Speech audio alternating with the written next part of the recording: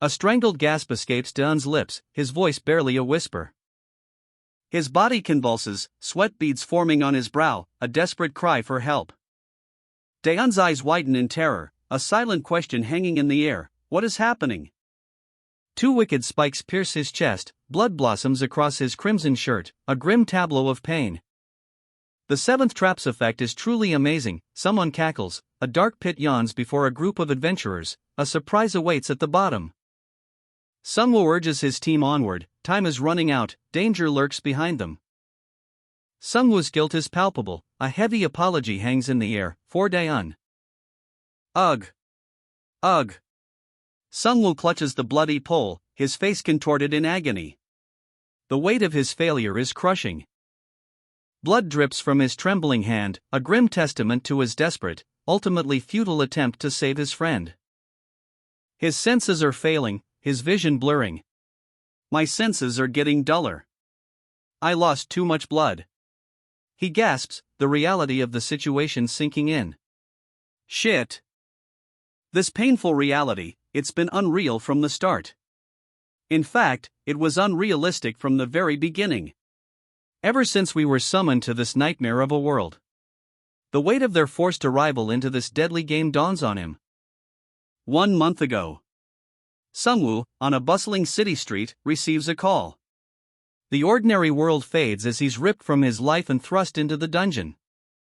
A wave of disorientation washes over him. What's going on? He wonders, his eyes wide with confusion and fear.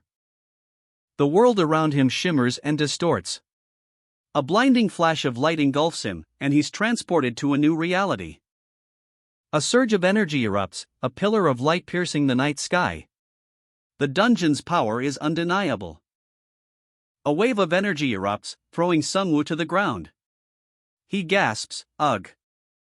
Disoriented, he stumbles through a crowd, a sea of faces, all equally bewildered.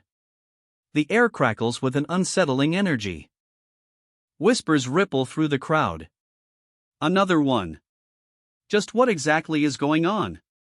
Are we under some collective hypnosis? Sungwoo's confusion deepens. What is this place?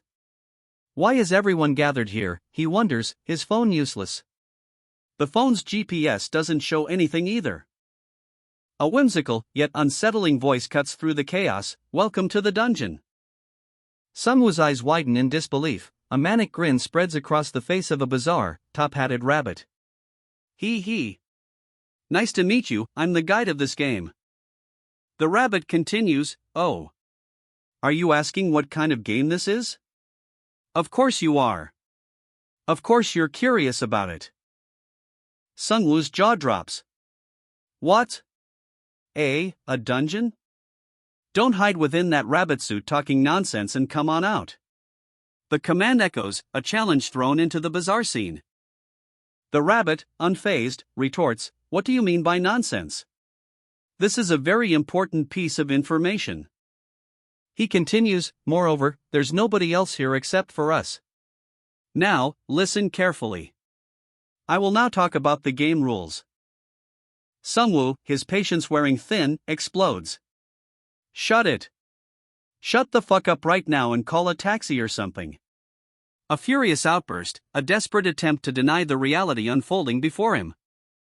The rabbit, unperturbed, simply replies, oh, no. First comes the game introduction. A dramatic pause, then, a sudden shift in tone. Drum roll, tada. Sungwoo's eyes widen in terror as the words "the dungeon game." The dungeon game ring out, the reality of his situation crashing down upon him. He's trapped. Why, wait a minute.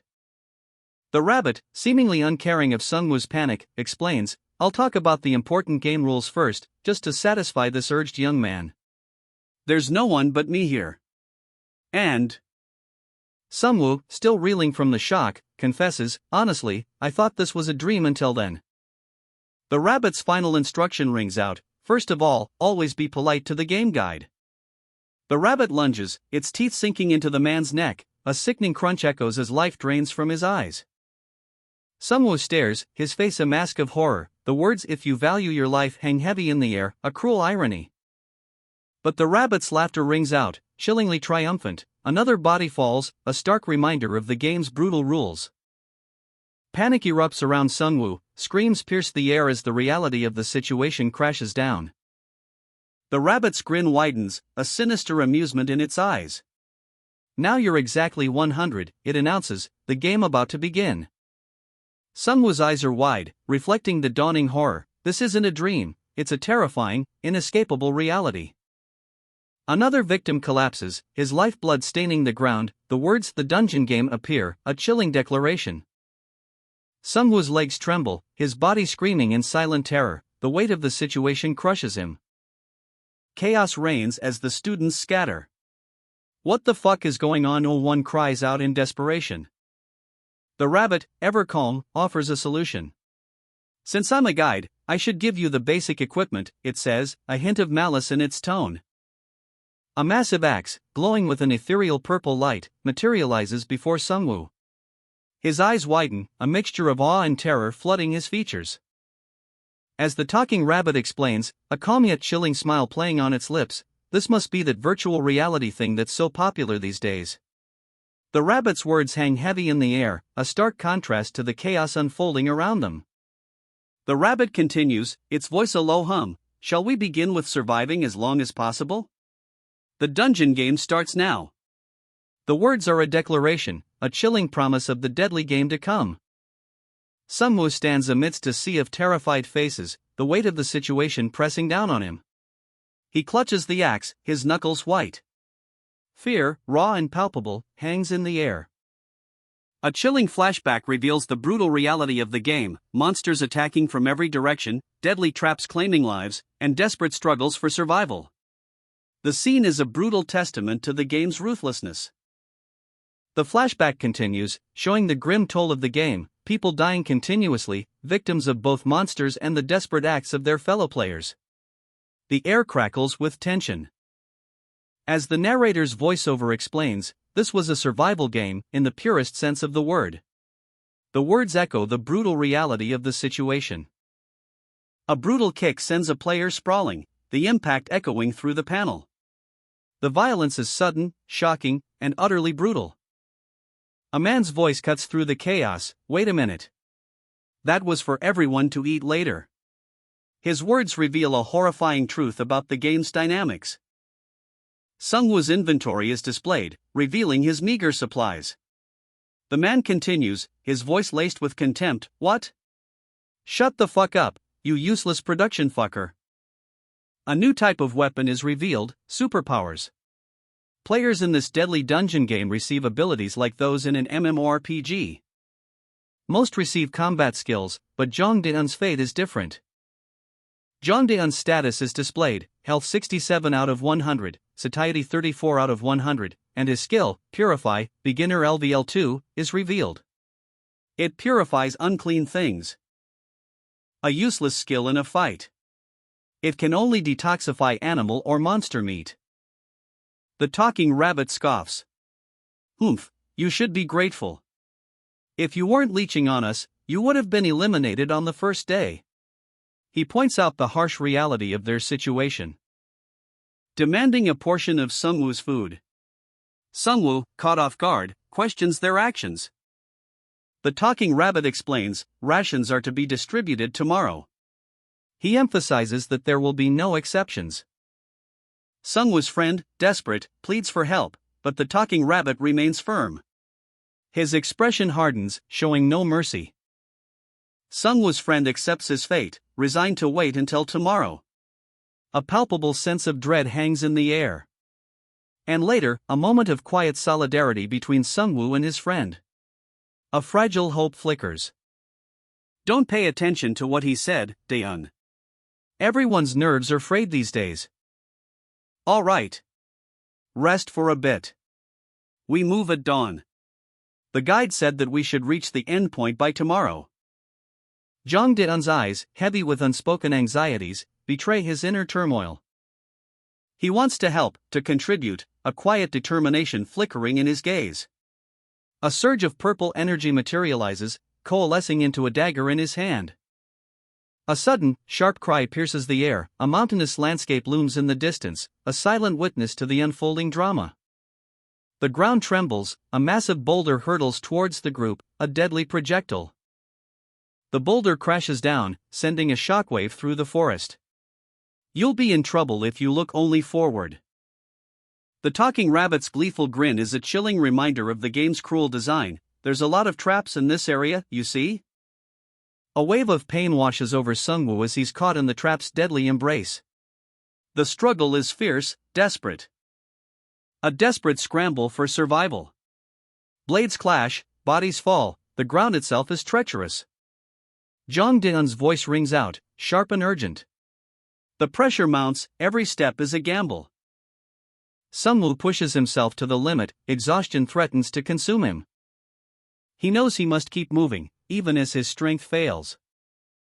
The earth gives way beneath his feet, another trap springs. A sudden explosion of earth and debris. Daeun cries out in alarm. As the talking rabbit cackles, reveling in the chaos. His amusement is chilling. The survivors are surrounded, their escape route blocked. The tension is palpable. As the rabbit's chilling words confirm their desperate situation. 0% survival rate. Another trap looms, a deadly threat. Daeun's determination is tested. Daeun sprints, a warning echoing in her ears. Watch the ground as you run. A massive stone sphere hurtles towards them, narrowly avoiding a crushing blow. The talking rabbit observes, a smirk playing on its lips. Oh ho! I thought you were close with that participant earlier, no? Sungwoo, injured and trapped, grits his teeth, a single word escaping his lips, Daeun. His anguished whisper hangs heavy in the air, a silent apology for his failure to protect her. I'm really sorry. Amazing. It's been a while since other survivors managed to reach this place. Maybe it's due to Mr. Sungwoo's influence? Be careful. So noisy. Damn it. Seems like I can hear the guide's voice since I'm still alive. Ha? Did I never tell you there would be a boss? Allow me to formally introduce you. This is the stage's last boss. A crimson blade flashes, a brutal strike. A pained grunt escapes his lips. His face, a mask of agony. Spikes pierced the ground around him, a cruel trap sprung. Sungwoo, everyone. Looks like my journey ends here. Shit. Keep it up. Rohar. The earth trembles as a monstrous figure emerges from the shadows, its terrifying roar echoing through the battlefield. Help Sungwoo. A desperate clash of steel. Sungwoo, battered but unbowed, fights with the ferocity of a cornered beast, his every strike a testament to his unwavering will. The final blow lands. A blinding flash of light erupts as the monstrous foe is vanquished, the ground shakes with the force of the impact. A celebratory moment. Exhausted but triumphant, the team shares a moment of well-deserved respite. Good work everyone. Praise and astonishment. Even the magical rabbit is impressed by their incredible feat. It really is amazing. To think that those weak and shabby people managed to defeat the terrifying last boss. Sungwoo, weary but resolute, lets out a sigh of relief. His gaze drifts, a flicker of hope in his eyes. Now we can return home, right? A twist of fate. The rabbit's cheerful demeanor shifts, revealing a hidden agenda. Why would you go back home? Let's ride this momentum, and head to the next stage. Confusion and disbelief. Sungwoo's jaw drops as the reality of their situation sinks in. What are you talking about? Last time you said that we would clear the dungeon by defeating the boss monster. The shocking truth. The rabbit reveals the grim reality, they've only just begun. Indeed. We've just barely cleared stage 1. Shall we move on to the next dungeon now? A wave of despair washes over the team. The weight of their arduous journey ahead becomes painfully clear. What? Next dungeon? You mean this was just the first stage? Did you think that was the end? The mischievous rabbit magician grins, a twinkle in its eye. A playful, almost mocking tone hangs in the air. But this is only the beginning. The survivors, battered but not broken, stand amidst the chaos of the final battle. Sungwoo's face is grim, determined. It's far from over. Sungwoo's voice rings out, sharp and urgent. There's no time to lose. He's pushing himself, adrenaline coursing through his veins. The stakes are higher than ever. Exhaustion weighs heavily on the survivors. Their bodies ache, their spirits weary. The cost of victory is clear. But a wave of magical energy washes over them. The rabbit magician's words, "It's all right," are accompanied by a dazzling display of light and sparkles. Wounds close, pain fades. The survivors stare in disbelief as their bodies heal before their very eyes. A collective gasp of awe. The rabbit magician explains, "'Tis the reward for clearing the stage." Sungwoo, now looking more handsome than ever, is addressed directly. The next stage awaits. A lone figure sits amidst the rubble, wounded and defeated. Blood stains his clothes, his expression one of grim determination. But even in defeat, a glimmer of hope remains. The stage 1 clear rewards are shown, survivors complete recovery. The protagonist's wounds are magically healed. A wave of warmth washes over Sungwoo, his wounds begin to mend, a golden light emanating from his very being. The light intensifies, a blinding radiance filling the panel. The light subsides, revealing Sungwoo, completely healed, but the ordeal has left him shaken. Sungwoo is startled by the announcement. Stage 2? So soon? He's still recovering, but adrenaline surges through him, he's ready to face whatever comes next. Sungwoo leaps into the abyss, a desperate attempt to continue his journey. He lands hard, the impact jarring, but he's alive. A sense of isolation creeps in, is anyone else even there? Frustration boils over, this is too much, all alone. A crimson tide stains the rough-hewn floor. But even as Sungwoo stares, the blood begins to vanish into thin air. The dungeon's deadly traps are already resetting. He glances upward, a grim realization dawning on his face. The moon hangs high, a silent witness to the dungeon's deadly game. Previous players. The chilling words echo in his mind. This isn't just a game, it's a gauntlet, a deadly trial designed to weed out the weak. Sungwoo's eyes narrow, understanding the horrifying truth. These aren't just traps, they're preparations for the next wave of players. A macabre cycle of death and rebirth. He stands amidst the deadly spikes, a lone figure silhouetted against the encroaching darkness. The weight of the world rests on his shoulders. A desperate prayer forming on his lips as he prepares for the next wave of the dungeon's relentless assault. A projectile whizzes past, narrowly missing his head. The dungeon resets, and the fight for survival begins anew. A grunt of pain escapes his lips as he stumbles, the impact jarring his body. The fight is far from over. The dungeon floor is a minefield of deadly spikes. Sungwoo, injured but defiant, surveys his precarious situation. He triggered a trap, and now a perilous climb awaits. One wrong move, and he'll be impaled, the weight of his survival hangs heavy in the air. Each upward inch is a gamble against death. A bead of sweat trickles down his temple. Sungwoo's mind races, desperately searching for answers. What does it all mean? Suddenly, a voice cuts through the silence. A bizarre, top-hatted rabbit appears, its eyes gleaming with unnerving intelligence. "You're the guide," it exclaims. The rabbit's words hang in the air.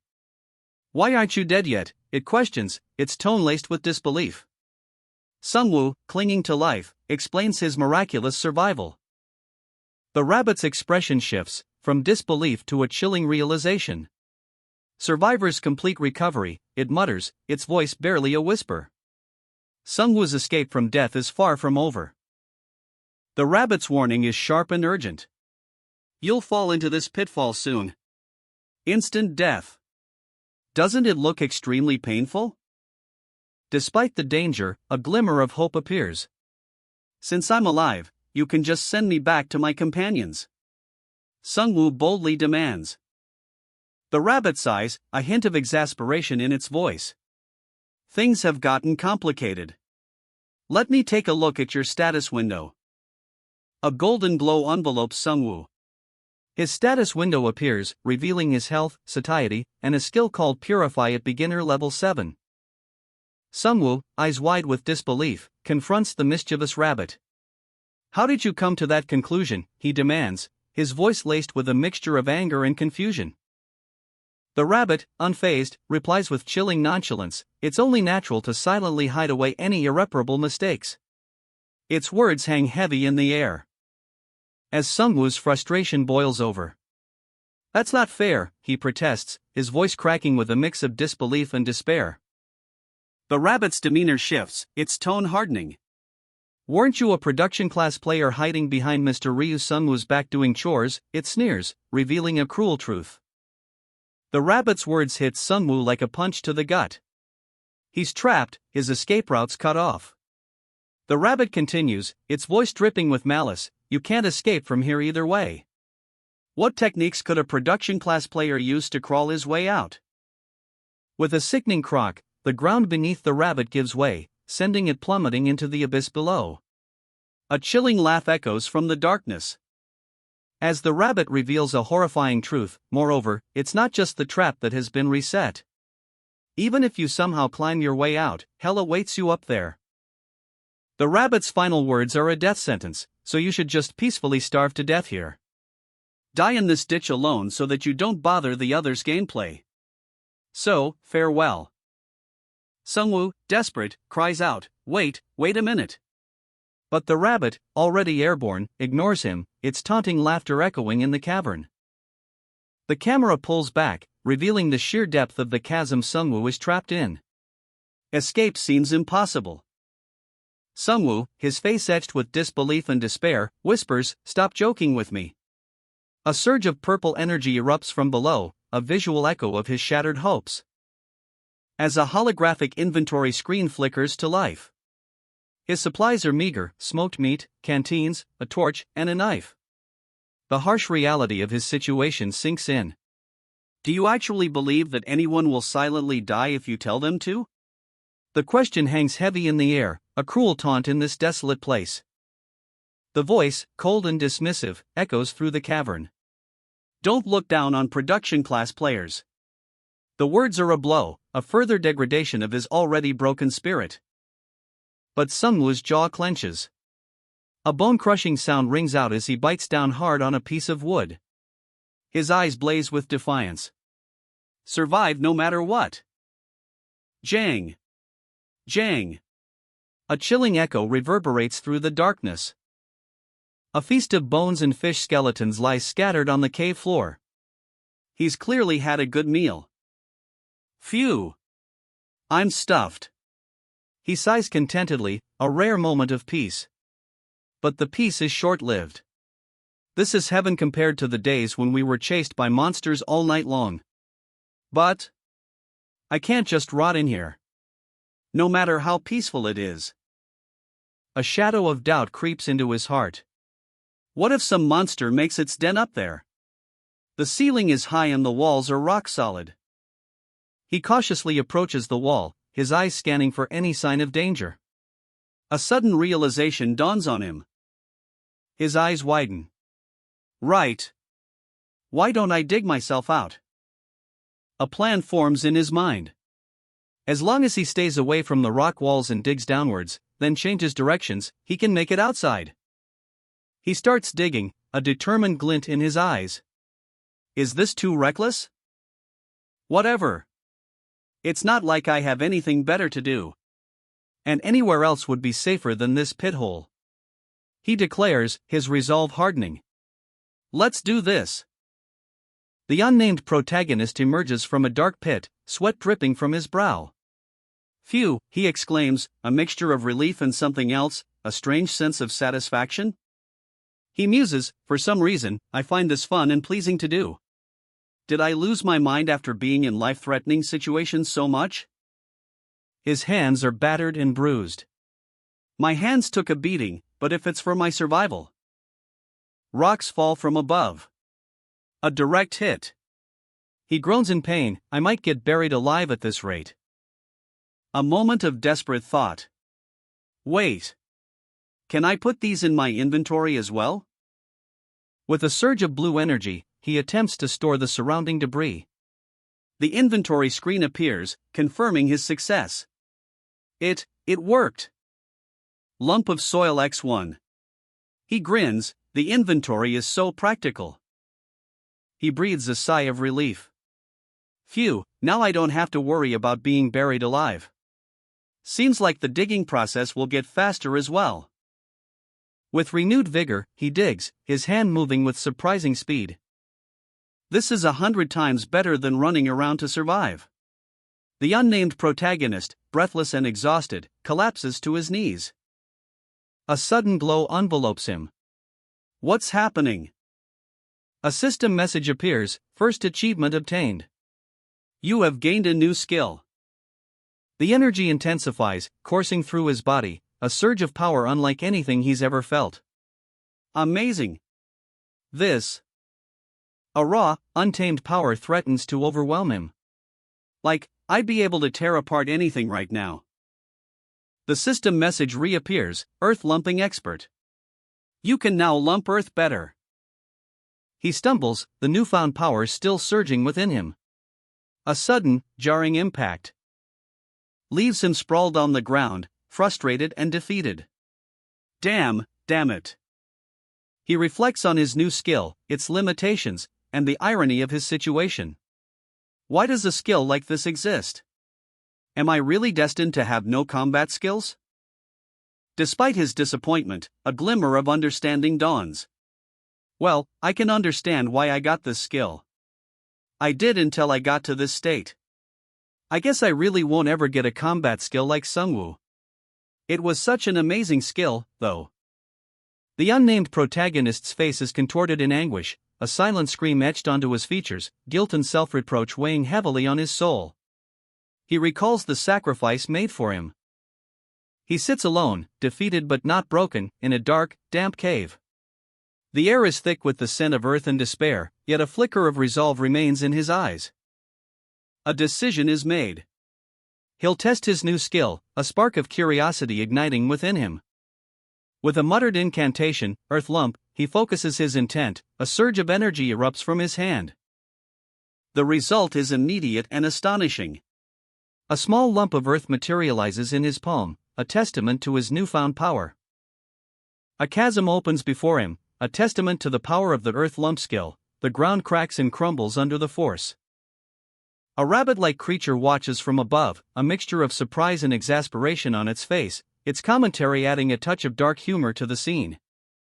The rabbit muses on the unnamed protagonist's actions, questioning his resilience, a hint of grudging respect in its tone. The depth of the hole is revealed, a testament to the unnamed protagonist's unexpected stamina. Even the rabbit is impressed. The rabbit's surprise turns to amusement as it observes the unnamed protagonist's unexpected skill, a playful tone in its voice. Atop a chasm, a rabbit-like creature in a top hat hangs suspended, its words echoing ominously, his corpse should appear anytime soon. The rabbit's eyes widen. Wait, what's this? The hole is getting bigger, much bigger. Torches? And the quality, it's so high. From the depths, a young man emerges, carrying a piece of meat. He looks surprised, almost bewildered. Then he sees the rabbit. Oh. The guide. The rabbit is shocked. Why are you still alive? Just how did things get? A bed? A table? The rabbit's jaw drops. This isn't a dungeon, it's a room.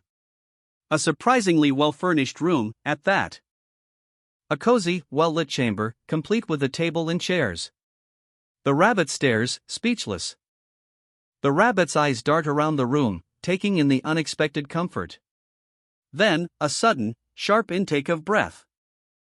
A look of sheer terror spreads across its face. A hand reaches out, selecting 99 lumps of soil from a digital inventory, the raw materials for something extraordinary. Water is added to the soil, the mixture taking shape, a meticulous process unfolds. With focused determination, the mixture is molded and shaped, sweat beads on his brow. He pauses, a look of deep concentration etched on his face, a question hangs in the air. What is he creating?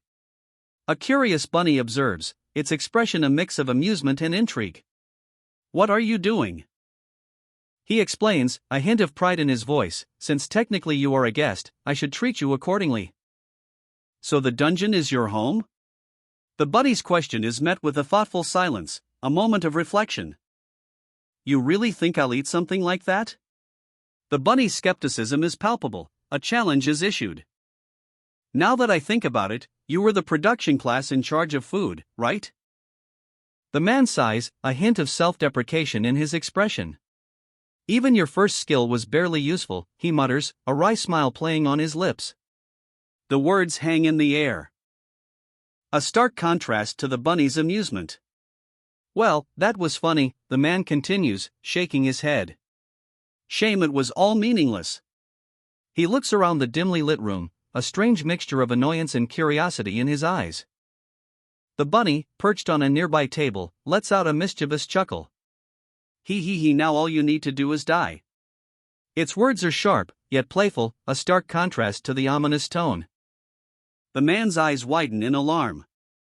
Are you going to kill me? He asks, his voice laced with a tremor of fear. The question hangs heavy in the air. But the bunny simply shrugs. You're going to die anyways, so why would I dirty my hands? Its nonchalant attitude is unnerving. A sudden, unexpected event unfolds. The bunny's words are followed by a swift, almost imperceptible movement, a blur of white fur and a flash of magic. And in an instant, the room is transformed. The man stares, dumbfounded, as a crude, earthen structure materializes before him. Ha, he exclaims, utterly bewildered. The bunny's voice cuts through the silence. While you were here playing with dirt, it explains, a smug grin spreading across its face, the new participants cleared stage 1. The man's jaw drops. He looks at the crude house he unknowingly built, then back at the bunny, his eyes wide with disbelief. You even made yourself a house, what a shame indeed. The bunny's words are dripping with sarcasm. A sudden, sharp sound pierces the air, the unmistakable thwack of a knife hitting wood. The man's eyes dart to the source of the noise. The man stares at his handiwork, a look of dawning horror spreading across his face. Fuck, why didn't I think of it before, he groans, the weight of his realization heavy in the air. I totally forgot since I was focused on digging. The dungeon's reset is imminent, a catastrophic consequence of his tunnel-digging frenzy. Panic sets in. Damn it! I have to get back to the pitfall trap, he shouts, a desperate scramble for survival beginning. The bunny watches, a smirk playing on its lips. Wow! Are you actually trying to escape? It taunts, its voice dripping with amusement. The man's struggle is a source of endless entertainment. He pushes forward, determined, despite the setbacks, but the tunnel collapses around him. Kuk, he cries out in pain as rocks and dust rain down. Really, why did you dig so deeply? The bunny asks, its tone laced with a hint of mockery. The man's exhaustion is palpable, his labored breaths and strained muscles speak volumes. He collapses, defeated. Ugh, a groan escapes his lips. The end seems near. As the bunny's laughter echoes through the cavern. Oh? Are you giving up now? It teases, its words sharp as knives. The man's despair is complete. All that pointless effort, for nothing. The man collapses, defeated. Dust and debris litter the cavern floor. His breath hitches. It stopped? Impossible. The bunny watches, a smirk playing on its lips. Did the reset just end? This place hasn't changed at all. The man's frustration boils over. Damn it! Does that shitty error apply to the dungeon's rules as well? The bunny looks on, uncertain. Did the reset end? The man's confusion deepens. I don't know. Don't ask me. Arg, how annoying. Just what is going on? It did become a mess, but it didn't get reset. The man stares into the darkness of the tunnel, a growing sense of dread washing over him. Why? Because I'm an error? A dungeon's cold stone walls close in. What are you thinking about so seriously? The bunny's words hang heavy in the air, a warning of impending danger. Cave-ins? Monsters lurking in the shadows? The reset is coming. His face, a mask of terror. He can't kill me, right? The man's desperate plea echoes in the cavern. The bunny's expression shifts, a hint of desperation. Just slash at my neck like before? It's a chilling request. He can do it. But, he hesitates. The man's hands, stained with the dirt of survival, refuse to obey. Why? The bunny's amusement is palpable. Bingo! The man can't bring himself to kill. Why not? A sudden shift, the bunny plummets from the ceiling. A desperate, clumsy fall. The bunny's face contorts in a grimace of defeat. I fucked up. The weight of his mistake is crushing. Dawon's guess was right. The truth is revealed. The rabbit only had one chance to kill a player per batch. A cruel system of control, revealed at last. What if he escapes? The bunny's chilling calculation, I'm going to eat first. You don't want any? Panic grips the bunny. If his superiors discover his mistake, he's finished. As the bunny prepares to strike, the man's resolve hardens. As you wish. Rocks crumble, a cave-in begins. The ground explodes outwards in a violent eruption of earth and stone, a geyser of water erupts, engulfing the man. The man is thrown back, disoriented. Whoa, what? The bunny watches in disbelief as the water subsides. It broke. The bunny's triumphant laughter echoes through the cavern. Wahahaha. You thought you had survived? Take that. The water vein broke. But the man's struggle continues, he's not giving up yet.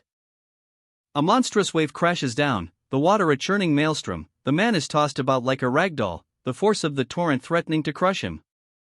A hidden cavern, damp and echoing with the sound of rushing water, the air hangs heavy with the scent of brine and earth. A relentless wave crashes against the cavern walls, its icy spray reaching far into the depths. Suddenly, a figure is swept away by the torrent. He struggles against the churning water, a desperate gasp escapes his lips. Panic grips him as he fights for air. In inventory, he cries, eyes wide with terror. With a surge of power, a brilliant blue light erupts from the water, a wave of energy washes over him. He's propelled upwards, soaring through the air, a desperate, silent prayer on his lips. Crashing back down, he slams into the water again. I'll plug you with my lumps of dirt, he shouts, defiance burning in his eyes. From the depths, a column of light rises, and from it, several clumps of earth materialize, floating towards him. A desperate attempt to escape the watery grave, a small, worried face appears. The water closes in, a cold, crushing weight. He's drowning, his lungs burning. But even in despair, a spark of defiance ignites within him. His eyes narrow, a grim determination etched on his face. A desperate gamble. Can he really do this? The rabbit watches, a mixture of concern and morbid curiosity in its eyes. As the hero begins to channel a power he didn't know he possessed. A surge of energy, a raw, untamed force. Shit. Why do you have so freaking many? He strains, muscles bulging, pushing against the crushing pressure. Just how many lumps of dirt did you store in it? A defiant whisper against the odds, don't look down on me. With a roar, he unleashes his power. The water explodes outwards. I'll stack all the dirt like a mountain and block this hole. A monumental effort, a desperate act of will. The earth trembles, a geyser of water and rock erupts from the depths. Debris rains down as the main character, battered but defiant, claws his way out of the watery grave. his body screaming in protest, every muscle aching from the strain. It can't resist the pressure, he gasps, his face a mask of exertion. He desperately clutches a rock, his mind racing, a desperate search for a solution. His eyes widen. It didn't specifically say round, did it? A desperate idea sparks in his eyes. If I can change the shape. A nearby onlooker observes, muttering, looks like he truly lost his mind. With a guttural cry, he throws the rock, transforming it midair into a makeshift platform. Change. The command echoes as the hero focuses his will. A surge of power erupts from within, transforming the very water around him. He grasps a solid block of earth. Worked. A triumphant grin spreads across his face as he surfaces, gasping for air. A shadowy figure watches from the darkness. No way. Disbelief and a hint of fear cloud its expression. The hero finds himself in a vast cavern, filled with crates. A strange energy pulses from within them. He actually blocked that? The shadowy figure's voice is laced with astonishment. Exhausted, the hero collapses, water dripping from his clothes. Whoa! I really thought I was gonna die this time. His face is etched with worry.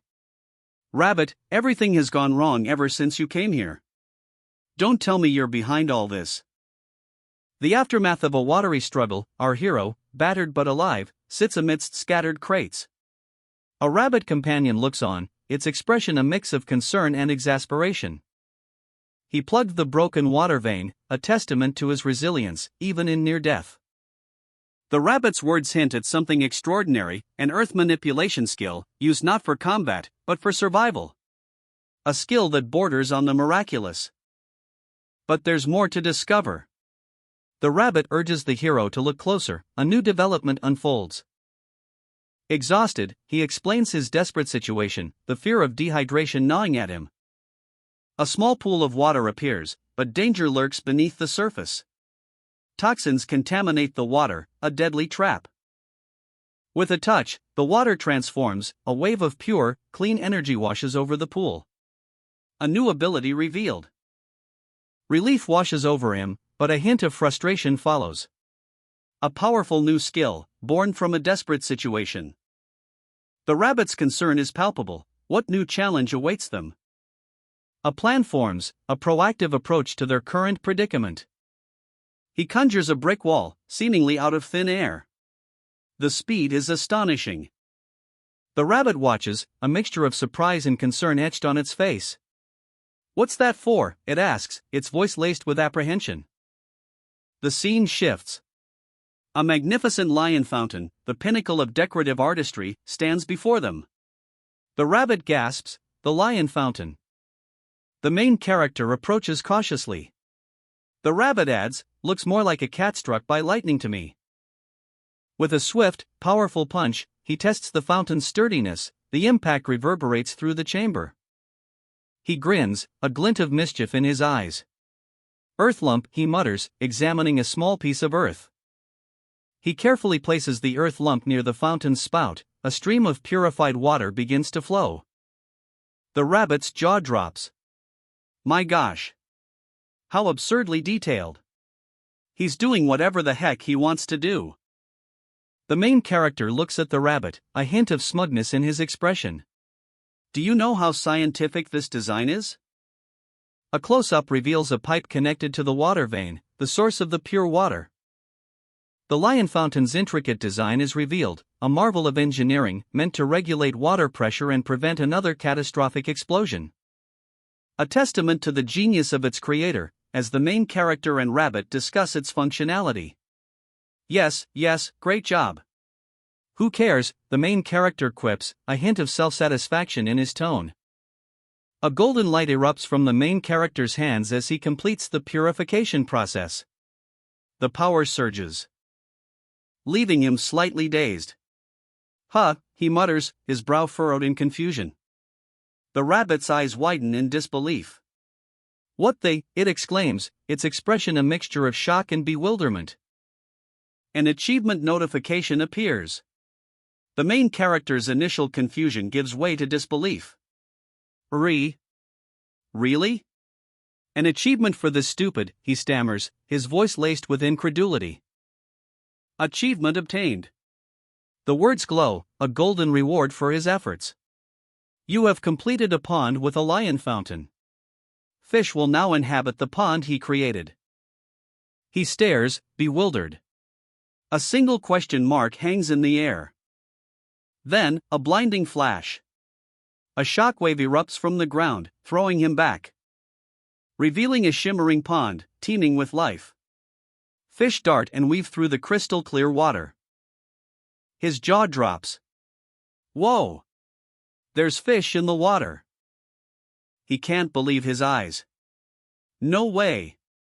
Just what is this bullshit? A wide grin spreads across his face. Amazing. This is perfect. Now I definitely won't starve to death. He celebrates his success, relief washing over him. There's water and fish now. Tears well up in his eyes. A sniffle escapes his lips. Sniff, the heavens were so moved by my hardships. The hero stands before a lion fountain, a magical pond shimmering behind him. He looks overwhelmed, a mix of relief and disbelief etched on his face. That they decided to help me. He mutters, a hint of doubt in his voice. A breathtaking sunset paints the sky as a wisp of smoke rises from a distant peak. The air is still, the silence broken only by the gentle rustle of leaves. The hero, his face grimy but a grin spreading across it, tends a makeshift barbecue. Damn right. See this barbecue? Damn, he exclaims, his voice filled with a childlike wonder. He proudly displays his handiwork, a sizzling piece of meat. Doesn't it look delicious, he asks, his tone brimming with self-satisfaction. The rabbit companion sighs, a picture of exasperation. To think that you're using the Red Dungeon's resources to cook this measly piece of meat. The hero scratches his head, a sudden realization dawning on him. Why didn't I think of this before? The rabbit retorts, his voice sharp, 'cause you're a moron? The hero chuckles, a genuine smile replacing his earlier smugness. Alright, I'm just glad I came up with this. The rabbit points a tiny finger at the cooking meat. Aren't I right? You yourself came up with the idea of recooking the meat item. The adventurer, a smirk playing on his lips, lets out a breath. Alright. Anyways, thanks. He'd grown tired of the dungeon's monotonous fare. His rabbit companion, however, looks less than thrilled. A subtle twitch of its nose betrays its displeasure. The rabbit, despite its reservations, presents a cooked piece of meat. Since you came up with the idea, you should be rewarded. Eat this. The meat sits on a makeshift skewer, glistening under the dim light of the cavern. The rabbit watches expectantly. But its expression sours as it witnesses the adventurer's reaction. A slight grimace crosses the rabbit's face. The adventurer pushes the meat away. Really? I'm not eating that kind of low-quality meat. A wave of realization washes over the adventurer's face. His eyes widen in sudden understanding. I'm stupid. I forgot that rabbits were herbivores. Sorry about that. The rabbit, exasperated, lets out a frustrated squeak. I can eat meat. Since I'm a special rabbit. I just don't want to eat that. The scene shifts to a rocky cavern. The rabbit points out the lack of grass. But there's no grass here. What to do? The adventurer, ignoring the rabbit's complaints, prepares to cook something else. Oi! Are you messing with me?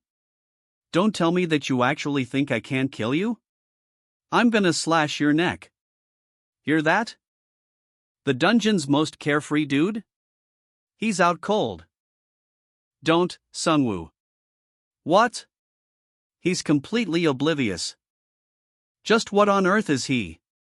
The rabbit companion's concern is palpable. This is perfect. A sinister smile creeps across the rabbit's face as it observes the sleeping man. Looks like he fell deeply asleep without a care in the world. The rabbit's amusement is clear. A meager fire crackles, casting long shadows on the cave walls. Bones litter the makeshift grill. He doesn't even know what he's done. The dungeon monsters are always starving. Will he manage to survive in this pit hole with no exits? A desolate landscape stretches before us, a single, dark pit the only feature. Eerie red eyes gleam in the distance. He. Well, I hope. The rabbit's unsettling grin widens, revealing sharp teeth. Your last meal was satisfying. A desperate plea echoes through the darkness. I beg you, let me eat as well, just one bite, a single, little one. He lies there, unconscious, a picture of vulnerability. Crash. The sound of shattering wood, a prelude to something far more sinister. A monstrous boar emerges from the shadows, its eyes glowing with hunger. The dungeon's foul air hangs heavy, a single torch flickers precariously. And another, casting long, dancing shadows. The boar's massive form looms over the fallen man. I want to eat pork belly as well. A low growl, a moment of tense anticipation. The beast inches closer, its hot breath on the man's neck. I'm fine. Don't touch me. A sudden, violent blow. I'm not mad. A furious outburst. He throws food, yelling, "Eat it all yourselves, for fuck's sake." Silence, then, a thoughtful expression crosses his face. He touches his chin, lost in thought. Suddenly, a monstrous shadow looms. A horned boar, eyes glowing menacingly, appears before him. A horned boar? His eyes widen in disbelief, beads of sweat form on his brow. Is this a dream? No, it's not. The boar charges, a thunderous impact shaking the ground. What the fuck? He scrambles back, fear etched on his face. A snort from the beast. I'm dead even if he grazes me. He tries to reason with the creature. Do you perhaps understand humans, like that rabbit? His hands tremble, a desperate plea. If I did, I sincerely apologize. The boar whimpers, a single tear rolling down its cheek. Oink. He's just hungry. Despair. How the fuck did this terrifying thing get here? The stakes are rising. These aren't just skirmishes anymore, these are life or death encounters. Focus. The beast before him is terrifying, but its intelligence is low, its movements predictable. If it were Sungwoo, he'd know exactly what to do. Dodge. Now. Sungwoo could have easily dodged that attack, but our protagonist? He's just a support player, lacking combat skills. A cold sweat beads on his brow. Panic threatens to overwhelm him. But then, a spark ignites in his eyes. A desperate idea takes hold. What if he could stop the beast, even for a moment? The ground trembles as he focuses his will. With a mighty exertion, he manipulates the earth itself. Chunks of debris rise into the air, creating a makeshift platform for a daring escape. He leaps, a blur of motion, and just barely avoids the monster's devastating charge. It might actually work. The earth trembles, a monstrous boar-like creature emerges from the dust, its eyes burning with crimson fury. The earth trembles, a gaping chasm opens before our eyes, spewing debris into the air. From the darkness, a monstrous boar emerges, its eyes burning with primal rage. He leaps, a blur of motion, smashing through stone as if it were paper. The beast charges, its massive form a whirlwind of destruction. He's hit hard. Shit. He tore down the dirt wall like paper. The rumors of the strongest predator in Stage 1 weren't exaggerated. His heart pounds. What amazing strength and durability, a single mistake will cost my life. A desperate cry escapes his lips, fuck. Inventory. He stacks the blocks, a grim determination etched on his face. If one layer isn't enough, stack them together, the words echo in the air, a battle cry against impossible odds. A challenge issued not only to the physical obstacles before him, but to his own inner doubts. Try this if you're confident enough. The words are a test, a dare whispered to his own resolve. And he accepts. I don't know how hard your skull is, a voice sneers, but the main character's eyes burn with defiance. He prepares to strike. A blur of motion, a thunderous crack. The impact sends tremors through the very ground. Dust and debris fly as the force of the blow is unleashed, leaving behind only shattered fragments. Ha! This crazy pig, he gasps, momentarily stunned by the sheer power of his strike. But his astonishment is short-lived. You actually smashed it without a problem? The disbelief in the voice is palpable.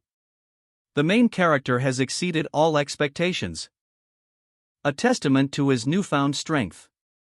It's a lot stronger than I had expected, he admits, a hint of awe in his voice, as he surveys the wreckage. But the respite is brief. The ground trembles, a monstrous roar erupts. The pig, far from defeated, charges again. A furious beast, its eyes blazing with rage. Shit, the water vein is going to explode again at this rate, he curses, realizing the gravity of the situation. As the ground continues to crumble around him. Oi, my room, he cries out, his voice filled with despair as he watches his hard work reduced to dust. A surge of energy. The air crackles with power as the main character prepares for a desperate gamble. He unleashes his fury, a raw, untamed power erupting from within. You bastard! I can't stand by just watching anymore, he roars, his voice filled with righteous anger. Before him stands a monstrous boar, its eyes burning with malevolent intent. A snort of defiance, the beast prepares to charge. The main character's attack connects. A blinding flash of light engulfs the creature, a contained explosion of raw magical energy. The resulting shockwave rattles the very foundations of the dungeon. The boar bellows in pain, oink. He's done it. But at what cost? Ever heard of a spirit bomb? All monsters turn to dust after this, he gasps, his body trembling with exhaustion. A guttural scream rips through the air, the final throes of the dying beast. A defeated snort, a final, pained oink, fades into silence. Deep within a cavern, Jong Do-won faces a colossal boar, its eyes burning with primal rage.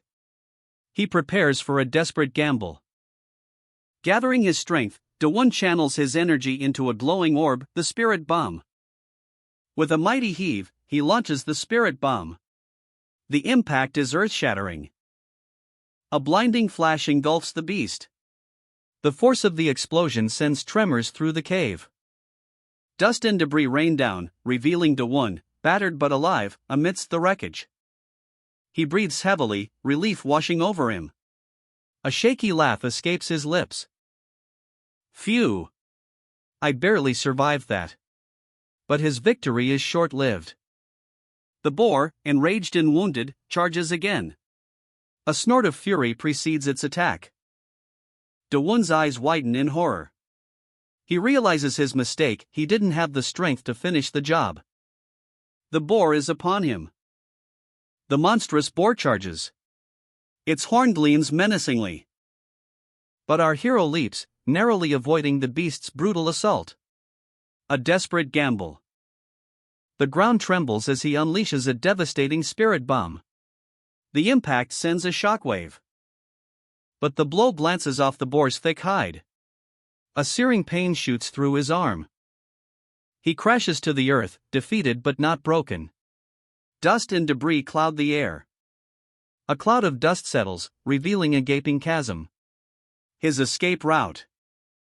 He collapses, exhausted, into the darkness. The weight of defeat heavy on his shoulders. A frustrated groan escapes his lips. That wasn't even a direct hit. He mutters, defeated. The boar's eyes burn with savage intensity. You stupid pig. He thinks, defiance flickering in his gaze. A grim determination sets in. I'll die if it's a direct confrontation, use my brain, he resolves. If only he could catch that overweight pig. Endless meat. And a pork belly barbecue. That oily taste I've been dreaming of will be within my reach. He focuses, eyes narrowed, a fierce determination etched on his face. The power builds. Come to me, pork belly. A surge of energy erupts, a brilliant teal beam slicing through the air. Earth lump. Earth lump. The ground trembles as the boar charges, a snort of defiance echoing through the cavern. Oink. The boar's eyes glow with primal fury, a terrifying sight. But the hero is ready. He stands defiant on the precipice, watching the beast charge. You're here? We should stop that charge of yours first. Squeal. The impact sends tremors through the earth. The boar is defeated. A wounded beast, its eyes burning with fury, lets out a low growl. Growling. The scene shifts to a cavernous space. A young man confronts the boar, his words sharp and accusatory. You angry? It seems like you don't understand the situation at hand. He runs a hand through his hair, frustration etched on his face. I'm extremely infuriated as well. You know how long it took to build this place? How will you compensate for the damages? Gonna reconstruct it?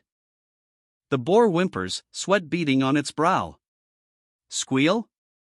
Yeah, that's gonna be hard for you. Then, a chilling ultimatum, then you should pay back with your body, right? 'Cause you have disrespected me.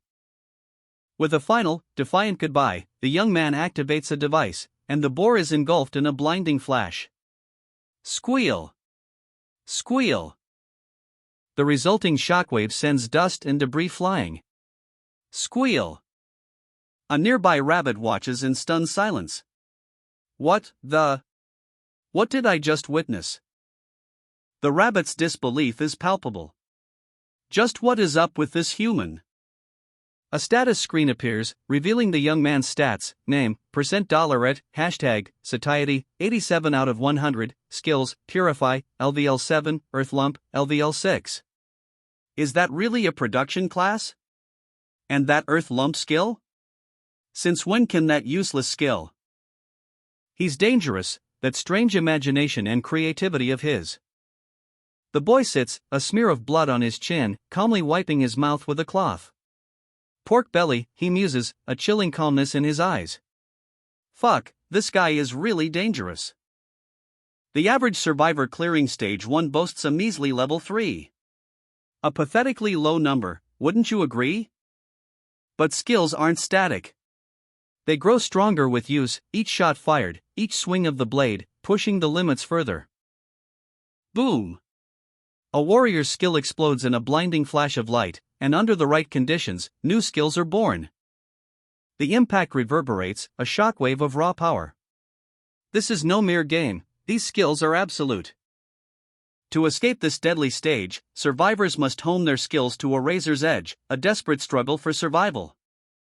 A warrior throws his all into a desperate attack, a final, all-out assault against impossible odds. The survivors must constantly grind their skills, but even the strongest can fall before overwhelming power. A colossal foe rises, its presence a chilling omen. The fight for survival intensifies. A desperate battle rages. The clash of steel against impossible strength. A colossal robotic fist slams down, the impact shaking the very ground. A man in a suit, barely visible amidst the dust and debris, grits his teeth, his resolve unwavering. The text box reveals the brutal truth: to increase skill levels, one must risk their life in battle. A high price to pay? A young man, his face etched with determination, holds a glowing orb. His companion, a dapper rabbit, observes with a knowing look. I can understand why, the rabbit seems to say. His earth skill level never stops increasing since he's always using it. He's found something, a massive, slumbering beast, its form half buried in the earth. Found our pig. Hi, time for belly pork. But his excitement is short-lived. The rabbit's expression shifts, a mixture of exasperation and disgust. But that skill isn't combat-related. The rabbit's frustration boils over. Oh. You're here? Look at this. It's pork belly. That fucking source of error. The dungeon's human pest. Sparks fly as he meticulously sharpens his blade, preparing for what lies ahead. He stands before a massive boar, ready to begin. Good, shall we start? The blade dances, a blur of motion, a practiced hand expertly dissecting the raw meat. Time is of the essence. The words echo the urgency of the task, each cut precise and swift. A unique skill is employed, a purification magic, banishing the threat of decay. But even with magic, quality remains paramount. The butcher meticulously separates lean meat from fat, setting aside the tendons. The task complete, a sense of accomplishment, but then, a sudden interruption. A voice rings out, sharp and unexpected, a confrontation begins. A moment of quiet reflection, the weight of solitude pressing down. A small, furry companion offers a surprising comment, a hint of shared understanding. An unexpected connection forms, a strange camaraderie blossoms in the most unlikely of places. A new location is revealed, a clearing in the woods, smoke rises from a mysterious hole in the ground. With a mighty swing, he pulverizes the stone, the fragments scattering like dust in the wind. Carefully assessing the result. This is good enough, right? He muses, holding up a makeshift cooking pot. It's significantly lighter now, he notes with a grin. Well, it even has a handle. Go with it, he declares, his excitement palpable. The tendons have dried perfectly, ideal for use as ropes, a detail he points out with a satisfied hum. Nearby, a curious rabbit observes. What kind of life did you live before? He wonders aloud, holding up a glistening piece of rendered fat. And best of all, we gain this fat. Oil is an essential item to have. He carefully places a piece of meat into the makeshift pot, a flicker of concern crossing his face. I was worried about how to reignite them, but now, he mutters, a hint of relief in his tone. Sizzle. The meat hits the hot oil with a satisfying sound, the aroma filling the air. MMH. This smell, he breathes, eyes widening.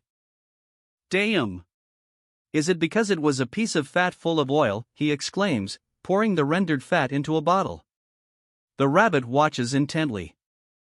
The smell is a lot more intense than yesterday, right? He asks, a mischievous glint in his eyes. The rabbit, however, looks less than pleased. The rabbit's expression sours. Hoof. Then more monsters will be coming, it declares, its tone sharp and warning. The aroma of rendered animal fat fills the air, a tempting scent, carefully crafted. A sizzling feast prepared over an open fire. The survivors are ready. He checks his inventory, a digital interface shimmering into view, a metal skewer catches his eye. A sudden, panicked squeak. The rabbit companion leaps back in alarm. A hidden trap, sprung. Didn't you say so last time? He recalls, a smirk playing on his lips. He explains his plan, if I use this trap from now on, I'll be able to hunt.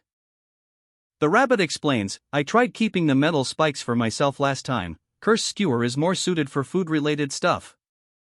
But the dungeon reset, bringing new spikes into play. They're not that stupid. He muses. Anyways. From now on, I'll get to eat it every day, he exclaims, a triumphant grin spreading across his face. The rabbit adds, pork belly barbecues. If we spread around this delicious smell, who knows, maybe we'll catch more of them. A young man and his rabbit companion survey their surroundings, unease hangs in the air. Suddenly, a wild boar bursts from the earth, startling the duo. Oink, it snorts. The rabbit cries out in alarm, oi, oi. No, don't. But it's too late.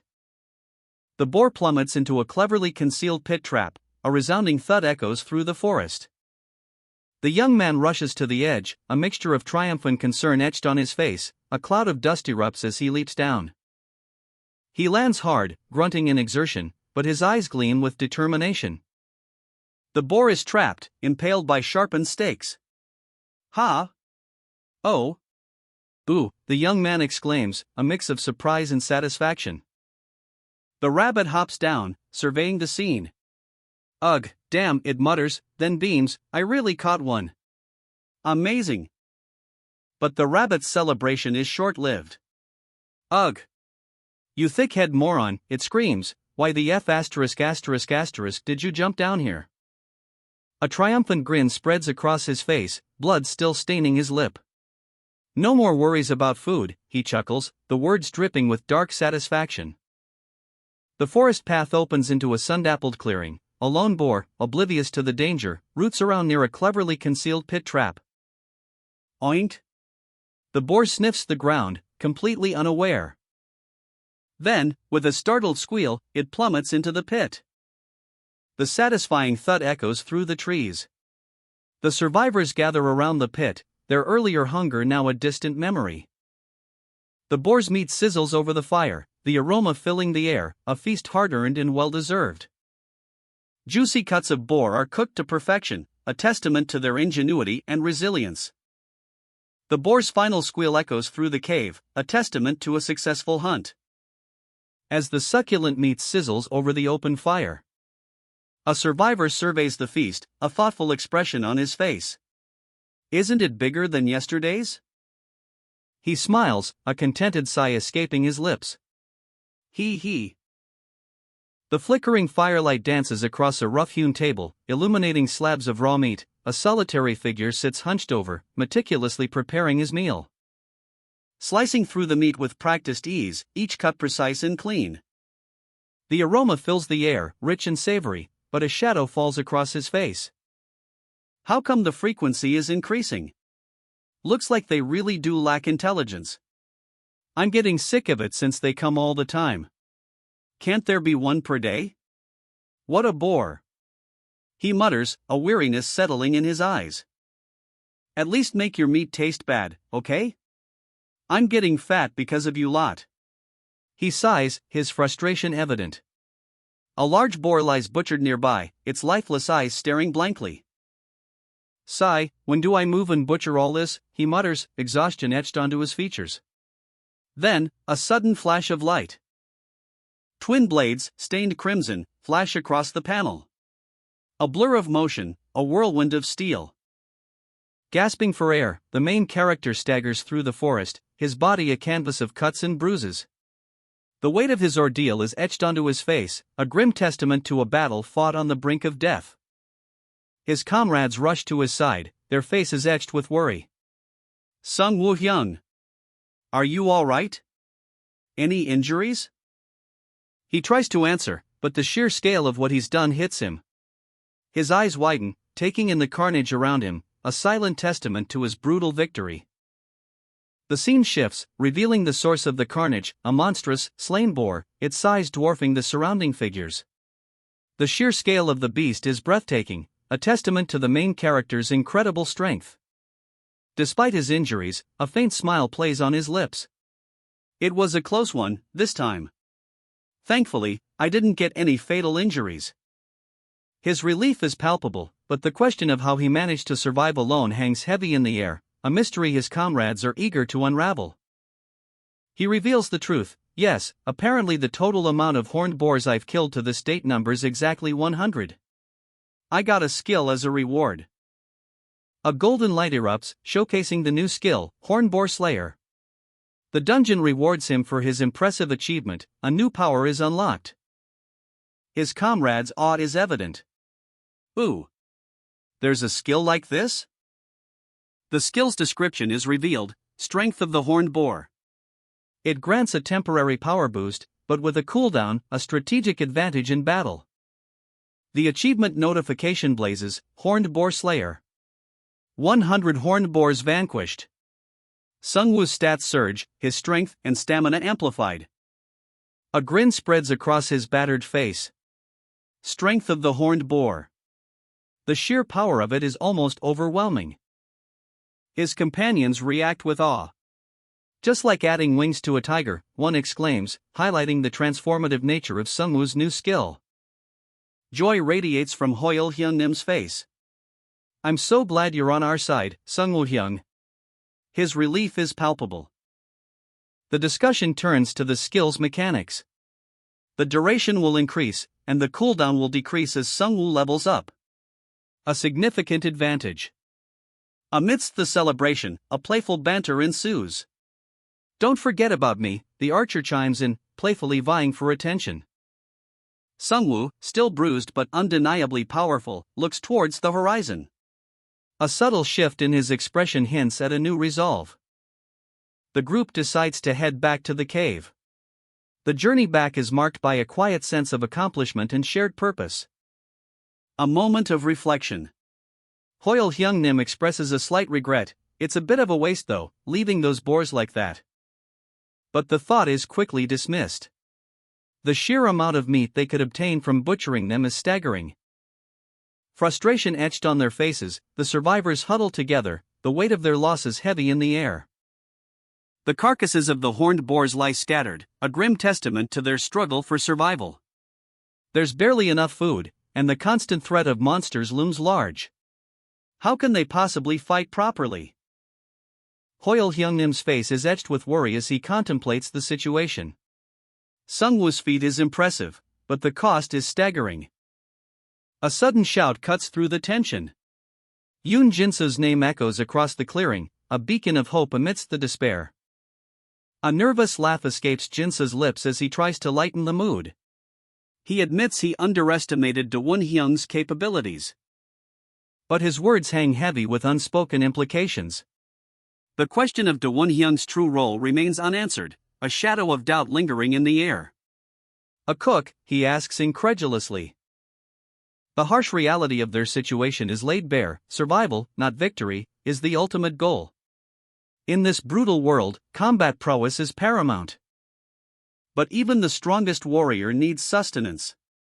Sungwoo's victory is undeniable, a clear goal achieved with tangible rewards. Yet, the ever-present question of what happens on the days they can't fight remains. The weight of this uncertainty settles upon them like a shroud. As night falls, a simple act of sharing a meager meal becomes a powerful symbol of camaraderie and resilience. A small potato, offered with a smile, speaks volumes about their enduring spirit. A rough, earthy potato rests in a calloused hand, a simple object, yet heavy with unspoken history.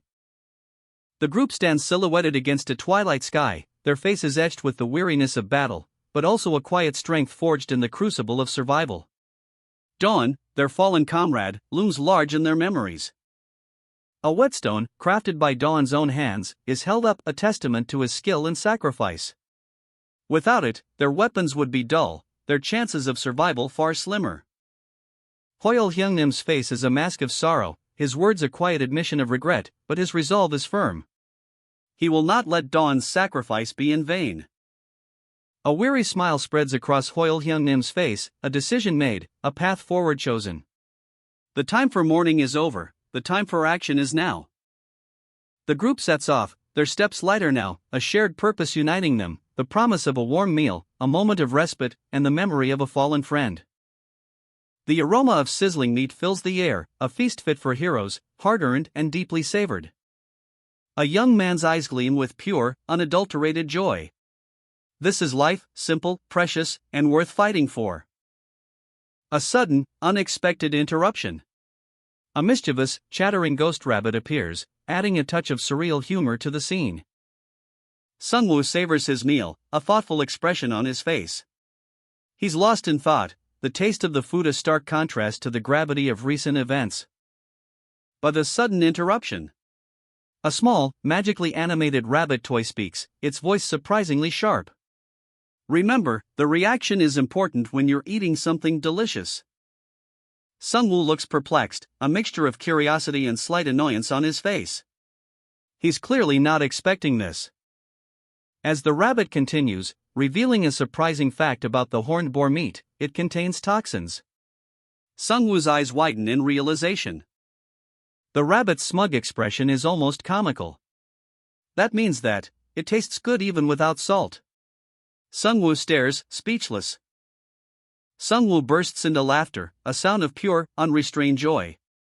Wahahaha! Isn't it great? The rabbit, however, is far from amused. I'll kill you. I will definitely kill this human one day. Its threat is punctuated by a sudden, violent burst of energy. A powerful blast of magical energy erupts, sending the rabbit flying. Sungwoo barely manages to dodge the attack. Sungwoo sighs, shaking his head. Another magical creature has self-destructed. Another one jumped down. He approaches the butchered horned boar, his frustration evident. Arg, seriously. These pig-headed morons. Sungwoo, exhausted, collapses onto a makeshift swing, muttering about the daily grind of resets and jumps. Meanwhile, the magical rabbit, its fur bristling with barely contained rage, seethes with frustration. Ugh. I'm going crazy. Suddenly, Sungwoo's strength surges. He effortlessly lifts a massive horned boar carcass. What? Why did you suddenly get stronger? The rabbit stammers, completely bewildered. Sungwoo, panting slightly, explains it's just a new skill. I'll be back. Keep flipping the meat for me so that they don't burn. The rabbit, still reeling from the unexpected display of power, watches as Sungwoo effortlessly lifts another boar. What was it? Strength of the horned boar, maybe? Sungwoo, feeling the newfound power coursing through him, grins. I feel a bit stronger. The rabbit is beside itself with disbelief. Impossible. What did this madman just say? Is he talking about the Horned Boar Slayer achievement? A useless production class got that? Ugh, what a pain. He should build something by the entrance for easier access. Whoa! A sudden burst of flames erupts from a nearby chest. What's wrong? The rabbit looks terrified. That skill you mentioned, you weren't talking about the Horned Boar Slayer achievement, right? No way. That skill is only given when you've killed 100 horned boars yourself. But that's impossible. Something is weird. With this trap, the count is 100.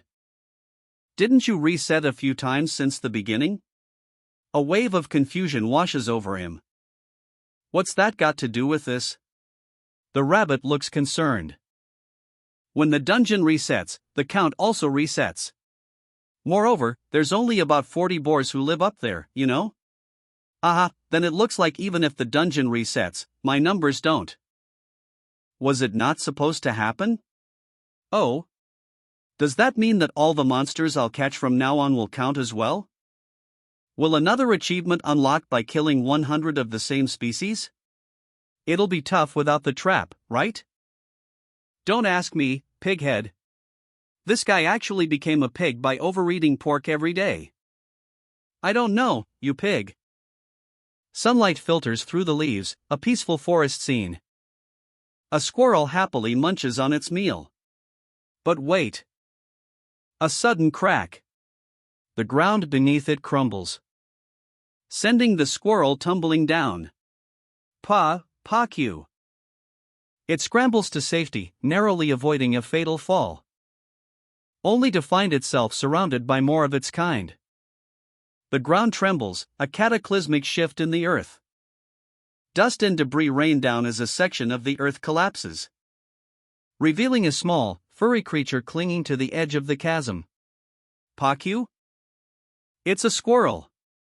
A narrow, dimly lit tunnel stretches into the darkness, and the little squirrel darts inside, disappearing into the depths. The squirrel tumbles, landing with a soft thud in a surprisingly spacious underground chamber. The air is thick with the scent of damp earth and something else, ancient. The squirrel, seemingly unfazed, scampers towards a small table, its eyes fixated on a glint of light. A small, ancient dagger lies forgotten on the dusty surface. And with surprising dexterity, the squirrel snatches the dagger and scurries away. A tiny squirrel, eyes wide with wonder, clutches a surprisingly large, ancient-looking dagger. Its discovery, a clue to something far greater? Deep within a forgotten crypt, the air hangs heavy with the scent of dust and decay. A single squirrel stands before a table, upon which rests a pile of ancient bones. The little creature lets out a squeak, Paku. Sunlight streams through the trees, a stark contrast to the darkness of the crypt. But the tranquility is shattered as the ground trembles. A mighty tree, ancient and strong, begins to crack and groan under some unseen force. The sound of splintering wood fills the air. And then, with a deafening crack, it falls. Squirrels scatter, tumbling from the branches in a furry, chaotic flurry. One brave squirrel, undeterred, scurries towards a hidden burrow, a safe haven amidst the chaos. In the depths of the earth, a small, determined squirrel explores a dark, mysterious passage. The air is cool and damp, echoing with the sound of dripping water. The underground passage opens into a cavern, shards of ancient weaponry litter the floor. A tiny squirrel, eyes wide with wonder, scampers towards the debris. "Paku," it squeaks, bouncing excitedly as it discovers a piece. With surprising strength, the squirrel gnaws on a bone-like fragment. "Oomph," it grunts, its tiny jaws working. Suddenly, a powerful blast rocks the cavern. The squirrel is sent flying, landing with a soft paku near a startled human. Amidst the chaos, the squirrel spots something gleaming, a dagger, ancient and powerful, half buried in the earth. With determined resolve, the squirrel digs at the earth. "Paku," it wonders, its tiny paws uncovering the weapon. A volcanic eruption. The squirrel, clutching the ancient dagger, is caught in the fiery blast. But somehow survives, emerging from the inferno, unharmed and triumphant. The squirrel, now holding the dagger aloft, lets out a triumphant squeak. A new adventure begins. A fluffy-tailed marvel, a squirrel, nestled amongst treasures. It delicately examines its loot. Its eyes wide with wonder, a tiny adventurer gazing at the vast unknown. Another squirrel, equally determined, meticulously sorts through a pile of bones. A quiet efficiency in its movements, a stark contrast to the chaos that surrounds it. Suddenly, a chilling gust of wind. The ground trembles. A figure lies sprawled, unconscious, a small, determined squirrel perched upon its chest. A flashback reveals a perilous scene. A squirrel narrowly escapes a falling tree, its tiny form a testament to its resilience.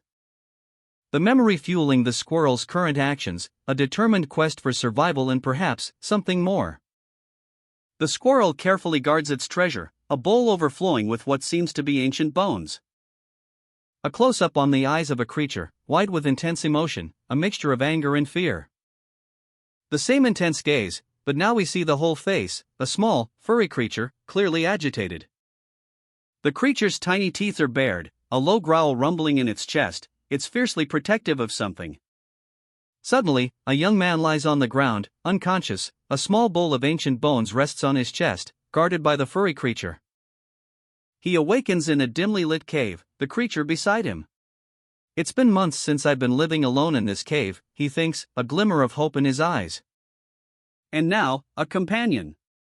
He marvels at the creature's careful handling of the bones, a sign of trust, a potential friendship. A question mark floats above his head: how to befriend this unique creature? The creature delicately picks up a bone, its eyes fixed on the bowl, a moment of quiet contemplation. Will it run away? The man watches anxiously. The creature happily munches on a bone, a soft paku, escaping its lips. The man smiles, relieved. A small, fluffy squirrel munches happily on some kind of crunchy snack, seemingly unconcerned by the giant hand reaching towards it. A gentle touch, a soft pat. The main character's attempt at friendship is met with surprising acceptance. More snacks appear. The squirrel's eyes widen, a happy squeak escaping its tiny mouth. "Paku," it seems to say, as it eagerly gobbles up the treat. The main character beams. It worked. But wait, a strange golden aura surrounds the main character. A look of confusion crosses his face. What's happening? A notification appears. Achievement obtained, Friend of the Earth Squirrel. The dungeon rewards unexpected friendliness. Did they always give these out so easily? He questions the frequency of these achievements. He reflects on past dungeon runs, a stark contrast to this unexpected reward. He's surprised. Friend of the Earth Squirrel. Not sure if it's achievement worthy, but grateful nonetheless. But thanks for calling me a friend. He decides to give the squirrel a name. Let's give you a name. What about Paku? Paku. The little squirrel responds, a spark of understanding between them. He's astonished. Whoa! Wait.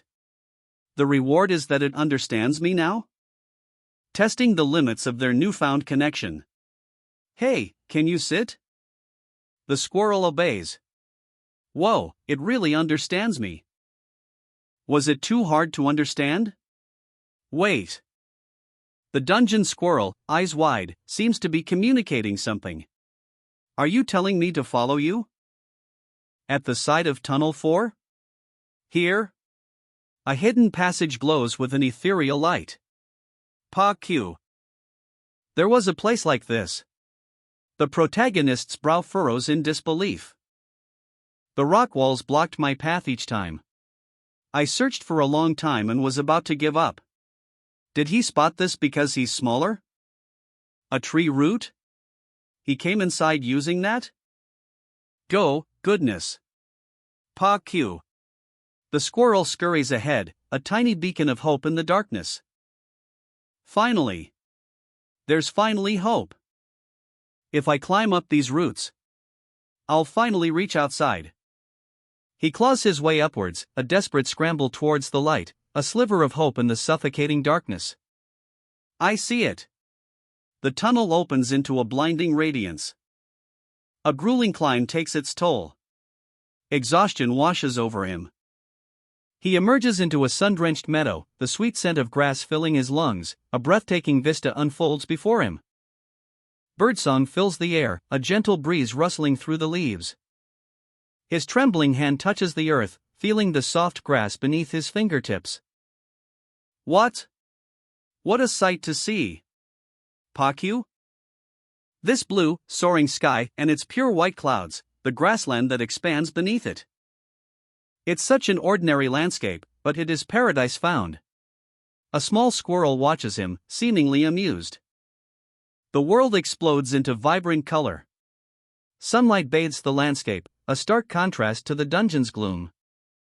A playful squirrel scampers past, oblivious to the drama unfolding nearby. A wolf's eyes gleam with predatory intent. A chase ensues. Survival of the fittest, as the saying goes. But our protagonist, still shaken from his ordeal, finds a grim humor in it all. A raw, visceral feeling of being alive washes over him. The adrenaline is still pumping. But the idyllic scene turns brutal in an instant. A massive wolf looms, its shadow engulfing him. This is no ordinary wolf pack. They're infamous for their mercilessness. And our hero knows it. Damn it, he thinks, I just escaped, and now this? A desperate scramble for survival. The earth trembles under the impact of his frantic movements. He dives for cover, narrowly avoiding the jaws of death. The ground offers a brief respite. But the hunt continues. The wolves close in, their growls echoing through the forest. He collapses into a muddy hole, muttering to himself, this place feels wrong. And then, a pair of glowing eyes appears in the darkness. A monstrous wolf, its form shimmering with an unnatural light, emerges from the shadows. He tries to stay calm, hoping to avoid detection, but another wolf appears, its jaws snapping shut inches from his face. Panic. A desperate scramble for survival, a desperate leap into the unknown. He's running blindly, adrenaline pumping, the wolf's enraged roar echoing behind him. The tunnel is too narrow for a proper escape, the wolf is closing in. He glances back, fear etched on his face, the wolf's jaws are inches from his neck. A desperate plea for mercy, but the wolf is relentless. He's trapped, cornered, but then, a glimmer of hope. It's just one wolf. With a burst of energy, he makes his escape, leaving the enraged wolf behind. He braces himself, a desperate plea forming on his lips, block it. A blinding flash of energy erupts. The air crackles with power as he unleashes a fierce counterattack. But the impact sends him reeling. A sharp pain explodes across his face. He gasps, disoriented. The force of the blow sends rocks flying, shattering the earth around him. Panic sets in. No. No way. He mutters, fear gripping his heart as he sees his pursuer. A monstrous wolf bursts from the shadows, its eyes burning with predatory intent. It's this fast, he thinks, his breath catching in his throat. He stumbles, his body screaming in protest. This is bad, he realizes, the weight of his situation crushing him. He tries to regain his composure, gritting his teeth. But it's coming back. The wolf's relentless pursuit is clear. Desperation fuels his thoughts. Can I run away? Is there some way, he wonders, scanning his surroundings for an escape route. He spots a narrow tunnel, a sliver of hope in the face of certain death. I have to end this now, he resolves, his determination hardening. Cornered. The massive wolf closes in, its eyes burning with predatory hunger. There's nowhere left to run. A desperate gamble is his only option. The beast lunges. A blur of teeth and claws? But from the depths of despair, a surge of raw power erupts. It's a fight for survival, a primal scream of defiance. A blinding flash of energy, the very air crackles with untamed might. And with a mighty roar, the hunter becomes the hunted. The power of the horned boar unleashed. A ferocious wolf lunges, jaws snapping. But our hero is ready, a surge of energy erupts as he counters with a devastating blow. The impact sends tremors through the cavern, dust settles, revealing the stunned expression on the hero's face. It landed, he thinks, disbelief etched onto his features. He raises a triumphant fist, a wave of power washes over him. This skill's effect is amazing, he exclaims, awestruck by the raw power coursing through his veins. His thoughts drift to a question: did my basic physical stats improve after exploring underground for so long? He wonders, a glimmer of understanding dawning in his eyes. The answer is revealed: strength of the horned boar, LVL1. He feels the surge of newfound strength. I can now feel it now that I've tried fighting, he muses, a confident grin spreading across his face. This is a game changer. The wolf, wounded but not defeated, snarls, eyes blazing with fury. Krrr, it roars, preparing for another attack. He lands a blow, but it's not enough. TCH. I'm certain that I inflicted damage to it, but, he thinks, a frown creasing his brow. Was it enough? Time is running out. Remaining time, 7 seconds, the display flashes ominously. This skill's biggest weakness is its duration, he realizes, the weight of the situation pressing down on him. The clock is ticking. Only 6 seconds remain on the timer, a desperate situation for our hero. He knows it, there's no time to waste. The beast awaits. With a roar, he charges into the cavern, a blur of motion against the dark stone. The monstrous wolf lunges. Its jaws snap shut, missing by a hair's breadth. But the hero is ready. He counters with a devastating blow. The impact sends a shockwave through the cave, the wolf is sent sprawling. Grunting with exertion, he unleashes another powerful strike, a final, desperate blow. The earth trembles as the beast falls, defeated. The monstrous wolf lunges, its jaws snapping shut inches from the hero's face. A guttural snarl echoes through the cavern. But the hero stands firm, his eyes locked on his prey. A primal energy crackles around him. The beast roars, a terrifying sound that shakes the very ground beneath their feet. And the hero unleashes the strength of the horned boar.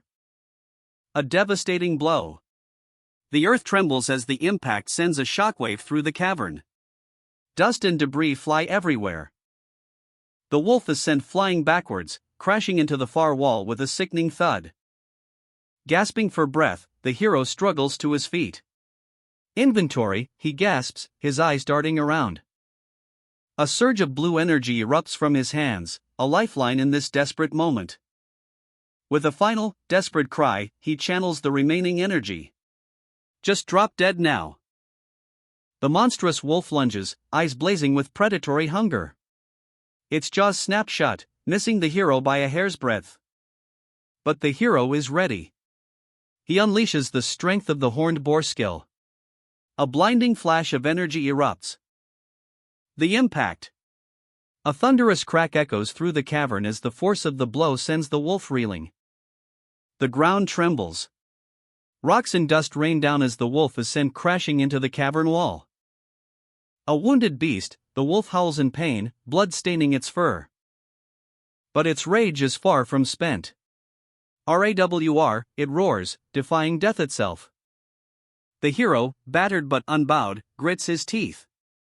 "Tch, that bastard, how is it still that energetic?" he mutters, exhaustion etched on his face. A grim realization dawns. This really won't end easily. He thinks, bracing himself for the next attack.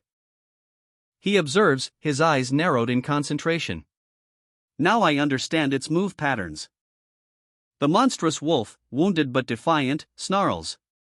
Its eyes burn with primal fury. The hero, battered and bruised, knows this is his last chance. He tries a desperate gambit, a plea for a brief respite. "Hey there, buddy," he gasps, blood staining his lips, "can't we call a truce for just 90 seconds? The wolf's response is immediate and brutal. Rawr, it roars, launching a savage attack. The hero barely manages to dodge. He's thrown back, his body slamming against the cave wall. This is it. His last stand. I just need an instant. Despite the pain, a grim determination sets in. He catches his breath, his eyes narrowing. "Hey friend," he says, "you should have used your front paw instead." With a surge of adrenaline, he reaches out, his hand glowing with faint, ethereal light. He's going for it. The wolf's jaws snap shut. A blinding flash erupts from the hero's hand. "Summon lump of soil," he commands, and the earth itself answers his call. KRR? A passage opens before him, bathed in a golden light. A new path awaits. A hidden passage, barely visible, beckons. How odd. What's she doing, cooking meat? The rabbit companion observes, a flicker of concern in its usually cheerful eyes. How ominous. If it made him give up on meat. A bone armor, crafted from the remains of a monstrous beast. The hero examines his handiwork, a hint of grim satisfaction in his eyes. He surveys his creation, a quiet pride evident in his expression. "Isn't this good for something made in a single day?" he muses, a touch of disbelief in his voice. The rabbit's expression shifts. "Then you just need to quietly die." Wait. Isn't that a grassland wolf's? The hero's eyes widen in realization. How? The rabbit's question hangs in the air, a silent query mirroring the hero's own confusion. Then, why are you still here? The rabbit's question cuts through the silence, sharp and pointed. Ha ha. Is it because this place is comfortable? The rabbit chuckles, a sinister glint in its eyes. The sound of something heavy hitting the ground echoes. The hero, battered but unbowed, stands defiant. "Don't make me laugh," he mutters, a grim smile playing on his lips. "I'm definitely getting out of here." But a chilling realization dawns. He surveys the gruesome scene, a grassland wolf lies slain, its lifeblood staining the harsh, rocky ground. The hero's breath hitches. A wave of exhaustion washes over him. His body screams in protest, every muscle aching. The fight for survival has left its mark. Yet, amidst the despair, a flicker of determination remains. The rabbit, ever watchful, observes from the shadows. "I didn't die this time purely because of luck, that's why you should live here quietly. Don't worry, I'm still planning to use this place as a base for a while." The hero, his resolve hardening, clenches his fist. What? For a while. Since the circumstances are clear now, I should steadily start to make preparations. He's not giving up. Not yet. A hidden passage, bathed in an ethereal glow, beckons. The rabbit's words echo in his mind, "Please, just give up and die if possible." Your reaction is lightening up my mood. Let's do this. A sinister smile stretches across the rabbit's face. A surge of power. God damn it, this shitty error. Strength of the horned boar. With a guttural roar, Graa, the hero strains, muscles bulging as he lifts an immense weight. The power of the horned boar surges through him. A surge of raw strength amplifying his physical stats. The more I increase my physical stats, the stronger the skill's doubling effect becomes. The skill's level increases, boosting its duration and cooldown. Because I often used the skill for practice, the level increased. Physical stats amplified by times 2.2. Duration, 20 seconds. Cooldown, 90 seconds. Not only did the level up increase the power, the duration and cooldown improved as well. He wiped sweat from his brow, a determined glint in his eyes. I was lucky last time, he mutters, but wolves normally travel in packs. He throws a punch, a blur of motion, testing his limits. Even if I try to take them on individually, there's no guarantee that'll actually work. A wild swing connects with a massive boar, a satisfying whomp. His face contorts in exertion, a silent scream of effort. He needs more power. I need to get stronger. A golden glow erupts. Strength of the horned boar. The skill has increased to level 3. Physical stats amplified by times 2.4. Duration, 30 seconds. Cooldown, 80 seconds. A ferocious blow lands. The impact sends a shockwave, a blur of motion. A whirlwind of blue energy erupts as he unleashes his enhanced strength. Sweat beads on his forehead, determination etched on his face. I won't run away anymore. A pair of wolves prowl through the dense undergrowth. Their eyes locked in a silent, tense standoff. A low growl rumbles. Suddenly, a blur of motion. A figure leaps from the shadows, landing between the startled wolves. A triumphant grin spreads beneath his mask. Great! 2 of them. With a battle cry, he unleashes a devastating blow. Strength of the horned boar. The impact sends a shockwave.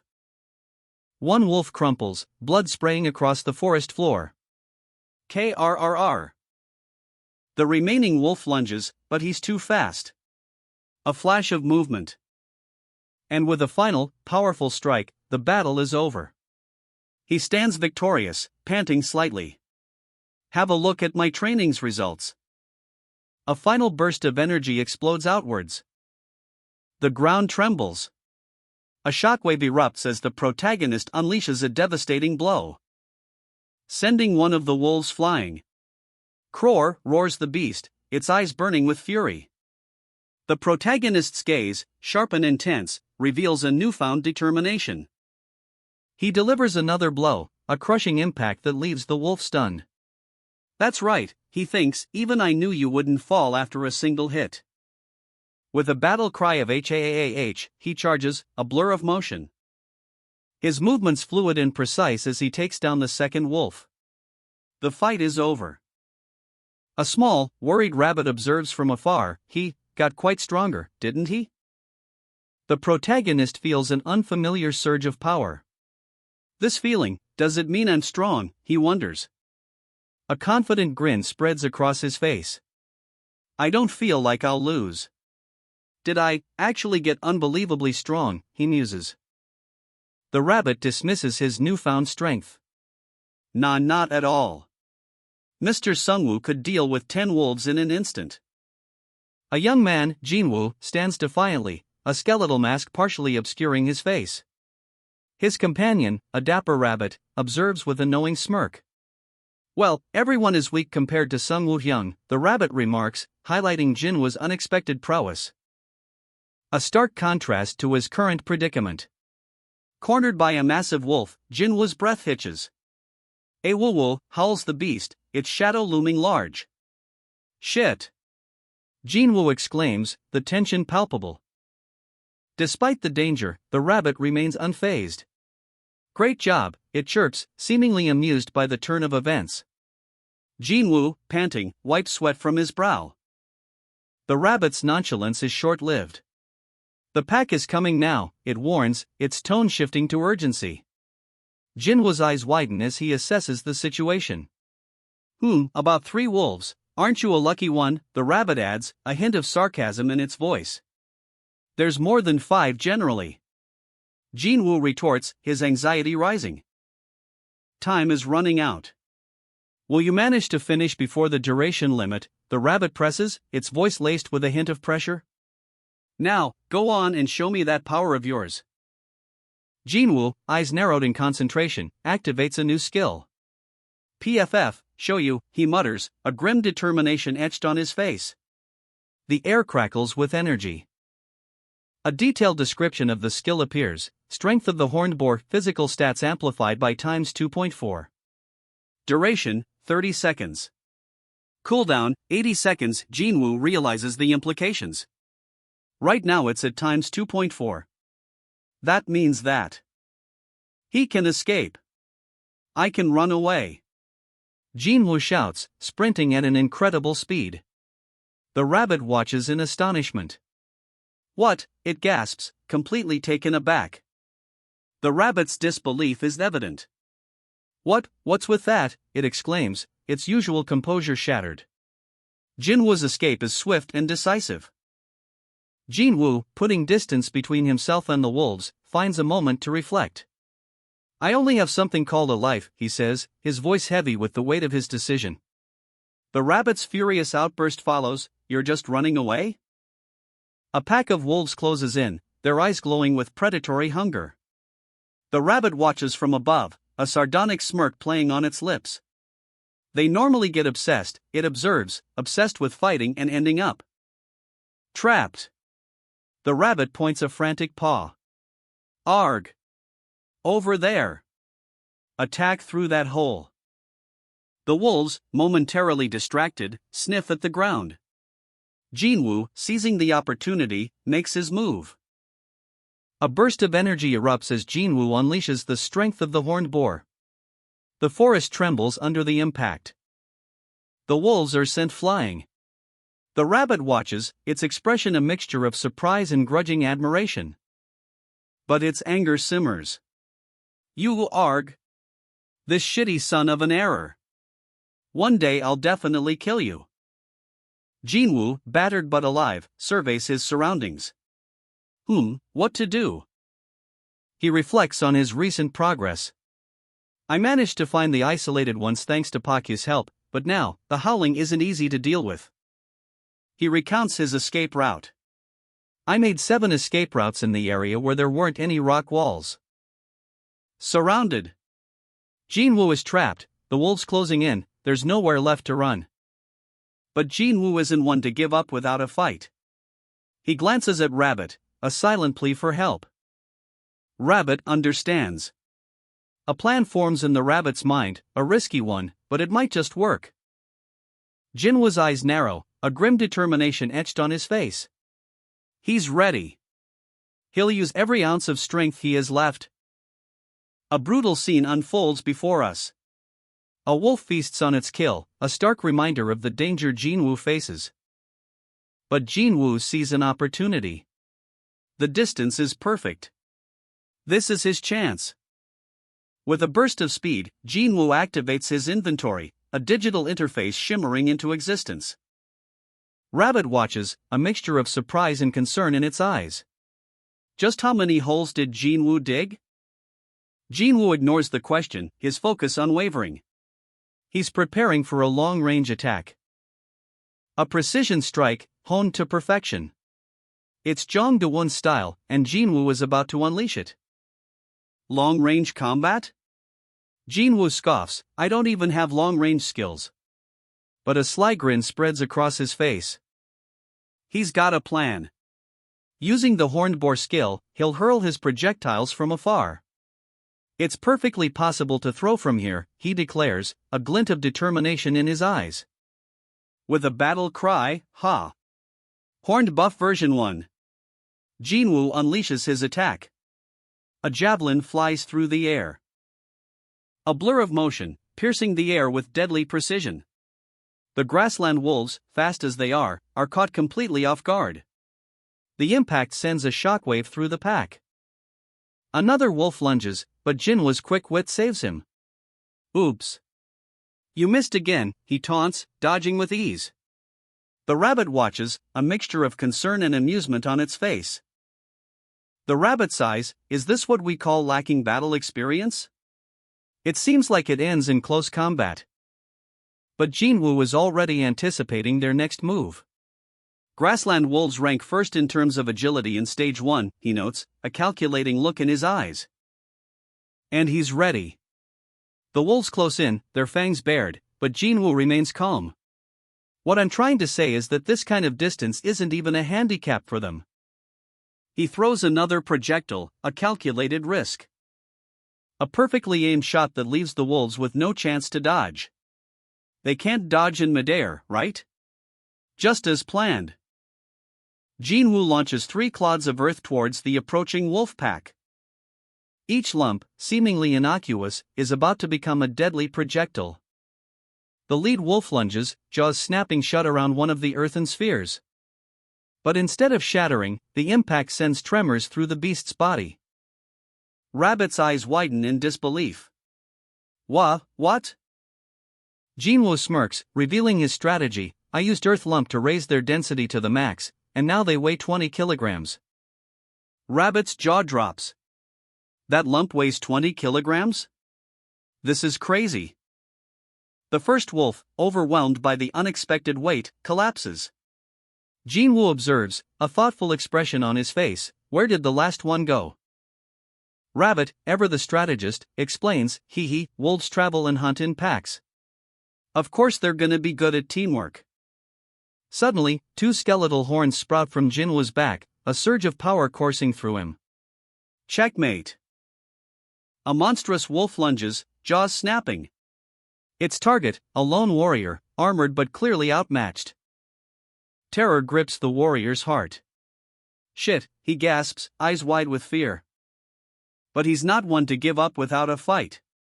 A blinding flash of energy erupts. The wolf howls in pain, staggering back.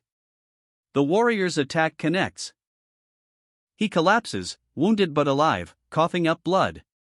The beast circles, a predator eyeing its prey. Suddenly, a voice rings out. That's what I've been waiting for. A cheerful, almost manic tone. The warrior struggles to his feet, fueled by a desperate hope. Do it now. End his life right here, right now. A maniacal laughter echoes as the warrior unleashes a final, desperate attack. The wolf's jaws clamp down, a brutal end. A monstrous wolf lunges, jaws agape, teeth bared. The impact is deafening. But the warrior, clad in bone armor, endures the attack. A desperate struggle for survival. Claws slash, teeth tear, the wolf's power is immense. The bone armor holds, for now. A grim determination etched on the warrior's face. But the wolf's strength is overwhelming. His physical attacks were brutally powerful, far beyond what the warrior expected. Even the warrior's tough bone armor couldn't withstand the full force of the beast's assault. He's wounded, but still fighting. A digital timer appears, counting down precious seconds. Strength of the horned boar 8 seconds remaining. The warrior's eyes narrow, a steely resolve hardening his gaze. Stay cool, he mutters, a grim smile playing on his lips. 8 seconds. Plenty of time. He crushes a mysterious stone, unleashing a surge of energy. And with a burst of speed, he unleashes a devastating counterattack. 2 spectral warriors appear, mirroring his movements. The warrior lunges, a blur of motion. His battle cry echoes across the clearing. A devastating blow connects. The monstrous wolf crumples, its lifeblood staining the earth. The beast is vanquished, but not without a cost. The warrior's breath hitches, pain etched on his face. What? How cruel! He gasps, as a small, unsettling figure appears. Shit, it looks like he won't die so easily from now on, the unsettling figure mutters, a chilling premonition. Dawon's strategy was simple, hit and run. Using a network of tunnels. He would target isolated wolves, striking swiftly and escaping before reinforcements arrive. A true Robin Hood of the wilderness. But even the cleverest plans have their risks. A lone wolf, eyes glowing menacingly, emerges from the shadows. The hunter becomes the hunted. The wolf attacks. Casualties among the wolf pack lead to increased vigilance. They guard the tunnels, waiting for an opportunity to strike back.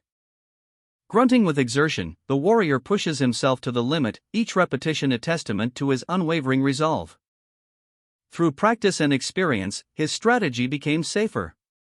Multiple skill levels increase. The warrior's skills are upgraded. A monstrous wolf lunges, its jaws snapping shut inches from the warrior's face. Pakyu's warning was just in time. But the beast's attack is relentless. Pakyu is caught in the crossfire. Pakyu, despite the danger, unleashes a furious outburst of rage. Hateful. How hateful. I want to kill you. The warrior, battered but defiant, shouts back, "You're always attacking 2 to 3 at a time like a coward." His armor is in tatters. Humph. My armor became tattered like this even with just 2 to 3 at a time. Safety always comes first. He discards a broken piece of his armor, his gaze hardening. I don't think I can keep using this. I should make another one, or something. The sounds of approaching howls echo through the forest. He knows what that means. I'm sure I didn't kill all the wolves in this area either. Ha! What's wrong? Wow. I really did it. Huzzah! To think that you're happy for hunting a few wolves for a time. You're going to end up dying, so don't rejoice too much. Oh, if you're going to the other players, tell me where they are. You think I'm crazy? Look for them yourself. Hop. Now it's time to move on to the next one. From what I heard back then, I obviously can't do it alone. It seems like I have to defeat the boss monster. My current location is the grassland forest in the beginning area.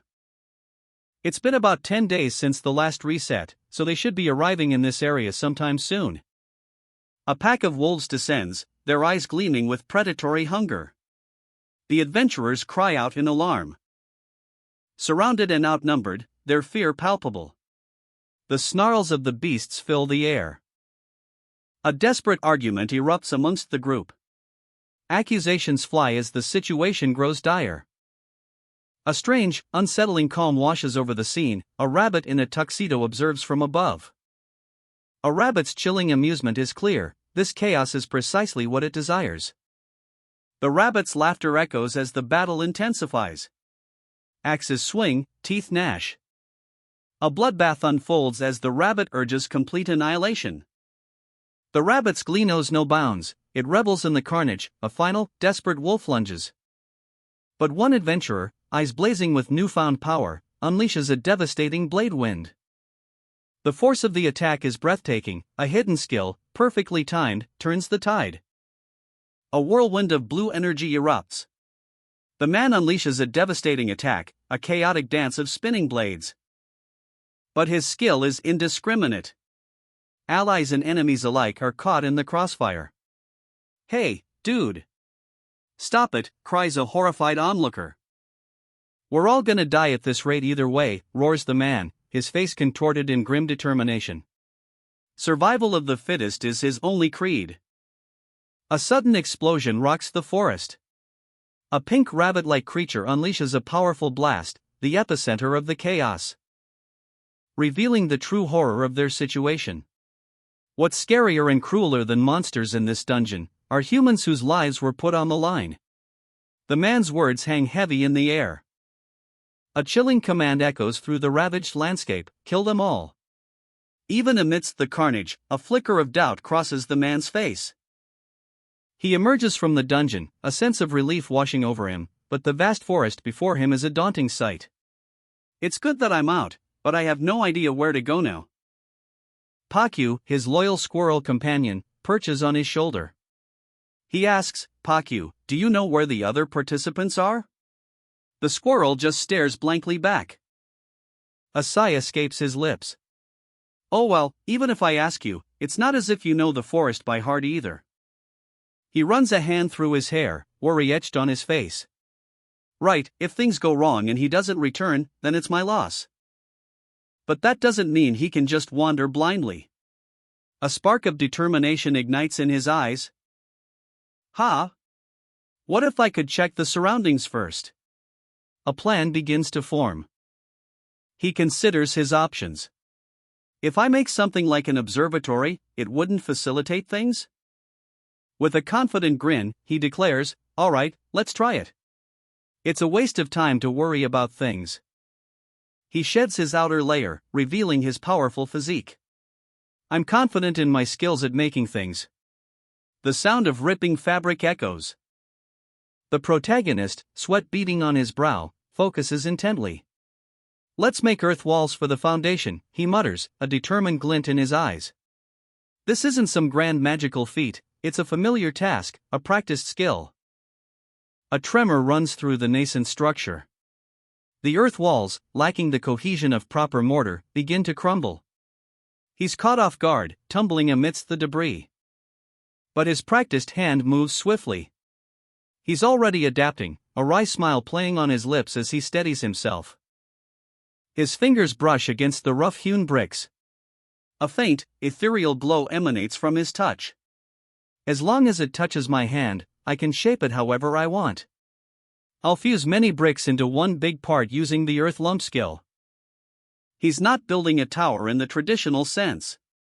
It's a more primal approach, a colossal earthen mound taking shape under his control. It won't be a tower but a pile of dirt shaped like one. It won't collapse that easily. With a final surge of effort, the structure solidifies. The earth glows, then fades, leaving behind a surprisingly sturdy tower. He steps back, breathing heavily.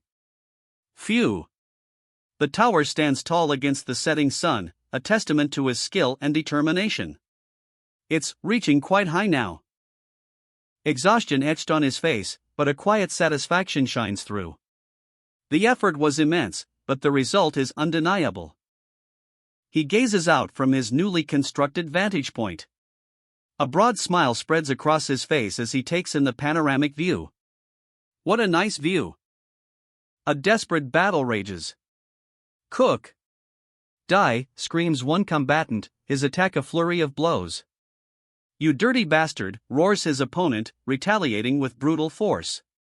The clash of steel echoes through the clearing as the sun sets on this bloody duel. Suddenly, a bizarre interruption. A whimsical rabbit-like creature descends from above, its voice echoing with manic glee, "Kaya-ha-ha! Fight to the death to win. Put your life on the line, okay?" Amidst the chaos, a moment of clarity. The survivors assess their situation, their faces etched with exhaustion. "You'll need the rations for tomorrow's battles," one states, highlighting the grim reality of their circumstances. "I realized it a little late, but everyone is amazing. You learned how to gather provisions within the dungeon." A macabre discovery. One of the survivors stumbles upon a grisly sight. "Wow! Found the worst person alive," he exclaims, his voice a mix of shock and disgust. The scene shifts to reveal the source of his horror. The rabbit creature observes, its tone dripping with dark amusement. "You're actually taking the provisions from a companion's corpse. How praiseworthy. You should always keep great amounts of provisions within your inventory." A tense moment of questioning. One survivor's confusion is palpable. "What? Oh, come on, we've known each other since day one. I'm a guide, don't you remember?" "No, not you. That thing behind you. It wasn't there yesterday." The rabbit guide gestures mysteriously. A new structure appears, shrouded in mystery. "What is that?" "It's the first time I see a structure like that." "Indeed, what could it be?" The rabbit's eyes gleam with knowing. There's only one person who would do such a crazy thing in the dungeon. Just what the hell is he doing this time? With practiced ease, he manipulates the blocks, a soft tuck echoing with each precise placement. Building upwards, layer by layer, a small structure taking shape before his very eyes. Sweat beads on his brow, a testament to his focused effort, exhaustion etched onto his features. Suddenly, a voice cuts through the silence. "What are you doing?" "Shit, You scared me. I'm coming up with an important design, he replies, a hint of defensiveness in his tone. The rabbit-like creature floating nearby adds, It's pointless, isn't it? But aren't you supposed to be working right now? It's because you keep making strange stuff that disturbs my work. He holds up a block, a subtle smirk playing on his lips, a glint of mischief in his eyes. A lot of time, you say?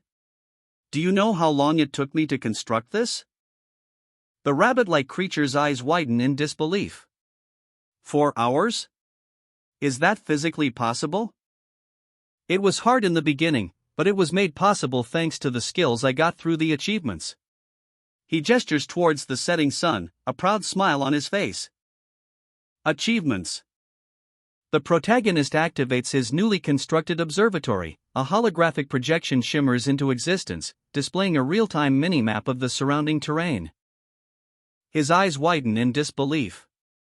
Impossible, he exclaims, as the magical rabbit confirms the map's accuracy. But the rabbit's expression shifts, a new question hangs in the air. What about the other achievement? A blinding flash erupts from the protagonist. He's earned another achievement. The new skill, Builder, is revealed, construction time is slashed in half, and the protagonist is ecstatic. He marvels at his efficiency. Thanks to that, I managed to build this observatory in no time, he boasts. With a smug grin, he plans the placement of his bed, but the rabbit's exasperated reaction suggests this dungeon is truly insane. The rabbit collapses in disbelief. This dungeon is crazy for sure. Otherwise, there's no way it would give achievements here and there every time. From his newly constructed observatory, the protagonist points out a distant area, a smug grin spreading across his face. You can observe this area's monsters from up there, he exclaims, his voice brimming with pride. Night falls. Around a crackling bonfire, the group enjoys a moment of camaraderie, a stark contrast to the looming threat. But unseen, a shadowy figure watches, its eyes narrowed in determination.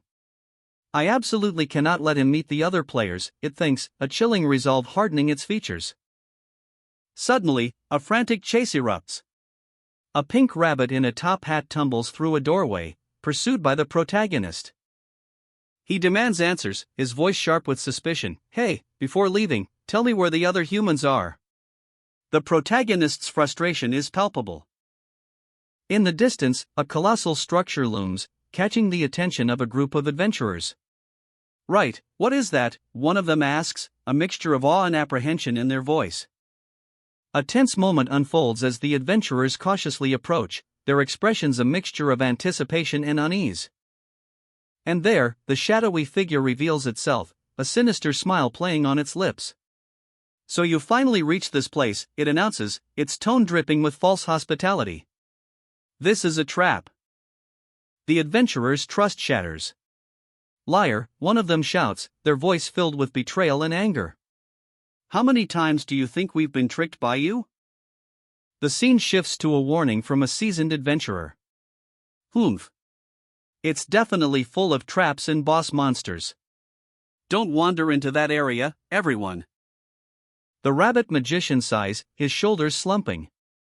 Oh my, you can't believe me? Even though I prepared it for you, what a waste. The adventurers scoff. One mutters, goodness, who would actually believe you? The rabbit replies, a smug grin spreading across his face, humph. Thank God he's a bad actor. It was actually a big, fake performance. The adventurers, seemingly none the wiser, continue on their journey. One remarks, hey, don't you think it's becoming easier and easier? We just became stronger. But the rabbit's expression shifts. A sinister glint appears in his eyes. He led them down an easier route and stalled for time. To kill Dawon for certain. The rabbit checks his pocket watch, a wicked smile twisting his lips. It's finally time. The perfect moment, this time around. His voice drips with menace. I'll definitely kill you. Meanwhile, Dawon examines a glowing crystal, a thoughtful expression on his face. He mutters, 4 of them? Looks like there's monsters that hunt in packs in this area as well. He consults a map, his eyes widening in surprise. Oh. Why, wait. Dawon's brow furrows in concern. Why are there so many? He counts the markers on the map, his face paling. 1, 2, 3, 9, 10. A wave of dread washes over the protagonist as he stares at his map. Countless red blips, each representing a monster, swarm across the screen. What he gasps, the sheer number overwhelming. His hand trembles as he touches the glowing screen. Don't tell me this is. The implication hangs heavy in the air. This is far beyond anything he's ever faced. Glowing red eyes pierce the darkness. A monstrous rodent, its teeth bared in a terrifying snarl, emerges from the shadows. From the earth, a horde of equally terrifying creatures rises. A wave of monstrous rats, their eyes burning with malevolent intent, surges forward. The ground trembles as the horde charges, a relentless tide of teeth and claws. A blinding flash of light erupts, the impact of a devastating force. The forest groans under the assault, trees are uprooted, the very earth seems to shudder. A young man, his face etched with relief, breathes a sigh of relief. It would have been bad if we were one step slower, he mutters, his voice barely a whisper. He glances at his companion, a small squirrel-like creature perched on his shoulder. Thank God they just run straight facing forward, he says, his voice laced with gratitude. The text explains the terrifying nature of the rat horde, the pack of enormous rats that comes down from the eastern mountains 4 weeks after a reset. Another monstrous rat lunges forward, its eyes burning with hunger. They're terrifying monsters that devour anything that's alive. His eyes widen, a cold dread gripping his heart. Reset. The word echoes in his mind, a chilling premonition. The young man studies his mini-map, a grim realization dawning on him. The reason the other players aren't showing up, they're either dead or already at the ruins. A wave of grim determination washes over him. There's no time for searching, he must reach the historic ruins. He pushes through the undergrowth, his companion chattering nervously. A sudden scurry in the shadows, the ground trembles. The historic ruins rise before him, a colossal structure of gray stone, but something is wrong. The air crackles with an unnatural energy. They barely survived the horrors within, only to face this? A colossal, armored figure looms before them, its presence radiating menace. This is no ordinary foe. The ground shakes as the giant prepares to strike, a devastating blow is imminent. Move, you twig, the hulking brute commands, his voice a gravelly rumble. The young man, barely more than a boy, grips his sword, a flicker of defiance in his eyes. Twig? He lunges, a desperate attack against impossible odds, a wild swing that barely grazes the giant's thick hide. Crack! The sound of shattering bone echoes through the ancient ruins. As the giant's club connects with the young man's sword, sending a shockwave through his arm. Shit! The battle rages. A chaotic ballet of steel and brute force unfolds within the crumbling halls of the historic ruins. The young man's companions fight valiantly, but they are hopelessly outmatched. Terror grips the young man's heart. His breath hitches in his throat, his eyes wide with stark fear. The giant looms over him, a terrifying behemoth of stone and steel. He's gonna kill me. A silent prayer escapes his lips. Lord, please save me. The giant raises its fist, casting a long, ominous shadow over the terrified young man, and unleashes a devastating blow. The monstrous boar charges, a terrifying blur of muscle and rage. The young man, sword in hand, barely manages to deflect the blow. But the impact sends him sprawling. A nearby brick, imbued with strange energy, catches his eye. Strength of the horned boar plus earth lump equals earth brick. A new crafting recipe appears before him. He grabs the brick, a glimmer of hope in his desperate situation. The mini-map shows a discrepancy. The monster's size is far larger than indicated. This is no ordinary foe. That means this is the boss monster. A colossal figure looms over the battlefield, dwarfing even the already immense boar. The other adventurers are clearly outmatched. Panic grips the other adventurers. Who is that? He's so strong, one cries out. Wait! Watch out! The boss monster unleashes a devastating blow, sending the adventurers scattering. A whirlwind of destruction.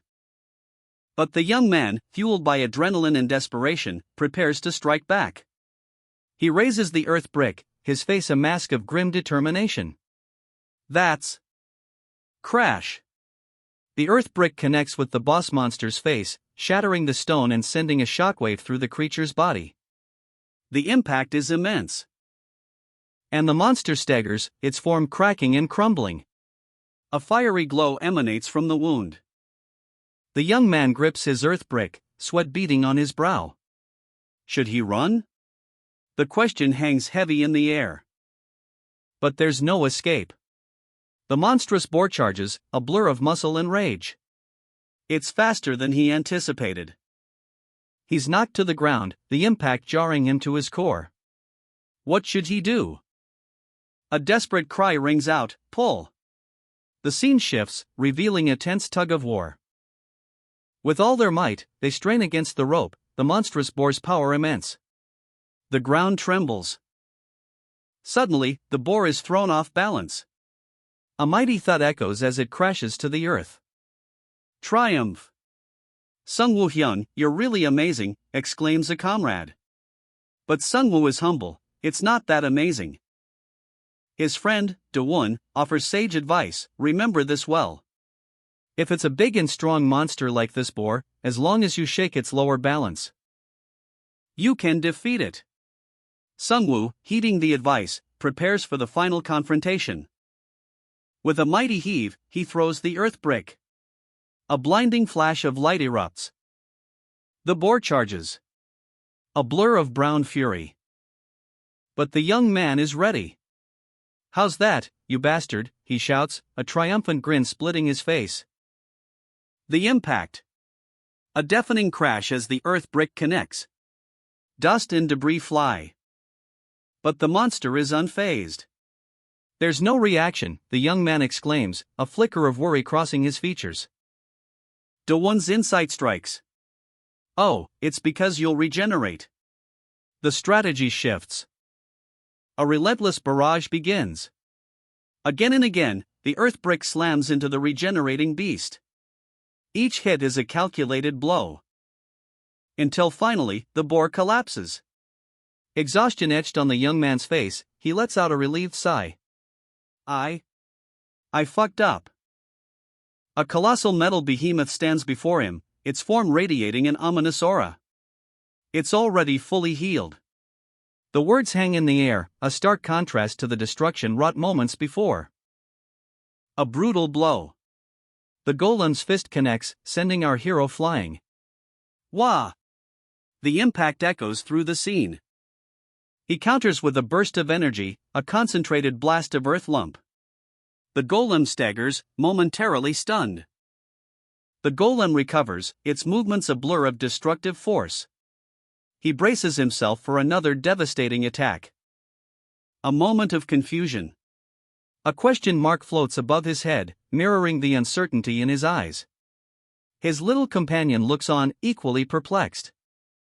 The golem's eyes glow with malevolent intent. Those clothes. It seems to recognize something familiar, something significant.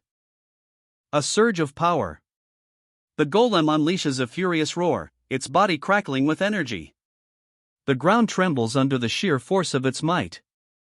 A devastating impact. The golem's attack sends our hero crashing into the city streets.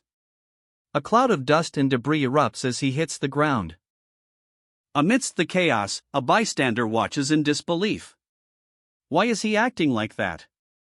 The question hangs heavy in the air, a testament to the unexpected turn of events. A tense standoff unfolds. The air crackles with unspoken anxieties. Doubt clouds her features. Maybe something went wrong, she wonders aloud, a tremor in her voice. His eyes widen, reflecting the sheer scale of the threat.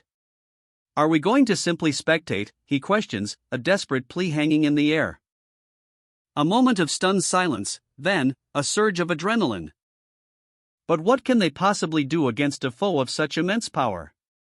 The question hangs heavy as the golem unleashes a devastating blow. The ground trembles, debris rains down as the hero desperately tries to buy time. A blinding flash of energy erupts from the golem's fist, a shockwave rips through the battlefield. Amidst the chaos, a determined warrior fights back, her spear a blur of motion. "Are you all right?" she shouts over the roar of battle. He manages a weak yes. But the strain is evident in his voice and posture. Concern etched on her face, she asks, "What can I do to help you?" "1 minute," she scoffed, a smirk playing on her lips. "Can't you make it with 10 seconds? His eyes widen, a look of pure panic etched across his face. He points frantically, a silent scream trapped in his throat. As the colossal golem bursts into action. A whirlwind of destruction, it slams into the ground with earth-shattering force. A blur of motion, a desperate struggle for survival. The clash of steel against stone echoes through the air. And a cry of pain pierces the chaos. The female warrior stumbles, her face contorted in agony. Sweat beads on her brow, her grip tightening on her weapon. She's battered, but not broken. As she grits her teeth, her determination unwavering. "You guys?" The battle rages on. A chaotic ballet of blows and parries, the golem's relentless assault met by the combined might of our heroes. He can't stand idly by. His partner is in danger, and he's not about to let her face this alone. "Hey, the dude who did that flashy entrance, what do we do now?" Her eyes dart to the protagonist, concern etched on her features. "The solar plexus, concentrate your attacks on the general location of the solar plexus." The golem, a mountain of stone and fury, rises before them. It wasn't even a dangerous attack, but the sheer scale of its defensive posture is unnerving. A sudden roar shatters the silence. More figures arrive, joining the fray. "I'm joining in," one shouts, diving into the chaos. The female warrior unleashes a fiery blast, a searing wave of energy that strikes the golem's chest. Quan! The blow rocks the colossal being, its very core seems to tremble under the assault. But the golem retaliates, a devastating counterattack sending shockwaves through the battlefield. The protagonist's eyes narrow, he's seen this before.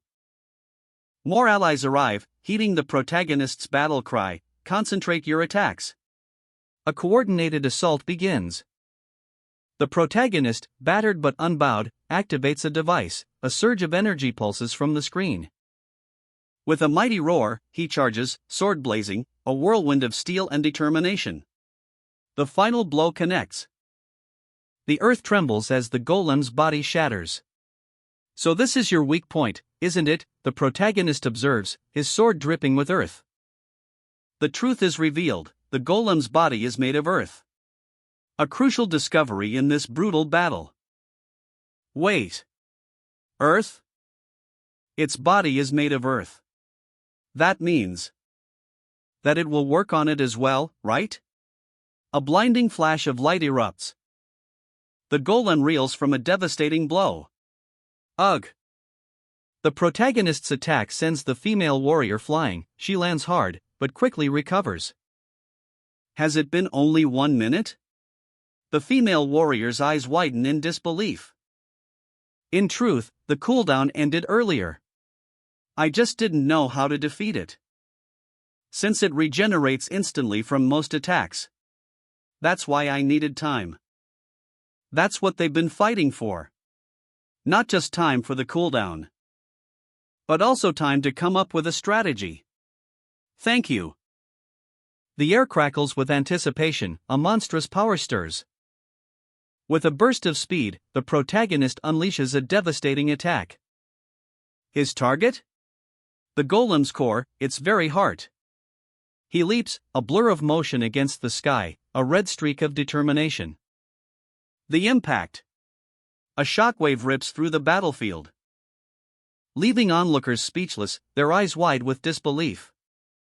Their jaws drop as debris rains down around them. The protagonist's fist connects, a brilliant flash of energy erupting from the point of impact. And the golem begins to crumble, its power waning. The final blow. Earth lump. The ground trembles as the golem is shattered. He stands, battered but unbroken, his loyal squirrel companion nestled on his shoulder. Dust motes dance in the fading light. The golem, once a towering menace, is now a shattered ruin. A deep fissure splits its metallic body, glowing with an eerie green energy. Kraak. The final, earth-shattering sound echoes. As the earth itself seems to recoil from the impact. A cloud of dust and debris erupts, obscuring the scene for a moment. A triumphant grin spreads across his face, a stark contrast to the grime and sweat. His victory is complete. The crowd roars its approval. Their cheers are a wave of pure, unadulterated joy, washing over the battlefield. The skill Earth Lump has increased to level 9. His mastery over Earth magic grows stronger with each victory. And it's not over yet. Earth Lump surges to level 10. The power is almost palpable. His Strength of the Horned Boar skill also levels up, reaching level 5. Wow, did I actually defeat it? He wonders, a hint of disbelief in his voice. The onlookers celebrate, shouting, "You were so cool." But amidst the jubilation, a shadow of doubt crosses his face. Just what is this, he thinks, a sense of unease settling in.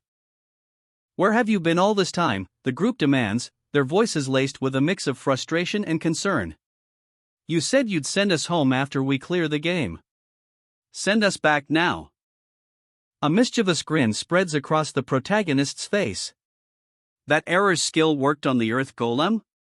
This was why I didn't want him to participate. The rabbit-like creature explodes with indignant fury. Humph. Don't make me laugh. The game isn't over yet. It's not over yet. Bang. Bang.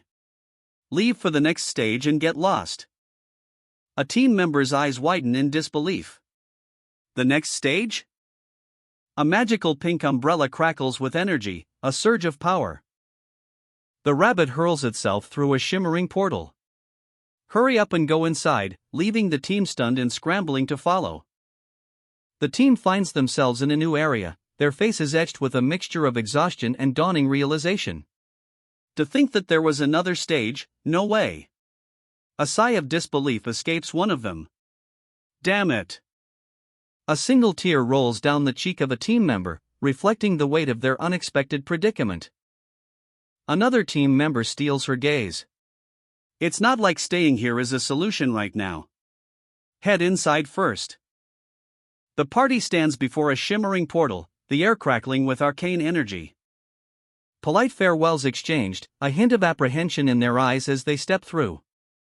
The protagonist, ever the strategist, flashes a confident grin. Good. Let's get in myself. A playful high-five with the rabbit-like creature, a silent pact of mutual understanding. But as he reaches for the portal, a surge of energy erupts, throwing him back. Eek. The dungeon system is rejecting him. What's going on? Confusion and frustration wore on his face. What the hell, what am I supposed to do? A dramatic close-up as the weight of the situation crashes down. 1 week later, a new location, Jongdaewon's underground base. The air is thick with the scent of damp earth and anticipation. The aftermath of a brutal battle, scattered bones and tattered red fabric mark the ground, a grim testament to the dungeon's unforgiving nature. Our protagonist lies defeated, his body sprawled across the dusty floor, a defeated sigh escapes his lips. He groans, his voice filled with despair, I can't live like this forever. The small, observant rabbit-like creature watches, a hint of amusement in its eyes. He sits before a strange fountain, a symbol of hope in this desolate place, a moment of quiet contemplation. A sudden realization dawns on him, his brow furrows in concentration.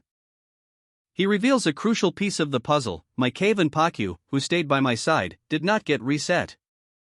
The implications sink in, a wave of understanding washes over him. He pieces together the truth, the reset affects only the surface and not underground. Does that mean the underground isn't part of the dungeon? This whole world isn't the dungeon? Why was it made so confusingly?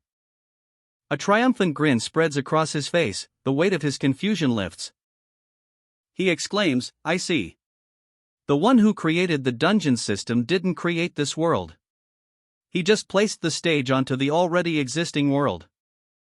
The Eastern Forest. Sunlight dapples through the leaves, illuminating a path. A path littered with the bodies of wolves.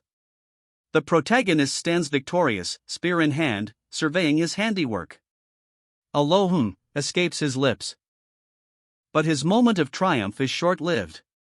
One wolf, eyes blazing, leaps. A desperate dodge.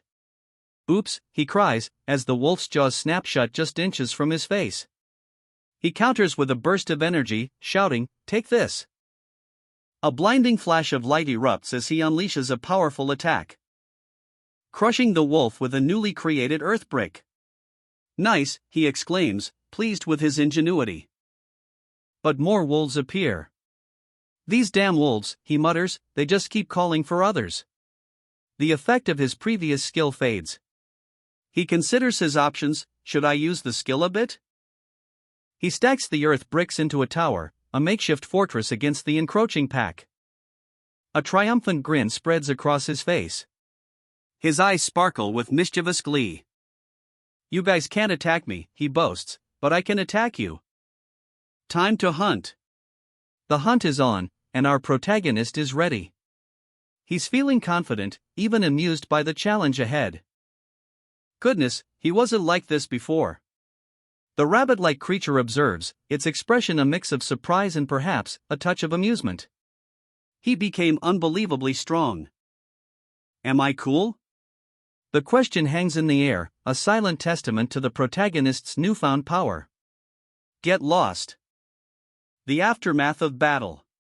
Multiple wolves lie defeated, their lifeless forms scattered across the landscape. He actually was planning on leaving. What the? The protagonist's plans shift. I'm going to the Death Mountains. A new destination, a new challenge. What did? The rabbit-like creature's concern is palpable. His expression is one of worry and disbelief. The protagonist's resolve hardens. His gaze is firm, his jaw set. Isn't it a waste to leave behind your underground base? He's unwavering. I can just make another one. This is your birthplace, where do you think you're going? The rabbit-like creature protests, its voice filled with exasperation. No it's not. The protagonist's response is quick, almost dismissive. Stop it, our time together was awful, so let's not see each other again. Why not? That's not true. If you're not here, then I'm going to die of loneliness. The rabbit-like creature's plea is desperate, its voice laced with genuine emotion. An unstoppable horde of rats. He's outmatched, but not outmaneuvered. With a burst of speed, he vanishes into the earth. Traveling underground, guided by his trusty minimap. The journey is perilous, but the destination is worth the risk. To extend the minimap's range, he constructs observation posts along his route.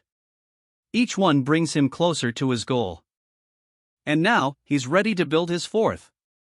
But wait, what's that? A warning flashes across his screen. Participants cannot leave stage 1's designated domain. His heart pounds, he's trapped? Panic grips him. What? I can't leave the region? The rabbit-like creature beside him looks on, worried. A shadowy figure appears, its voice a chilling whisper, because you'll die if you continue. The stakes are higher than ever. The rabbit's concern is palpable. Does he not get tired, it thinks, watching the protagonist struggle? He points towards the horizon. Edge of the world? What's over there? The question hangs heavy in the air. A lone figure stands at the edge of something unusual. The ground shifts, a vibrant purple line marking a clear boundary, a difference in the very fabric of reality itself. The rabbit-like creature looks on, its expression a mixture of concern and apprehension. A young man stands before a shimmering purple barrier. That's where the monster rat's territory truly begins, a voice warns, but he's already pushing past the boundary. Suddenly, a frantic rabbit in a top hat appears, shouting about a crazy piece of error. The young man is clearly confused, finding himself on the other side of the barrier. A red error message flashes across the screen: "You have left stage 1's designated domain." The rabbit desperately pleads, "You really crossed it? Hurry up and come back." The young man looks around, taking in his strange new surroundings. The rabbit continues to shout, "Come back over here quickly." "Oh, how noisy," the young man mutters, a hint of annoyance in his tone. He considers the rabbit's suggestion: "If you hate it so much, you could drag me out of here." He pauses, a thoughtful expression on his face. His pet squirrel looks on. Below, a purple energy crackles, marking a clear boundary. The rabbit's feet hover above it. His eyes narrow, a smirk playing on his lips. "What's this? Could it be that you can't cross the line?" The rabbit's face is contorted in a mixture of fear and desperation. The rabbit guide, sweat beading on its brow, stammers in disbelief. That's not it." Our protagonist, ever confident, retorts, "I'm the best in the universe at crossing over." "Ha ha ha, then what are you waiting for? Come on over." The protagonist's thoughtful expression deepens as he ponders the situation. He muses, territory the guide can't enter, is it because it's outside of his jurisdiction? His thoughts continue, a revelation dawning: there's no doubt that this existing world was separated into different stages.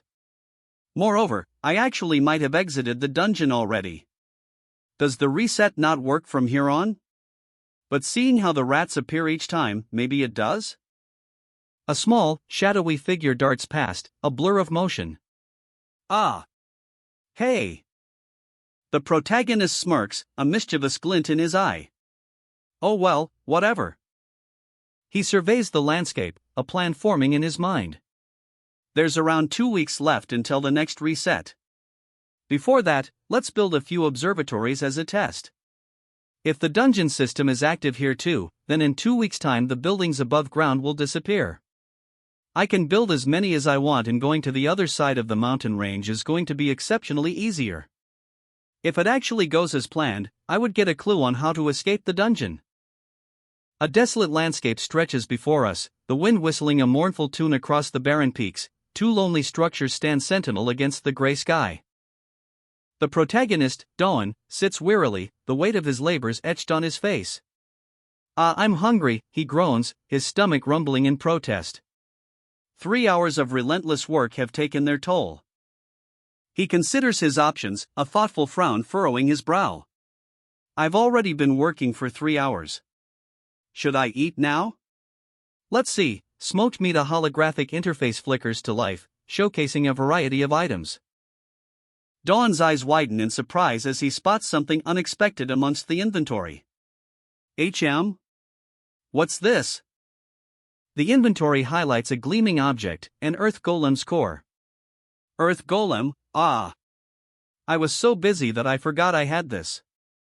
A spark of understanding ignites in Dawn's eyes. Earth golem's core, does that mean I can make an earth golem with this? Am I able to make one? The scene shifts to Dawn's base, nestled within the Death Mountains. He surveys the tunnel entrance, a thoughtful expression on his face. If I make one on the surface, will attract the attention of all types of monsters. I should move around in the tunnel only. He carefully considers the dimensions. The tunnel's height is about 3.2 m. Will 2.5 m be good enough? Is it too small? Should I make a quadruped instead? A grin spreads across Dawn's face as a solution dawns on him. Right, there's no need for a golem to look like a human. And it would be easier to move around underground, right? The answer is clear, a triumphant gleam in his eyes. Then the obvious answer is an elephant. Dawn, a grin splitting his face, holds up his pet rabbit. All right, the plan is okay, he declares, pointing to a cave painting of an elephant. Let's try to make it. 2 glowing, teal cubes materialize with a whoosh of energy, ready to be used. Sweat beads on Dawn's brow as he struggles, his muscles straining. His arms scratched and bleeding from the effort. The rabbit looks on, concerned. Despite the pain, a tired but determined smile spreads across Dawn's face as he pets his companion. With a mighty heave, his hand slams down *thud*, the ground trembles. The elephant golem, Dawn's creation, stands before them. Golem made by Dawn Ver. 1.0 is finished, he exclaims, pride evident in his voice. But disaster strikes. The golem collapses in a cloud of dust *crash*, its weight too much for its incomplete form. Ha! What was that? Dawn analyzes the situation. Did it collapse because there's no legs beneath the stomach to support the weight? An hour later, Dawn is back at work. Let's remove some weight from the stomach and secure it. Its shape may look odd afterwards, though. Behold! Dawn's latest creation, Golem version 2.0, a six-legged behemoth of earth and stone. A frantic scramble. Dawn's assistants rush to prepare the golem for its first test, a leap of faith over a brick wall. With a touch, Dawn channels energy into a glowing orb. The golem's heart begins to beat. A moment of suspense. Will it work? The golem stirs. Then a tremor of doubt crosses Dawn's face. Did he fail? But wait. A surge of power erupts from the golem. The rabbit watches, wide-eyed. The ground trembles. The golem awakens with a roar. Whoa! Success! Dawn has achieved the Golem Producer title. The dungeon marvels at his unexpected creativity. Amazing! Dawn now commands a powerful subordinate. With a final burst of energy, the golem takes shape. Dust and earth swirl. And there he stands, a colossal earthen giant. The protagonist grins, already climbing aboard. Oh ha ha ha, he exclaims, this is marvelous. Wake up! He urges, and with a mighty "you-oh," the golem awakens. The earth trembles beneath its feet. A golem that listens to me. It's a great addition to my combat abilities. The protagonist's joy is uncontainable. But wait, what's that sound? Pa Q. The rabbit looks concerned, sensing something amiss. Now, elephant, we have somewhere to go. The protagonist's smile is determined, a glint of purpose in his eyes. His new companion is ready for action. Buo? The golem seems to question, its single eye glowing with nascent intelligence. Let's go make your sibling. The protagonist's grin widens, a mischievous glint in his eyes. The adventure continues. The final boss monster is before you. A magical rabbit in a top hat grins, good work everyone. Try surviving until the very end. A team of adventurers stands before a glowing portal. One says, as long as we clear this. The other replies, let's do our best. A wave of magical energy washes over them, leaving only stunned silence. And when the dust settles, the final boss is gone. Ha! There's nothing in here? Panic sets in. Where did you go, final boss? Just how did something like this happen? A character laughs in disbelief. Ah. Arg. That piece of error. Where did he go? They escape the dungeon. Yahoo run. The journey begins. Across the desolate landscape, a lone figure approaches a colossal beast. A 2-hour ride awaits. But our adventurer isn't traveling alone. A small, furry companion looks on, curious. A technological interface glows, promising creation. The options appear, earth bricks, and something more powerful, an earth golem's core. A strategic choice must be made. He already has a golem, but this time, he needs something special, something for combat. A powerful image flashes in his mind, a bipedal golem, capable of carrying heavy loads. The sun sets over the Death Mountains, casting long shadows. Our hero, sweat beading on his brow, works tirelessly. He's making a new golem. And with a final touch, the creation is complete. A powerful gorilla golem stands before him. A surge of power. The golem roars, a testament to its might. The adventurer grins, his plan a success. With a final command, the mighty beast kneels, ready for its master's command. The earth trembles, a colossal figure bursts from the ceiling. The ceiling. You have to crawl in this area. Amidst the chaos, a familiar face appears, a grin spreading across his features. Elephant, meet your younger sibling. He cradles a small, furry creature, a playful glint in his eyes. Yeah, you mean that they're all your younger siblings, right? A dark, ominous structure looms, 3 shadowy figures scurry towards it, their eyes glowing menacingly. Their movements are swift, almost supernatural, a chilling premonition hangs in the air. The ground shakes violently, debris rains down from above as something immense stirs beneath. A chorus of high-pitched squeaks pierces the silence, a horde of monstrous rats emerges from the darkness. The rats swarm, their teeth bared, a bloody mess marks their destructive path. A subtle smile plays on his lips, a plan is unfolding. From the depths, a terrifying silhouette rises, a new gorilla golem is born. The earth trembles. A colossal gorilla golem bursts forth from the ground, shattering the very stone beneath its feet. Its massive fists already swinging, pulverizing the hordes of rats that dare to approach. The ground shakes with each impact, a whirlwind of dust and destruction. Whoa! It's this strong? The adventurer's eyes widen, a mixture of awe and apprehension in his gaze. So this is the true strength of the stage boss. But even as the golem lays waste to its enemies, a new problem arises. The rats, they're increasing in number, not decreasing. The adventurer, astride his summon elephant, surveys the chaotic scene. A desperate plan forms in his mind. He must block the rats from climbing the structure, buying precious time. Screech. Squeak. The rats swarm, their high-pitched cries echoing through the battlefield. There are too many of them. A wide-range attack is needed, something different. The adventurer's brow furrows in concentration. A flash of inspiration. Gorilla! Take this!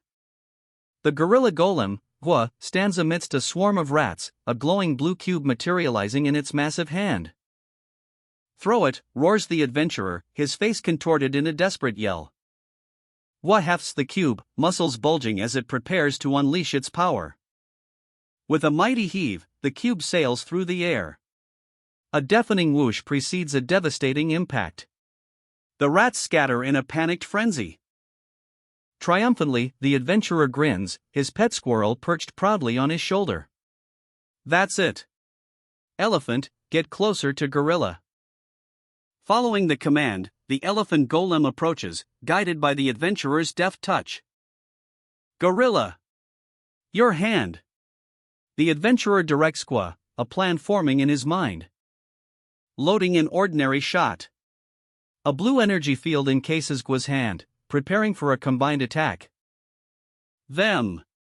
The adventurer points, a confident smirk playing on his lips as the combined might of the golems prepares to strike. With a roar that shakes the very ground, Hua unleashes a devastating blow. The gorilla golem unleashes a devastating blow. A shockwave of raw power erupts. Meanwhile, the adventurer, a grin spreading across his face, prepares for the next phase of his plan. He's got something even better up his sleeve. Riding atop the golem, he directs the colossal beast with practiced ease. The impact of the next attack sends tremors through the very ground itself. Rocks and dust fly everywhere. The adventurer assesses the situation. This is amazing, but... He's already thinking ahead, his eyes gleaming with excitement. I thought of something even better. A new strategy is forming. The elephant golem is called into action. Elephant, since your nose is more dexterous, throw them as well with your nose. The combined assault is a breathtaking spectacle. Explosions rock the landscape. The adventurer smiles, satisfied. It worked. This much is fine. We got a lot of them. A triumphant declaration rings out. It wasn't as hard as I expected. Suddenly, a system message flashes across the screen. The dungeon is resetting. It's the reset already? His eyes widen, a mixture of disbelief and dawning terror. The ground trembles, a monstrous, shadowy beast rises from the earth, accompanied by a horde of vicious rats. The air crackles with chaotic energy. Screeches and squeaks fill the air as the rats attack, their eyes glowing with malevolent intent. But then, as suddenly as it began, the earthquake subsides, the rats scatter, startled by the tremors. He looks at Pakyu, concern etched on his face. Are you afraid as well, Pakyu? He asks, his voice laced with worry. Why is he being like this? Pakyu whimpers, fear evident in its wide eyes. A tiny tremor still shakes its small body. He wasn't this terrified during the last reset. A chilling realization dawns on him. His gaze falls upon a glowing green interface, a map of the dungeon, highlighting a new, ominous path. A new route appears on the map, a dotted line leading towards the unknown. Stage 1 is getting darker.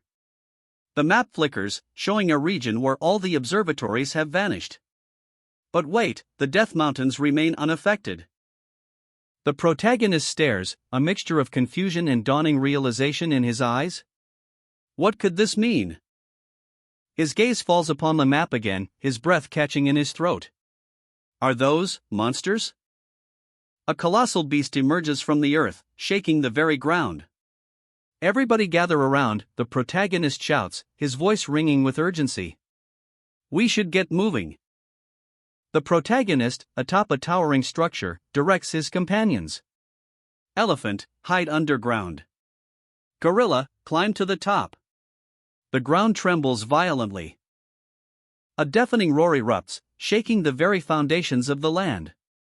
The tremors intensify, dust and debris raining down. And the protagonist realizes with a jolt, this wasn't an earthquake. It's the sound of the monsters returning from the historic ruins. His eyes blaze with determination. I can't miss this chance. The chance to raise his skill level, a feat normally incredibly difficult to achieve. A surge of blue energy envelopes his hand, revealing a significant power boost. Strength of the Horned Boar, level 5. Earth Brick. The roar echoes as Dawon unleashes his power, conjuring glowing cubes of earth. They rise, a makeshift wall against the monstrous threat. A brilliant strategy. He grins, a mischievous glint in his eyes. Throw as many as you want, so that you can't climb up here. This is no mere defense, it's a trap. He focuses, his brow furrowed in concentration, creating a single, massive block. Now, let's create a block that I can carry myself. With a mighty heave, he launches the colossal earth brick. It sails through the air, a projectile of pure earth. A devastating impact. The horde of monstrous rats, swarming below, is caught in the explosion of earth and rock. A squeak of terror pierces the air. Exhausted but triumphant, Dawon slumps against the wall. Ugh! Is it finished? The text reveals a crucial detail. This wasn't just hunting, it was a strategic level up. This prolonged, safe application of strength of the Horned Boar was his chance in a lifetime. Unlike the usual cooldown, this allowed continuous skill use for a significant level increase. A chilling screech cuts through the silence. One rat, larger and more ferocious than the rest, survives the onslaught. Boom! The surviving rat's desperate attack shatters part of the wall. The resulting debris rains down. And more rats emerge from the ruins. Dawon's eyes widen in alarm. The hell is that? Are they planning to climb up as a whole? He's facing a new, terrifying challenge. The monstrous horde presses in, their screeches echoing across the desolate landscape, a relentless tide of teeth and claws closing in on our hero. He grits his teeth, a grim determination etched on his face. I've got to stop their advances, he mutters, his eyes narrowed in focus. A desperate plan forms in his mind, a daring gambit to turn the tide. With a battle cry, he unleashes a devastating attack. Let's make one big attack and escape. The ground trembles, a shockwave erupts as the force of his blow sends the monsters sprawling. He channels his power, activating his skill, the air crackles with energy. A surge of raw power courses through him. Earthlump, he roars, his voice echoing with newfound strength. The earth heaves and cracks, a colossal earthen fist erupts from the ground, obliterating the remaining monsters in a spectacular display of power. Exhausted but triumphant, he breathes heavily. One more time, he whispers, a steely glint in his eyes. From the dust and debris, a new power emerges, the strength of the horned boar skill reaches level 5. His eyes blaze with primal power, a fierce intensity that speaks of the battle to come. Gorilla, the word explodes from his lips, a battle cry echoing the fury within. A monstrous roar erupts, GVO. The ground trembles beneath the force of the beast's power. As a colossal gorilla, muscles bulging, rises to meet him. A massive club is raised high, ready to crush. The impact. A shockwave of energy rips through the air. A whirlwind of destruction unleashed as the hero counters with a devastating blow. The earth cracks under the strain. The force of the collision sends tremors through the very fabric of reality. A maelstrom of energy explodes outward, leaving behind a crater of devastation. The air crackles with residual energy. Silence descends, heavy and profound, a silence broken only by the hero's ragged breath. Then, a gasp of awe. Wow, that was amazing. The sheer power of the attack leaves him breathless. A golden glow envelopes him, a surge of power coursing through his veins. He has mastered the Earthlump skill. A surge of power. The horned boar's strength has increased to level 7. A satisfying result. Mission accomplished. A triumphant declaration rings out across the battlefield. The protagonist surveys the scene, a hint of exhaustion in his posture. And then, a question. An unsettling quiet descends. Where did everyone go? The protagonist's gaze falls upon his tactical display, revealing a chilling truth. The enemy has retreated to the caves, preparing for a counterattack. A tense moment. The protagonist stands alone, facing the potential threat of a massive swarm emerging from the darkness. But his resolve remains unshaken. The decision is made. It's time to dig again. With a burst of speed, the protagonist unleashes the Earthlump skill, master level. A wave of energy erupts, carving a path through the earth. The power is raw, untamed, leaving the protagonist breathless, sweat dripping from his brow. The exertion takes its toll. But the result is astounding. A new passage opens before him, revealing a hidden cavern. Frustration etched on his face, he slams his fist against the unyielding rock. Damn, it's not changing shape no matter what. Isn't dirt supposed to be powdered rock? How stingy. He sighs, his shoulders slumping. A small creature perches on his shoulder, seemingly sharing his weariness. Well, nothing I can do. Let's return to the surface first. The trek back is arduous. A colossal beast blocks their path, its shadow looming large. It'll be hard to take the long way around. We should take the route with the least rats in the way. He strokes his chin, a thoughtful expression crossing his face. Even if I can't dig, I can continue building observatories, but I can't do anything about the underground being blocked. A wave of unease washes over him as he envisions a horde of monstrous rats. But if I come across another pack of rats? The scene shifts to the Death Mountains. A colossal gorilla golem stands ready, a testament to his ingenuity. Looks like I have to make more golems. Since the reset happened, the boss monster should have respawned, right? Gorilla, follow us. A call rings out, sharp and urgent. Wake up, gorilla number 2. With a resounding BAM, a second golem emerges, its eyes glowing ominously. Gwa. Isham, good, reinforcements creation complete. A cocky grin spreads across the protagonist's face as he recounts his clever strategy. I easily managed to get the core while Gorilla was facing the boss monster. He's clearly proud of his cunning. With a grunt, he focuses his energy, a surge of power erupts as his earth golem undergoes a transformation. The golem's form shifts, growing larger and more imposing. Let's go! Strength of the horned, he commands, straining with the effort. The result is a massive upgrade. It definitely got bigger and heavier, he observes, a hint of awe in his voice. The comparison clearly shows the increase in size and density.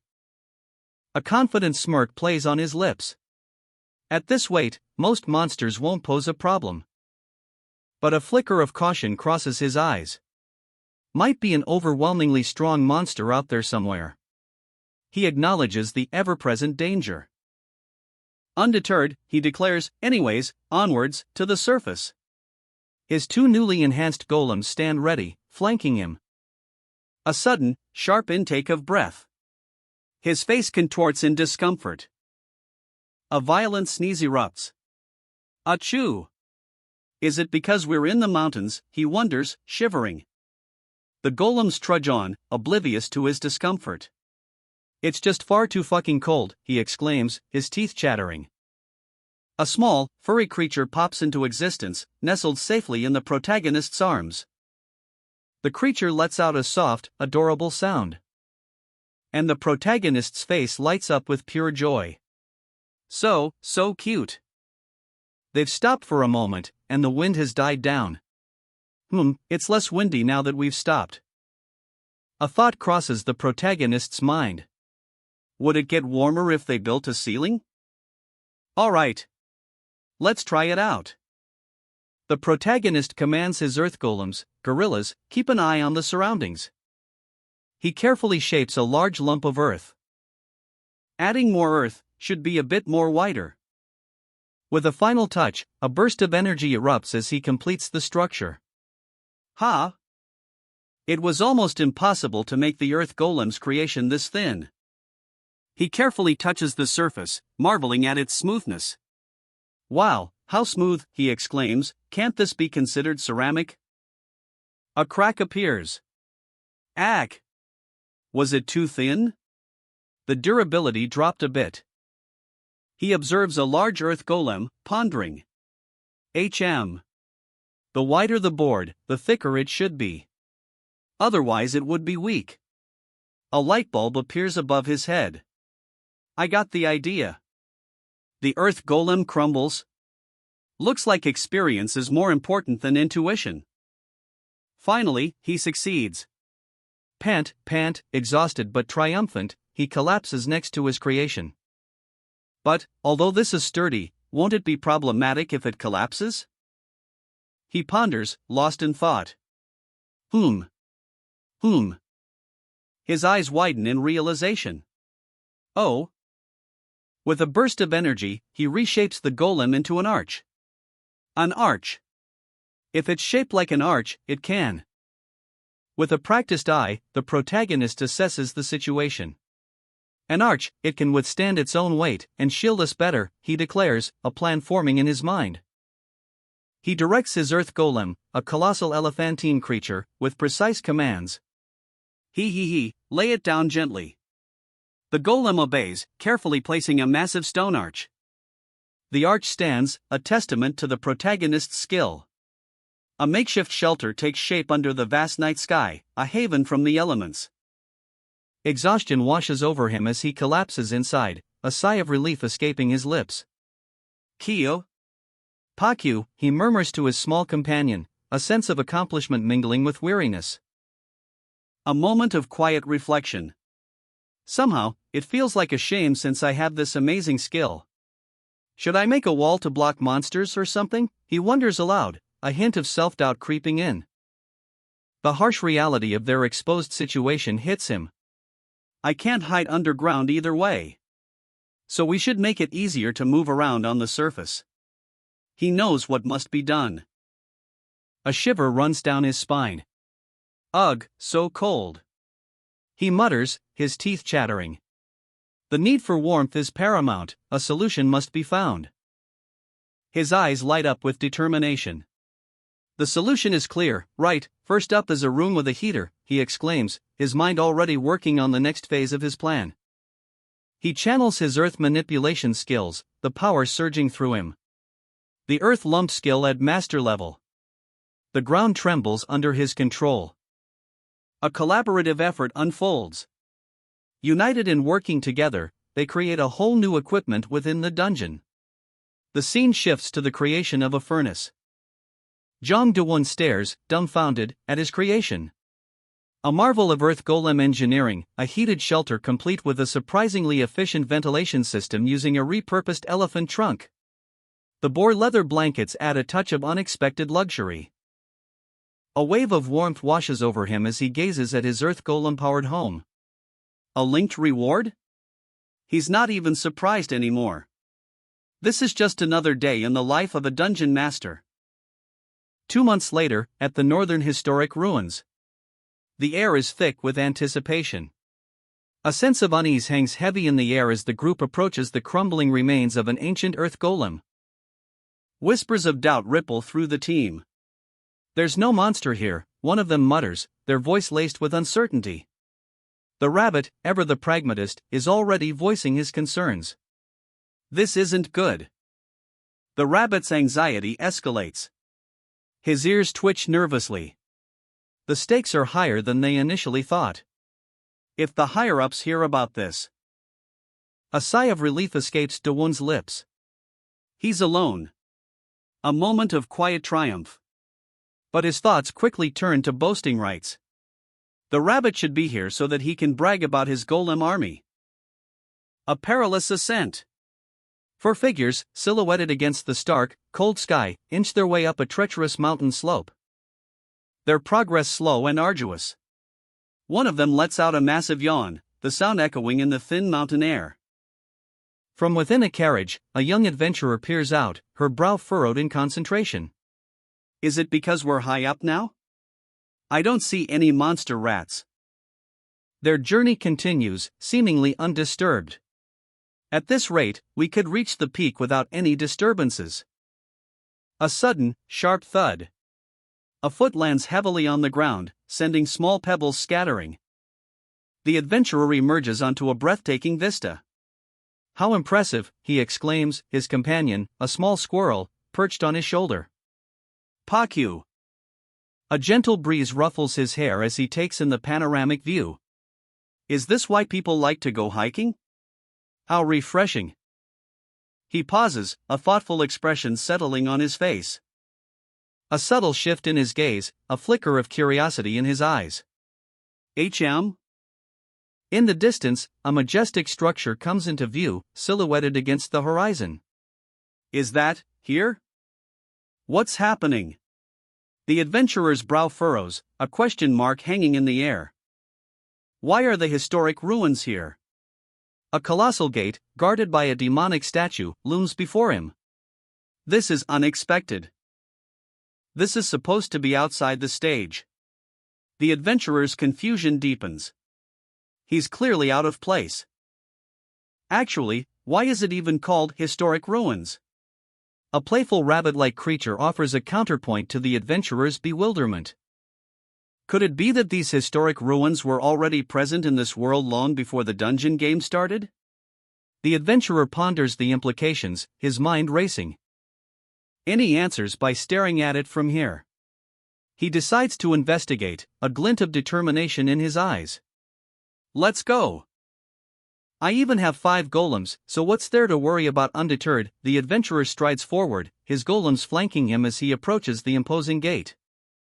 That's something I didn't see at the Northern Historic Ruins. A new detail catches his eye, a massive statue unlike anything he's encountered before. What is this statue? The adventurer is captivated by the imposing figure, its details intricate and mysterious. A colossal, ancient tail, sculpted from a strange, purplish stone, dominates the frame, its unnatural hue hinting at a power beyond comprehension. A young adventurer, his small stuffed animal clutched tightly, peers from behind a crumbling wall. It's well made, he whispers, awestruck by the craftsmanship of the ruins. He cautiously approaches, his eyes wide with wonder, a sense of anticipation hangs heavy in the air. Suddenly, the ground trembles. A deafening crack echoes through the ruins. And from the depths, a monstrous, winged creature bursts forth. Its scales shimmer with an eerie blue light, and it wields a trident of immense power. Terror grips the adventurer as the beast descends, its shadow engulfing him, his eyes widen in stark fear. With a mighty roar, the creature unleashes a devastating blast of energy. The impact sends shockwaves through the very ground, sending the adventurer sprawling. Ugh, the wind, he gasps, struggling to catch his breath amidst the chaos. It wasn't a statue? How is it flying? The monstrous dragon takes flight, its powerful wings beating the air, a terrifying predator, poised to strike. The adventurer's face is contorted in pure, unadulterated terror. "I'm dead," he whispers, resigned to his fate. The air crackles with raw power. A monstrous dragon descends, its shadow engulfing everything. Its roar shaking the very foundations of the city. Below, a desperate cry rings out, "Guys, stop it." Three hulking figures, barely visible against the dragon's might, attempt a desperate defense, but they're hopelessly outmatched. A blinding flash. The dragon unleashes a devastating attack, a searing beam of energy. The impact sends a shockwave that rips through the very fabric of reality. The dragon's fury is unleashed. Its eyes burn with malevolent power as it prepares to strike again. A terrifying close-up reveals the sheer scale of its power, its teeth like jagged blades. One of the defenders is thrown aside like a ragdoll, the dragon's might is overwhelming. But even as it soars, a glimmer of hope appears. A final, desperate stand. A clash of titans. A desperate blow is struck, a desperate attempt to stop the unstoppable. The dragon unleashes a devastating blow. A monstrous claw slams into the earth, sending tremors through the very ground.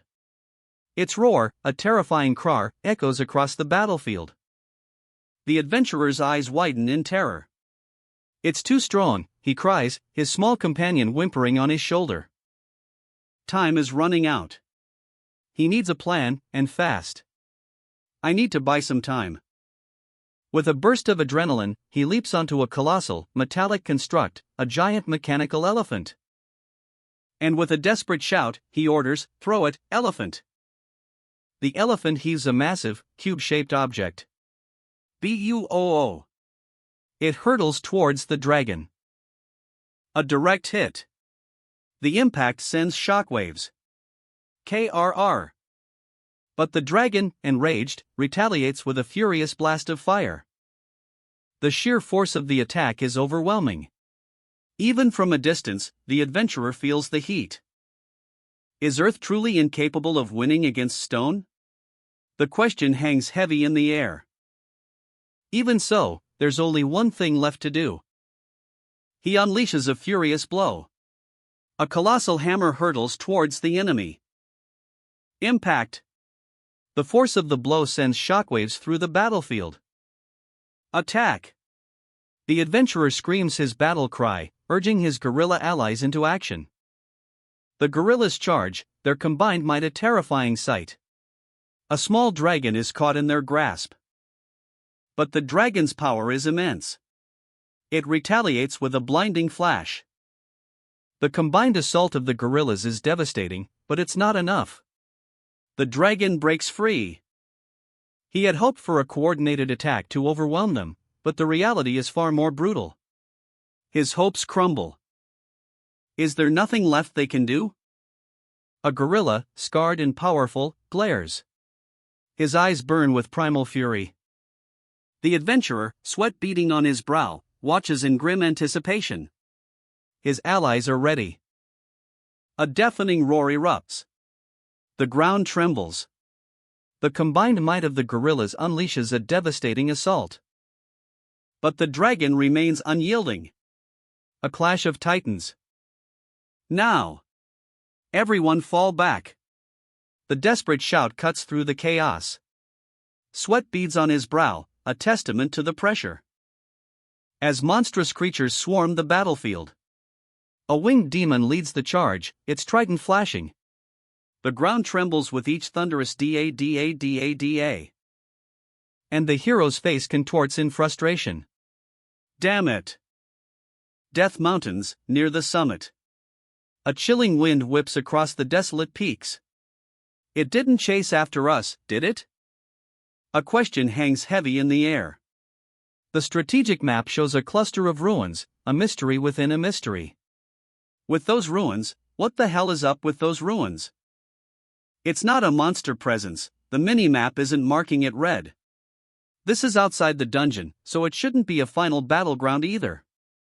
Those historic ruins must be the reason why the rats don't approach this area. A realization dawns. I'm certain that there's some secret behind all this. I have to find out, no matter what. Halfway up the treacherous Death Mountains. A lone figure toils, his hammer ringing against the unforgiving rock. Each swing is a testament to his unwavering resolve. Frustration boils over. His tongue darts out, a telltale sign of his mounting anger. A sudden realization dawns. His eyes widen, reflecting a dawning understanding. This isn't it, he cries out, a desperate plea against the crushing weight of his failure. The whispers of doubt surround him, spectral figures looming large.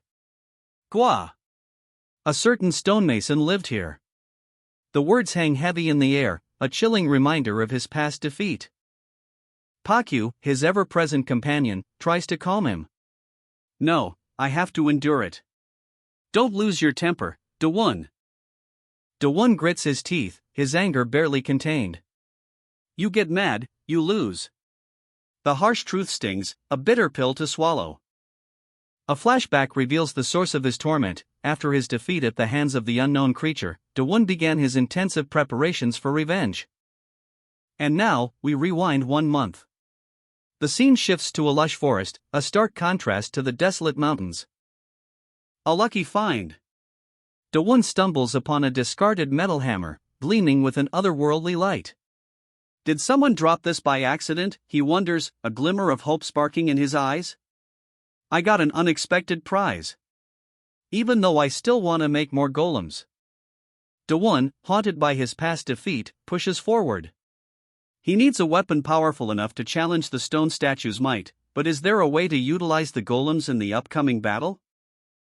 His answer, after careful consideration, is a stroke of genius, to arm the golems. A triumphant grin spreads across Da-won's face. He's found exactly what he needs. This discovery fuels his determination. A sturdy metal hammer. This isn't just any weapon, the material feels strangely familiar. Good, this should be enough to try it out, he thinks, his eyes gleaming with anticipation. His inventory reveals the perfect components, metal skewers. The crafting begins. With a burst of energy and sparks flying, Da-won forges a weapon far exceeding a simple tool. This is more than just a weapon, it's a testament to his skills. His skill in crafting and production shines through as he wields the newly created weapon. A powerful axe is next on his list. He pauses, considering his work. Is it enough? The weight of his past failures presses down on him. But then, a confident smile returns. Doesn't an axe seem feasible, he asks, a glint of determination in his eyes. Da-won, brimming with confidence, surveys his army of golems. He's ready to overcome his past trauma, and these stone behemoths are his first step towards a brighter future. But creating weapons for them is proving to be a monumental task. He, a man with zero experience in stonework, undertakes this Herculean effort. Each swing of his hammer is a testament to his unwavering resolve.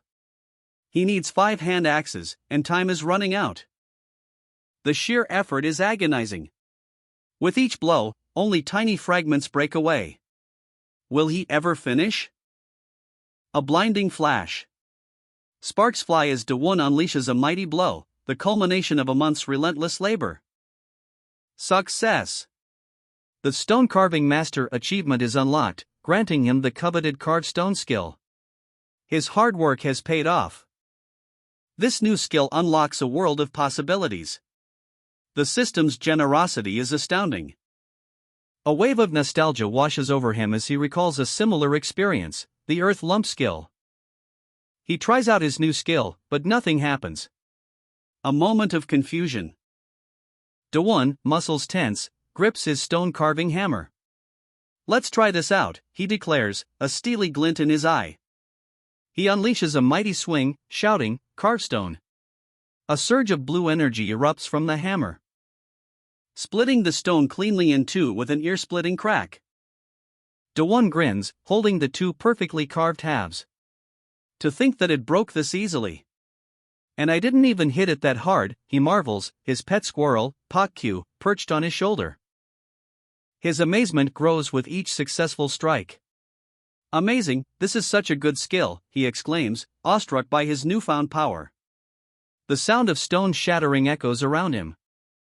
He tests the limits of his skill, his confidence soaring with each clean break. "Good," he shouts, a triumphant roar. Dawon faces a massive boulder, a determined look on his face. "Let's try it out," he says, readying himself for the challenge. He swings his hammer again and again, each blow chipping away at the immense stone. "I didn't manage to break it apart with one swing due to its size, but it should work with more hits." His brow furrows in thought. And if I made hand axes with this skill?" The carved stone skill drastically reduces hand axe fabrication time. A satisfying wham echoes as Dawon expertly shapes the stone, testing his new skill with joyful abandon. He surveys his handiwork, a grin spreading across his face. But Dawon isn't satisfied yet. He needs to understand the skill's limits. A metal skewer and a hefty hammer lie before him. First, he experiments with the skewer, then the hammer. The heavier the tool, the easier the stone breaks. A crucial discovery. With the hammer, he can even control the direction of the break. A precise crack shatters the stone to his right. Dawon ponders. What if he tries without the skewer? A thoughtful expression crosses his face. The result? A messy explosion of stone fragments. Inefficient, but a valuable lesson learned. He tries again, this time focusing his energy, a powerful bang as the hammer connects. And the stone yields to his will, shattering into perfectly sized pieces. A satisfied smirk plays on his lips. Will he push the skill even further? The question hangs in the air. At this stage, the material is less stone and more sand, a challenge for even the most skilled carver. Dawon, eyes narrowed in concentration, wonders if his refined technique will work on such unstable ground. Eyes wide, a young man stares upward, a look of dawning realization on his face. Earth. Lump. His hand reaches out, fingers outstretched towards a glowing blue energy field, a surge of power erupts. Success. His jaw drops in astonishment. It worked. Ha ha ha. He tests the newly created earth brick, striking it with a tool. The material is as hard as stone, it's a perfect recreation. He ponders the implications of his newfound skill. I need to break stones like this, and recreate them. I wonder how much the skill will change once it reaches master level. A simple carving in the ground marks a strategic point. The weight of his decision is palpable. He analyzes the situation, his brow furrowed in concentration. There is only a single enemy, but we'll definitely lose if it's a one-on-one. And since it can fly, it'll be hard to find an environmental advantage in an open field. If it turns into a head-on fight, we stand a chance, but if it escapes to the sky, I'm not so sure. He wrestles with the problem, muttering to himself. What to do? If only there were a way I could easily approach it. ACH it. Fuck it. Since there's no solution, should I just dig a tunnel? I even learned the carved stone skill. He sighs, a wave of self-doubt washing over him. Nah, with my current skill level, it's gonna take over a year. A chilling sight greets the protagonist. The ground is etched with grinning skulls, a grim reminder of past battles. A sudden realization dawns. His eyes widen, a gasp escaping his lips. Why didn't I think of this before? A flashback reveals his original golem design, an elephant, then shifts to the powerful gorilla golem he built. Originally, my golem's design was that of an elephant, but because I needed it, I created a gorilla afterwards. The protagonist's focus sharpens. He needs mobility to fight his flying enemy. What I need right now is the mobility to fight our enemy. I just need to create a golem that has this mobility. With determined hands, he begins to work, small, precise movements, shaping the earth with practiced skill. A small, adorable creature takes shape. Pakyu, the squirrel golem, looks up with wide, curious eyes. Kyo? The protagonist smiles, addressing his creation. Let's go, Pakyu. We have to create your new siblings. Kyo. The monstrous shadow looms overhead, its clawed feet descending, a terrifying presence that fills the sky. A bone-jarring thud as it slams into the ground, the earth trembling beneath its weight. But our hero isn't fazed. He grips his weapon, eyes narrowed in grim determination. A primal roar echoes as the golem roars, a surge of raw power unleashed. The new design is revealed, for centaur golems, ready for action. OOHM, they seem to say in unison. Our hero leaps onto his ostrich golem, hammer raised high. Let's go, he shouts, a battle cry echoing across the battlefield. A triumphant grin spreads across his face. I've successfully created a cavalry. He examines the earth golem's incredible features, marveling at its potential. The features of the master-level earth limb are incredible. A power he can now shape at will, as long as his hand touches it. He sets aside the original golem structures. Ready to insert backup cores if needed. Above, the flying enemy screeches, a menacing asterisk roar. Asterisk. The centaur golems, newly forged, advance as one. Each carries a massive boulder, ready to unleash a devastating barrage. The protagonist, eyes blazing with determination, bellows a command, fire. The boulders hurtle towards their target with earth-shattering force. A monstrous roar echoes as the impact reverberates. The air crackles with energy as the golem's attack connects. A blue dragon, caught in the crossfire, is sent sprawling. The dragon, dazed but not defeated, attempts a desperate counterattack, but it's too late. The combined force of the boulders sends the dragon crashing to the ground in a blinding explosion. The protagonist, watching from atop his centaur golem, grins. Nice one. The dragon, wounded and struggling, tries to recover, but the damage is significant. The protagonist observes keenly, it's taking damage now that we're hitting with stone. Moreover, the dragon's movements are sluggish, its power waning. It raises its trident, a desperate act of defiance. The battle rages. Our hero, a whirlwind of motion, shouts commands, boys, take these. He unleashes a wave of power, sending his centaur golems charging into the fray. The golems, crystalline and powerful, hurtle towards the monstrous dragon. Impact. A shower of sparks erupts as the first blow lands. The dragon, a terrifying behemoth, retaliates with a furious swipe of its trident. But the golems, surprisingly agile, dodge the attack with practiced ease and counter with a barrage of blows. The clash of crystal against scale echoes across the battlefield. Another strike. A massive shard of crystal shatters, sending the dragon reeling. The dragon roars in pain and fury, its eyes blazing with rage. But the relentless assault continues. Our hero, ever vigilant, directs his forces with precision. Number 1, number 4, fall back. Number 2, number 3, follow-up attacks. The golems, operating with deadly efficiency, attack in coordinated pairs. Their movements are a testament to their commander's strategic brilliance. This entire battle was possible because he was controlling high-mobility golems.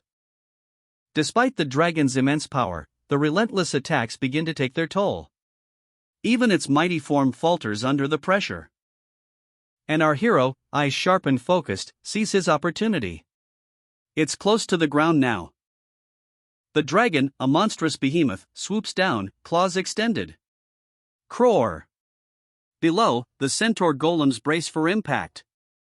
A desperate struggle begins. You must destroy its lower balance first. The protagonist's eyes blaze with determination, a plan forming in his mind. With a roar, the centaur golems charge, pulling with all their might. The ground trembles. A deafening crack echoes as the dragon's legs buckle. Ooh! The dragon crashes to the earth, wings beating wildly in a desperate attempt to regain its footing, but it's too late. The protagonist leaps into action, a calculated move to exploit the dragon's vulnerability. Inventory. Mass release. A blinding flash of light erupts as a devastating wave of energy explodes outwards, shattering the earth around the fallen beast. A blinding flash of energy erupts. The ground shatters, chunks of earth and stone are hurled into the air by the sheer force of the blast. A colossal figure, cloaked in shadow, is revealed, its form barely visible amidst the chaos. A monstrous head emerges from the dust and debris, a reptilian nightmare with glowing eyes, teeth like daggers, and a terrifying roar. The creature lunges, its claws extended, a blur of motion and raw power. But our hero is ready. He leaps, dodging the attack with impossible speed, a whirlwind of motion against the beast's brute strength. The impact. Croar. The ground trembles, the monster recoils, stunned by the unexpected counterattack. A final, desperate blow. Kwang. The creature is sent flying, a shower of sparks and debris marking its trajectory. He grits his teeth, exhaustion etched on his face. Earth brick. A powerful counterattack. The ground explodes in a geyser of earth and rock, the monster is buried alive. The monstrous creature lunges, its claws tearing through the air. A desperate struggle. But our hero is ready. He grits his teeth, a fierce determination etched on his face. He's biting through earth, the thought flashes through his mind. And with a roar, he unleashes his counterattack. Taste this, he shouts, summoning the earth itself to his aid. The ground trembles, a colossal earth-based attack erupts. Kra. The impact sends a shockwave through the battlefield. Kra. KRR. The creature is caught in the maelstrom. And finally, it's defeated. Exhaustion washes over the hero. Work, everyone. He collapses, his body spent, but a triumphant smile plays on his lips. Oh, He slams the massive warhammer down. The earth trembles. A shockwave of blue energy erupts from the impact point. The monstrous creature is caught in the blast, its serpentine body thrown high into the air. A final, desperate claw reaches out. But it's too late. The creature is defeated. The skill-carved stone increases to level 4. With a final, earth-shattering blow, the battle is won. The hero stands, exhausted but triumphant. A triumphant grin spreads across the hero's face. We did it, he exclaims, the echoes of victory still ringing in the air. Meanwhile, a terrified rabbit twitches its nose, eyes wide with fear. Sweat beads on its brow. A large, shadowy figure looms, its feet padding softly on the stone floor. The air crackles with anticipation. A gruff voice cuts through the silence. Hey, Mr. Rabbit. How have you been? A baboon in a top hat appears, his eyes gleaming with barely concealed malice. Welcome, Sir Baboon, stammers the rabbit, clearly intimidated. The baboon scoffs. Why is this ugly bastard here? A diagram reveals a hierarchy among the dungeon guides. Stage 1 guides manage 1 dungeon, Stage 2 guides manage 2. The baboon, overseeing 2 dungeons, holds a higher rank than the unnamed rabbit. The baboon's superior status is emphasized, he's a named guide, unlike the lowly rabbit. The baboon's gaze hardens. Brat! Are you properly doing your work these days? The rabbit, dressed in a magician's outfit, nervously assures his superior, yes sir. I'm working diligently as per usual. But the baboon isn't convinced. He raises an eyebrow, skepticism etched on his face. Is that so? Are you sure? Recently, he's noticed something strange. An unusual number of survivors have been appearing in his territory. The rabbit's excuse? He's been lazing around. The baboon's response? A condescending chuckle. The baboon's gaze sharpens, suspicion growing. He presses the rabbit. Why don't you stop lying now? The rabbit's facade crumbles. Panic. A desperate squeak escapes his lips. As the hero, having just defeated a monstrous gargoyle, casually decides to store the leftover bricks in his inventory. A moment of calm amidst the chaos. A notification pops up. The carved stone skill has leveled up to level 4. The hero reflects on the battle. Well, it's understandable. It was one incredible foe. The defeated gargoyle lies broken on the ground, a testament to the hero's strength. Even without a core, it was a formidable opponent. But the hero's journey isn't over. He prepares for more challenges, his carved stone skill now significantly enhanced. Carved stone. The dust settles after an epic clash. A gargoyle lies shattered, its stone body reduced to rubble. Hero surveys the scene, a thoughtful expression on his face. He levels up his carved stone skill. A grand, imposing structure looms before him. The world's end, Rabbit had called it. Hero's brow furrows, he remembers Rabbit's words, a seed of doubt planted. Ancient ruins, shrouded in mystery. The entrance beckons, promising secrets untold. Will this place hold more challenges? He approaches the entrance, his trusty companion, Rabbit, by his side. A sense of anticipation hangs heavy in the air. Let's head inside, he mutters, his voice barely a whisper. A centaur emerges from the ruins, a majestic figure against the desolate landscape, a silent observer, or a harbinger of something more? Meanwhile, deeper within the ruins, Rabbit lags behind, his usual energy replaced by a nervous fidgeting. His companions call out to him, their voices echoing through the stone halls. The pace quickens, a sharp rebuke cuts through the air. You're falling behind. Stay in formation. Rabbit shrinks under the reprimand. A look of dawning horror crosses Hero's face. What is this? He gasps, his voice laced with disbelief and fear. The question hangs in the air, heavy with unspoken accusations. Lying? Baboon's voice is low, dangerous. The truth is about to be revealed. Rabbit's facade crumbles, a nervous chuckle gives way to a desperate plea. Baboon's laughter echoes, cold and cruel. The deception is uncovered.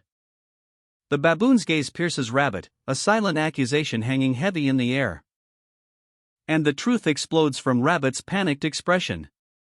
Shit, the cat's out of the bag, he squeaks, his voice laced with terror. His mistake, a glitch in the system, has been exposed. Hero, ever vigilant, unleashes a wave of purifying energy. Purify, he commands, his hand glowing with celestial power.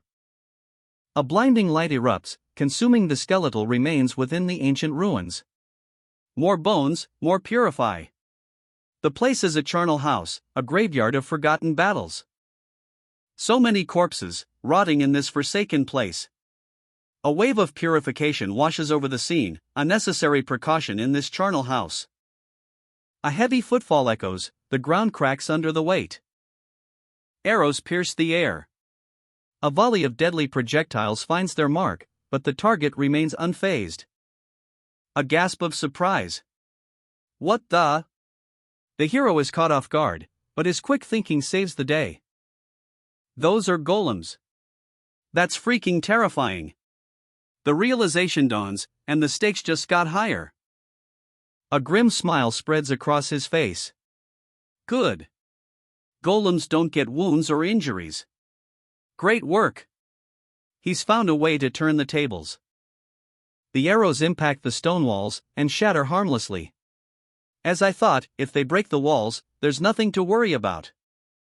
A snapped arrow lies broken on the ground, a testament to the hero's clever strategy.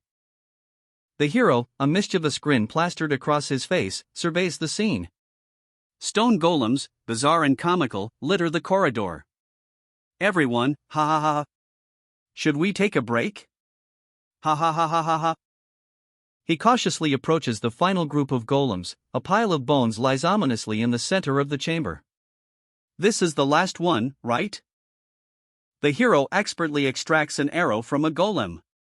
Arrow extraction complete. He examines the arrow closely.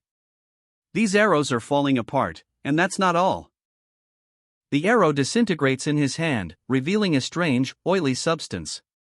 Hard, solid oil, and some suspicious magic circles didn't activate due to moss. Just how long? More arrows fall apart as he moves, revealing the age of this forgotten place.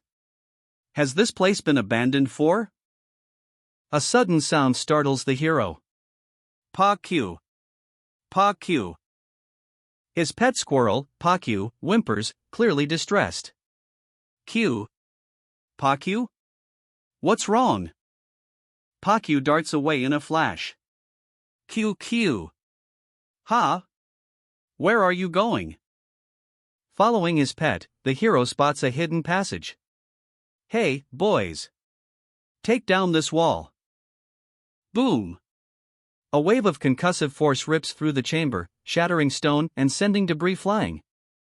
The very air crackles with the raw power of the impact, leaving our hero dazed but unharmed amidst the chaos. He's breathing heavily, relief washing over him as he takes in the scene. Whoa! I'm so glad they're not my enemies. His eyes widen, a mixture of awe and disbelief etched on his face. As a tiny, adorable squirrel scampers into view, chirping excitedly, Q Kaya. The hero and his new companion stand before a colossal, imposing door. What a big door! Is this a boss room? How did you even find this? He wonders, his voice a mix of excitement and apprehension. His hand glows with arcane energy as he assesses the situation. I feel like the boss monster should be dead by now. Well, anyways. Strength of the horned boar. He's sweating, anticipation building as he prepares for whatever lies ahead. And then, the door creaks open, revealing a breathtaking sight, the skeletal remains of a colossal dragon, filling the vast chamber. Whoa! The squirrel's eyes light up with adoration as it gazes upon the dragon bones. Q Kaya. Nope, you can't. It's dangerous. A warning, sharp and clear, hangs in the air. The speaker, a young man, cradles a small, furry creature, his brow furrowed with concern. He wasn't looking at the door, but at the bones. A chilling realization dawns. His words echo the unspoken dread, we don't know what might happen, so everyone, get in. The group, a small band of adventurers, hurries to obey. The air crackles with anticipation. A giant dragon skeleton dominates the vast chamber, casting long, skeletal shadows. Stay still, Pa Q. We might have to run away in the worst-case scenario. The young man approaches the colossal remains, his eyes wide with awe. Up close, the scale of the skeleton is even more breathtaking. It looks even more impressive up near. A curious glint catches his eye. A stone tomb, ornately carved, sits before him. What secrets does it hold? What's this? Some tomb? Ancient symbols cover its surface, a cryptic message etched in time. The young man leans closer, deciphering the strange script. Things written on it. What does it mean? He traces the lines with a finger, his concentration intense. A sudden flash of light erupts from the tomb. A blinding radiance engulfs him. The power is immense, overwhelming. Bang! He recoils, shielding his eyes from the intense light. The air crackles with energy. Ack! My eyes! The tomb explodes in a shower of sparks and light, revealing a hidden mechanism. Is this a trap? The young man is thrown back by the force of the explosion. The air crackles with arcane energy, a golden light engulfs the hero. Revealing an ornate message, welcome, O qualified one. The hero, eyes wide with disbelief, grips his tools, a surge of power courses through him. He demands answers, his voice echoing in the cavernous space, Who are you? A booming voice responds, "I am the manager of the Dragon Shrine." The hero's jaw drops. Dragon Shrine? Manager? He stares at the massive skeleton before him. The truth revealed, this is the tomb of Lord Erthea, the life dragon, currently in a state of hibernation. But it's not a true slumber. Erthea lost his life force in a great war. The manager, still processing his master's fate, shows a moment of grief, but quickly snaps back to his usual demeanor. Don't make that face. He truly hasn't died yet. Lord Erthea's life force is critically low, revival is impossible for now. Others have failed to revive Erthea for the same reason, but you, the hero, are different. A question arises, what makes you so special? The answer is revealed, you've overcome all the dragon trials. The trials flash before your eyes, a testament to your strength and resilience. Your accomplishment earns the deepest respect, you've conquered the gates of strength, courage, and wisdom. Anticipation builds, a reward is coming. The moment of truth arrives, you will inherit the Dragon Shrine. Overwhelmed with joy, but then, confusion sets in. A colossal, ancient structure looms before us, its weathered stones whispering tales of forgotten ages. Inside, a colossal dragon skeleton dominates the space, a silent testament to power long past. What's the advantage for me to inherit this place, he asks, a hint of skepticism in his voice. As the owner of the shrine, you will obtain sublime happiness. The words hang in the air, a stark contrast to the protagonist's weary expression. Goodness, aren't you just asking for unpaid labor, he scoffs, his skepticism growing. His eyes narrow, a flicker of defiance in their depths. I will soon die, a voice whispers, revealing a hidden truth. He's not just weary, he's fighting a losing battle against death itself. A golden glow emanates from an ancient artifact, a beacon of unnatural life. Due to my soul being the only thing remaining, I have been escaping death, but I can feel this forced life come to an end. The weight of his mortality presses down on him. He sighs, a sound of resignation. I understand your situation, but I don't plan on staying stuck in a place like this. His resolve hardens. A defiant grin spreads across his face. I may look like I'm fooling around, but I'm actually a busy person. He's not here to play games. For what reason are you abandoning this glorious job? The question hangs in the air, unanswered, for now. His laughter rings out, bright and confident. That's obviously to find my companion. Home. That's the goal. A simple word, yet it holds the weight of a world for our weary protagonist. He endured unimaginable hardship, burying the pain deep within, but the scars remain, a constant reminder of his journey. A tempting offer, inherit the Dragon Shrine, gain immense power, but is it the path to his true home? His brow furrows, a flicker of doubt in his eyes. What exactly is the dragon's authority? A glimpse of immense power, a force capable of shattering worlds, the key to achieving his goal? He turns his back on the shrine, a decision made. The install gate ability, a new power, yet to be understood. Defeated, exhausted, yet resolute, he lies on the cold stone floor. The journey home is far from over. A new title appears, a testament to his resilience, master of the historic ruins.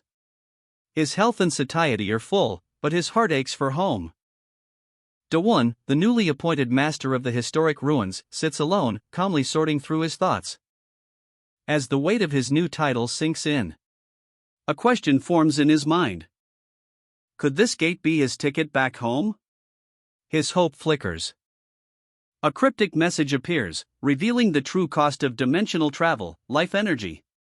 The further the destination, the greater the price. And Dawon is left wondering, what is life energy? The answer comes swiftly, it's an offering. A chilling image of a deer silhouetted against a swirling vortex of energy appears. To gather this energy, one must make a sacrifice. Both living creatures and inanimate objects possess this vital force. Dawon realizes the implications, that tombstone isn't just a tombstone, it's an altar. A test of faith. and a piece of smoked boar leg meat is presented as the perfect offering. Will it work? With a gulp, Dawon places the meat on the altar. A surge of energy erupts. A wave of energy erupts. Dawon's subspace magic surprises someone. And a mysterious appraisal begins. Dawon's brow furrows in thought, a golden light envelopes him. Suddenly, a status window appears. It's a mark from the Dragon of Death, identifying him as an offering. The Dragon of Death's mark is a grim reminder, but Dawon's expression shifts to one of understanding. His appearance remains unchanged. A chilling realization dawns on him. The offering's mark is gone. But Dawon wonders about the others. He accepted the title of Master of the Ruins, hoping to erase the mark, but new skills appear. Install Trap, Level 1, and Install Gate, Level 1, are unlocked. Both consume life energy. And finally, the Reset skill. It restores things to their initial state, also consuming life energy. A halo of golden light appears above Dawon's hand, a sign of something extraordinary about to happen. He focuses intently, a quiet determination etched on his face, confirming the nature of the power he wields. Dawon's eyes blaze with ambition. Whether it be the dungeon or the ruins, the dragon of life or the dragon of death, I'll use them all for my own benefit. His strategy is clear. He'll make an offering to the Dragon of Death, a sacrifice to gain power. A request is made, a subtle shift in his expression hints at the true cost of his ambition. Suddenly, a small creature appears, munching on something, a shocking interruption to Dawon's plans. In a grand hall, a tense standoff unfolds. A rabbit in formal wear faces a baboon in his suit, a silent confrontation filled with unspoken power. The rabbit's face is a mask of shock and disbelief. The weight of unexpected consequences settles upon him.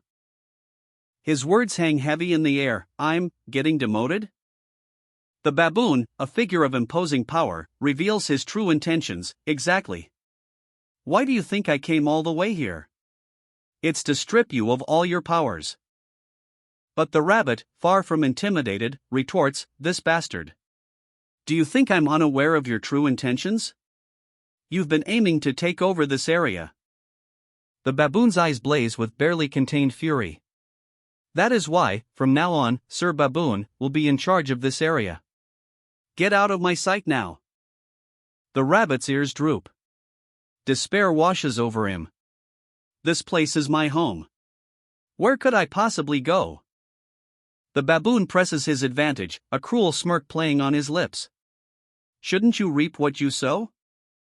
The rabbit, cornered, can only offer a weak, yes? The baboon's orders are chillingly precise. You need to capture the outcast that lurked outside the stage and bring him to me. A chilling question hangs in the air. What will you do with him? The baboon's response is brutal. Errors and bugs need to be erased. I will kill him after casting the marking magic again. The baboon lunges, a blur of motion. The impact is deafening. Either way, this is your very last mission. Alpha negotiates his departure. Then, when I decide to return home once and for all, will you obediently let me go? The entity's response is swift and clear. Without a doubt. You will simply need to find a successor and pass down the shrine. Alpha considers his options. Then can I leave to find a successor now? There's no one here anyway. But, duty calls.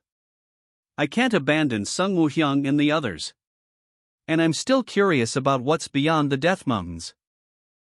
The next day, Alpha embarks on a journey into the treacherous Death Mountains. A vast, desolate landscape unfolds before him. A watchful eye follows his every move. That human, how far did he go? The observer, a mysterious figure, tracks Alpha's progress across the barren peaks. Looks like he's over there. He leaves deep footprints wherever he goes, doesn't he? Back at the shrine, a massive amount of meat is prepared. A ritualistic offering is consumed by a brilliant, golden light. The energy surges outwards, leaving Alpha awestruck. Is it possible with the life energy of all these offerings? A blinding flash of golden light erupts. A colossal gate, shimmering with arcane energy, materializes before him, leaving our protagonist sprawled on the ground. He rises, eyes wide with a mixture of awe and confusion. Is this it? Where does this lead to now? A voice echoes, explaining the gate's limitations. You can't go anywhere with it in this state. You need to create at least 2 gates to be able to travel between them. His brow furrows in thought. What? Wait, that doesn't mean that I have to set one in front of my house? Then what's the point of the gate?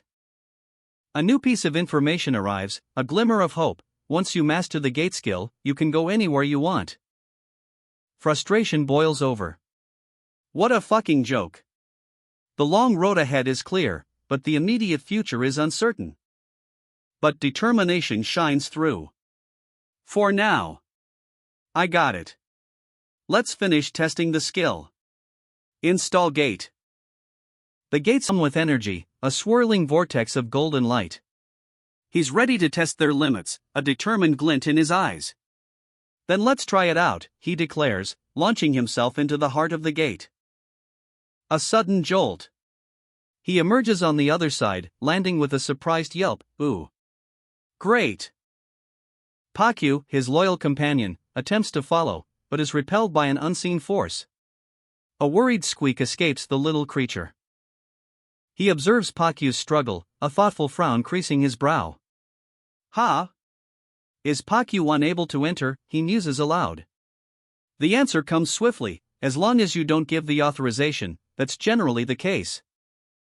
With a decisive nod, he grants Pakyu access. Really? Then I authorize Pakyu to use the gates. The little creature bursts through, a triumphant squeak echoing in the chamber. A moment of quiet contemplation. A thoughtful question hangs in the air, is it something to be happy about? His mind races, considering the implications. Would it work for the world's golems? To use the gates. The answer, though costly, is a resounding yes. Although a lot of magic power is consumed, it is possible. That's amazing. A strategic thought strikes him. Summon golem, I see. But wouldn't it be better for you to just escape using the gate when in danger? He acknowledges the merit of this alternative. That's not so bad in its own way either. A moment of relaxation. HMMMPH. I'm so stiff. He stretches, feeling the tension leave his body. Let's head outside for a bit, Alpha. The protagonist, accompanied by Pakyu, stands at the precipice of something extraordinary. A breathtaking vista unfolds before them. His jaw drops in awe. It's like a sea of clouds, he marvels, the sheer scale of the cloudscape taking his breath away. Pakyu agrees, whispering, indeed, it is beautiful. But the protagonist's wonder is short-lived. A flicker of determination crosses his face. I do not care about what's outside the shrine, he declares, his resolve hardening. Pakyu, ever the loyal companion, simply sighs, geez, I get it. The protagonist's focus is unwavering. He's seen this before, this feeling of being on the edge of the world. He's different. His gaze sharpens, a plan forming in his mind. He needs to see what lies beyond, to understand the true nature of this world. To see what they want to see is human nature, he declares, his voice ringing with conviction. With a surge of power, he commands, build observatory, and a colossal structure erupts from the ground below, a testament to his newfound abilities. Pakyu cheers, yay, delighted by the spectacle. The protagonist activates his mini-map, instructing it to display the topography. Gray for rocks, brown for dirt, green for trees, he explains, meticulously setting the parameters. The map reveals a vast, unexplored landscape. I see, it appears that there's a forest down there, he observes, pointing to a dense green area on the minimap.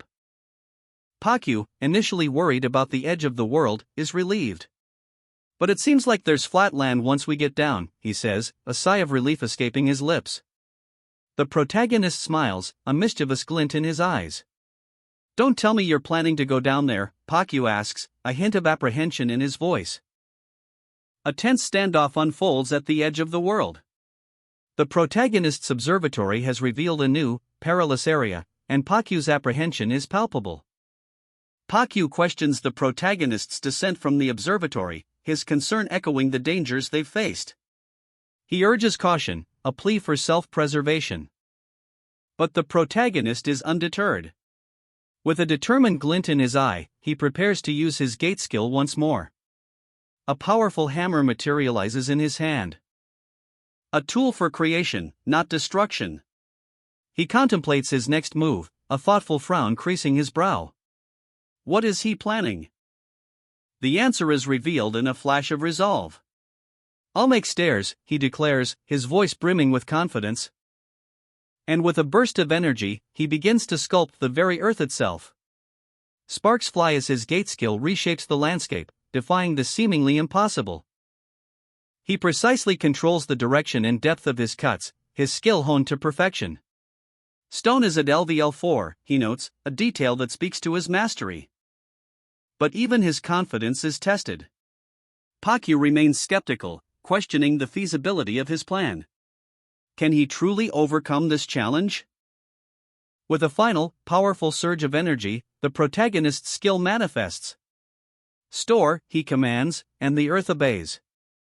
A perfect staircase materializes from the raw earth, a testament to his incredible power. "Success," he exclaims, a triumphant grin spreading across his face. A confident grin spreads across the protagonist's face. "Right? Although it'll take some time," he explains, his eyes gleaming with determination. The text box adds, "If you use this method, you might actually manage to get down." With a triumphant yell of "Let's do this," he raises his makeshift tools high above his head, ready to begin. The scene shifts. Pakyu and others stand in a mysterious, rocky landscape, the air thick with uncertainty. A sense of unease hangs heavy in the air. Pakyu's eyes widen in alarm. "Where are we?" she asks, her voice laced with fear. Her companion looks equally bewildered. A close-up on Pakyu's face reveals her terror. "Scary." Pakyu clutches her chest, fear etched on her face. "Mr. Sungwoo, haven't we?" Sungwoo's expression is serious. He acknowledges her fear, stating, "I do worry about what kind of strong foes there'll be since the stage has changed." A flashback shows a past battle, highlighting their team's strength. The narration continues, "But I believe in our team that has defeated countless opponents. We've truly become stronger." Sungwoo's resolve hardens. "Wherever we are, we can do this." A surge of blue energy surrounds Sungwoo as he activates a new skill, Indomitable Will, Master. The skill description appears: "No matter the situation, you will not lose your morale. Even when injured, your health falls slowly." He declares with unwavering confidence, "We will definitely survive." Sungwoo's reassuring words, warm and gentle yet filled with unwavering conviction, calmed the unease that had settled over his companions. Pakyu, her eyes wide with a mixture of apprehension and trust, voices a practical question: "Mr. Sungwoo, should we plant the potatoes in this dungeon area?" Sungwoo's response is immediate and decisive: "We should." But as they survey their surroundings, a familiar landscape catches Sungwoo's eye. That mountain, it looks strangely familiar. A sudden, unsettling realization dawns on him. Where did I see it before? A golden glow erupts from a mysterious artifact, revealing a cryptic message: "Welcome to Stage 4." The sheer scale of the dungeon is breathtaking. Towering peaks pierce the sky, a stark contrast to the previous stage. Leaving the team exhausted. "Phew, should we rest for a bit?" the protagonist asks, wiping sweat from his brow. The sheer verticality of the dungeon is daunting. It's on a whole new level compared to digging on flatland. "So thrilling," he comments, his voice laced with a mix of awe and exhaustion. "Side road? No way." The protagonist is installing a gate. A surge of golden energy erupts, a shimmering portal opens before him. "What an excellent idea," a voice booms, as I expected of the one who cleared the gate of wisdom. But wait, a problem arises. Pakyu's eyes widen in alarm. "Ah, the life energy, there's no altar for the offerings." Fear not, young adventurer. A reassuring voice cuts through the tension. Do not worry about that. You are connected to the altar. You can present an offering wherever you are. Intrigued, the protagonist asks, How do I do that? The answer is surprisingly simple and delicious. You just need to eat it. A juicy drumstick appears. He devours it with gusto. His satiety meter fills rapidly, reaching 100%. Once your satiety has reached 100%, the rest of the consumption is converted into an offering. Is that all there is to it? The protagonist looks at a piece of bacon, a mischievous glint in his eyes. I just need to eat like this? He gobbles down the bacon, a satisfying crunch. A satisfying thing to do. Indeed, he looks more than satisfied. You look more than satisfied right now, though. The protagonist grins, a mischievous glint in his eyes. You're not wrong. He reaches out, a confident smile spreading across his face. Now then, connect gate. So far, the journey has been long and arduous. And so high, the stakes are impossibly high. Hiking is shit. The guide's frustration boils over. It's cold and I'm hungry. I'm tired. His complaints are a litany of exhaustion. How long has it been since my last salary? The guide's financial woes add to his misery. His salary? The single right to kill, given at the beginning of every game. The life energy that was gained with the use of the right to kill would go to the guide. Either way, this is all that bug's fault. Ha! A sudden movement catches his eye. Screech! A terrifying shriek pierces the silence. What? Can it see me? Terror grips the guide as he realizes he's been spotted. That scared me. I thought that it saw me for a second there. The guide's fear is palpable as he narrowly avoids detection. It's still acceptable right now, but if I lose more strength they might see me as food. A chilling realization dawns on him. The demoted guide's health plummets. A sharp pain shoots through him, a sudden, debilitating blow. He's thrown back, a whirlwind of dust and disorientation. Whack! Panic sets in. Shit. Did I lose my flight skill? The rabbit's eyes widen in terror. A chilling realization dawns. Screech! The sound of many tiny claws scrabbling on stone. He's surrounded. Hundreds of rats, a seething mass of teeth and claws, closing in. Lose more than just his ability. The fear in his eyes is palpable. A desperate escape. Kaya Hawk. He launches himself forward, a blur of white fur against the dark landscape. Go away. Don't follow me. His voice cracks with fear, a desperate plea against the relentless pursuit. He needs to hide. I need to hide. The terror is etched onto his face, a mask of pure desperation. The ground trembles, a colossal structure crashes down, sending shockwaves through the earth. A desperate scramble. The demoted guide, wings tattered, plummets from the sky. Thud. He slams into the ground, the impact jarring him to his core. A horde of rats emerges from the shadows. Panic grips the rabbit. Damn it, I don't care anymore, he cries, adrenaline surging through his veins as he sprints up the stairs. But the rats are relentless, they're chittering a symphony of impending doom. Why did he build these so tall? He's cornered, his back against the wall, a desperate gamble. These rude fucking rats. A blinding flash of light erupts as he unleashes a hidden power, a desperate counterattack. The rats swarm, their claws extended, a brutal clash of wills. He's battered, bruised, but defiant. I may look weak, he snarls, a spark of determination in his eyes. But I was stage one's guide. A surge of power, a desperate last stand. The demoted guide, a rabbit in a top hat, stands defiant amidst a chaotic battle against a monstrous horde of rats. His fighting skills, honed despite his demotion, are on full display. But the cost is clear. His health and satiety are critically low, a mere 1% remaining. The strain is visible. Exhaustion etched on his face, the rabbit gasps, "Am I going to die here facing these weaklings?" The battle reaches its peak. A mountain of defeated rats lies before him, a testament to his cunning strategy, but the victory is Pyrrhic. His strength failing, the rabbit collapses, whispering, "Even I can't fight any longer." A fresh wave of rats, eyes blazing with hunger, charges.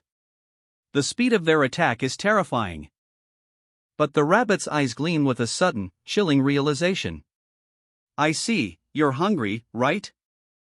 With a wicked grin, he declares, "All right, you fuckers."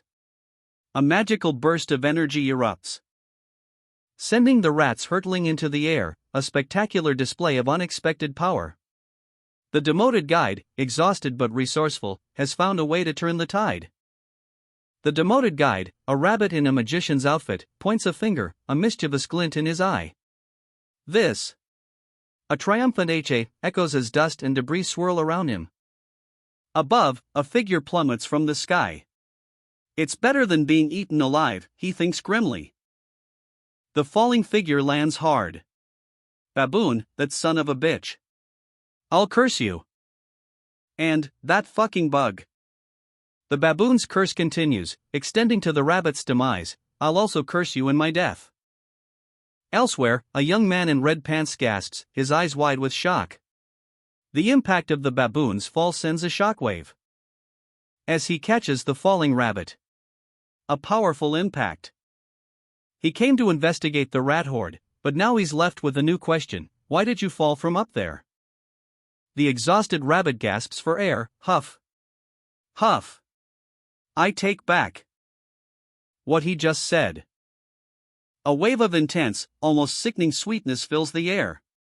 Ugh, what is this smell? This otherworldly fragrance. Just what is it? The demoted guide, still recovering from his fall, lands with a soft thump. He finds himself within the Dragon Shrine, a crumbling temple emanating an ancient power. A broken doorway reveals a dark, mysterious interior. A basket of golden brown, glistening fries sits before him, emitting a mouth-watering aroma. This delectable smell is almost too much to bear. Is this food seducing him to eat it? The young man in red appears, enraged. "Who are you to lick these potato fries that I made with extra effort? This fucking bug." The young man's face is etched with disbelief. "Then, I wasn't dreaming back then?" The demoted guide, overwhelmed by hunger and exhaustion, cries out, "Geez, I don't care. I don't care anymore."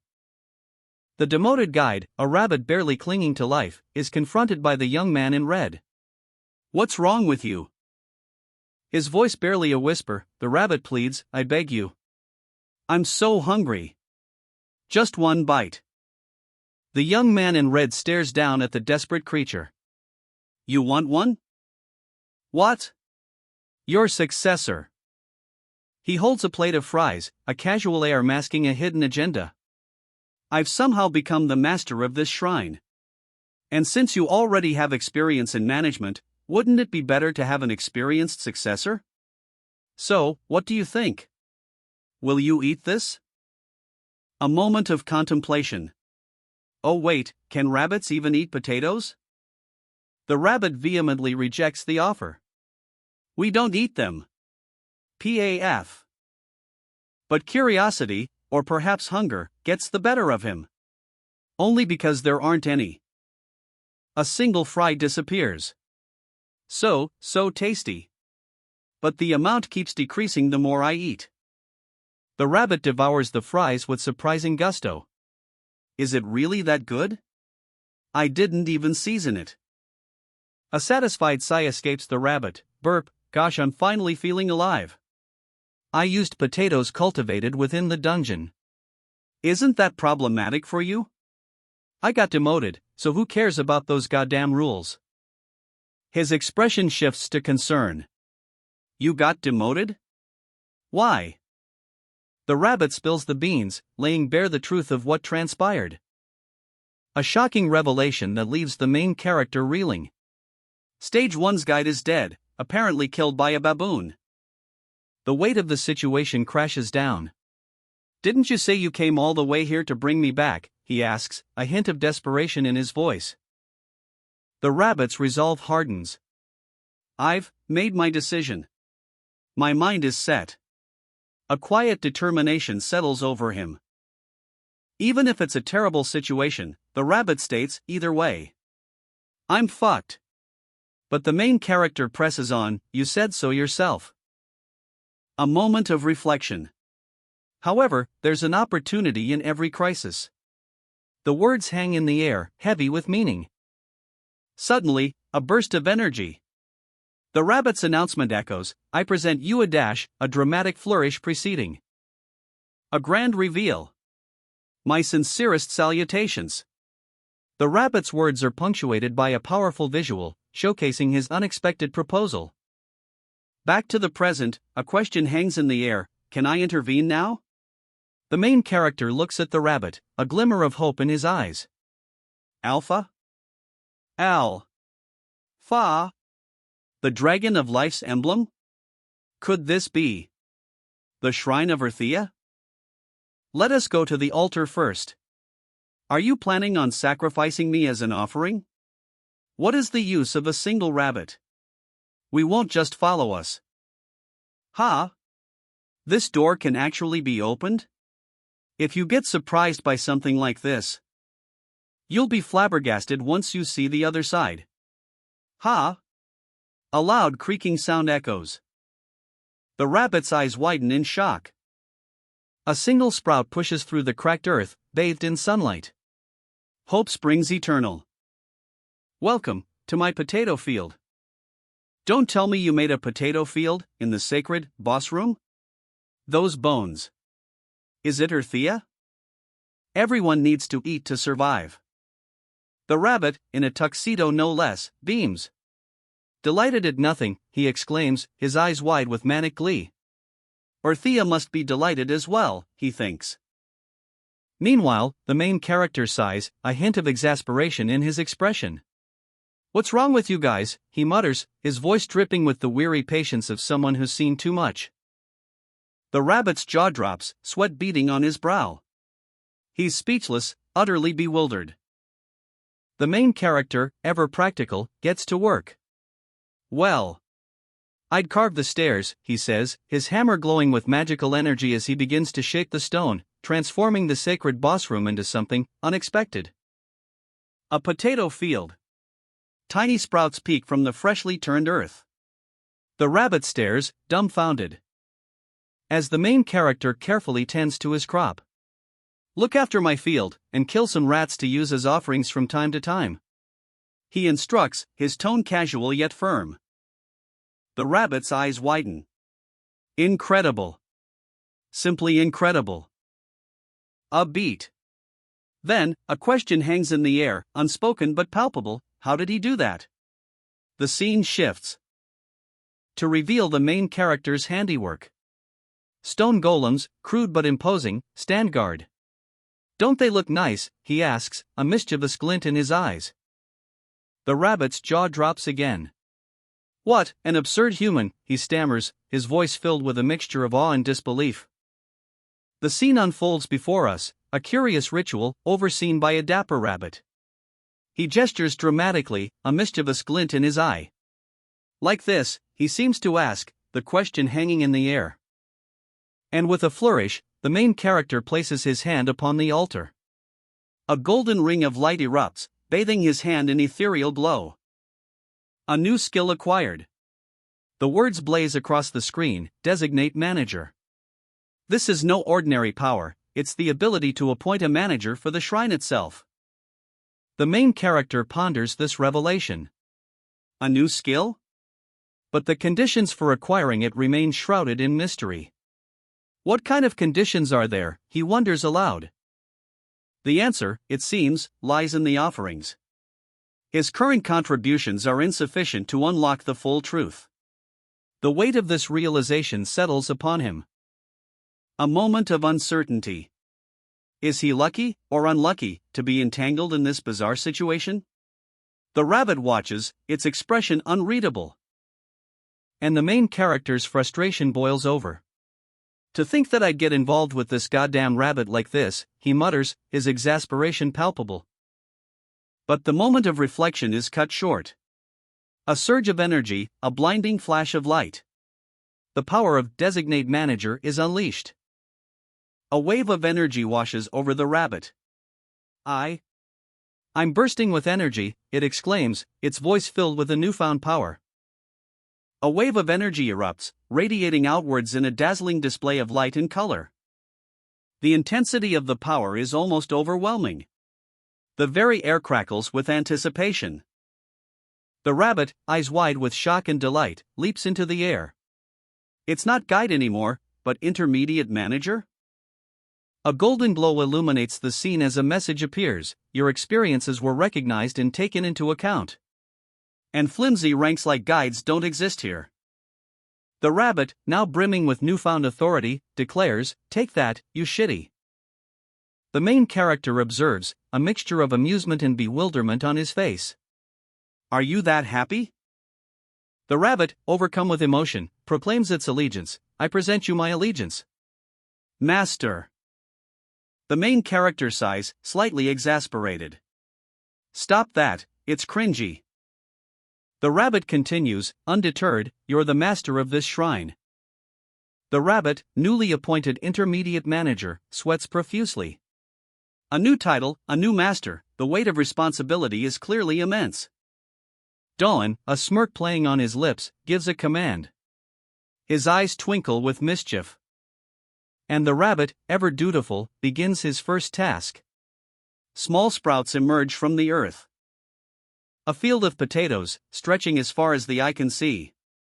The scale of the task dawns on the poor rabbit. His face crumples. The sheer volume of potatoes is overwhelming.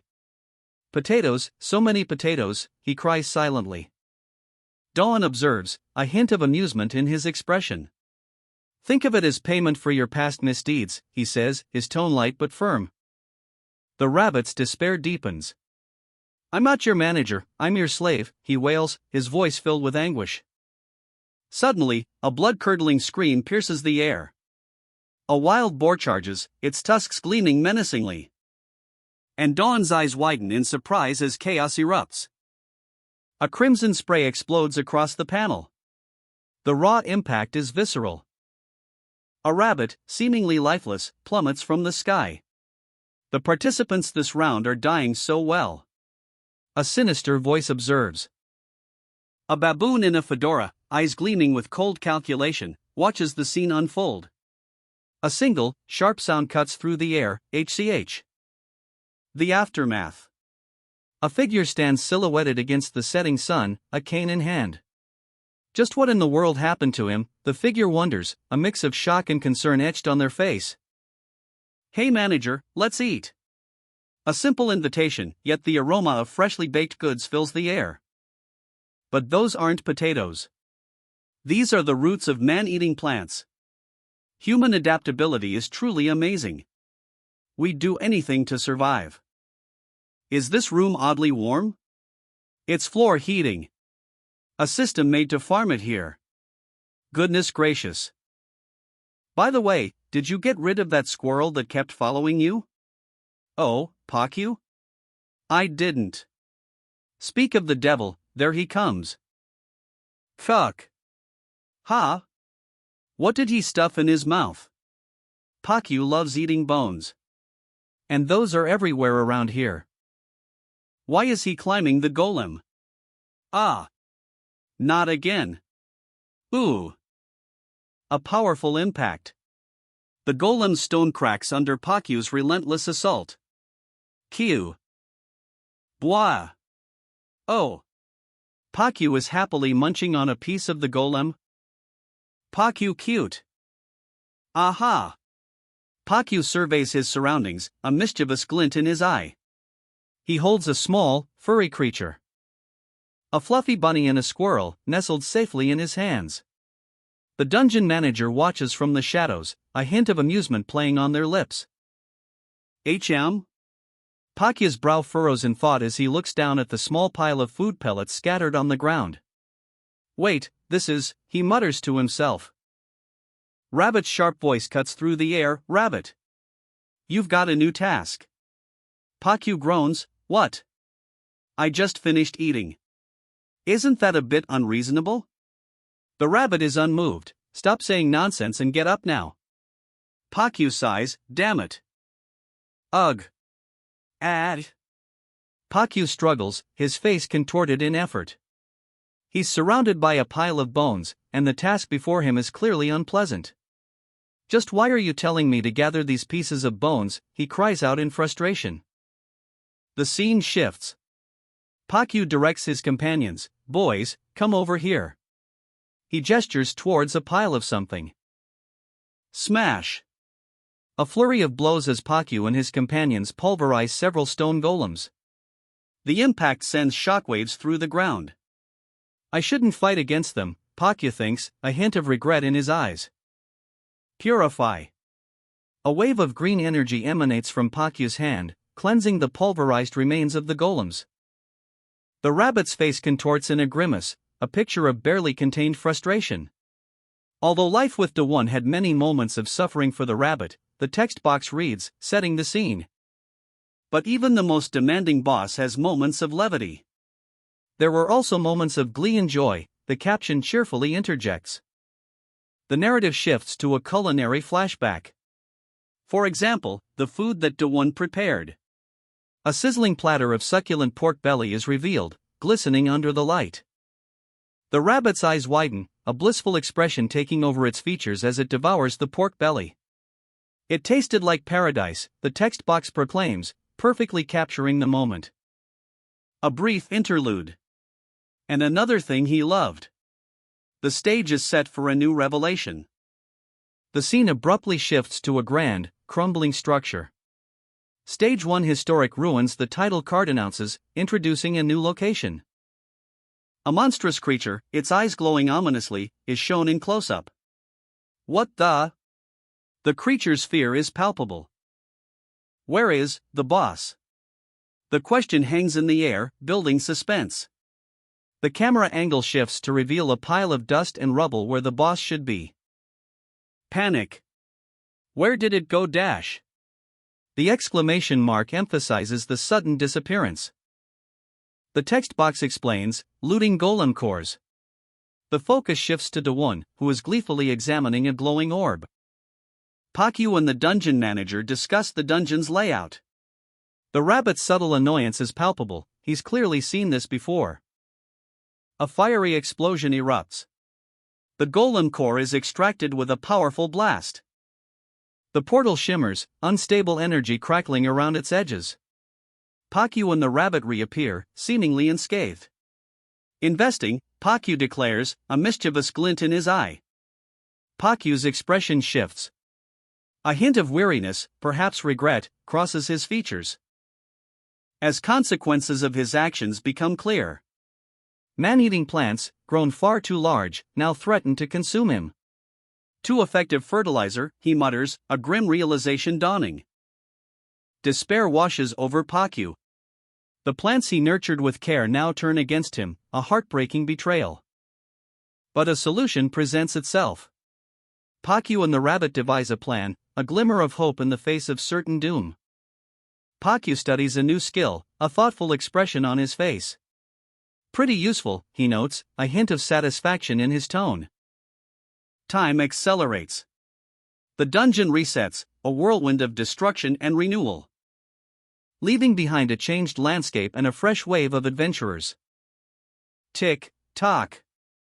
Meanwhile, to this very day, Jong Da-won had become, 1-2-1-2, a senile stair carver. No one is more of a workaholic than you in this world. Are you even human? However, in the end, the golem core is destroyed. Clang, he went on strike. Exhausted. I want to eat something sweet. Something sweet, you say? Forest of origin. A place where the plants are hungry. The forest of origin? Yes. I once heard a participant shout as he was getting eaten. His eyes widen in horror. Gulp. The man-eating plants of the forest of origin are far more terrifying than he imagined. Is that the honey flower? Rabbit explains the risks. Jong Do-won considers the challenge ahead. A thoughtful pause. A clever plan unfolds. Do-won already has a method to capture the honey plants from afar, using corn syrup instead of honey. The difference is negligible to the plants. But Rabbit is still surprised by his efficiency. He's underestimated Do-won's resourcefulness. Suddenly, a commotion. The sound of cracking earth, and a warning cry from Rabbit. Do-won moves swiftly, a blur of motion through the forest. But he's already been spotted. He's far faster than anticipated. A tense confrontation. Adults armed with weapons demand Do-won surrender. And Do-won is shocked by their aggression. Why are they targeting him? A chilling observation hangs in the air: it is in human nature for the strong to oppress the weak. The words echo Jong Do-won's apprehension. As a sudden voice startles him. What the dash, he gasps, his hand flying to his mouth. The sheer force of the intrusion is palpable. A silent, unseen presence communicates directly to his mind. Telepathy is my thing. The unseen speaker taunts, a smug undercurrent to their words. Do-won's surprise quickly turns to dawning realization. Can I do that as well, he wonders, a flicker of hope igniting within him? But the answer is swift and dismissive. You probably can't, since you're a human. The unseen voice cuts through his hopeful thoughts. Yet, the communication continues. Do you hear me? The voice presses, a playful challenge in its tone. Do-won's eyes widen. And a wry smile touches his lips. So you do hear me, you rascal. The unseen presence confirms, a hint of amusement in their voice. Do-won's mind races. Damn it, he found out. The realization hits him hard, a wave of concern washing over him. But a glimmer of understanding follows. Since you are both part of the same shrine, it is possible to communicate like this if you concentrate. A new piece of lore is revealed. And a weight lifts from Do-won's shoulders. I guess that I don't have to worry about having my mind read then. Relief washes over him. A monstrous foot, clawed and gray, crushes the earth. Ki-hik echoes through the desolate landscape. The ground trembles, a guttural croak, ki-hik, announces their arrival. 3 frog-like creatures, armed with crude blades, emerge from the shadows. Midget Stakmo. Jong Do-won, his face a mask of disbelief, confronts the bizarre sight. What? What's with these frog-like bastards? The Dakmo let out a mocking ki-hik. Do-won's eyes narrow, fury igniting within him. You're laughing at me?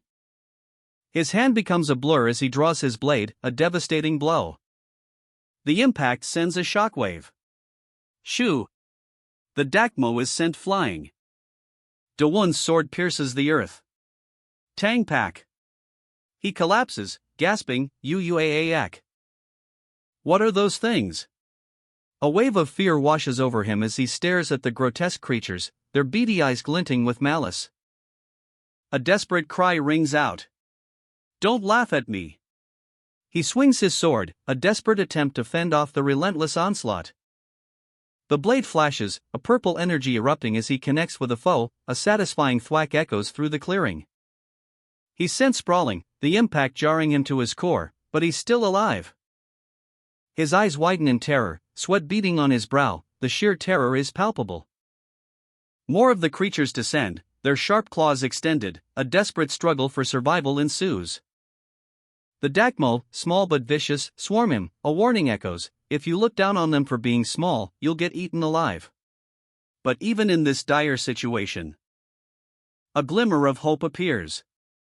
However, there's an opportunity in every crisis. The text speaks of hidden potential, a chance for rebirth. A surge of energy, a blinding light, a transformation is about to begin. A figure watches from afar, a single thought echoing in their mind. That man. Maybe, that child could become like Sung Woo-hyung. Suddenly, a brutal attack. Ack! The impact sends a shockwave. Yuak! Pain racks his body. He's on the ground, gasping for air. Wah, what the hell was that? Damn it, I almost cried from the pain. The boy clutches his side, tears welling up. You are crying. Please, please save me. Oh, it's that kid from earlier. A desperate plea. And then, a surge of adrenaline. Ki-heek. Those bastards. Strength of the... He unleashes a furious counterattack. The impact echoes through the forest. The horned boar is sent flying. A powerful blow lands, sending the creature crashing to the ground. This guy is super strong. The battle rages. Our hero, battered but unbowed, faces a relentless onslaught of horned frog-like creatures. A flurry of fists meets their snapping jaws. Each strike is a testament to his unwavering resolve. He weaves through their attacks, a whirlwind of motion, a blur of red against the dusty landscape, sending one creature flying with a bone-jarring impact. The ground trembles under the force of the blow. More creatures swarm, their eyes glinting with predatory hunger, but our hero stands defiant, ready to meet the challenge head-on. A desperate struggle ensues, a chaotic ballet of limbs and teeth, each strike a desperate gamble against overwhelming odds. He ducks, he weaves, he strikes with brutal efficiency, a testament to his skill and endurance. And with a final, earth-shattering blow, another foe falls. The ground is littered with the defeated. But the fight is far from over. A chilling warning echoes, behind you. His eyes widen in alarm, a new threat emerges from the shadows. The hero's fingers fly across the control panel, a blur of motion, each tap unleashing raw power. A colossal brick, imbued with energy, explodes outwards, shattering the very ground beneath his feet. The horned frog creatures scatter, defeated, but the hero's victory is short-lived. He breathes heavily, exhaustion etched on his face. Are we done now? He asks, a tremor in his voice. A chilling wind whispers through the trees. A young girl watches him with wide, admiring eyes, a beacon of hope in the desolate landscape. Her gaze speaks volumes. And a wave of emotion washes over the hero. Tears well up, a mixture of relief and profound sadness. He turns, his heart heavy, a silent promise exchanged between them. He warns her, you shouldn't follow me. I'm going to a dangerous area. Stop following me now. Dawn, exhausted from his recent battles, speaks with a pained expression.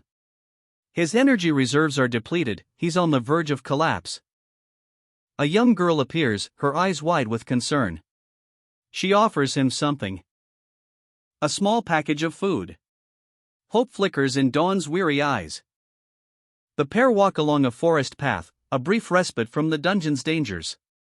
The scene is peaceful, a stark contrast to the recent chaos. Dawn's reaction is one of pure astonishment. What he sees is unexpected. A flashback reveals the harsh realities of the dungeon. Food is a rare luxury, a source of comfort in this desolate place. Dawn's cooking skills are lacking. His attempts to prepare meals only bring out the raw flavors of the ingredients. His quest for better condiments is explained. He seeks the familiar tastes of home, a nostalgic longing. The image shows a variety of sweets and treats. A wave of intense craving washes over Dawn. A single drop of saliva escapes his lips. The sheer deliciousness is almost unbearable. This time, the offer was too good to refuse. This kid has a soda. Moreover, a 1.5-liter bottle. That's cheating. 1 bottle per day. So a total of 3 days of special training. The protagonist's eyes widen in disbelief, a gasp escapes his lips. What? You changed your mind so quickly. Whoa. The sun sets over a mysterious, newly constructed building. Good. This area is now on the mini-map. Hyung, who exactly are you? You created this building so quickly. The unnamed protagonist gulps down a massive soda, exhaustion etched on his face, a much-needed respite after a harrowing ordeal. His eyes widen, a flicker of surprise and intrigue, something unexpected is about to happen. A gasp escapes his lips, a sudden, overwhelming sensation. With a flick of the wrist, a cozy room materializes before him, a testament to otherworldly power. The protagonist, still reeling from the events, recounts his sudden arrival, summoned while on a simple errand. A young boy, Dongmin, is introduced, a key figure in this unfolding mystery. Dongmin's initial timidity gives way to a surprising resilience, a hidden strength revealed. The protagonist observes Dongmin, a thoughtful expression on his face, pondering the boy's true nature. A quiet understanding passes between them, a shared unspoken truth. The boy's constant self-talk reveals a deeper layer to his personality, a hint of loneliness and perhaps, a hidden burden. Hyun, did you use something like a skill to build that tower in this room? He leans back, a thoughtful expression on his face. But it is a skill. What kind of skill? His eyes widen in surprise. What's your main skill? The skill you received as soon as you were summoned here. Oh, it's called Food God. A golden panel appears, detailing the skill's effects. Food God, you gain strength when you feel satiated. Your physical abilities are doubled when your satiety is at 100%. Yes, these are its effects. He ponders, a hint of disbelief in his voice. I didn't know there were skills like this. Is it a physical enhancement skill like Strength of the Horned Boar? Then do you become weaker if you feel hungry? He sighs, a touch of self-deprecation in his posture. Actually, I've never used it yet. I've never reached 100% in satiety, and I get hungry pretty easily. A moment of contemplation. How tragic.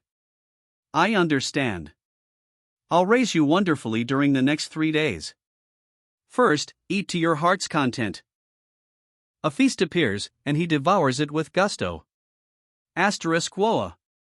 Asterisk. The moon hangs heavy in the inky sky, casting long shadows across a dense forest. A chilling breeze whispers through the leaves.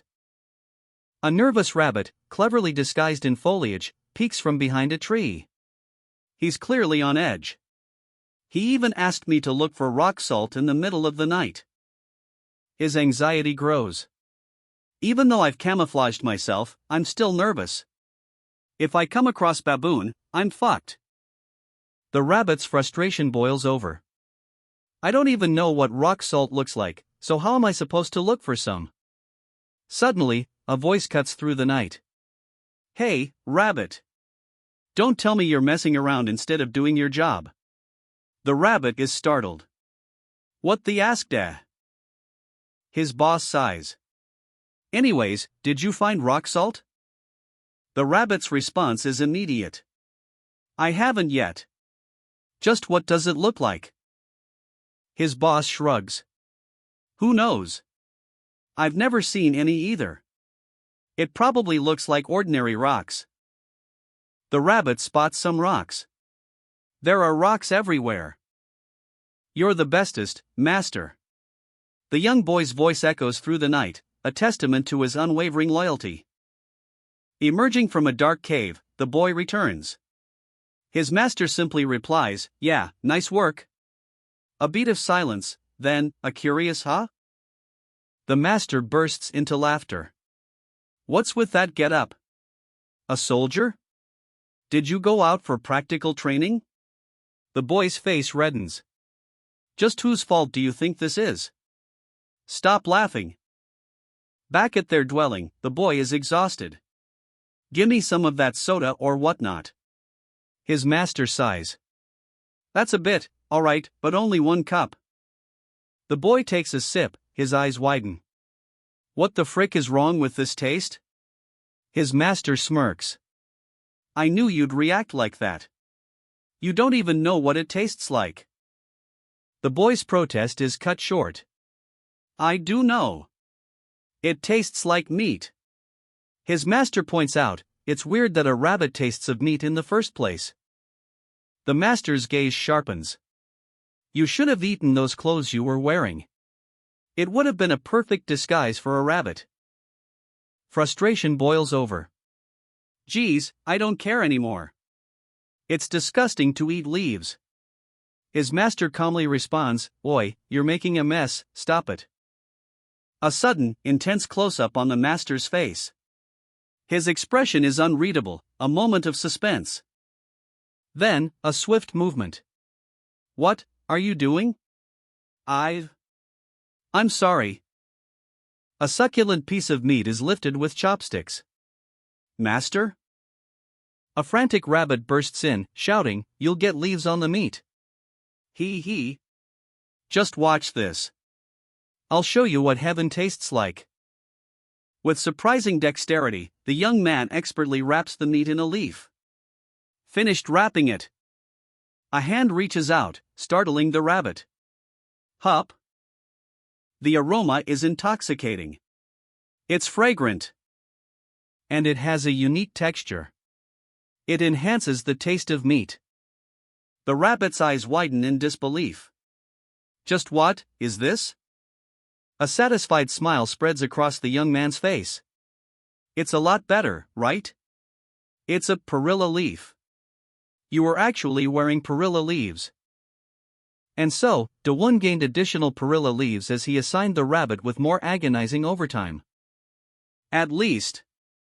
I'll be eating too. Hyung expertly fries the perilla leaves, the sizzle filling the air. Then, with practiced hands, he squeezes the precious perilla oil from the seeds. The aroma intensifies. The rich, dark oil pools in the bowl, a glistening promise of flavor. Hyung smiles, already envisioning the dipping sauce. I've secured the seeds and leaves, he explains to the young boy, so now, all I need is salt to make the dipping sauce. The boy, eyes wide with curiosity, asks, dipping what? Hyung simply replies, you'll see. You just need to get me some rock salt. The young boy eagerly samples the meat, his eyes widening with each bite. He exclaims, his tongue playfully sticking out. Hyung watches, a proud grin spreading across his face. Focus, Oh Dongmin, he urges, sensing something approaching. Here it comes. Suddenly, a monstrous frog leaps from the ground, its gaping maw a terrifying sight. Ki hick. Hyung's eyes blaze with determination. When the creature is close enough, he shouts, when one's spirit is full, you are powerful. A young boy's bandaged hands tremble slightly. Ouch, ouch. I'm sorry, Hyung. His apology hangs heavy in the air. Hyung smiles, a reassuring warmth in his eyes. Don't be. No one is good from the start. He places a comforting hand on the boy's shoulder. The boy's face brightens, a spark of excitement replacing his earlier apprehension.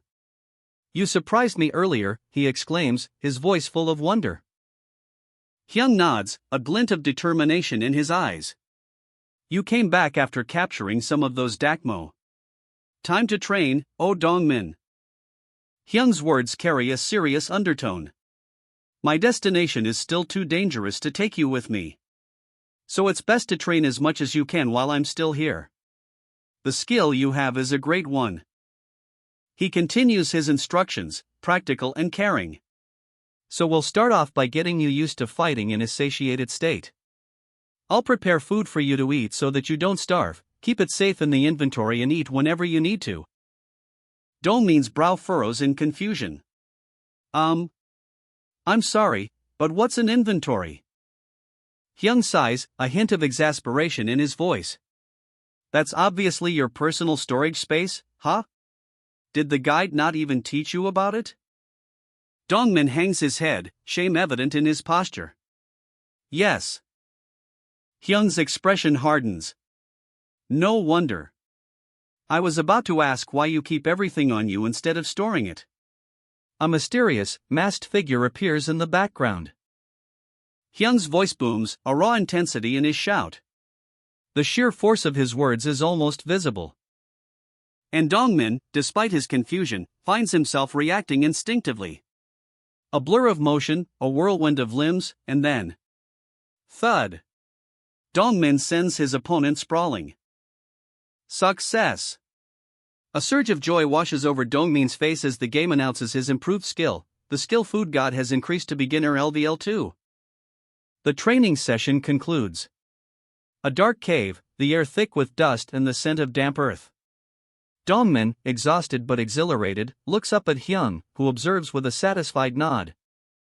Hyung's expression is one of quiet pride. He's done well, he thinks, a subtle smile playing on his lips. And so, Dawon's final day with Dongmin arrives. The sun beats down mercilessly on the scorched earth. A harsh, unforgiving landscape. As two figures trudge across the desolate terrain.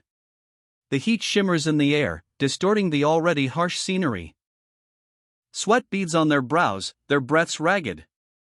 The journey has taken its toll. The young boy, Dongmin, recounts his adventure, eyes wide with wonder, a vivid memory of a salty desert painted across his face. Hyung, ever watchful, listens intently, a plan forming in his sharp gaze. Hyung's frustration boils over.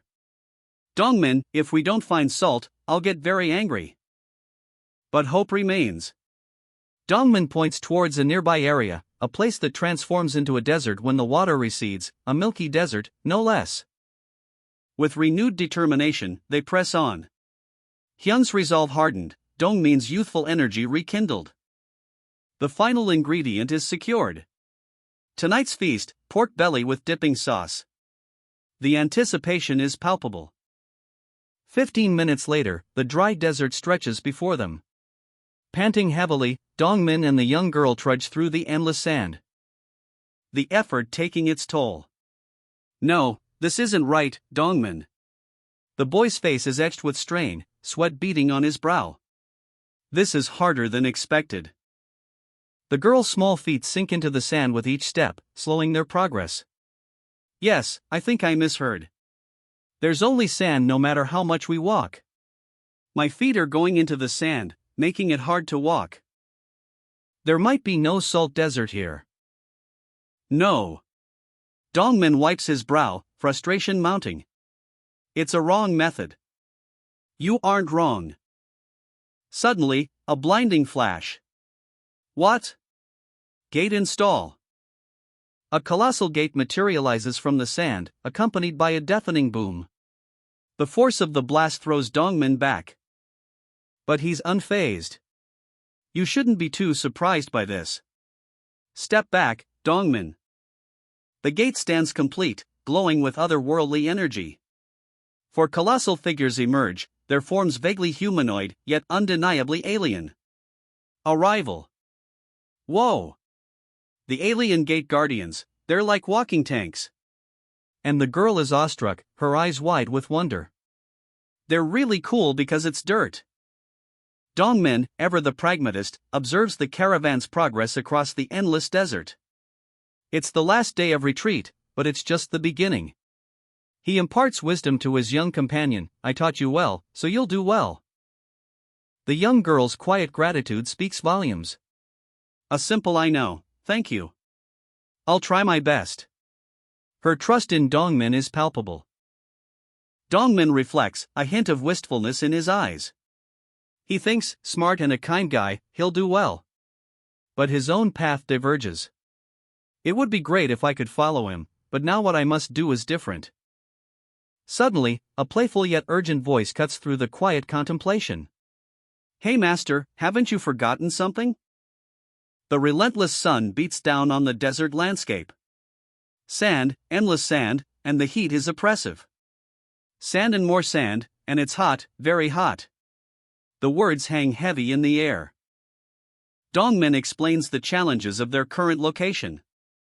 Please understand, the foundation here is of sand, so it's hard to build a watchtower. Also, isn't it better not to show yourself to a participant? He offers a solution, a moment of care amidst the harsh environment. If it's too hard, come down and rest on the golem. The caravan continues its trek across the vast, sandy expanse. A small, almost imperceptible dust devil dances in the distance. The desert sun beats down relentlessly, even the rabbit companion is struggling. Am I really seeing things? The rabbit companion questions, sweat dripping from its brow, hallucinations begin to set in. Doubt and confusion cloud its mind, a growing unease. Suddenly, a monstrous scorpion appears, its pincers clicking menacingly, a chilling presence. More than one, a caravan of camels is being pursued by a swarm of giant scorpions. Where are they going? Inside, Dongmin rests, until a frantic call breaks the silence. His eyes widen in surprise, a look of pure shock. The young girl's face mirrors his astonishment, wide-eyed and breathless. Beyond the dunes, a breathtaking sight unfolds, the salt desert. A vast expanse of glistening white stretches before them, ancient, colossal statues of elephants and warriors stand guard over the surreal landscape. Whoa! So cool! It's my first time seeing this, the young girl exclaims, her eyes wide with wonder. Dongmin chuckles, a hint of amusement in his eyes. He's clearly surprised by the system notification, but more intrigued by the girl's unbridled joy. It's not like my first achievement, you actually knew, didn't you? He asks, a playful challenge in his tone. The girl's small fingers touch the ground, a look of pure astonishment crosses her face as she tastes the salt. Oops. It's really salty. The ground is all salt. Her eyes sparkle with excitement. Hyung! Should we compete on who gathers more salt? Dongmin sighs, a slight smile playing on his lips as he surveys the scene. He effortlessly lifts a heavy rock, revealing a hidden cache beneath the salt flats. Ah, it's nothing. A satisfied grin spreads across his face. Nice, this much should do. He envisions the culinary masterpiece to come. Now that we found salt, sesame leaves and oil, salt mixture, the perfect combo. Today's meal will be Dongmin's goodbye meal. A joyous feast unfolds. Dongmin proudly presents his creation, a hearty meal glistening with sesame oil and salt. The girl's delighted squeal punctuates the scene. Yay! But even in their shared happiness, a thought lingers.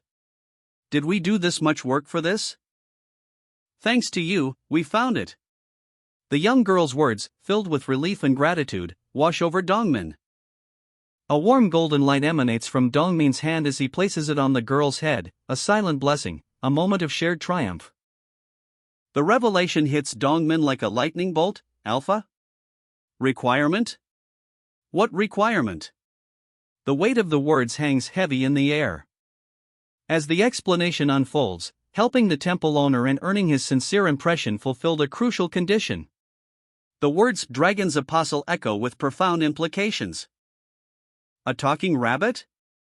Dongmin and the girl stare in disbelief as the unexpected helper reveals itself. A sudden, unsettling tension grips the scene. The rabbit's words, "Be quiet, kid, it's not the time for you to step up," carry an ominous undertone. The rabbit's assessment, "That's right. You were impressed by this kid's actions." A test, subtle yet significant, mirroring the dragon's own trials. Dongmin's mind races. If he becomes the dragon's apostle, will the death mark be erased? The question hangs heavy, unanswered. But a voice cuts through his thoughts. That's not right. This kid doesn't have that much privilege. The reality check is harsh. A cryptic message unfolds before Dongmin, a map highlighting a temple and a young girl, the text hinting at a dragon's apostle and the gathering of life energy. What do you mean? Dongmin asks, his confusion palpable. The explanation continues, this child can also give sacrifices. But Dongmin's reaction is one of disbelief and slight amusement. Alpha observes, this guy, he's quite witty. Dongmin retorts, but I do go out once in a while and give you a lot. The panel shows a small cartoon of him making a large offering, highlighting the irony of his words. The scene shifts to a more intense discussion. Anyways. Then, what's the benefit for Dongmin? The question hangs in the air, the answer yet to come. A surprising revelation, what's good? A mere human can serve RDIA, that alone is a legacy. The young girl's disbelief is evident. The tension rises. Whoa, calm down. It's not completely useless. A rabbit character interjects, questioning the need for sacrifices. Doesn't the dragon's apostle have to eat like us to give sacrifices? The answer is a resounding, that's right. Focus shifts to Dongmin's potential. Think about this kid's skill. Dongmin experiences an epiphany. Ah! God of eating. The young girl stares, wide-eyed, at the strange text floating before her, Satiety 0% God of eating. A look of dawning comprehension crosses her face. As she explains to Dongmin, full you can keep eating. Dongmin's eyes widen. A light bulb illuminates above his head. He's got it. A golden light erupts from Dongmin's hand as he realizes the truth. The way to designate will be similar to the time rabbit, right? Designating Dongmin as the dragon's apostle. A wave of energy washes over him. The girl gasps, WH. What? The girl's eyes widen further as she exclaims, I have extremely strong power. What? Is this the power of the dragon's apostle? Dongmin feels the surge of power coursing through him. He grips his hand, a look of awe and understanding dawning on his face. I feel really strong. I'm a dragon's apostle. He hesitates, a flicker of doubt crossing his features. It shouldn't be much of a difference, and he's emphasizing dragon's apostle too much. The scene shifts. The girl joyfully proclaims, I'm a dragon's apostle. Dongmin and the rabbit watch her with a mixture of amusement and exasperation. This kid is an attention hog. Dongmin, a look of dawning realization on his face, processes the girl's words. It's something that happens around his age, she says. A sudden, almost childlike glee spreads across his features. His eyes widen, a spark of excitement igniting within him. The young girl's voice, laced with worry, cuts through the air. Hyung? Giant scorpions, their chitinous bodies gleaming menacingly, emerge from the sand, surrounding them. Hyung's voice trembles, a silent plea hanging in the air. Surrounded by a legion of scorpions, their menacing claws clicking ominously. We're surrounded, the stark realization dawns. He tries to project confidence, a strained smile playing on his lips. We'll manage somehow, he mutters, the words barely concealing his fear. This is it. His graduation test. The boy's eyes widen, a mix of terror and disbelief. Graduation test? Hyung's face tightens with grim determination. It's a graduation test. Don't worry, you only need to avoid the poison. The boy's eyes dart to the venomous creatures, fear etched on his face. Poison? A colossal, armored elephant bursts onto the scene, its trunk raised high, scattering the scorpions like chaff in a gale. Elephant. The rabbit-like creature cheers from the sidelines. It's always fun to watch a fight. Hyung breathes a sigh of relief, a grateful Hyung, escaping his lips. Don't worry, Hyung reassures, a casual confidence in his voice. You are the dragon's apostle, right? The young boy, however, isn't soothed. His eyes dart nervously. That's not reassuring, he squeaks, his voice laced with fear. Suddenly, a blur of motion. The boy leaps, narrowly avoiding a hidden danger. Landing safely, his heart pounding in his chest. Hyung's voice cuts through the tension. I know you are scared, but pick up your weapon. Remember what I told you during the training. The boy's eyes widen, remembering Hyung's words, the reason why he trains so hard. A wave of exhaustion washes over him. I can't do it anymore. He collapses, defeated. His voice cracks with despair. To be honest, I don't know why I bother training so hard. Hyung approaches, his expression softening. It's really hard, isn't it? Being so young yet working so hard. But Dongmin, Hyung says, his voice firm but gentle, you have to do it. You can do it. Hyung's smile is unwavering, a beacon of hope. The reason is, you have to survive and return to our original world. The young boy's resolve hardens. Isn't that right, Hyung? Hyung smiles, a proud gleam in his eyes. Good job. He's so energetic now. Across the scorching sands, a desperate flight.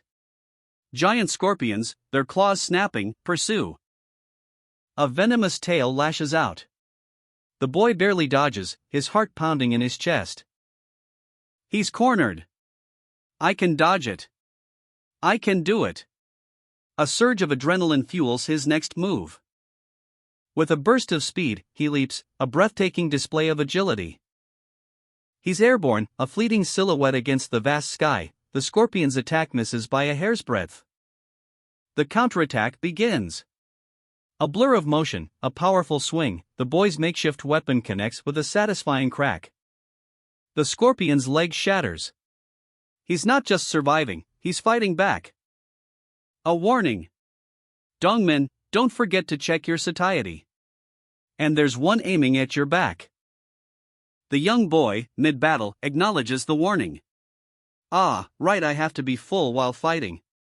A giant scorpion attacks. From a distance, a spectator observes. Humph, he's taking care of them all. The scene shifts. A curious question hangs in the air. What are you doing right now? Dongmin's prowess is noted. Dongmin is fighting quite well. But the observer struggles to focus. Also, it's hard for me to stay still while looking at those scorpion tongues. Are you? A chilling response. I'm going to eat them. Scorpion. The scene shifts again. A question arises. Who? Is this human? A scorpion is defeated with a mighty blow. Thwack. The young boy grins, victorious. Keg. The young boy, a whirlwind of motion, connects with a giant scorpion. A flash of turquoise energy erupts as his weapon makes contact, sending the creature sprawling with a resounding thwack.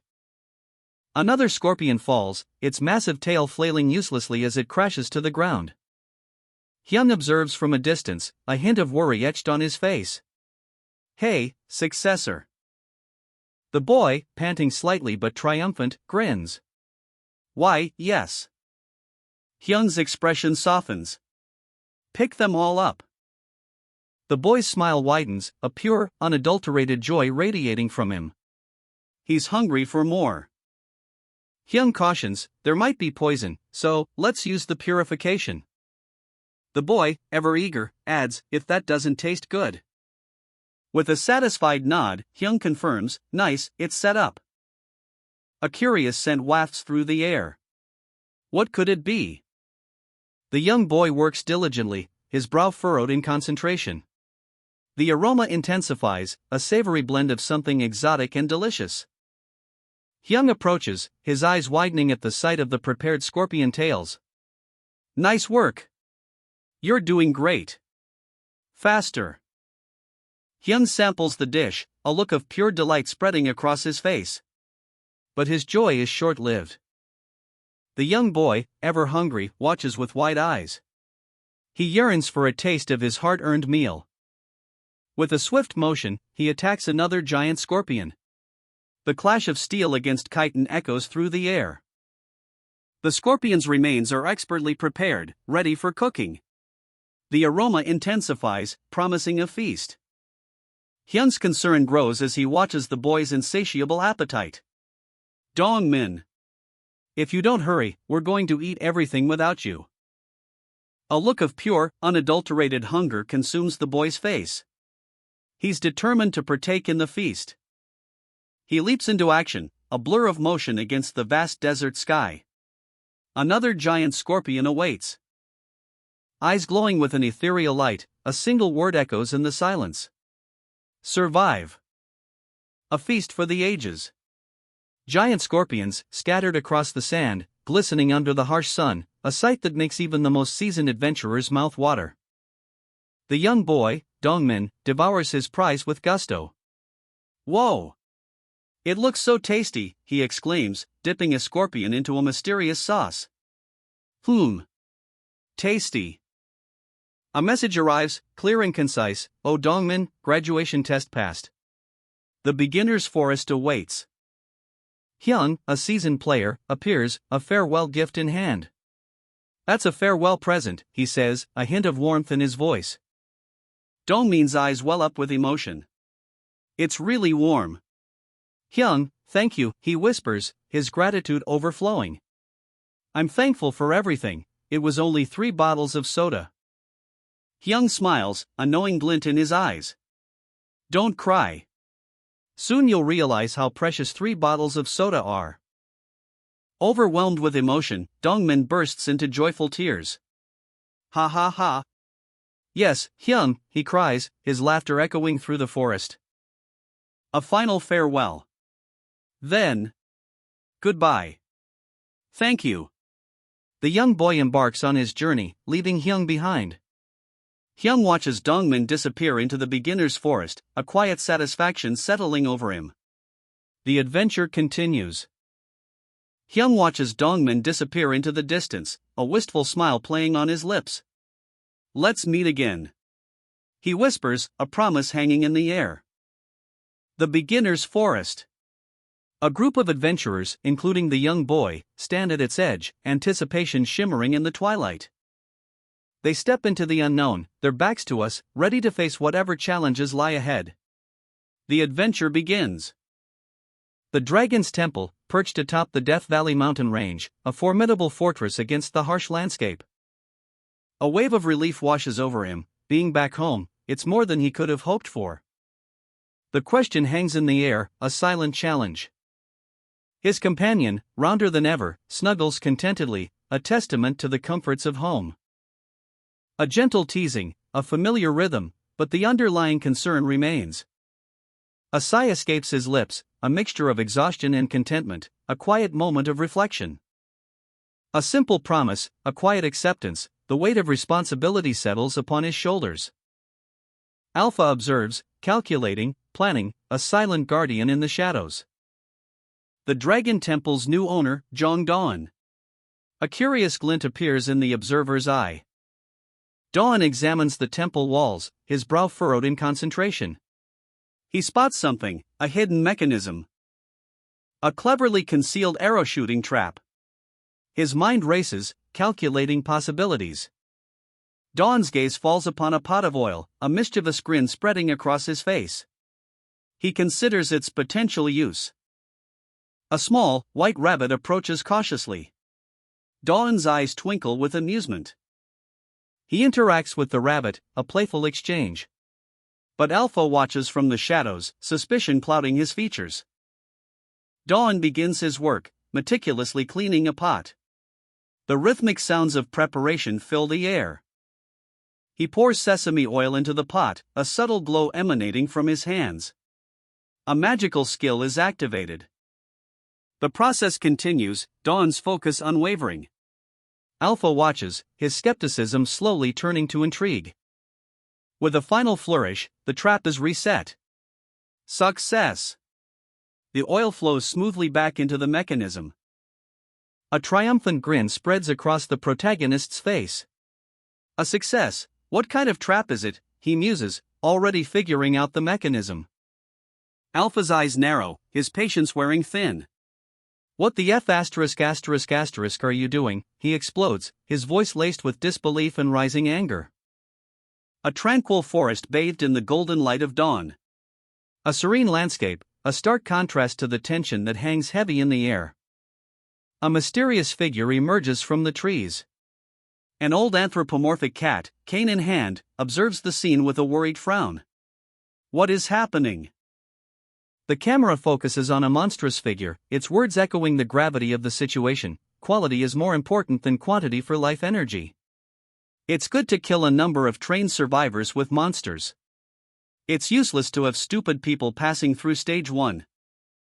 The creature's eyes gleam with cold determination. I have to take care of this.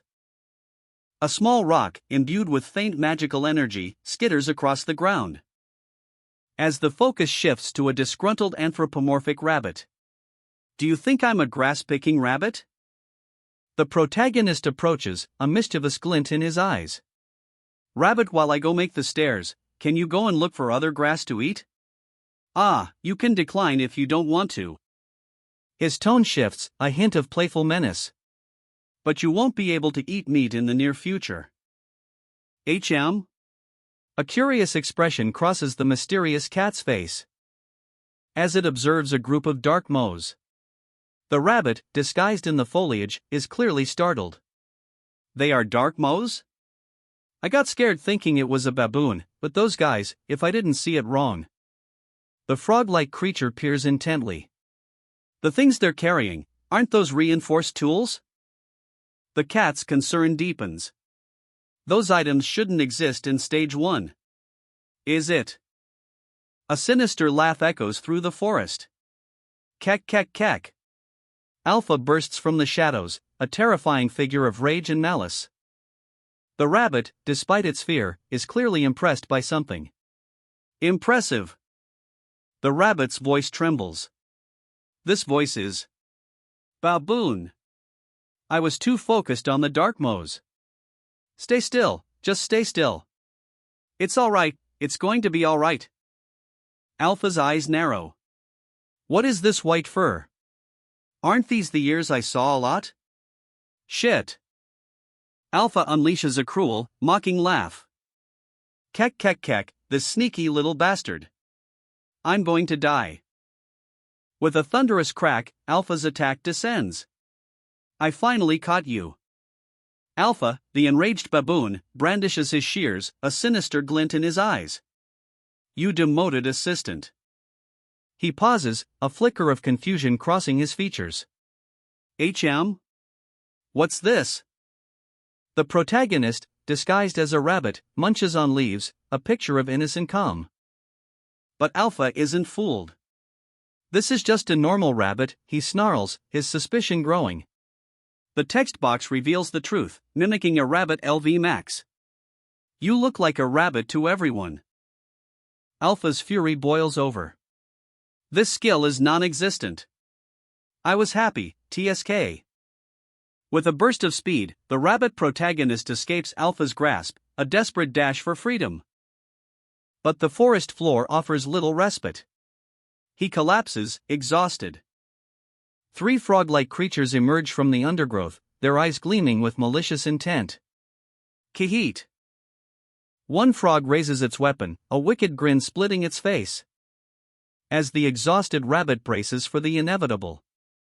You baboon. I'm going to kill you someday. Across the treacherous Death Valley, a colossal shadow looms. The air crackles with anticipation. He grins, a flash of determination in his eyes, the thrill of the chase still pumping in his veins. This isn't just any climb, it's an extreme sport of survival. He clings to the cliff face, his trusty ostrich companion watching his back.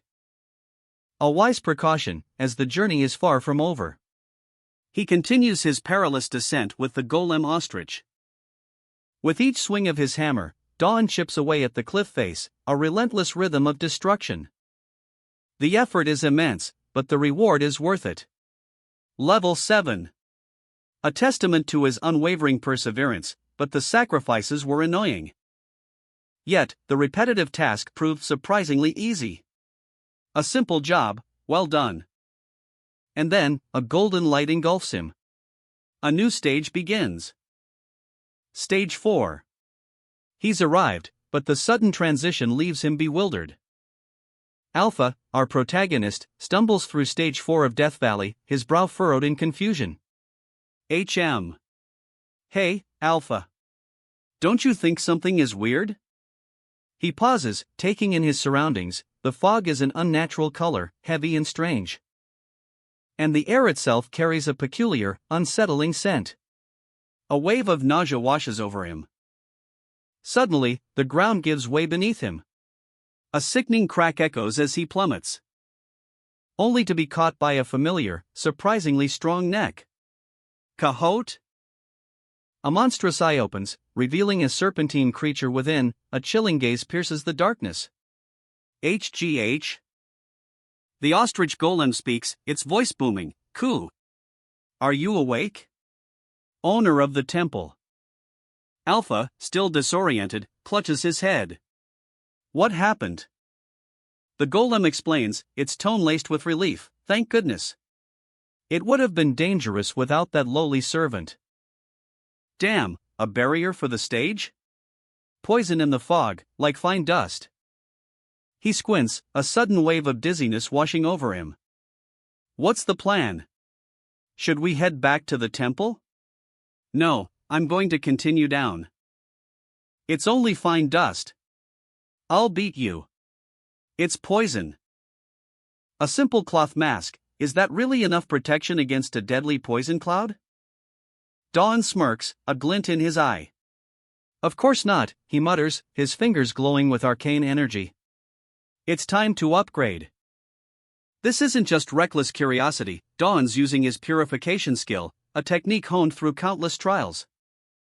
He once leveled up using poisonous mushrooms, but progress stalled. A breakthrough was needed. And then, a stroke of luck.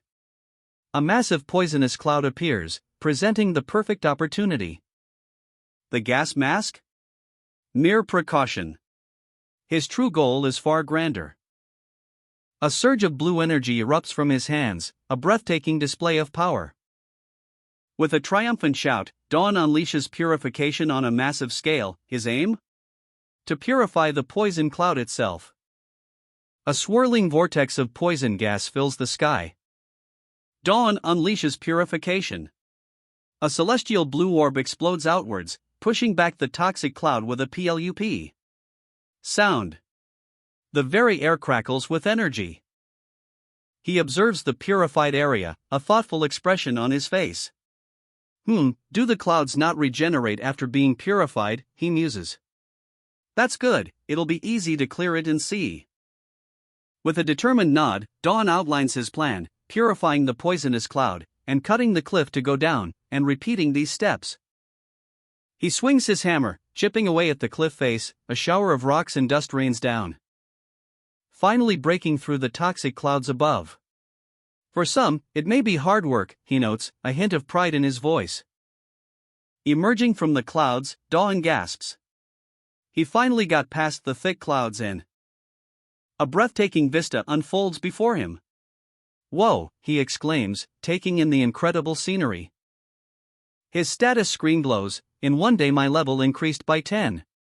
He contemplates the implications, purification, beginner, does that mean there's intermediate? Dawn looks up at the remaining clouds, his eyes gleaming with ambition. If I can reach them, I want to purify all those clouds.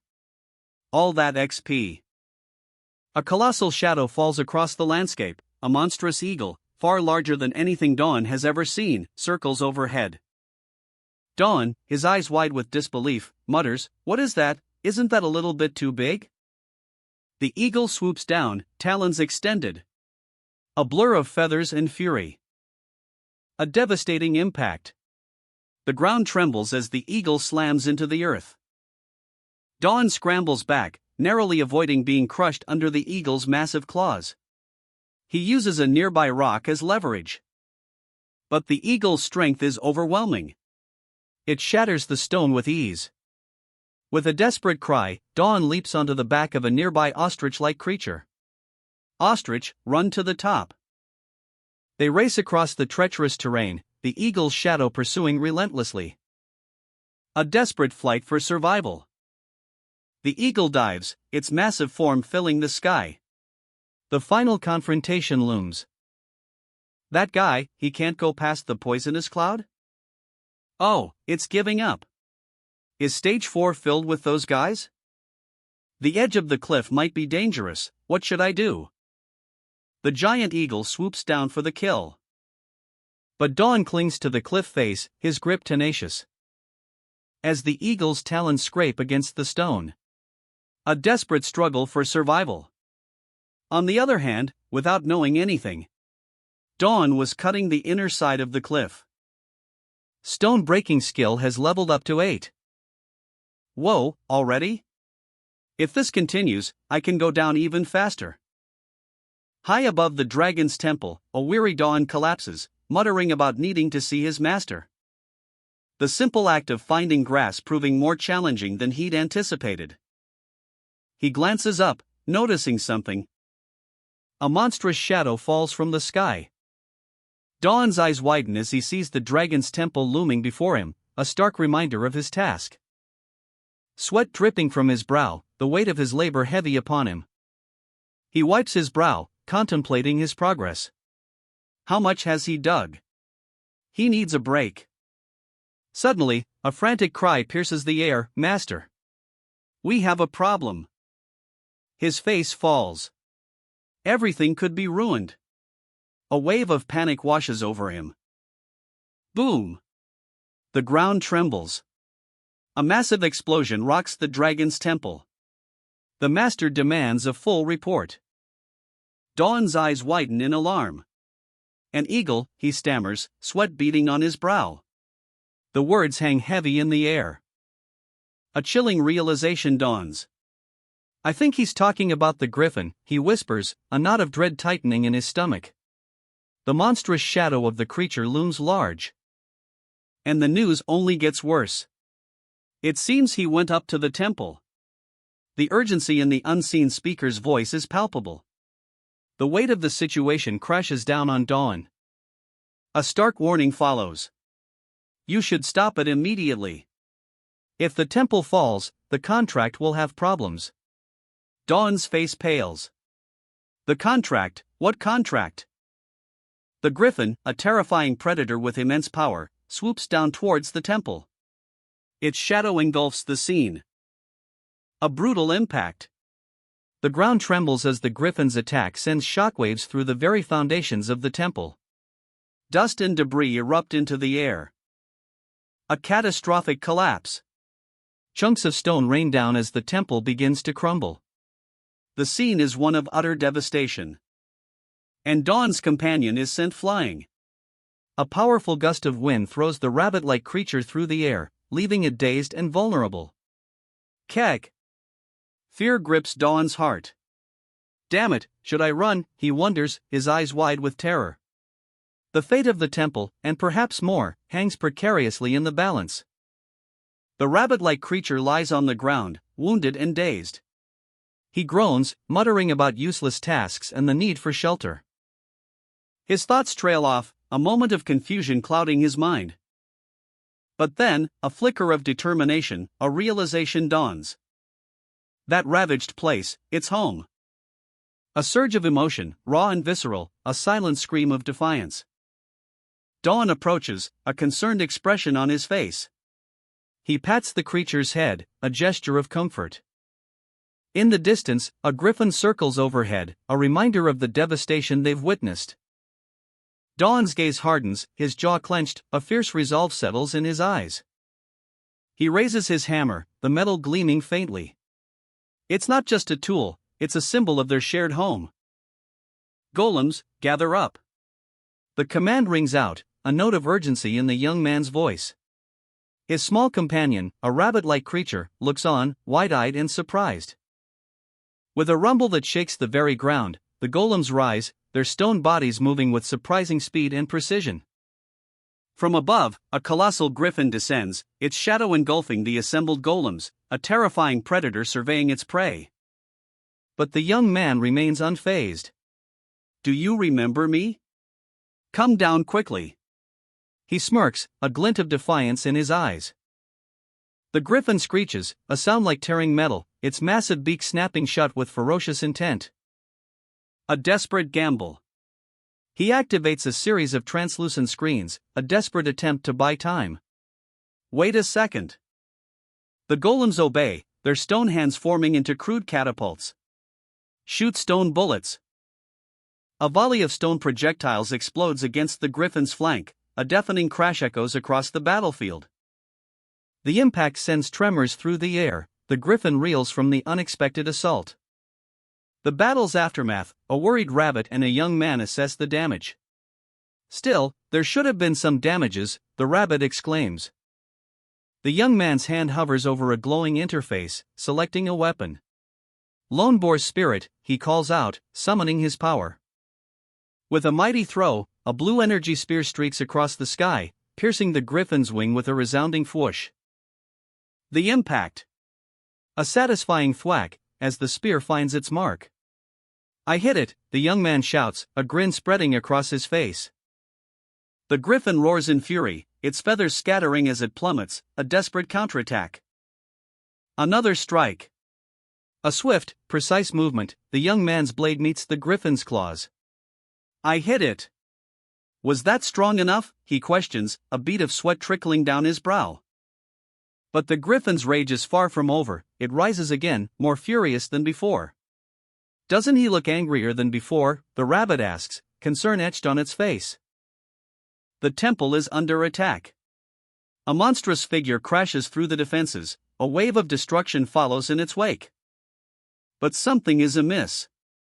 The young man notices a strange pattern. He should be the target, yet the monster fixates on the temple.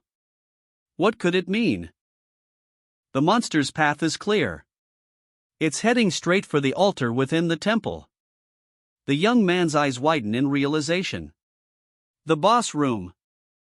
The altar, it holds the life force of the entire temple. The monsters are after its immense power. A terrifying truth dawns on the young man and the rabbit. If the monster reaches the boss room, it's game over. He has to stop it, but the golems are proving difficult to control. The young man races towards the altar, determined to stop the threat, but the golems are relentless, blocking his path. He's running out of time. The monster continues its relentless advance. Where is it going? The rabbit watches, worried. Why is the monster roaming around there? A blur of motion. The young man, desperate, speeds across the ravaged landscape, his mount a magnificent avian beast, wings a whirlwind of feathers. He scans the ground, eyes narrowed in determination. I found it, he exclaims, spotting a weathered stone box amidst the rubble. Suddenly, a monstrous roar shatters the silence. The ground trembles, a violent shockwave erupts from the altar. The young man and his steed approach a colossal structure, bathed in an ethereal light. A skeletal dragon, ancient and imposing, looms in the background. A dark, imposing altar stands at the heart of a bizarre garden, where strange, fleshy flowers writhe and bloom. The bird shrieks, a high-pitched cry of alarm, as the ground begins to shake violently. A wave of heat washes over them. And the earth erupts in a fiery explosion. The young man, undeterred, addresses his mount. Hey, you birdbrain, he says, a wry smile playing on his lips. He explains, sorry, but this isn't a place anyone can come to. This place is cruel to unwanted visitors. His grin widens. We're in the potato field. A monstrous griffin, bound in crude ropes, thrashes wildly. Its powerful wings beat against the confines of its prison, tearing at the ancient stone walls with furious strength. The young man, eyes narrowed in concentration, swiftly slices through a thick, green vine with his blade. The sound of tearing wood echoes through the air. As the griffin's bonds begin to unravel. It's getting ripped, he shouts, a grim determination etched on his face. He expected this monstrous struggle. With a burst of speed, he darts past the struggling beast, a triumphant grin spreading across his face as he accesses his inventory. Nice inventory, he exclaims. He pulls out a dirt brick from the temple's ruins. I brought this just for you, he says, a mischievous glint in his eyes as he approaches the still struggling griffin. He carefully places the brick, a faint magical hum emanating from it as it settles into place. Now, I put it somewhere here, he mutters, focusing intently. But then, a voice cuts through the air. What are you doing right now? The griffin, momentarily distracted, lets out a frustrated screech. It is inefficient when it's long-ranged, but if it's close-ranged, it seems to think, its eyes narrowed. The young man, anticipating the griffin's next move, braces himself. This will hurt you, he warns, his expression hardening. With a mighty roar, the griffin lunges. But the young man is ready. Reset, he yells, activating his trap. A massive stone structure collapses, the impact sending shockwaves through the ground. The trap is getting reset, the caption reads as dust and debris fly everywhere. Arrows. The young man unleashes a volley of energy blasts, his face contorted in a grimace of exertion. Each one a searing bolt of energy that finds its mark on the griffin's mighty wings. The impact reverberates through the air. The griffin roars in pain, its powerful body momentarily stunned by the assault. You used the temple's trap so well. Now show me the power of the temple's master. The young man grins, a flash of triumph in his eyes. I have to use it if I have it. You're stating the obvious. The barrage ceases abruptly. A moment of stunned silence hangs in the air. Why did it stop? The explanation dawns on him. The arrows aren't infinite. If you use it all, you have to reset it again. He looks weary, his shoulders slumped. Reset. I think we lack life energy. The griffin, impaled by the arrows, is trapped within the temple's ancient mechanism. Did we get rid of it? A close-up on the griffin's face, its eyes blazing with barely contained fury. The arrows pierce its flesh, but it remains defiant. The griffin's enraged eyes, a terrifying close-up. The arrows are embedded deep, but its rage is undiminished. The young man collapses, his breath ragged. Really? That guy is too strong. A cold sweat beads on his brow. The fear is palpable, he clutches his chest, his eyes wide with terror. I might actually die? This time, it might be different. A cold sweat slicks his skin, a chilling premonition gripping his heart. A monstrous fist slams into him. The impact sends a shockwave through the air. He's thrown back, gasping for breath. Ah, my lord, Ardia. I couldn't fulfill my duty. His subordinate's voice is barely a whisper, lost in the chaos. Be quiet. The command snaps, sharp and cold. Determination hardens his gaze. I can reset it for you later, he growls, a fierce resolve burning in his eyes. A massive eagle swoops down, talons extended, thwack, he's sent sprawling, the impact jarring his bones. Ouch, he cries out, pain lancing through his body. He tries to dodge, but it's too late. I couldn't dodge it. He hits the ground hard. Shit. His loyal companion arrives, panting. These guys just wouldn't listen. Sorry I'm late, master. A colossal golem appears, its eyes burning with power. Ha! The golem grabs him, ready for action. Go, golem army! The command echoes, and the battle begins. A worried rabbit-like creature shouts, Master, are you all right? Despite his battered state, a triumphant grin spreads across the main character's face as he declares, You came at the right time, my successor. The main character points towards a colossal eagle-like creature being swarmed by his golem army. Thank you. Now go join them, he commands, his voice filled with urgency.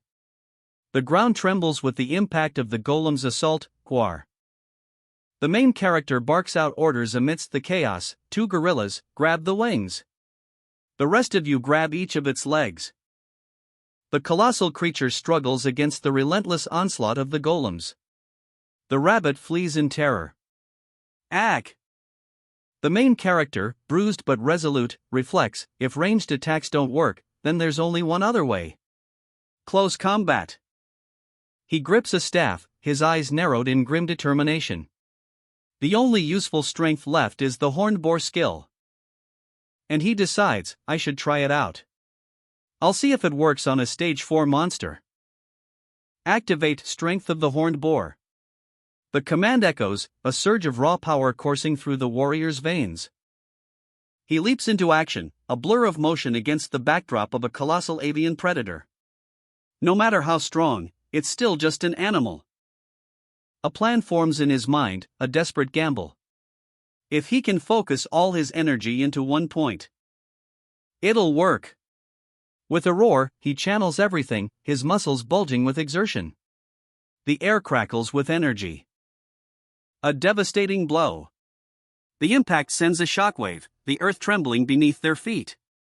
Squish. He collapses, spent but victorious. I'm done for. A moment of respite, but the battle is far from over. A frantic, terrified squeak pierces the silence. The eagle's shadow looms large, its beak snapping shut with terrifying speed. He's caught. A blinding flash of light erupts, a final desperate struggle. The air itself seems to tear apart. A small, battered rabbit, its eyes wide with fear, looks up at the sky. The battle is over, but the cost is high. A colossal struggle ends with a snap, the sound echoing across the battlefield. The rabbit-masked warrior stares, bewildered. This doesn't make any sense. A predatory gaze pierces through the air, the monstrous bird of prey, its eyes burning with fury. A blur of motion, a flash of light, the beast unleashes a devastating attack. The monstrous bird swoops down, talons extended, its shadow engulfing the smaller figures below. The ground trembles as the impact reverberates. What's going on? Why did it suddenly become like that? He collapses, gasping for air. Phew, I thought I'd die. Relief washes over the rabbit warrior. I know, right? A cry of joy pierces the silence. Wah! Thank goodness. I thought you were dead. The rabbit warrior's concern turns to exasperation. This guy, why is he like this? The aftermath, a scene of utter devastation. Debris litters the ground, a testament to the ferocity of the recent attack. A complete wreck. The rabbit warrior surveys the damage, his expression a mixture of relief and concern. So, how did you manage to survive? I thought you got eaten. The main character, bruised but alive, explains, the moment it tried to eat me, I took out salt bricks from my inventory by mistake. It was over for me, but that griffin went crazy after eating the salt. I got lucky. The rabbit warrior's reaction is immediate. Wow, you're one hell of a lucky bastard. But how did that guy get here? The main character gestures towards the cliff. Dawn said that the cliff was connected to stage 4, and that was where he met the griffin.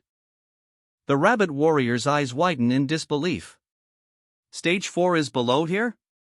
Whoa! You didn't know? The rabbit warrior shakes his head, a mix of exasperation and worry clear on his face. Of course I didn't. I've never climbed the Death Valley. A beat of silence hangs in the air. The rabbit warrior's concern shifts to a more pressing matter. Good for you. Did that guy die? The main character shakes his head, a grim expression settling on his face. It won't die because of salt. That means it might come here again. The rabbit warrior's ears droop. The poison cloud might reset, but if the griffin is back, things won't look too good. It knows the way back, and now it's mad as well.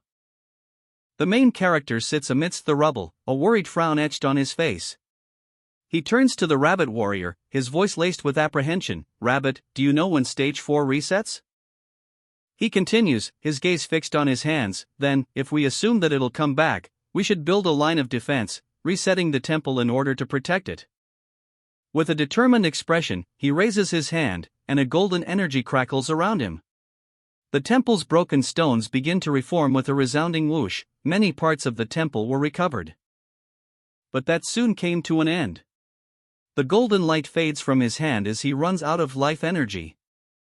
He slumps back, exhaustion evident in his posture. His voice is strained. How much do I have to sacrifice before I can restore this place? It's so hard to go hunt first? The rabbit warrior speaks, a glimmer of hope in its eyes. Mr. Alpha, can things other than food be considered sacrifices? The rabbit warrior explains, it doesn't matter whether it's plants or animals. The sole requirement is life energy. The main character's eyes widen in realization. He looks at some discarded weapons, a sudden understanding dawning on him. What are these useless items? These are reinforced weapons. They can be used as sacrifices. The main character is stunned. Huh? What are those? The main character examines the reinforced weapon, a faint purple glow emanating from its blade. He wonders if he can use his new skill with it. Alpha, can I use the skill? He asks, but the system responds, unfortunately, you can't in your current state. It would have been possible if you were a magician. A question dawns on him, is Baboon a magician? The rabbit warrior explains, that's not it. The helpers use the dungeon system. Baboon just puts the life energy in the altar. Altar? Is there an altar there as well? The main character asks, as a dark purple altar is revealed within a dragon's temple. Of course, that place is a dragon's temple. It's the End Dragon. A mischievous glint appears in the main character's eyes. He. I have a good idea. The rabbit warrior expresses concern. What is it? I'm scared. I have a really bad feeling. The way that leads to the altar. Let's steal it. The main character declares, a determined grin spreading across his face. Let's steal it. The command hangs in the air, a bold declaration of intent. Is that even a serious suggestion? The rabbit's expression speaks volumes. Doubt warps its usually cheerful features. But then, a flicker of understanding. No, it makes sense. A brilliant idea sparks in the protagonist's mind. If the temple's life energy is stored, then that means it's a giant life energy battery. We steal that and use it for ourselves. A mischievous grin spreads across his face. Stealing an altar is dishonorable, but if it's the End Dragon's altar, who cares? What do you think, rabbit? Suddenly, a worried expression clouds the rabbit's face. Wait. If the altar disappears? The rabbit's concern is echoed by the baboon's frantic gestures.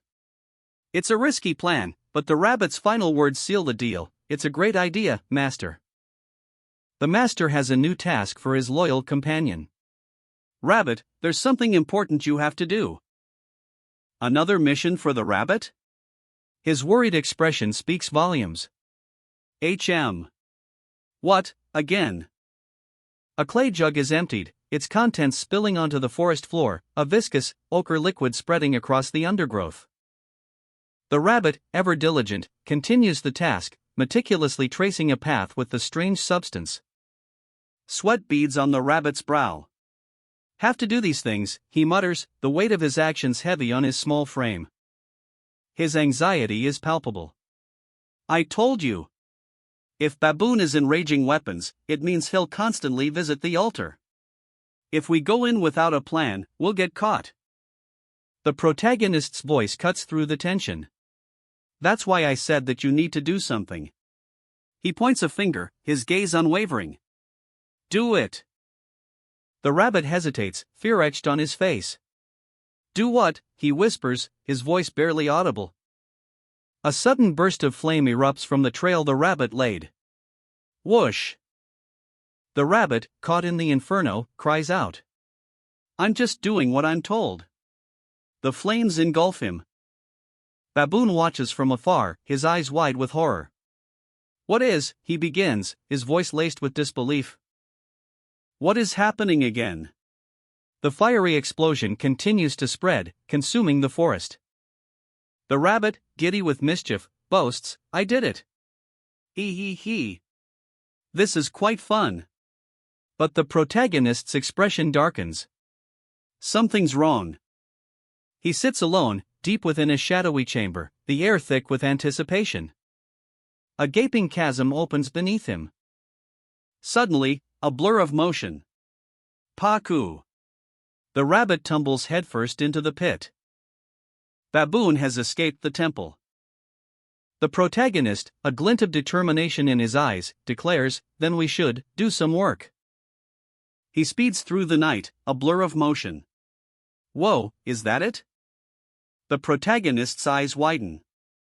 I never expected it to be in plain sight. Well, who would have noticed if the boss was here? But, something. A glowing orb rests on an altar, pulsing with otherworldly energy. That's the life energy. That's life energy? Why is it outside like that? The altar's appearance shifts, a revelation whispered on the wind. Now, even those without magical prowess can wield its power. The protagonist, eyes alight with newfound understanding, considers the implications.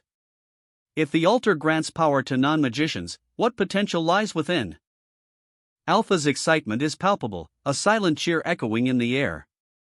He witnessed the life energy firsthand, a spectacle that leaves him breathless. With a mighty swing, the hammer connects. A brilliant flash erupts from the altar. The energy surges, responding to his will. Cock! The sound reverberates, a testament to the raw power unleashed. A moment of stunned silence. Did the baboon return? A shadow of doubt crosses the protagonist's face. But there's no time for such concerns. A familiar, frantic squeak pierces the air. A chilling scream echoes through the temple. It's the unmistakable sound of a baboon in distress.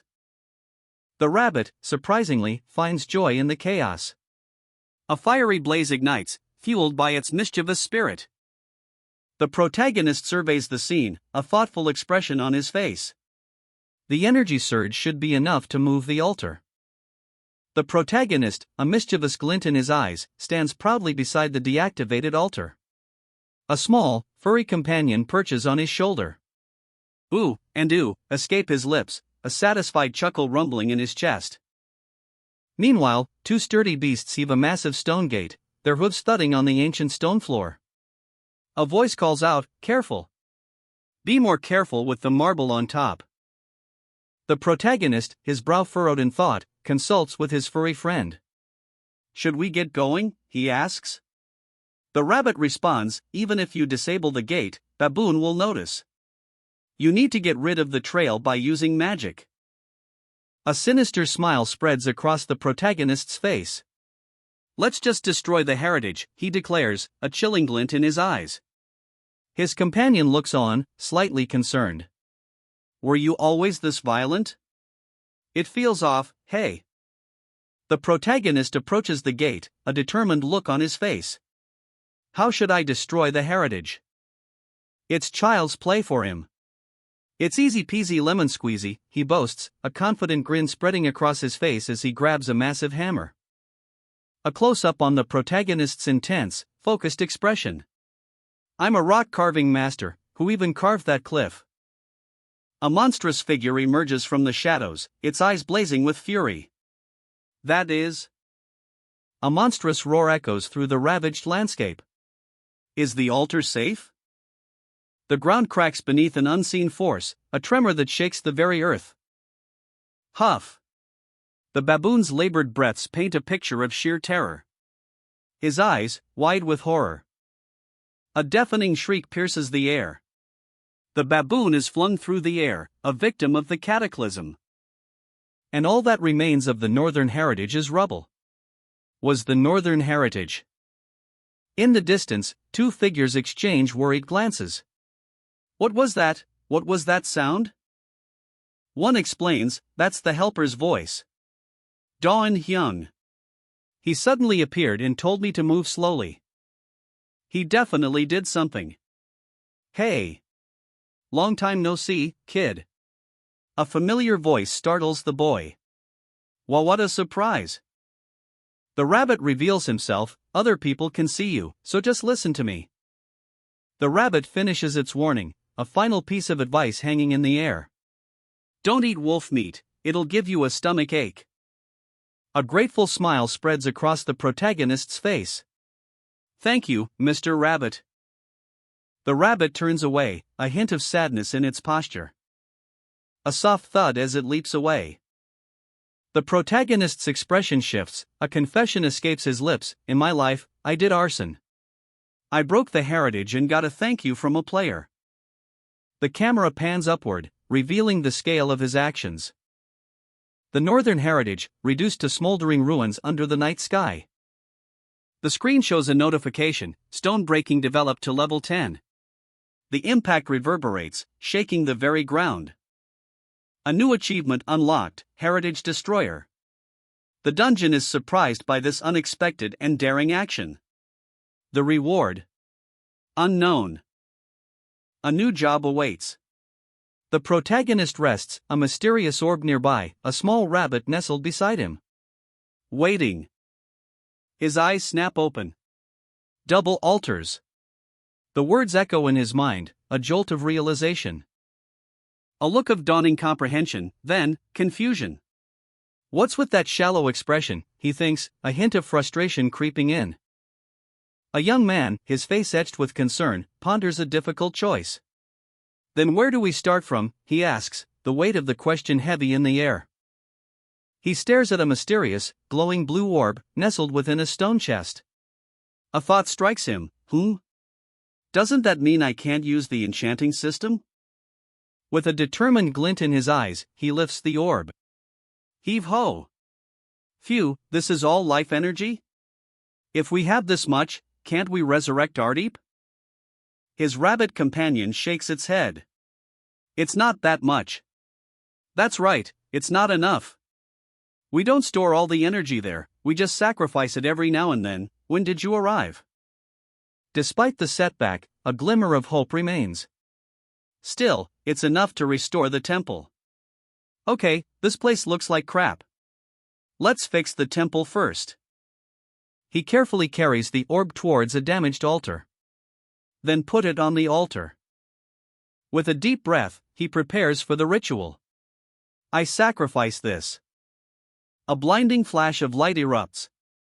The impact sends a shockwave, revealing a glowing, golden orb pulsating with raw energy. Whoa! A blinding flash. The temple crumbles, a golden orb materializes, radiating an otherworldly energy. The achievement notification pops up again, a questioning look crosses the protagonist's face. Even his status window is glitching. His companion, a rabbit-like creature, looks on with a puzzled expression, a strange energy crackles around them. The destroyed temple, transformed into a life altar. The ownership is now theirs. Whoa! 2 altars now, the possibilities are endless. A discussion about the implications of their newfound power, the focus shifts to the enchanting system. The protagonist's determination hardens, it's time to finish restoring the temple. Reset. The word echoes in his mind, a monumental task, to undo everything at once? He grimaces, the weight of the challenge heavy on his shoulders. Leveling up the skill requires a sacrifice. Yeah. A weary sigh escapes his lips as he gazes upon the dragon's temple, perched atop a distant hill under a starlit sky. The temple, once destroyed, is now fully restored. A triumphant yes explodes from his chest. But his moment of celebration is short-lived. Where are you going again? His companion's voice cuts through the night. He explains, that workaholic, let's just have a barbecue party. A much-needed break after such a monumental task. But even rest is a challenge. To begin with, it's because of that griffin. The sheer scale of the task weighs heavily on him.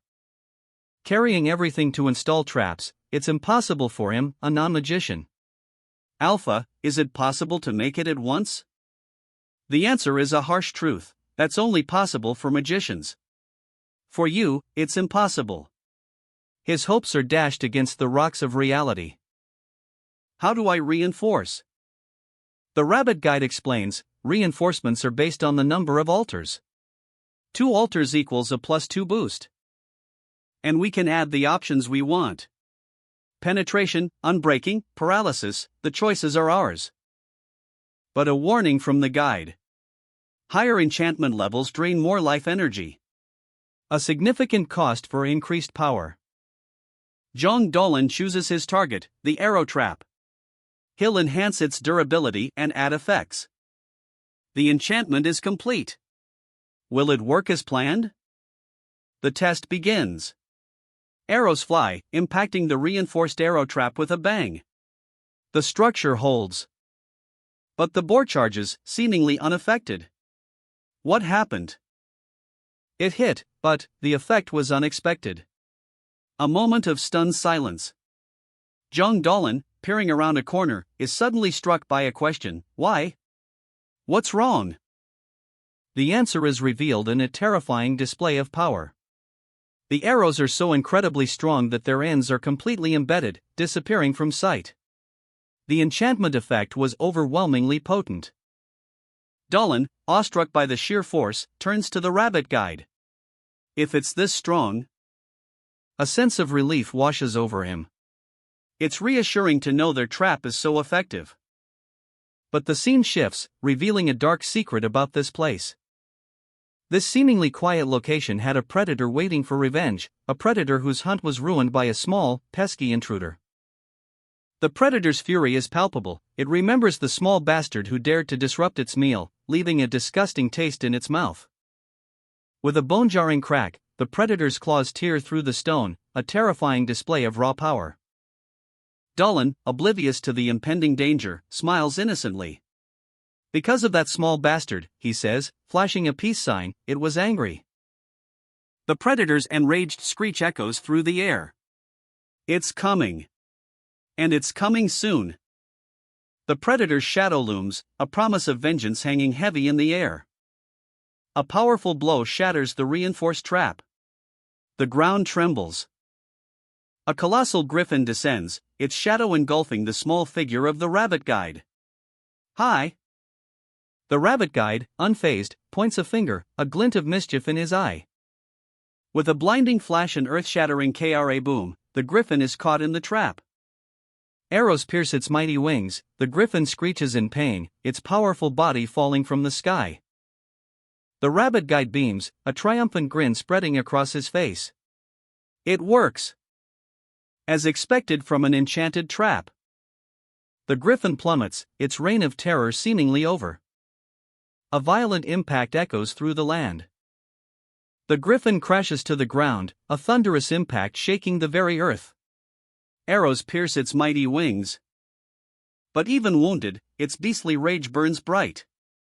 It claws at the cliff face, desperate to escape the trap.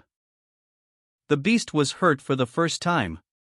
The poison from the arrows seeps into its flesh. A slow, agonizing burn that spreads through its body.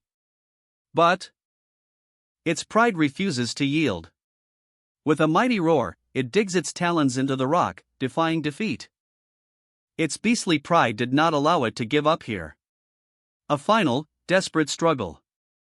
The rabbit guide watches, a mix of relief and surprise washing over its face. To realize that I had these feelings. I'm surprised. A moment of quiet reflection, then, a mischievous glint returns to its eyes. I'm a little bit sorry. The rabbit guide leaps into action, a triumphant grin spreading across its face. Juicy. A torrent of boiling oil rains down from above, a fiery deluge engulfing the griffin. Boiling oil tactic. A gaping chasm opens before him, a swirling vortex of darkness. He peers into the abyss, a look of dawning comprehension on his face. A small, white rabbit appears, seemingly out of nowhere. HM? What is it? I got it. Did you see it fall? He exclaims, concern etched on his features. No, I just heard it. Did it die? He wonders, his brow furrowed. Not sure. A strategic plan forms in his mind. If it didn't, it will fly up again. If it does, we can punish it again. With a mighty swing, he brings his hammer down. A burst of energy erupts. Is that so? Good job. The impact sends a shockwave. A crack appears in the stone. Crack, he observes, a hint of worry in his eyes. He gazes into the newly revealed cavity, a vast, empty space. What is this? Was it necessary to come here? The question hangs in the air, a silent challenge. Not really. Crash, a figure tumbles down a rocky slope, the impact echoing through the chasm. Eyes widening in surprise as he takes in the scene before him. But look over there. A gesture, a sudden shift in focus. Reveals a hidden cave mouth, glowing with an ethereal light. It looks like it needs investigating. Ignore it. It looks dangerous. A warning, ignored. Is that so? Guys. Gate install. The sound of machinery whirring. He would never listen. Now, where? HM. Is the light shining because of that? A golden orb pulses with inner light. A silent question hanging in the air as he stares, captivated. A monstrous bird, talons extended, lets out a screech that echoes through the cavern. Key. KRRR. The young man, sweat beading on his brow, glares at his companion. You said it died, you rabbit bass dash. With a mighty crack, the bird plummets to the ground, its body shattering against the rocky floor. The young man, panting, stares in disbelief. Damn it, is it immortal? Arrows pierce his flesh, but he endures, gritting his teeth, the pain etched across his face. A gaping chasm yawns before them, a spiral staircase descending into darkness. The rabbit, ever opportunistic, scampers down. He. I should go down and brag. Will he give me pork as a reward? Peering into the abyss, the rabbit pauses, a flicker of uncertainty in its usually cheerful eyes. What is this hole? His face contorted in a grimace of exertion, the young man struggles to his feet. The monstrous bird swoops down, talons extended. A blur of feathers and fury. Our hero, battered but defiant, bellows a battle cry. Guys! Attack! A desperate counteroffensive begins. The ground trembles under the impact of blows. But the avian behemoth proves too powerful. Each strike is met with a deafening thwack. Meanwhile, the rabbit stumbles upon a scene of chaos. What is it? Why are you here? He squeaks, utterly bewildered. The hero, enraged, lashes out. Where were you? You couldn't work properly. The rabbit shrinks back, whimpering, No, that guy fell down shouting Kiak. But I guess he had a nest here? Another brutal strike. The hero is sent flying, a sickening crash echoes through the ravaged landscape. And the battle rages on, a whirlwind of feathers and fury. The ground cracks under the weight of their struggle. A final, devastating blow. The air itself seems to crack under the pressure. A monstrous avian creature descends, its shadow engulfing the battlefield. Below, the protagonist, battered but defiant, clings to life, while the rabbit watches in wide-eyed terror. Golems aren't enough, there's only one way. The protagonist's resolve hardens, his gaze burning with grim determination. You're at a different level. The rabbit's voice trembles, a mixture of awe and fear. He's witnessed the protagonist's raw power firsthand. The strongest dirt golems fall before him. The protagonist's victory is swift and brutal, a testament to his skill and power. That was dangerous, the rabbit exclaims, still shaken. Alpha, can traps go through gates? A crucial question hangs in the air, the protagonist's brow furrowed in thought. Of course. Do you want to move the arrow trap here? A calm, almost casual response, betraying the protagonist's intense focus. No, I don't have time. The protagonist's eyes blaze with urgency. He needs to act fast, the situation is dire. Gate install. A surge of energy erupts as a new gate materializes, a beacon of hope in the face of overwhelming odds. No, are you going alone? The rabbit cries out, his voice filled with alarm. If we're running away, we should go together. The rabbit's words are a testament to his loyalty, his fear momentarily forgotten in the face of shared danger. Recover faster, guys, he urges, his voice filled with determination. The monstrous bird swoops down again, its talons extended. Kayak, don't come over here. Don't come, the rabbit screams, his fear palpable. A swirling vortex of energy erupts, a gateway opening before the battered protagonist and his loyal companion, the rabbit. I'm back, he declares, his voice strained but resolute. The rabbit, still trembling, expresses his relief. What a surprise! Where did you go? The protagonist, panting, replies, and also, I wasn't afraid. High above, the sounds of battle echoed. The rabbit adds, I could hear it from up there. While fighting the griffin, Dawn was deep in thought. How could he overcome enemies resistant to his current skills? His lone horn-boar's spirit only worked on weaker monsters, he needed a new offensive skill, one that could pierce through stronger foes. A flash of blue energy. Dawn unleashes a powerful attack, striking down a monstrous frog-like creature. The impact sends a shockwave. But the battle is far from over. A colossal, enraged golem blocks their escape. Why do you keep holding my head? It roars. Dawn grits his teeth, just like that griffin. Despite his best efforts, Dawn remains clueless, no matter how much he pondered. The protagonist, eyes blazing with determination, prepares for action. A warning from the rabbit echoes in his mind. As a fiery blast erupts. The sheer force of the attack is breathtaking. A monstrous griffin, caught in the explosion's heart, is sent hurtling through the air, crashing to the ground in a shower of debris. The protagonist, battered but unbowed, lies amidst the wreckage. The griffin, wounded but defiant, rises again, its eyes burning with rage. A final, desperate attack. A close-up on the griffin's furious face, its beak open in a silent roar. The battle is far from over. But the protagonist has already anticipated this. The trap was cleverly set. He reflects on the efficiency of his attack, regretting the wasted life energy. The rabbit looks on, concerned. A triumphant grin spreads across the protagonist's face.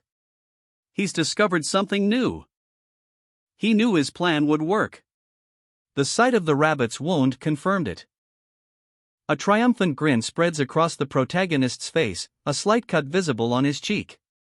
"It's my victory," he declares, the words echoing with the power of his hard-fought win. The griffin crashes to the earth, a bloody mess of feathers and broken bones. Arrows, seemingly launched from nowhere, pierce its body. A final, desperate screech rips through the air. As the protagonist stands over his fallen foe, Sparrow, the rabbit, looking on with a mixture of relief and awe. The dust settles, revealing the extent of the victory. "It's my victory!"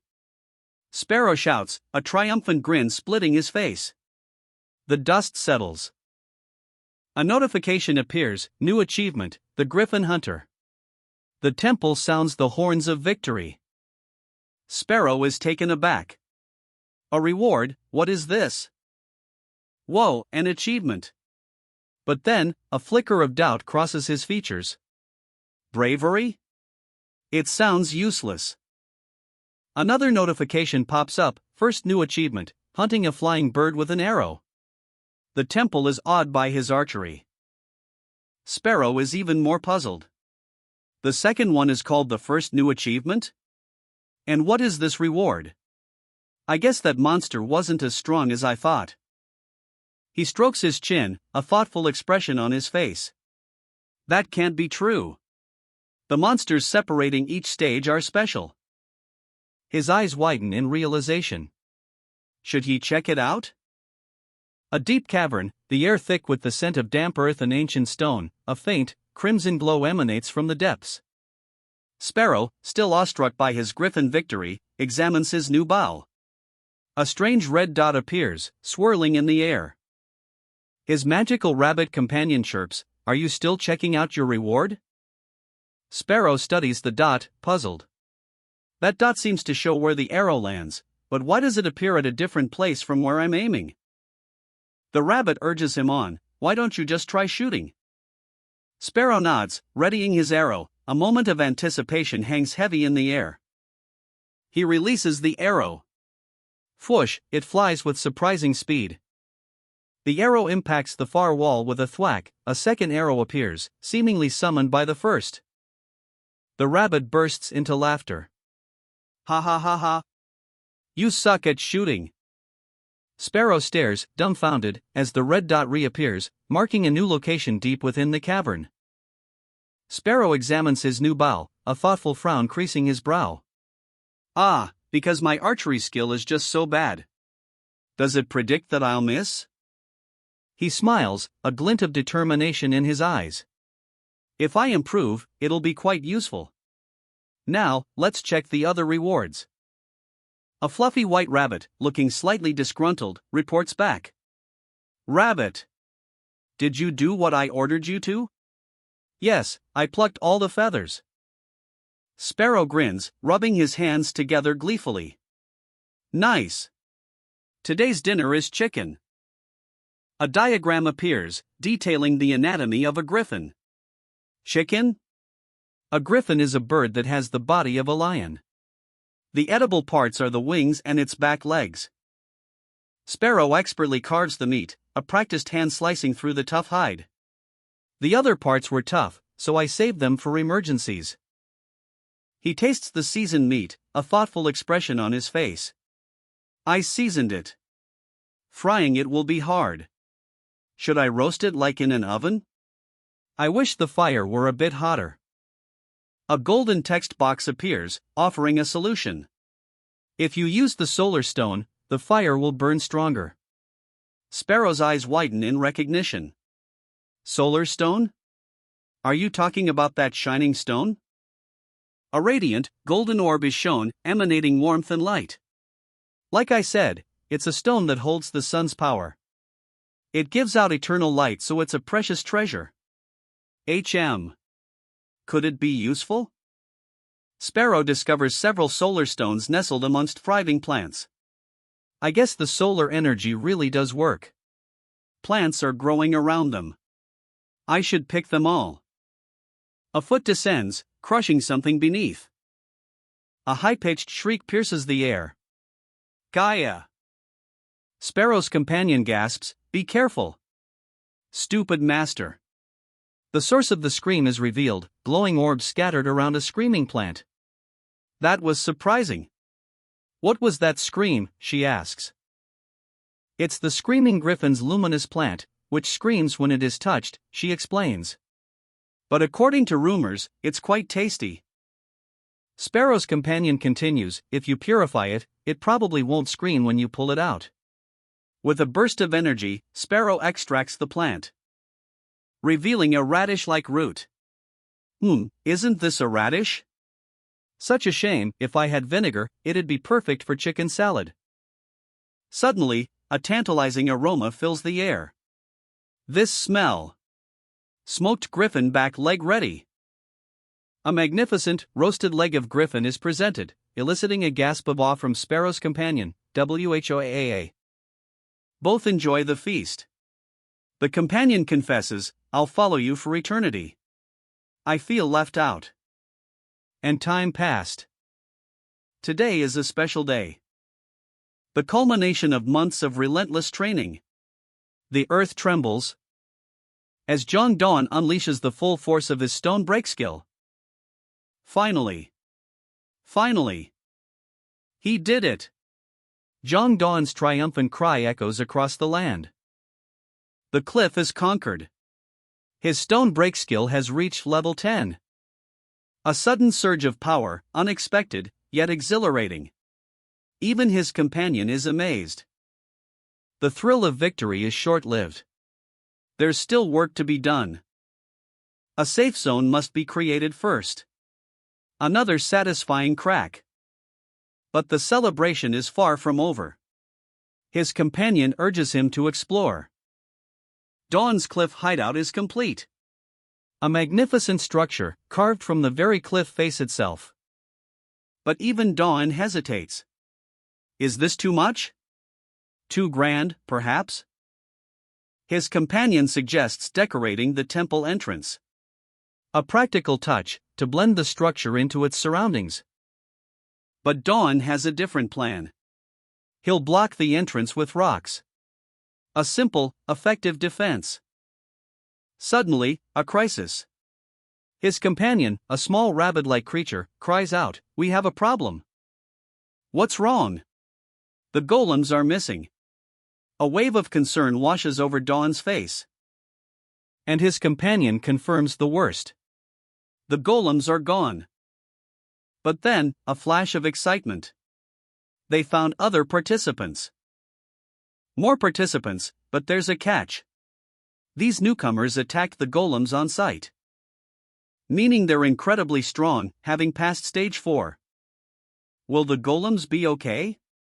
The question hangs in the air as Jong-Dawn and his companion sprint, the ground trembling beneath the approaching threat.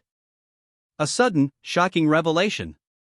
The golems aren't the only danger. Other participants. Dawn's companion stares, wide-eyed, at the looming figures. The unexpected appearance leaves him speechless. A desperate defense.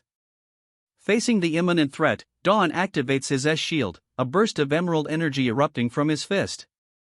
The impact reverberates, a shockwave pushing back against the golem's brutal force. Rocks shatter, the air crackles with energy. The golem, momentarily stunned, struggles to regain its footing, its massive fist crumbles to dust. Another participant, hidden from view, struggles to comprehend the situation. "Why can't I see it?" he cries out in frustration. The truth is revealed: Dawn's golems had their cores hidden in random places. A strategic advantage, now compromised. As other participants emerge from the shadows, their presence a chilling reminder of the game's brutal nature. "What?" one of them exclaims, his voice laced with surprise and alarm. A colossal earth golem bursts from the ground. "I can see them," the boy shouts, his eyes wide with alarm. "Rabbit! Hide!" The boy's face is a mask of disbelief. "Whoa! They're really here!" The golem looms, a terrifying presence. "Hello," it bellows, shaking the very earth. Elsewhere, two onlookers stare in stunned silence. Their faces etched with a mixture of fear and confusion. The golem's massive hand descends, a crushing blow imminent. Dawn is caught in its grasp, his expression one of pure terror. To the participants, Dawn looked just like this. Panic spreads like wildfire. "Over there! There's a person getting attacked by a golem." Dawn, struggling against the golem's might, grits his teeth. "Attacked? What are they saying?" The chase continues, a desperate flight for survival. "Wait. I think there's a misunderstanding." The rabbit looks on, its expression a mixture of worry and determination. "If I tell them that they are my golems, they'll be mad, won't they? We'll be lucky if they don't think you're a helper." Dawn, sweat beading on his brow, lets out a shaky breath. He's relieved, but the tension remains palpable. Suddenly, a shout pierces the air. "Behind you!" The ground trembles as a colossal golem emerges from behind Dawn, its shadow engulfing him. Dawn's eyes widen in terror. His mind races. What can he do against such a monstrous foe? Escape seems his only option. A finger points, a sudden burst of light. The scene shifts, revealing a new threat. More golems. A legion of stone giants rises, their eyes glowing ominously. The situation has escalated drastically. The ground shakes violently as the golems charge. A chaotic stampede ensues, dust and debris flying everywhere. Rabbit watches, his face etched with worry. He sees something unexpected. All the golems are following Dawn. Could it be? Rabbit's eyes widen in disbelief. Tears well up in Rabbit's eyes. Dawn, it seems, was misunderstood once again. A wave of relief washes over him. Dawn's actions saved them all. A sprawling refugee camp, hastily constructed amidst a desolate landscape, tents and makeshift shelters huddle together, surrounded by a crude wooden palisade. "You say you found new ruins, are you sure?" Doubt hangs heavy in the air, a question born of fear and uncertainty. "Ah, yes. Please explain." The urgency in his voice is palpable, a plea for clarity in the face of the unknown. "You mean the guy who voluntarily became golem bait?" The speaker's tone is a mixture of disbelief and horror, reflecting the gravity of the situation. "Yes, the golem's tracks led to the Stone Mountain." "So, you mean there were ruins at the Stone Mountain?" The revelation unfolds, painting a picture of danger and mystery. "Yes, though the entrance was kinda weird." "Sorry, I was way too scared to check inside," a confession of fear, a stark contrast to the gravity of the discovery. The hunting squad failed to get food, and now they found ruins with golems? The weight of the news settles, a grim realization dawning on the listener. "They are hard to kill, even with my skills," a grim assessment, spoken with a weary sigh, highlighting the formidable threat. "We should send in the newbies." A chilling proposal, born of desperation and a callous disregard for the young recruits' lives. A weighty decision hangs in the air. The leader's face is etched with concern, the fate of the hunting squad rests on his shoulders. Dawn, his expression a mixture of relief and apprehension, recounts his encounter. The weight of his report is palpable. A looming cliff face, shrouded in mist, hints at the perilous journey ahead. The Stone Mountain's secrets are guarded well. A golem, its eyes glowing ominously, looms large. You guys wait inside, it rumbles, a low, guttural sound, revealing a crumbling stone doorway, a passage into the unknown. The air crackles with an ancient energy. Dawn, his worry evident, questions their safety without the golem's protection. Rabbit's ears twitch, sensing the tension. A fluffy companion voicing concerns about communication and the reliability of the information. Doubt clouds their mission. Despite the uncertainty, Dawn's resolve shines through. His reassurance to Pokyu, his small companion, is a testament to his courage. But a cautious note creeps into his voice. He acknowledges the inherent risks, recalling a proverb, "Caution is the mother of all virtues." From a vantage point, Dawn surveys the area. His miniature tower expands his view, revealing a wider perspective. Dawn, his miniature tower humming softly, meticulously scans the terrain. His brow furrows in concentration. Following the directions given by Pokyu, his faithful squirrel companion. Together, they venture forth. Emerging from the dungeon, a new message appears: "You have entered the Gap, land of the dead." Dawn's eyes widen in surprise. The Gap? What does that mean? He wonders aloud. Rabbit, ever vigilant, chimes in. You don't even know this much? Rabbit exclaims, a hint of exasperation in its tone. Dawn, humbled, asks for an explanation. And Rabbit, with a sigh, begins to explain the intricacies of the game's progression. The world unfolds before them. Stage 4 is revealed, 4 dungeons, connected by a neutral zone known as the Gap. The map shows the layout clearly, 4 dungeons surrounding a central, empty space. The Gap. It's the Gap. A staging area where players repeatedly clear dungeons, a twisted purgatory where escape seems impossible. Dawn, still a Stage 1 newbie, is understandably confused. Rabbit, his ever helpful, if slightly exasperated, companion, tries to explain the complexities of the Gap, a place where even successful dungeon clears don't guarantee escape. The system's cruel joke is laid bare. Rabbit reveals a crucial detail: within the Gap lies a place called the Village. Dawn's hope sparks: a safe zone? Could this be their ticket out? But Rabbit's expression sours, a sudden, sharp intake of breath. A sudden, violent jolt. Dawn and Rabbit are thrown from their feet, the ground cracks beneath them. The impact echoes, leaving them dazed and disoriented. Rabbit's exasperated sigh speaks volumes: humans are so stupid. The village, or is it a cruel illusion? A safe haven, or a trap more insidious than the dungeons themselves? Dawn's face is etched with worry. The reality of their situation sinks in: places like the village, places that shouldn't exist, are real. Dawn wrinkles his nose, a look of disgust crossing his face. This smell, a corpse? From the murky depths, a skeletal hand emerges, its bony fingers clawing upwards, a chilling sight in the desolate landscape. The ground trembles.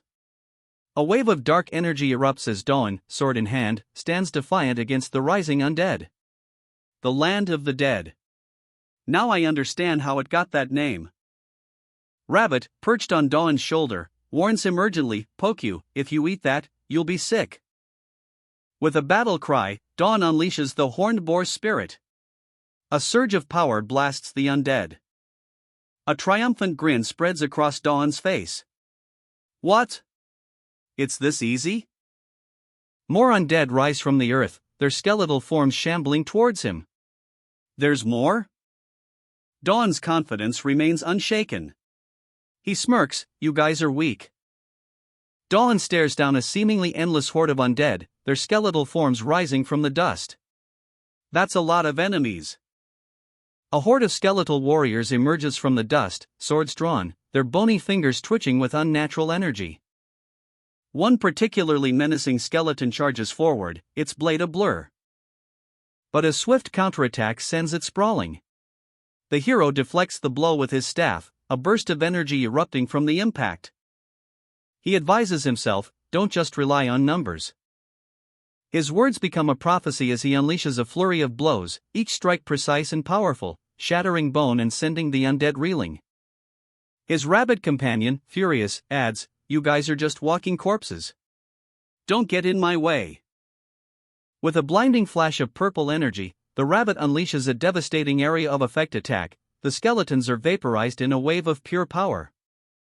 The hero smiles, impressed, "Rabbit, you're actually quite impressive. Your skills are finally starting to show." The rabbit, brimming with confidence, declares, "Watch closely, master. I'll show you what I can do." The skeletal horde charges, but Rabbit unleashes a flurry of blows. Bones shatter, and a maniacal laugh echoes across the battlefield. "Good job, Rabbit." "That was amazing," the hero exclaims, a grin spreading across his face. But a seed of doubt takes root. Will this really be so easy? Rabbit's smile falters. Sweat beads on his brow. He's reached his limit. "That was such a waste," the hero cries, his expression shifting to frustration as Rabbit collapses. The easy victory was short-lived. He grabs Rabbit, scooping him up as he runs. "You're just excess baggage," he shouts, his tone laced with annoyance. A lone, heavily armored skeleton emerges from the dust, its eyes burning with malevolent red light. A chilling roar. The skeleton's spear hurtles towards them, a blur of motion. The hero barely manages to dodge. The spear slams into the ground, sending up a geyser of earth and rock. The impact reverberates through the ground. And with a mighty crack, the hero's foot crushes the spear's shaft. The battle is far from over. The hero, carrying Rabbit, tumbles down a rocky slope, narrowly avoiding a fatal blow. The fight continues. The ground trembles. A bone-jarring impact throws the hero and the exhausted Rabbit sprawling. The Rabbit cries out, "It got me." Pain etched across his small face. A horde of skeletons emerges from the shadows, their bony forms a chilling testament to the battle ahead. The hero rises, gritting his teeth. Gap Village. A small settlement, barely clinging to life in this desolate landscape. A reconnaissance team has just left, their departure raising more questions than answers. One man's worried expression speaks volumes. His gaze lingers on the departing figures, a sense of unease settling over him. A weight of unspoken concerns hangs heavy in the air. That guy seemed to be the leader. Lightning. The word hangs in the air, a stark contrast to the quiet tension. A raw power surges through the hero's veins, his eyes blazing with newfound energy. A primal scream escapes his lips. A blinding flash of blue energy erupts. The skeletons are caught in the crosshairs. A blinding flash of blue energy erupts as hero unleashes a devastating attack. The raw power is almost overwhelming, leaving Rabbit on the ground, injured but alive. "Are you all right?" Hero asks, concern etched on his face. He explains his mission, reconnaissance. "You're safe now," he reassures Rabbit. A nearby village offers a chance for refuge. But Hero's expression shifts. A shadow of worry crosses his features as he looks at his injured companion. Rabbit's tears speak volumes. "Sungwoo Hyung," he whispers, his voice choked with emotion. The weight of the battle, the shared danger, the bond between them, it's all reflected in that single, heartbreaking moment. The scene shifts to Gap Village. "I'm serious, mister." Rabbit insists, his urgency palpable. "What's wrong now?" Hero asks, his concern growing. The tension is palpable, a man clutches his chest, his face etched with worry. "That's not important," he gasps, "he came back." His eyes widen, a question hanging in the air. Came back? Who? Sungwoo? A sun-drenched landscape unfolds. Hope blossoms as Dawn and his friend walk towards the village, Rabbit safely nestled on his shoulder. "Dawn Hyung, he came back." The man's face crumples, a single word escaping his lips. Da. Da. Duh! Tears stream down his face as a raw, guttural cry erupts. Day-o-one. An embrace of pure joy. You're crying more than me, one of them laughs, wiping away a tear. The reunion is complete. The village comes into view, bustling with activity. Are you really John Donne? I'm not hallucinating, am I? Someone shouts, disbelief coloring their voice. Another voice confirms, I can see Dawn as well. The relief is palpable. The scene shifts. Whispers ripple through the crowd. You're real. You're really Dawn. A new scene unfolds. What is it? Someone asks, curiosity piqued. The answer follows swiftly, the newcomer's friend reappeared. A lone figure walks across the dusty ground, a quiet question hanging in the air, can you move for a bit? The village elder emerges, his presence drawing a crowd. Yes, where is our new guest? The villagers whisper, their curiosity piqued. A villager points, excitement bubbling in their voice, ah, elder. A young man, accompanied by a small rabbit, approaches. He explains, I ran into him during the reconnaissance mission.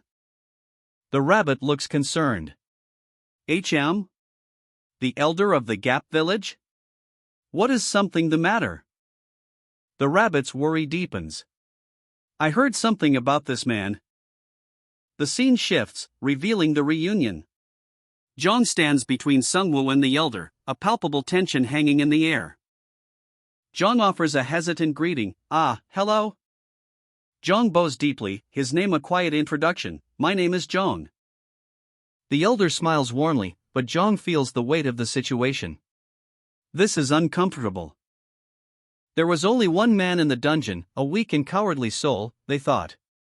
He would die quickly. But that man possessed a unique skill. The skill insight. The skill insight made him insightful. When it first appeared, the man was disoriented. But as the skill's level rose, its true utility was revealed. In the dangerous dungeon, he could see his opponent's weaknesses and where they were planning to attack from. He could also see how strong his opponents were with his insight. But, the proud man stood defiant. The sheer scale of the final dungeon is overwhelming, a terrifying truth dawns on the man. His eyes widen, reflecting the crimson glow of the dungeon's depths, a chilling realization grips him. He's outmatched, hopelessly outclassed, death is a certainty if he stays. Knowing this, he makes a desperate choice, abandoning his friends, he flees. He leaves everything behind, his past, his life before the dungeon. His escape leads him to a new beginning, a new home in the Gap. The Gap, a village built by a mysterious creator, a haven for those who seek refuge. Tears stream down his face, the weight of his decision, the burden of his past, crushing him. His name is Oh Chang-sik, a man haunted by his choices. An unsettling gaze pierces the air, those eyes, glowing with an unnatural purple light. A young man, caught in its intensity, feels a prickle of unease. Why is he staring at me like that? He wonders, a bead of sweat trickling down his temple. The old man smiles, a strange calmness in his eyes. We'll welcome you at the plaza, he says, his voice soft yet commanding. Come slowly. Doubt clouds the young man's mind. Is this enigmatic elder a friend or foe? Is he dangerous, or is he not? The old man's gaze shifts, focusing on something unseen. His assessment is based on more than just appearances, it's about attitude and survivability. Meanwhile, other onlookers whisper amongst themselves. That guy, isn't he weird? The old man's face contorts, beads of sweat forming on his brow, his expression speaks volumes. This encounter is far more unsettling than he initially let on.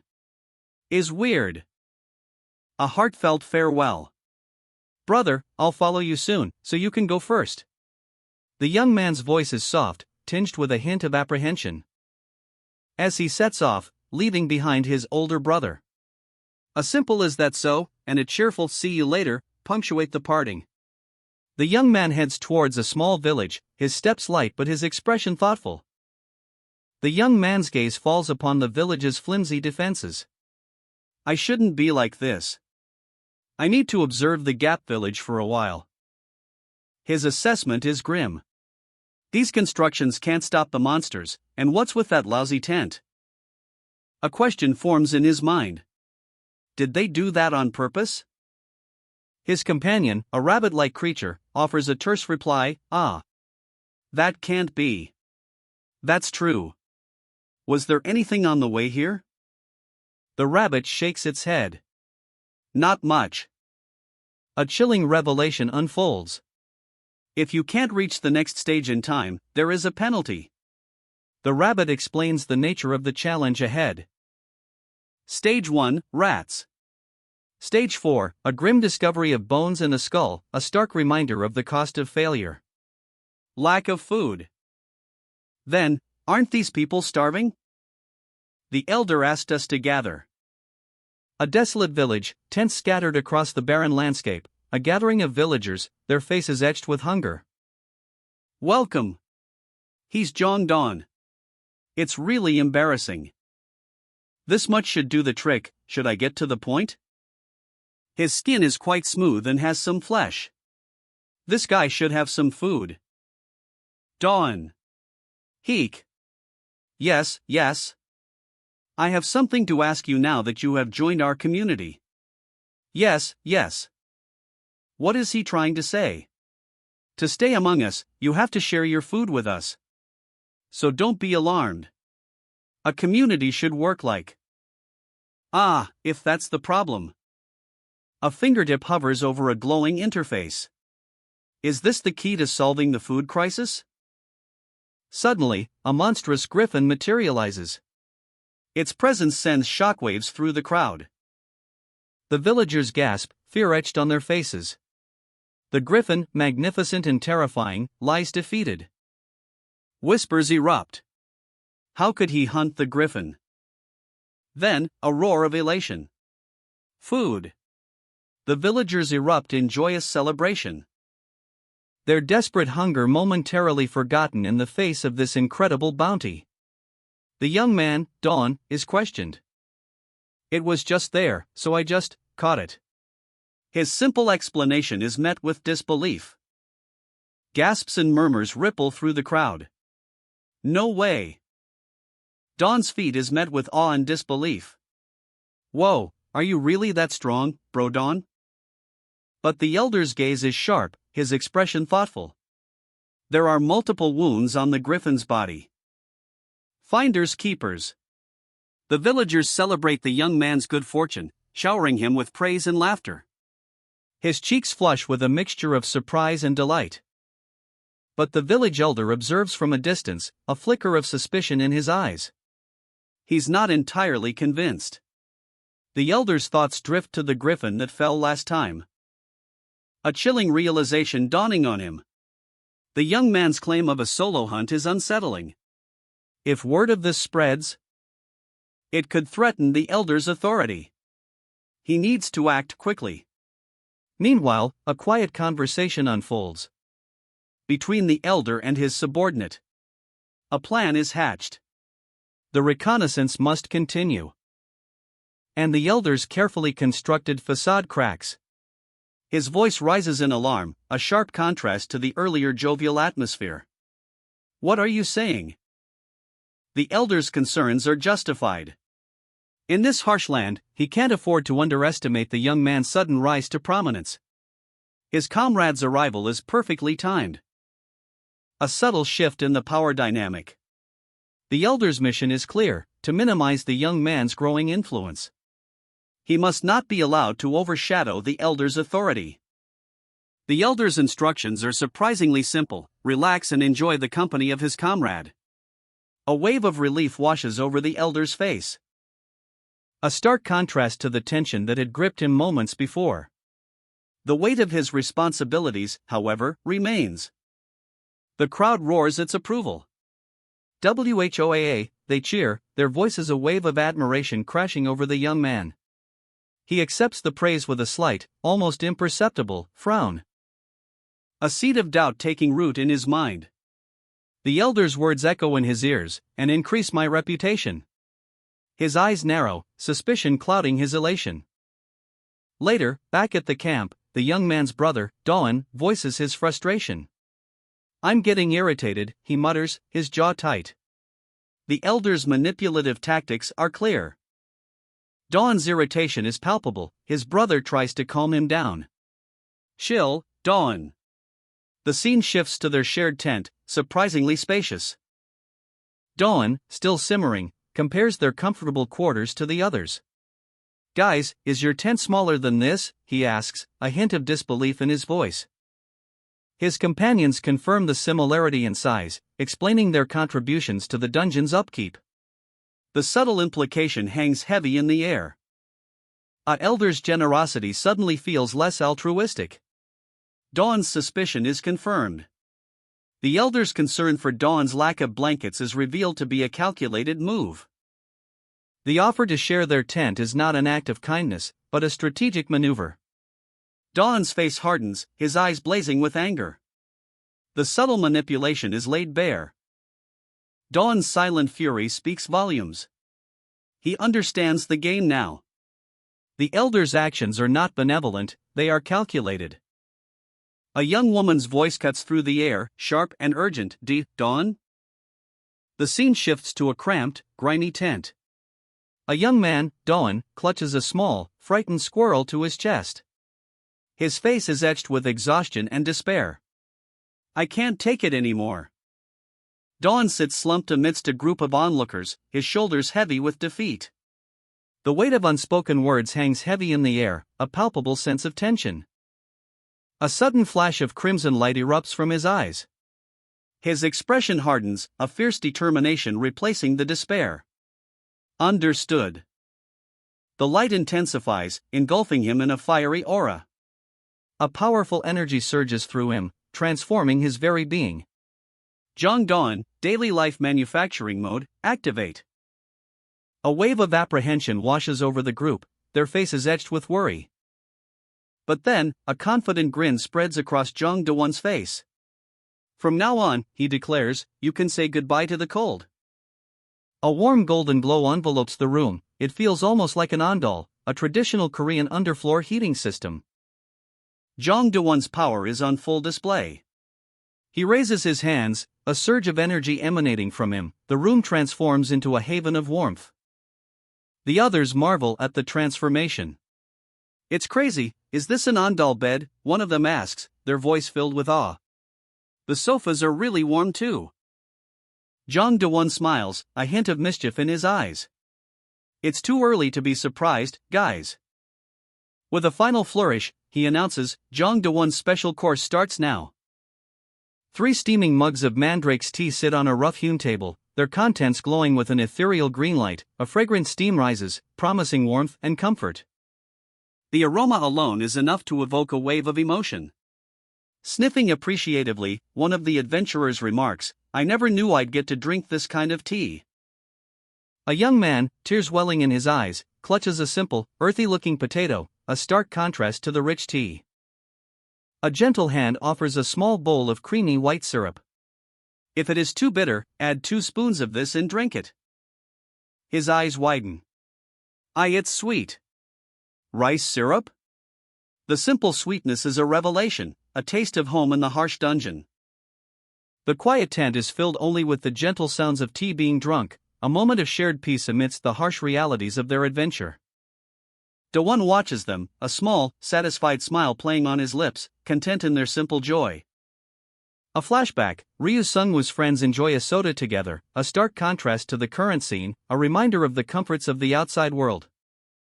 Another flashback, a man hungrily devours a pastry, his face a picture of pure bliss, a memory of simple pleasures. These fleeting moments of joy, precious in their harsh reality, memories they tried to hold on to in the dungeon's darkness. A small hand reaches out, accepting something unseen, a silent exchange of power, perhaps? Words of gratitude, a bow, the student's journey ends, but a new chapter begins. A parting gift, sweet and simple, a lollipop, a symbol of a bond forged in training. Warmth fills the room as friends share a comforting drink, laughter echoes, a balm to weary souls. Dawn watches, a quiet observer, his heart swells with a gentle contentment. Tears flow, but not from sadness, the mandrake's tea works its magic, releasing pent-up emotions. The truth revealed, a simple explanation: the emotional release was merely the tea's effect. A sudden outburst, a secret revealed, the mask slips, revealing a hidden truth. A flash of blue energy, a weapon drawn, the scene shifts, the tension ratchets up. The blade sings, a blur of motion, a powerful strike, precise and deadly. The question hangs heavy in the air: for how long have you been planning this surprise attack? A fierce warrior, axe raised, commands, Dawn, come here slowly. The scene shifts, revealing a tense standoff. A young woman, sword drawn, warns, guide, don't even move a finger. A frustrated voice cuts through the tension: it's just a misunderstanding. Do something. The rabbit companion, caught in the crossfire, is visibly distressed. Sweat beads form on its brow as it collapses to the ground. A moment of revelation. So, that rabbit is your servant now? The response is swift: yeah, he listens to me well. The tension ratchets up. Now you can make objects out of dirt, and that guide is your servant. Dawn's eyes widen in shock. What happened? A rapid montage unfolds, showcasing the intensity of the recent events. A fierce battle, earth-shattering blows, and monstrous creatures clashing in a whirlwind of chaos. Leaving Ryu Sungwoo's friends stunned and speechless. Ryu Sungwoo's friends were really surprised. Tears stream down Jong Do-won's face, a wave of emotion washing over him as he listens to the tale of the recent battle. A comforting hand rests on Do-won's shoulder, a gesture of support and understanding. Do-won's eyes widen, a mixture of shock and confusion clouding his expression. Fresh tears well up, escaping his control. Why are you making me cry? He whispers, his voice thick with emotion. The guide and rabbit, their faces etched with concern, offer words of encouragement. Really, good job, Dawn. The guide's neck cracks ominously. I think my neck bone is going to break soon, he groans, his voice strained. A sudden, sharp pain. Do-won and the guide exchange a look of shared discomfort. Under the twilight sky, the silhouettes of tents mark a temporary camp, a quiet stillness hangs in the air. It was a tough battle, but the warmth of his back is a welcome comfort.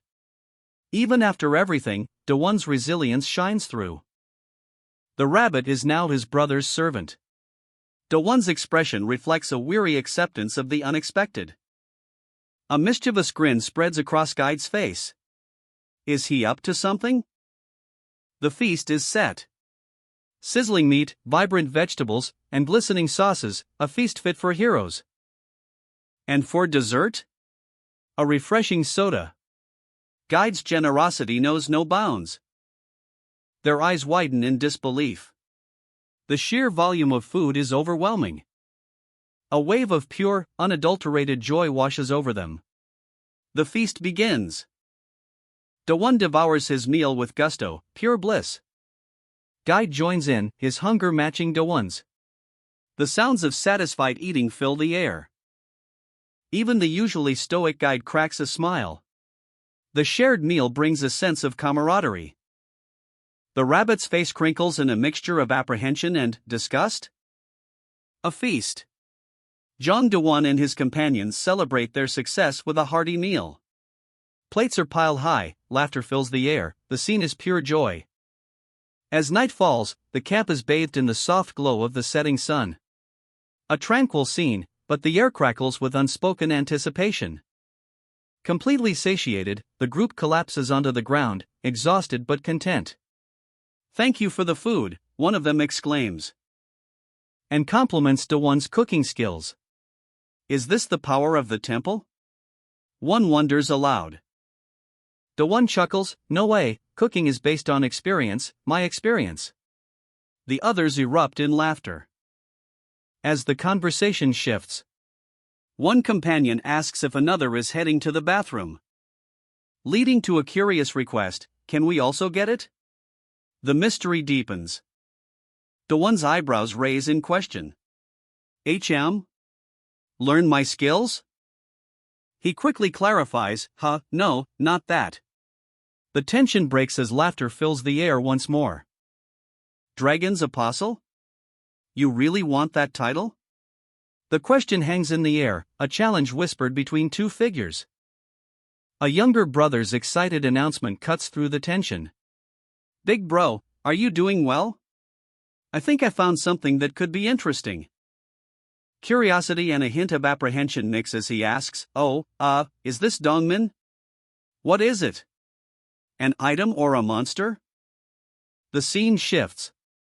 For figures huddled together, their gazes fixed on something unseen. It is called whisper. A sudden, sharp intake of breath. You know what? A moment of stunned silence. Hyun, do you know how to cook? A bead of sweat trickles down his temple. The weight of expectation is palpable. A portal of swirling, golden energy bursts open. Heave-ho! A crate is tossed through the shimmering gateway. It's a gate? Dawn, mid-sentence about trying new foods, is interrupted. Dongmin's impressed reaction hangs in the air. A question hangs heavy, should Ardia also be given access? Dawn's face is etched with concern. The word alpha escapes his lips, a whisper of a revelation. Dongmin's eyes widen, intrigued. A thoughtful pause. Is it the skills that make alpha so desirable? Dongmin's expression is unreadable. Dongmin admits the truth, a simple, stark confession, I won't lie. The answer is revealed, whisper in gate. The implications are vast. Dongmin explains the strategic advantage, communication through the gate will help avoid dangers. A glimmer of hope shines in the darkness. And the reason behind the urgency is clear, to protect their comrades, to prevent further losses. The weight of past tragedies bears down on them. A heartfelt plea, a vow to never again endure the pain of losing friends. The emotional stakes are sky high. And finally, the portal itself, a swirling vortex of golden energy. Dawn stares, a mixture of awe and apprehension on his face. Dawn's face is illuminated, a soft smile playing on his lips, a look of wonder and slight apprehension. Dongmin, eyes narrowed in concentration, states his objective with chilling precision, so, I need that skill. Dawn, still buzzing with residual energy, questions the nature of the ability he just witnessed. Alpha, how is it? That was pretty touching. It's possible, right? A wave of disbelief washes over Dawn's face as he exclaims, What? Why? I'm really touched now. When Dongmin was here, you told me that this was the condition. Dongmin's expression shifts to one of concern as he explains, of course, that condition is important, but there's a limit to how many people we can take. Dawn's eyes widen in realization as he processes the limitation. There's a limit? Dongmin confirms the restriction. In its current state, you cannot infinitely increase the number of dragon's apostles. Frustration and disappointment cloud Dawn's features. Damn it, nothing works out. A portal of swirling, golden energy crackles to life before them. Dongmin offers a word of reassurance to Dawn, Dawn, don't worry so much. A glimmer of hope flickers in Dongmin's eyes as he reveals a potential solution. But, there is one possibility. A bustling crowd gathers, anticipation hanging heavy in the air. A wise old man observes, a knowing glint in his eye, that everyone is here. He raises a gleaming blade, a ritualistic air about the gesture. The blade spins, a vortex of energy forming. A flash of light. The air crackles with power. A wave of energy explodes outwards.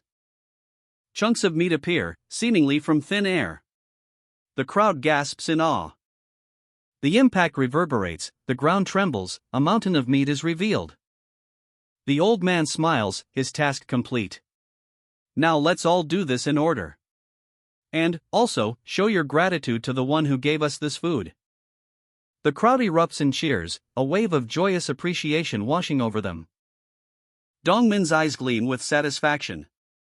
No matter how old I am, this kind of performance is effective, he muses, a smirk playing on his lips. Meanwhile, Dawn watches, his jaw slack. That elder, he's really good with the knife, he exclaims, a mix of awe and disbelief in his voice. Can't he hunt down a griffin alone? A young woman, her face partially obscured, shakes her head. That's not it. That's a 100% slaughter skill for animals. She continues, pointing to the knife, now glowing with an ethereal purple light. Also, that knife is an enchanted weapon, probably 3 or more enchantments. Dawn's eyes widen. The slaughter skill, she explains, might be on the weapon itself. Awesome! Dawn bursts out.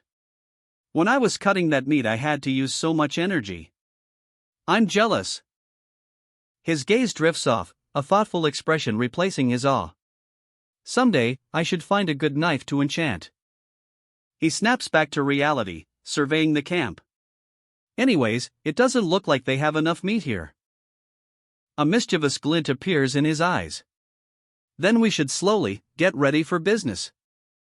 A wide shot of the camp, smoke rising from cooking fires, sets the scene for the next act. The air crackles with anticipation. A festive atmosphere hangs in the air, the aroma of grilling meat fills the night, almost like a celebration, as one character observes. Even in this seemingly peaceful village, there's an undercurrent of tension. A heavy stone is moved with surprising ease. Dawn meticulously prepares his tools, a brush dances in his hand, adding the final touches to his creation. Will this be enough? He wonders, a hint of doubt in his eyes. Meanwhile, others work tirelessly, their efforts a blur of motion. Nice! I'm back, one of them exclaims. A question hangs in the air. Oh, are you back? How's the rest? But the answer is clear, even without words. The smoke rising from the campfires tells a story of ongoing activity. Dongmin beams with pride. Hyung, I'm done. Please check it, he says, brimming with confidence. His hard work has paid off. His superior nods in approval. Oh, you did it really well. Good job, the praise is well deserved. The final preparations are underway. Now, finally, Hoyle Hyung, are you ready? Someone asks, anticipation building. A weary but determined figure emerges. Yeah. He replies, a hint of exhaustion in his voice, but his resolve remains unshaken. Dongmin watches Hoyle from afar, a question mark hovering above his head. Hyung, what is Hoyle Hyung doing? Dongmin smirks, a mischievous glint in his eyes. The word baiting appears in a speech bubble above his head. Concern etches itself onto Dongmin's face. But will Hoyle Hyung be alright? He wonders aloud. He explains, as I understood, he never did business outside. Dongmin's confidence is unshaken. You don't need any marketing skills, he says, a sly smile playing on his lips. I only asked one thing from him. Two women sit by a campfire, examining a piece of cooked meat. It's good, but it's too bland, one of them comments. The other agrees, still, it's been a while since we had meat. The women share a meal, their expressions a mixture of enjoyment and slight disappointment. One of them remarks, isn't it bland? Dongmin leans in, a mischievous glint in his eyes. One pinch, he whispers, his hand reaching for something.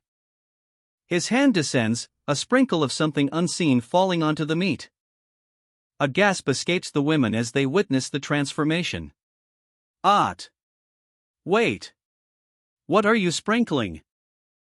Dawn stares, wide-eyed, at a piece of meat. Something about it unsettles her. Dongmin, ever the mischievous one, casually asks for salt. Big bro, will one pinch be enough? He asks, a glint in his eye. And the crowd surges forward. It's there. Sell it to me, they yell, a wave of desperate buyers crashing towards him. Dongmin's grin widens. They took the bait, he exclaims, a triumphant laugh escaping his lips. His friend beside him looks on, speechless. A bustling marketplace unfolds before us, a sea of faces surrounds a curious sight, large blocks of salt, stacked high. A young man, his brow furrowed in thought, observes the scene.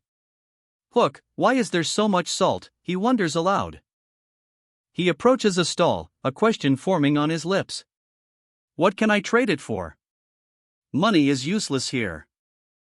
The exchange rate is revealed, one bowl of salt equals one second-hand enchanted object. A deal is struck. Give me anything enchanted, the young man declares. Hesitation clouds his features. I really want the salt, but exchanging it for an enchanted object is too. The pressure mounts. If you aren't going to buy it, move, a gruff voice commands. A nearby merchant steps forward, his words cutting through the tension. Hey! It's not just an object, it's an enchanted object. He explains the unique value of salt in this strange marketplace. Everyone here knows how to get enchanted objects, but it's different for salt. By stage 4 of the competition, the participants possessed 1 or 2 enchanted weapons, but they were still too precious to use. The salt was tempting, but those enchanted objects were simply too valuable to risk. A seasoned competitor, his brow furrowed in thought, everyone was wrestling with the same dilemma. The participants' minds were racing, stuck at 99 degrees Celsius, water doesn't boil until it reaches 100. A simple scientific fact, yet so crucial here. Then, a sudden, desperate action. Whack, the sound of wood splitting echoes as someone grabs a bowl of salt. Here. Give me 1 bowl of salt. Under the starry night sky, a figure emerges from the shadows, a sly smile playing on his lips. He holds the coveted prize, a bowl of salt. The crowd watches, a mixture of shock and awe on their faces. The pressure mounts, pushing them to the limit, sweat beads on foreheads, eyes wide with anticipation. The final push. A desperate gamble, the sale was successful. The camp at night, quiet under the stars, the tension finally broken. What? Selling salt? The old man's eyes widen in disbelief, his jaw dropping as the shocking news sinks in. A figure strides through the dusty landscape, a question hanging heavy in the air, do they really have salt? The young man observes the scene unfolding before him, a massive crowd gathered under the twilight sky. This crowd. He sweats, a nervous energy radiating from him as he makes a quick decision. Of course you can leave the object on the left side. His face is a mask of exertion, but a smirk plays on his lips. You have quite the talent for surprising people. The crowd murmurs, a ripple of anticipation spreading through them. The elder is here? Ho, I'll take the salt. The young man sighs, a mixture of exasperation and amusement in his expression.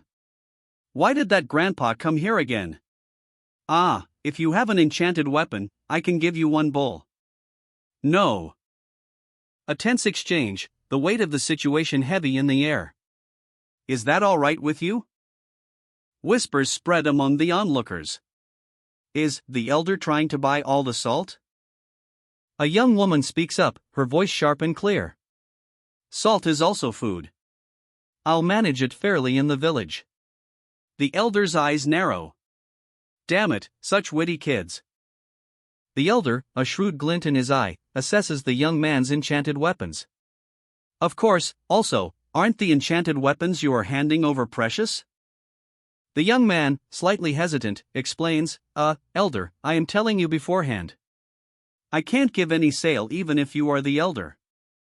The elder dismisses his concerns with a wave of his hand. Don't worry about that. I'll buy everything according to the market price. That stupid kid, I have tons of useless enchanted objects. His gaze shifts, a subtle change in his demeanor. What's more important isn't the price of the salt, it's you getting reputation after selling salt. The young man, surprised by the elder's focus on reputation, considers the offer. Is that so? It'll be difficult to buy all the salt. Ho. It's all right. I'll take the deal. A close-up on the young man's face reveals his inner thoughts. How is he so certain? He continues to test the elder. It's not that I doubt you, elder, but can you actually buy everything? Let's provoke him a little more. Don't worry. The young man's worry is palpable. I was worried it'll be a burden, without a reason. The elder's smile widens, his confidence unwavering. I'll buy all of it. The final panel reveals the truth, he wasn't bluffing. The elder quickly measured the amount of salt with his skill. The elder scrutinizes the young man's inventory, comparing the sheer volume of salt to the number of enchanted weapons he possesses. But something about the young man's confident smile gives him pause. There's more to this than meets the eye. The young man's playful grin widens. Then I'll take the rest out. A mischievous glint sparks in his eyes. The elder, intrigued, echoes his words, take it out? With a flourish, the young man activates a device, revealing a colossal statue. A magnificent sculpture crafted entirely from salt. The sheer scale of it is breathtaking. The elder's jaw drops. The elder stammers, that's all salt? The young man confirms, to answer your question, it's 100% pure, natural rock salt. If you want to try, you can taste it. A subtle shift in the young man's expression hints at a hidden agenda, if that's not what he's truly after. A shadow falls across the elder's face, the young man's question hangs heavy in the air. The elder's eyes widen in disbelief, a sharp crack echoes as his composure shatters. A ripple of shock spreads through the crowd, whispers of doubt and fear snake through the onlookers.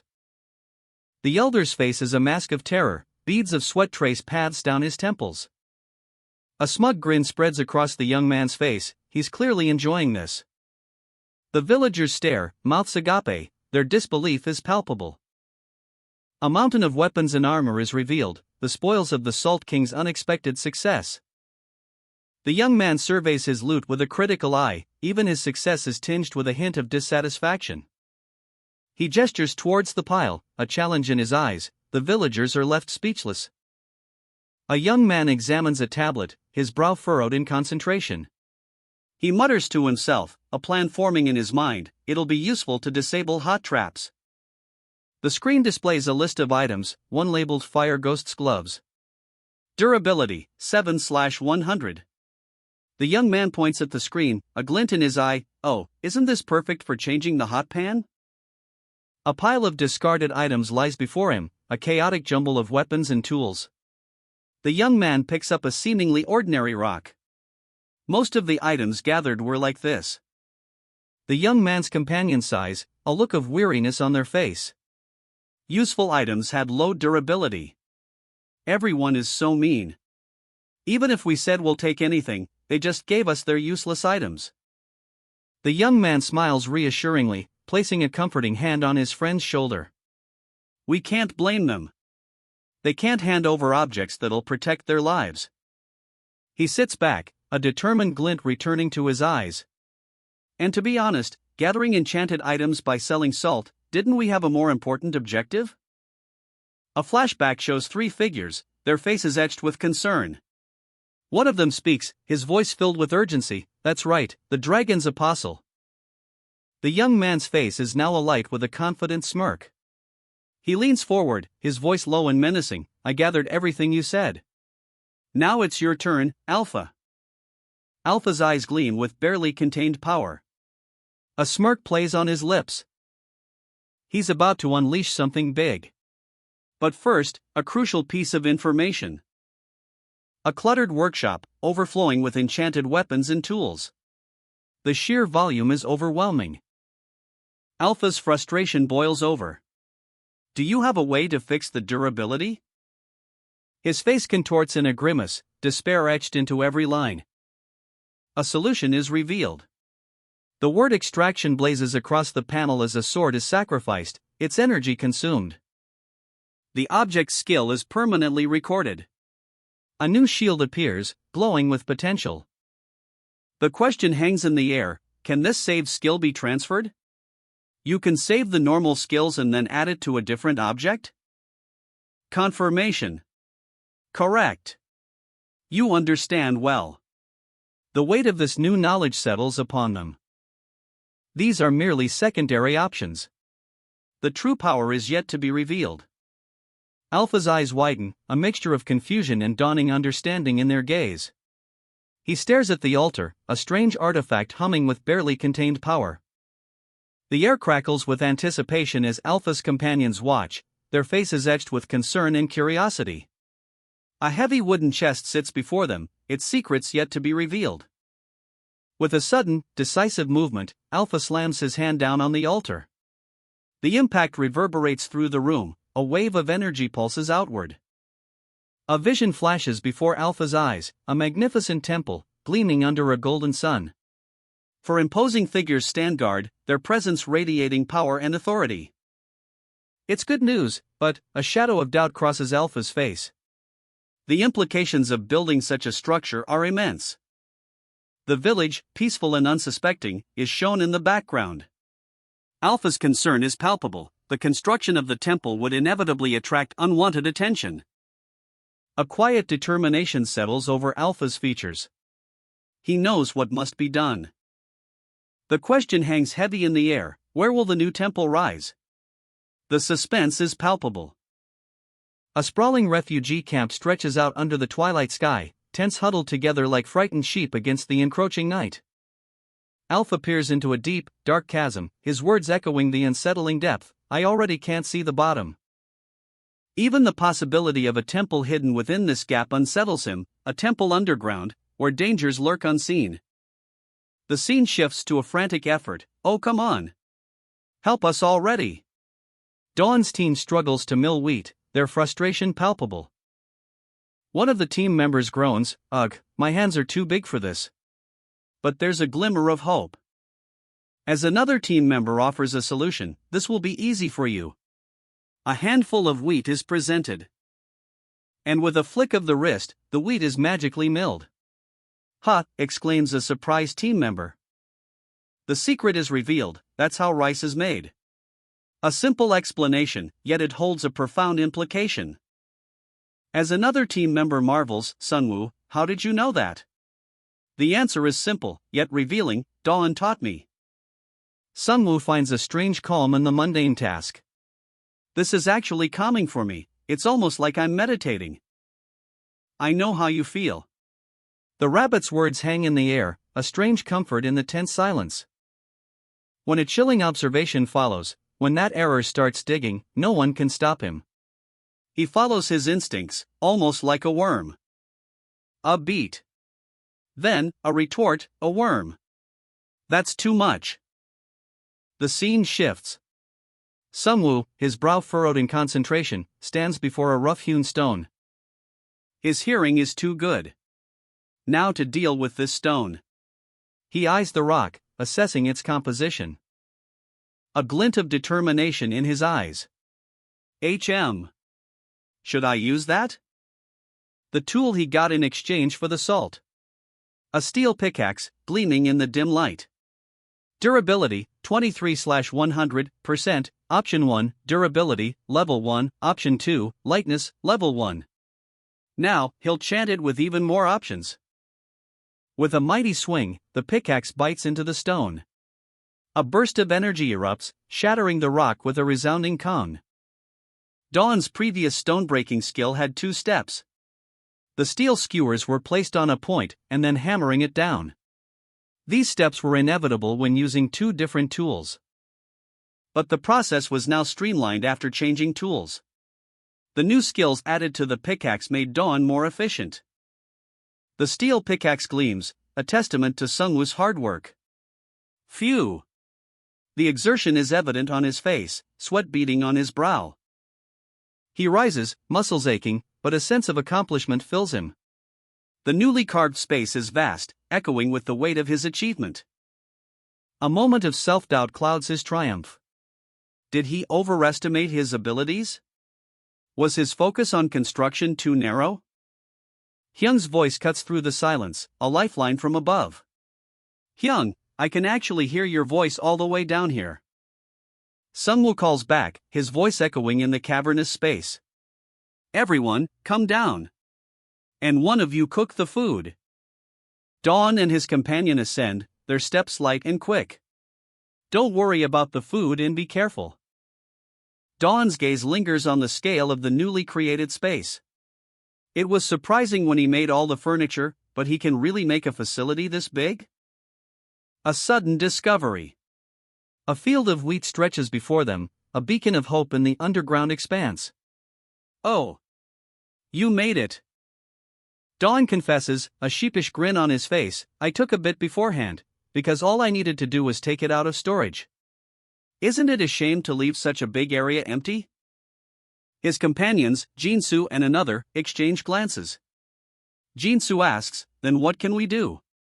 You wouldn't just call us to show off. The group sets off, a sense of purpose in their steps. Jinsu will guard them while they venture into the unknown. There might be skeletons, as Horiel warned. Jinsu teases Dawn, a playful smirk on his lips, but Dawn, I didn't think you would be scared of skeletons?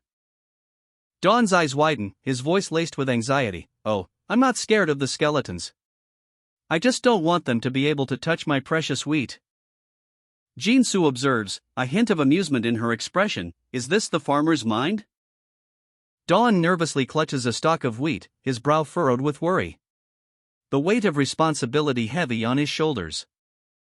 Jinsu carefully examines the field, his hand gently brushing against the golden stalks, a faint glow emanating from one particular plant. The archer, eyes-focused, prepares his bow and arrow, ready to defend the precious harvest. Dawn's face is etched with concern, beads of sweat forming on his forehead. Dawn, a picture of pure, unadulterated joy, cradles a steaming pot. His grin is infectious, radiating warmth and satisfaction. The lid is lifted with a dramatic whoosh, releasing a cloud of fragrant steam. The aroma alone is enough to make your mouth water. Jinsu, eyes wide with anticipation, receives a generous spoonful of the delicious-looking rice. His expression is pure bliss. The group shares a moment of contented camaraderie, savoring the fruits of their labor. Dawn gives a thumbs up, his pride evident. A dramatic shift in scenery. We see a vast, desolate landscape, littered with discarded weapons, a testament to the sacrifices made. The text reveals the scale of the undertaking, a large amount of sacrifice, and the area for the temple. The preparations are complete. A sense of accomplishment hangs heavy in the air as the group stands before a newly consecrated stone altar. Everyone, good job, someone says, their voice filled with quiet pride. Jinsu's mischievous grin speaks volumes. He's clearly pleased with himself and the outcome of their efforts. He. Dawn, ever the humble worker, brushes off the compliment with a self-deprecating remark, dirt went into my eyes again. Jinsu offers a word of genuine appreciation, good job, Dawn. Jinsu, radiating confidence, makes a grand declaration, his hand outstretched in a gesture of power, I declare this place the Underground Temple. A new name for a place of ancient power. And a question hangs in the air, should defenses be raised immediately? A young man, brow furrowed, considers the implications. A trap? Who would attack us, he wonders aloud. He sets a trap, a precaution against the unknown. A simple yet effective measure, hidden in plain sight. His companion, a rabbit-like creature, looks at the seemingly innocuous rice paddy. Isn't that just rice, it questions, completely missing the ingenious simplicity of the concealed ditch. The young man explains, a well-placed ditch, cleverly camouflaged by the rice plants, makes for a surprisingly effective trap. The rice itself helps to conceal the danger. A deceptively simple yet brilliant design. It doesn't look impressive. His companion remarks, unimpressed by the understated nature of the trap. The young man proudly defends his creation, I made it, so it is. The young man ponders his next move, a thoughtful furrow in his brow. He's just completed a rather impressive feat, but the question remains. What's next? A golden light erupts. A message appears, clear and concise, you may now appoint a temple manager. The young man, along with his companions, stares at the announcement. A beat of stunned silence. Then, the rabbit companion speaks, a hint of amusement in his tone, oh, a manager. The young man's eyes widen, a wave of confusion washing over him. He's surrounded by a shimmering, golden aura. Why? A bold proposition. The young man, with a grin spreading across his face, asks, can I appoint you as manager, Songwoo? Songwoo's face is a mask of disbelief. His eyes dart around, a clear no forming on his lips, never. The young man's expression shifts to one of disbelief. Another message appears, stark and undeniable, not possible. His voice rises in a questioning tone, well, why not? The rabbit companion explains, his voice sharp and unwavering, "Of course not. Don't you know that a manager needs to be skilled?" The rabbit companion's words hang in the air, a pointed observation follows, "But aren't you just a rabbit?" The rabbit companion puffs out his chest, pride evident in his posture. His declaration rings out, loud and clear, "I'm an exceptional rabbit, I surpass all others." That Songwoo is not so special. The young man, brimming with newfound determination, declares, "Anyway, I'm the only one of us who can be the manager." But the rabbit companion hesitates, a shadow of doubt crossing its usually cheerful face. "I'm not sure if I can trust him with more power. It's a risk, but a necessary one. But it's the only way to appoint another dragon's apostle." With a resolute nod, the young man accepts the responsibility. Fine. A golden light engulfs the rabbit. The manager has been appointed. The earth trembles with the power unleashed. Oh! The rabbit, now radiating an otherworldly glow, proclaims, "I have become a transcendental rabbit." What a power-up! The young man and his companions watch in awe, though one of them can't help but quip, "Isn't it still just a rabbit?" The rabbit, now brimming with confidence, retorts, You won't be referring to me like that anymore." A new chapter begins for the rabbit. Now I can get a name, too. A name? The rabbit, overcome with excitement, whispers, "With this I am finally qualified to receive a name." Master? The rabbit's ears twitch, a tremor of uncertainty in its large eyes. A golden light engulfs the rabbit. Is this a mistake? A digital display materializes, showcasing the rabbit's new stats. Name, Rabbit. Title, Middle Class Manager. The screen vibrates with a satisfying shaken sound effect. The young man grins, "So you are just a rabbit. But it's still better than having no name, right?" The rabbit's protest echoes, "Gaah. This doesn't change anything." And so we left behind the screaming rabbit, who is now managing the temple. Meanwhile, Sungwoo and Jinsu, having been accepted as the dragon's apostles, bask in the golden light of their new status. With the increase in the number of dragon apostles, new features have been unlocked. Apostles and managers can now communicate telepathically. It's like a chat room in real life. However, the number of dragon apostles cannot increase indefinitely. The map shows two temples, the ancient temple in the Death Mountains and the underground temple in Niche Village. The young man beams, a mischievous glint in his eyes. Hoyle Hyung's seal of approval? Unbelievable. A group photo. Sungwoo, Jinsu, the rabbit companion, and the young man, all together, celebrating their victories. And the arduous trials are finally over. The dragon's apostles have proven themselves. Night falls on a remote village. A lone figure tosses and turns, unable to find rest. A rhythmic tap-tap-tap echoes in the silence. A creeping dread. A shadowy figure sits upon a throne, a deep daak reverberating through the chamber. Ominous. His eyes snap open. A cold sweat slicks his skin. What is this feeling? He knows, with chilling certainty, this is the icy grip of fear. His life is in danger. Was it the griffin meat? It tasted delicious, but could there have been poison in the salt? No, that wouldn't explain the taste. Wait. A sudden chill runs down the unidentified man's spine. His insight skill activates, revealing the source of his unease. It's Jong Dawn. Jong Dawn, a young man brimming with youthful energy, smiles brightly. Elsewhere, two figures stand under a starlit sky. One nervously asks, "How are we supposed to kill skeletons?" His companion, a seasoned warrior, chuckles. "Oh? You haven't done this before?" The young man explains that this is his first guard duty. This is a big deal. His partner warns, "If my partner is a newbie, I'm in danger too." There's a special sign when they appear. A tombstone rises from the ground. The seasoned warrior explains, "I don't know why, but whenever a tombstone rises, decay spreads, and skeleton soldiers rise from the ground." React immediately if you see a tombstone. A grim briefing unfolds. You can break their limbs and skull, but they won't die. The weight of those words hangs heavy in the air. The speaker continues, his voice laced with grim determination. Well, they're dead in the first place, so maybe that's why. A battle of attrition. The young man listens intently, absorbing the gravity of the situation. Indeed. I see. He acknowledges the dire circumstances.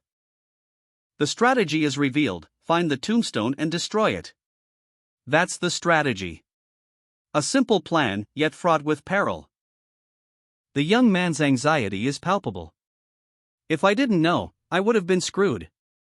He realizes the stakes are incredibly high. He presses for clarification. So these tombstones, what do they look like? A sudden, violent impact. The sound of shattering stone echoes, a horrifying realization dawns. Brother? What happened? The scene shifts to chaos. Panic grips the soldiers. The tombstones rise, animated and menacing. Tremble. The ground shakes as the undead army rises. A desperate plea rings out: go and inform the chief. The urgency is clear: this is a crisis. A strange sound echoes in the distance, a low hum that vibrates through the very ground. The young woman's eyes widen, sensing the disturbance. A growing unease settles over her. Something's wrong, a palpable sense of dread fills the air. Panic grips the town. A desperate cry rings out: builders, reinforce the barriers. The order is immediate, urgent. A chilling premonition hangs heavy in the air. More wood is needed. The situation is escalating rapidly. The young woman's insight skill reveals a terrifying truth: those are no ordinary skeletons. The old man's face is etched with grim determination. This time, there's no escape. A defiant roar erupts. I don't care if you call me an old man, but there are things I have to protect. The camera pulls back to reveal the full scale of the threat. A massive undead army marches on the town, a terrifying spectacle of death and destruction. From the shadows, a wave of undead rises, an endless tide of skeletal horrors, their bony fingers reaching for the terrified townsfolk. The old man's voice rings out, a defiant roar against the encroaching darkness. Protect our town. A terrifying skeletal warrior emerges from the shadows, its glowing red eyes burning with malevolent intent. A chilling cackle echoes through the air. The warning comes too late. They're here, an army of undead, weapons raised, closing in for the kill. But our hero stands ready. Eyes narrowed, he grips his oversized weapon, a monstrous bat ready to unleash hell. The first blow connects.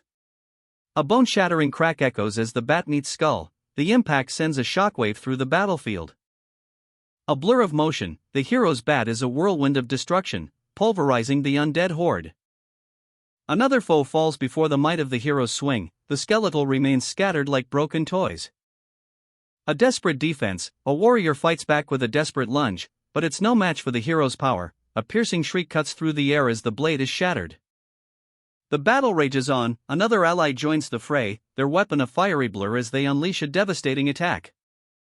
A powerful strike lands. The impact sends the enemy flying, a final, bone-jarring thwack. The hero, muscles rippling, throws his spear with deadly accuracy. A blur of motion, a whistling sound. The spear finds its mark, piercing the undead attacker with brutal force. A sickening thud echoes as the creature collapses. The battle rages on. Villagers fight alongside the hero, swords clashing against bone, a chaotic ballet of death and survival. But even their combined strength is failing. A grizzled old man, his face etched with worry, watches the relentless assault. The undead army is vast, their numbers seemingly endless. A chilling realization dawns: without destroying the tombstones, this is a battle of attrition. And the villagers are paying the price. Their strength is waning, their hope dwindling with each passing moment. A desperate situation unfolds before them. A dagger flies through the air, narrowly missing the hero's hand. A sharp klnk rings out as it clatters to the ground. A grim reminder of their limited strength and stamina. The hero's ally collapses, exhausted, a heavy thud echoing the despair of the moment. A skeletal face, a grim reminder of the endless horde. Against a skeleton army with infinite stamina. There's no possibility of winning, a chilling assessment of the situation. Possibility? A flicker of defiance in the face of despair. It doesn't matter whether there is a possibility or not. The hero leaps into action, sword drawn, a lone figure against the encroaching darkness. His grip tightens on the ancient blade, its power thrumming with an otherworldly energy. Swoosh! The blade sings, a purple arc of energy slicing through the air. A crisis to survive. Elder! Hold your weapons high. The hero's desperate cry echoes across the battlefield. His eyes dart around, assessing the overwhelming odds. There's too many of them. Despair etched onto a soldier's face.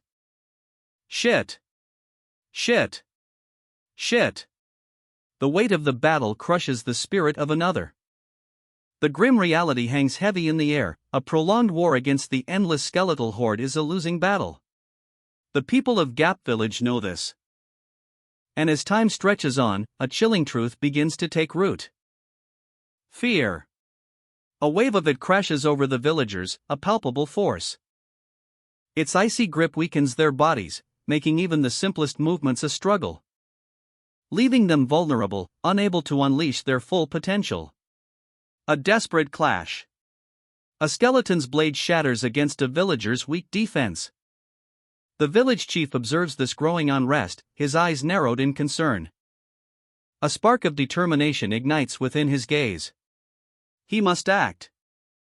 A booming voice cuts through the fear. The chief's powerful words echo, a beacon of hope in the encroaching darkness. A surge of defiance erupts from the villagers, their spirits rekindled. The village chief bellows, his voice a desperate roar against the storm of battle. Everyone, you are fighting a fierce battle. His words cut through the chaos. A young warrior, ally, looks up, his expression a mixture of fear and determination. Ally's gaze falls upon a fallen comrade, a grim reminder of the stakes. The chief continues, his voice laced with both sorrow and resolve. Some of you may become desperate and feel as if there's no chance of winning, but think about it well. He gestures towards the camp, a small flicker of hope amidst the carnage, a testament to their shared struggles and resilience. The chief's voice rises, filled with raw emotion, and all the time we've spent together. His words strike a chord, the villagers' faces reflect a renewed sense of purpose. The chief's voice booms, a battle cry echoing across the field, and the reason why we have to survive. He points towards the scattered remains of their enemies, a stark reminder of the cost of failure. With a final, desperate cry, the chief declares, we must survive, so we can go back to our world. Weathered faces, etched with the grim reality of war. We must return home. The words ring out, a desperate plea amidst the carnage. A tide of skeletal warriors, their bony forms a chilling testament to the battle's toll, they advance relentlessly. Doubt gnaws at a soldier's resolve. I thought there was no chance of winning this battle. His voice is barely a whisper. But a flicker of defiance ignites within him. But it has turned into a battle that we must win. A thunderous charge. The survivors unleash a furious counterattack, a desperate gamble against overwhelming odds. Blades clash, bodies collide. We can't die here. The cry echoes, a testament to their unwavering resolve. The chief observes, a glimmer of hope in his eyes. Their motivation has increased. Yes. A miracle might really happen. A young warrior smiles, his heart warmed by the chief's inspiring words. And here, that was a very heartwarming speech. The chief, exhausted but resolute, looks on with a mixture of hope and trepidation. Why you? A surge of power, a collective will to fight. The team stands united, ready to face whatever comes next. It may be a cliché, but is there a better word to describe them? He runs, the ground trembling beneath his feet. A surge of blue energy erupts. Crackle. Cringeworthy to some. But this is no time for self-doubt. he leaps into action. A hero, facing insurmountable odds. A desperate struggle against a tide of darkness. He fights back with everything he has, a raw, untamed power unleashed. Lightning bolt. Crash. The raw power of the main character's lightning attack explodes across the battlefield, leaving a trail of destruction in its wake. The sheer force is breathtaking. A witness stares, aghast. Was that strong? Another onlooker marvels, what's that sword that controls lightning? It looks like an amazing weapon. But a young woman corrects him, you think it's just the weapon? That's mean. She gestures towards the archer, look closely. The archer's grip tightens on his bow, a subtle shift in his stance. He draws back, focusing his energy. It's not about the weapon. It's all about the skill. A fiery energy erupts from the bowstring. Witness 1 stares, mouth agape, at the aftermath of the main character's lightning-fast attack. What an amazing kid, they exclaim, their voice filled with awe and disbelief. The archer, still poised with their bow, looks equally stunned. Witness 2, still catching their breath, looks around, a thoughtful expression on their face. Where did Hodiol old man go? They wonder aloud, their gaze searching the battlefield. The battle rages on. A skeleton warrior lunges at a foe, its rusty sword flashing. Slash, the impact echoes as the warrior is struck, a pained cry escaping its bony lips. Another warrior, wounded and breathing heavily, confronts the main character. Just because you're dead, do you think it's fun? Killing people that are still alive. His words are laced with bitter resentment. The main character, unfazed, prepares for another attack. Skeleton, they mutter, a hint of amusement in their tone. The scene shifts, revealing another skeleton warrior charging towards them. A close-up on the skeleton's grinning skull. Its empty sockets seem to gleam with malicious intent. The main character's blade moves with deadly precision. Stabs, the sound of metal-piercing flesh echoes as the warrior is struck again. A warrior, his face contorted in pain and disbelief, stumbles back. Shit! He got me. He gasps, his voice barely a whisper. The final skeleton warrior lets out a chilling laugh. Rattle, rattle, the sound of its bones grinding together fills the air as it prepares for a final, desperate attack. He. A voice cuts through the chaos, you seem to be having fun. A smirk spreads across the face of Witness 1, his eyes gleaming with amusement. I was just kidding. Shash. A purple energy explodes outwards as the main character delivers a devastating blow, shattering bone and sending splinters flying. Witness 2 stares, speechless. How are you alive? You were stabbed. The skeleton warrior crumbles to dust. Witness 2 explains, a hint of awe in his voice, Hodiol bro's skill is replay. You can call it an optimized skill for a tank. Witness 1's eyes widen. He mutters, a bead of sweat trickling down his temple, I had thought he was just a rookie. A powerful surge of blue energy erupts from Ryu Sung-woo, a destructive force unleashed upon the battlefield. From afar, Eugene Su's arrow flies true, a deadly projectile aimed with precision. Gu Ho-yeol stands firm, his resilience a bulwark against the onslaught, his axe held high. Witness 1 observes, his voice filled with dawning realization, they may be skilled on their own, but putting these three together becomes unstoppable. The main character, radiating power, stands alongside the archer in Gu Ho-yeol. A testament to their combined strength. A spectator marvels at their formidable alliance. They're a strong team, he exclaims, his voice filled with awe. But a shadow of doubt crosses another's face. But what's the reason for fighting out of sight, he questions, concern etched onto his features. A young man, perhaps a rookie, contemplates their strategy. Isn't it better to fight from behind the fence, he suggests, his voice laced with uncertainty. Might as well use it. An older, wiser man shakes his head, his expression grim. It was the best option we had, he states, his tone heavy with the weight of a difficult decision. The camera pans to reveal a dilapidated wooden fence, seemingly flimsy. In the land of the dead, it's hard to obtain quality wood. The narrator explains, highlighting a crucial detail.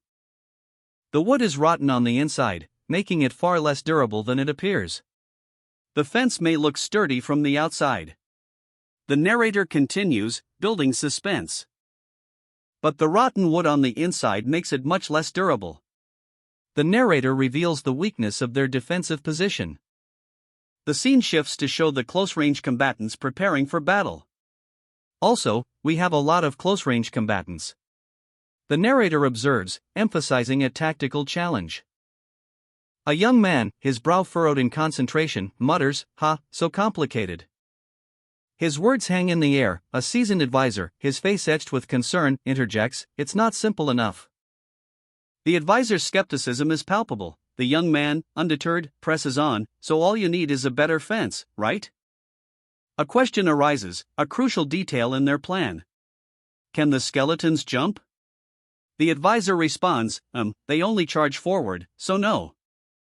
The advisor's concern deepens. "What are you trying to do?" The young man's plan begins to unfold. A wave of energy erupts, flicker. With a burst of speed, he creates a shimmering barrier. The skeletons crash against it. OCH. OCH. OCH. The impact is brutal, a wave of bone and dust. Ugh. KRRCH. The young man grins, "You can try pushing all you want. Just stay there for a little bit." His eyes narrow, a glint of determination. There's only one thing left. He focuses, reaching out mentally. Sung Woo Hyung. Jin Soo. Can you hear me? Amidst the chaos of battle, a young man, sweat beading on his brow, calls out, "Yeah, what's up?" His voice strained, barely audible above the clash of steel and the screams of the dying. He's focused, his eyes sharp. With a determined grunt, he pushes against a shimmering blue barrier, doom. The sound of immense power. "I'm going to separate the villagers and the skeletons.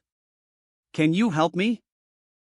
His voice carries across the battlefield, a beacon of hope in the storm. "Sung Woo, come to where I am. Jin Soo, you find Ho Yeol Hyung and stay with him." Jin Soo, however, looks overwhelmed. His brow furrows in concern. "How do I find him in this mess of a battlefield?"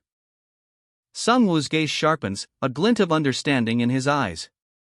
"Look around," he says, his voice low and steady. Because a massive, impossible-to-miss landmark has just appeared on the horizon. A colossal structure, radiating an otherworldly energy. Witness one stares, mouth agape. What the dash? Jin Soo's eyes widen, mirroring the shock of his companion. What? Even from a distance, the awe is palpable. Is he a god? A low creak echoes across the battlefield as the massive structure settles into place. The battle momentarily stills, all eyes drawn to this impossible sight. A colossal tower pierces the heavens, its shadow stretching across a battlefield teeming with skeletal warriors. The soldiers, their faces etched with disbelief, murmur in hushed tones, their eyes wide with a mixture of fear and awe. There's a tower? What? Whoa! A sea of skeletons floods the screen, each one a chilling testament to the chaos unfolding. This human is always messing up. The words hang heavy in the air, a stark contrast to the rabbit's amused chuckle. But it seems the almighty dungeon has a guilty conscience? A mischievous glint in the rabbit's eyes hints at a hidden truth. All of this was because of you. The accusation stings, leaving the human speechless. How could he have known the temple would attract all this? His confusion is palpable, a storm brewing within. It's the undead being attracted to the aura of life in the temple. The revelation hits hard, a cold wave washing over him. Crack! A bolt of pure energy erupts, shattering the earth. The skeletons are thrown back by the sheer force. Dawn lands with a thud, his sword flashing. Hyung's impressed, shouting, "Hyung! You're so fast!" Hyung marvels at Dawn's speed, right back at you, building this tower so quickly, you just keep getting more amazing. Dawn explains, I've told Yeol Hyungnim on the way here, you'll separate the villagers, it's related to the wall you built, right? Hyung's serious expression speaks volumes. He needs help, I will need you to help me. A silent exchange between Hyung and Dawn under the night sky, the rabbit watches intently. Dawn's determination hardens. A single word, got it. Jin-soo calls out, desperate, Jin-soo, can you hear me? Jin-soo's voice is strained, Hyung. I haven't found him yet, so get ready to close your eyes. With a whoosh, Dawn appears, dual blades drawn, ready for battle. He's confident, if I'm honest, I know because I've fought them. Hyung's face is etched with grim determination. The weight of the coming battle bears down on him, it's a fight he knows will be incredibly difficult. Dawn arrives, his presence a sudden burst of energy. A brief exchange, a silent understanding, and then, he's gone, a red blur against the stormy sky. Dawn's departure leaves Hyung alone with his thoughts, a fleeting moment of quiet before the storm breaks. The sky crackles with energy, a palpable sense of dread hanging in the air, a warning of the approaching threat. Rumble. Dawn stands, a figure of raw power. Two lightning-charged blades hum in his hands, a breathtaking display of might. Hyung's concern is evident, his brow furrowed in thought, a question forming in his mind. Hyung's plan unfolds, a desperate gamble, a beacon of hope in the encroaching darkness. Doubt flickers in Dawn's eyes, a conflict between duty and practicality. Hyung's unwavering resolve silences Dawn's doubts, a shared understanding of the greater good. The elder's voice booms across the battlefield, but the chaos of war drowns him out, not everyone can hear his desperate plea. Hyung's eyes pierce through the din of battle, a plan forms in his mind, a desperate gamble to turn the tide. A surge of raw power, a brilliant flash of lightning. Dawn's abilities, unleashed at Hyung's command. Hyung's face, etched with worry and determination. Help me, he pleads, his voice barely a whisper against the roar of battle. His gaze softens, a flicker of pain in his eyes, the weight of responsibility pressing down on him. A flashback, a memory of camaraderie, a stark contrast to the present chaos. The grim reality of war, the brutal truth of survival. Hyung's resolve hardens, a single tear traces a path down his cheek. A moment of self-reflection, a quiet understanding dawns. Dawn's face, etched with determination, reflects the weight of Hyung's plea. The words hang in the air, heavy with the burden of responsibility. You really want to save everyone? From a rooftop vantage point, Dawn unleashes his power. Two lightning-charged blades arc in his hands as bolts of pure energy surge towards a vast, terrified crowd below.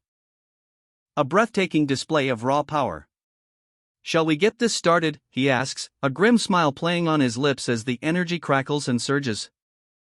A sudden distraction. A stray lightning bolt grazes Hyun's hair, startling him. Ha! My hair? The signal begins. Dawn's voice rings out, clear and strong, Dawn, I'm starting. It's coming, get ready. With a hiss of energy, Dawn grips his lightning-imbued blade, preparing for the climactic release.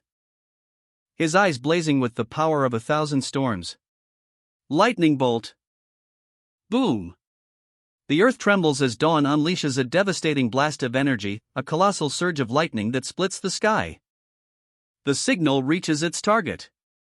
A brilliant, searing beam of light cuts through the night, a beacon of hope in the encroaching darkness. A soldier looks up, her face a mixture of awe and relief.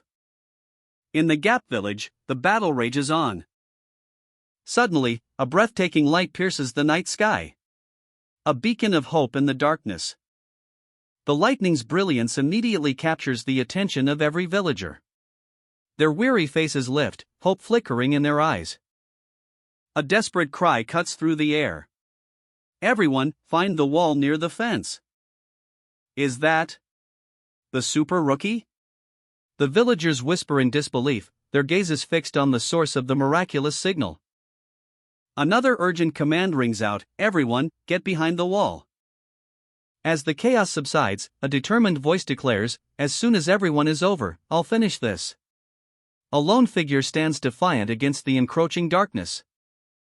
Whispers ripple through the crowd. What's she saying? Is he going to finish this alone? A young woman's voice cuts through the uncertainty.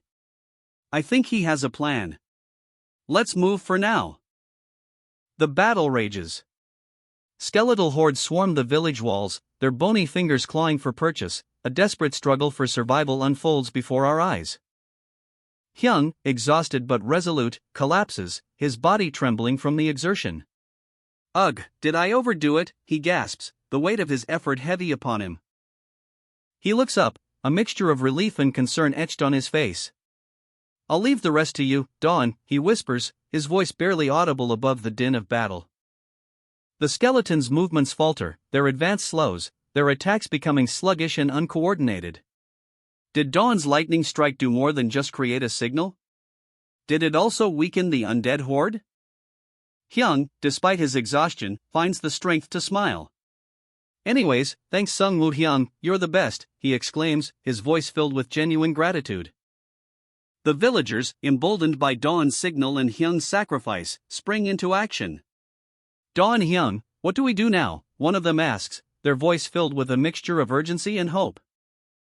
Hyung, ever the strategist, calmly assesses the situation. First, we're gonna check if all the villagers are safe behind the wall. He points towards the village's protective barrier, his eyes scanning for any signs of danger. The task ahead is daunting. Hard to do by myself, Hyung admits, a hint of worry creeping into his voice. But his determination remains unshaken. Jin-soo, witnessing Hyung's unwavering resolve, lets out a soft chuckle. Ho, looks like you weren't bluffing, she remarks, a hint of admiration in her tone. Her expression softens, revealing a surprising tenderness. I didn't know you have such a warm heart, Hyung, she confesses, her words a testament to Hyung's unexpected compassion. Hyung's face is a mask of grim determination. His voice, though strained, carries an undeniable weight as he declares, as of now, every villager here owes me. A bead of sweat trickles down Rabbit's brow, exhaustion etched onto his features. He echoes Hyung's words, a quiet, almost defeated, yeah, they owe me. Hyung's smirk is cold, predatory. The words that follow are chilling, their precious lives. His fist clenches, knuckles white. A roar escapes his lips, fueled by a mixture of exhaustion and a ruthless ambition. I'm going to claim some high-tier equipment from them. The ground explodes outward in a devastating shockwave, a violent tremor shaking the very foundations. He flinches, the impact clearly felt even from this distance. Stumbling back, a victorious smirk playing on his lips. Well, looks like I overdid it. A young boy bursts through the debris, eyes wide with terror and relief, shouting, Hyung. He rushes to the fallen figure, embracing him tightly. You're safe. Jin-soo. Tears stream down the boy's face as he cries, you weren't coming down, so we were worried. What were you doing? A sigh escapes the battered warrior's lips. Sigh. I can't stand that part of you. A sudden gasp escapes him, as a wave of concern washes over his features. What happened to Dawn? And the skeletons? The aftermath of battle. Jin-soo, his face etched with worry, asks the critical question, did we protect the village? His younger brother, still shaken but alive, offers reassurance, a calm voice cutting through the tension, calm down, Hyung. The younger brother raises a hand, a gesture of focus amidst the chaos. Listen closely. A strained expression crosses his face as he strains to hear something beyond the immediate aftermath. Listen. A desperate cry pierces the silence. Young Dawn. Young Dawn. Young. The younger brother's ears are ringing, but he's determined to hear. My ears are working, right? The older brother, Jin-soo, urges his brother to see for himself. You should have a look with your own eyes. A low chuckle echoes in the night. Ha, ha, ha. The crowd roars, a wave of sound and emotion crashing over young Dawn. Their cheers, a deafening symphony of relief and joy, shake the very ground beneath his feet.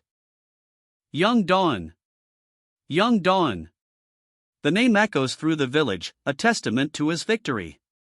His face, radiant with a smile that speaks volumes of hard-fought triumph. But amidst the celebration, a shadow of doubt flickers.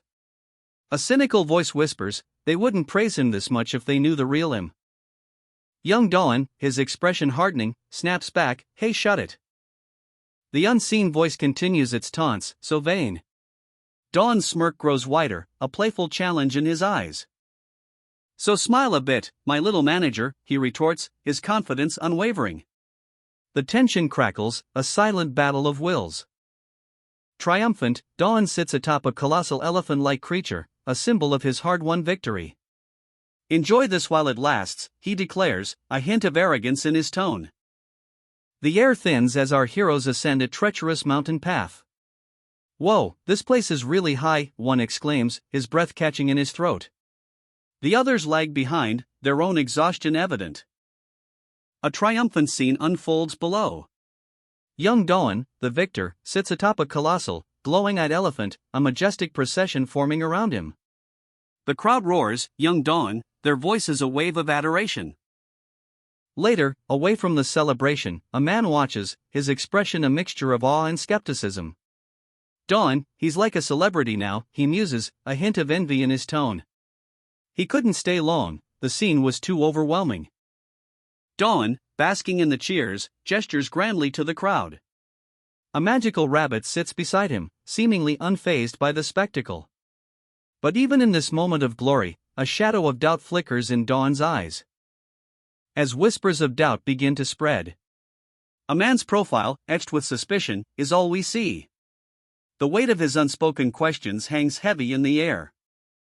The man's skepticism is voiced aloud. He even had golems up his sleeve, he reveals, his words a bombshell. The implication is clear, Dawn's victory may not have been entirely earned. A woman, her face partially obscured, adds her own perspective. Perhaps. I wasn't sure because they look different, but they are golems, she confirms, the truth dawning on her. The scene shifts. Two figures discuss the events, their words painting a picture of what happened. Hyung Nim, what happened? One asks anxiously. Ha? Weren't you watching from here? The other replies, a hint of exasperation in his voice. The explanation follows, he fainted after he used his lightning bolt. So unlucky you missed all the highlights. The narrator's tone is laced with amusement and a touch of sarcasm. The man from earlier contemplates the situation, a thoughtful frown on his face. Well, how to describe this? The initial plan? Purely defensive. A solid wall to hold back the enemy horde. Following Dawn's lead, we checked for stragglers beyond the wall, ensuring everyone was safe. Exhaustion. Relief. Finally, we could rest. But then, a worried question hangs in the air, Dawn Hyung? A strained voice, barely a whisper. The power of the horned bull. The raw power explodes from him. An incredible feat, as Jin-Soo said. A flash of light, a metallic ting.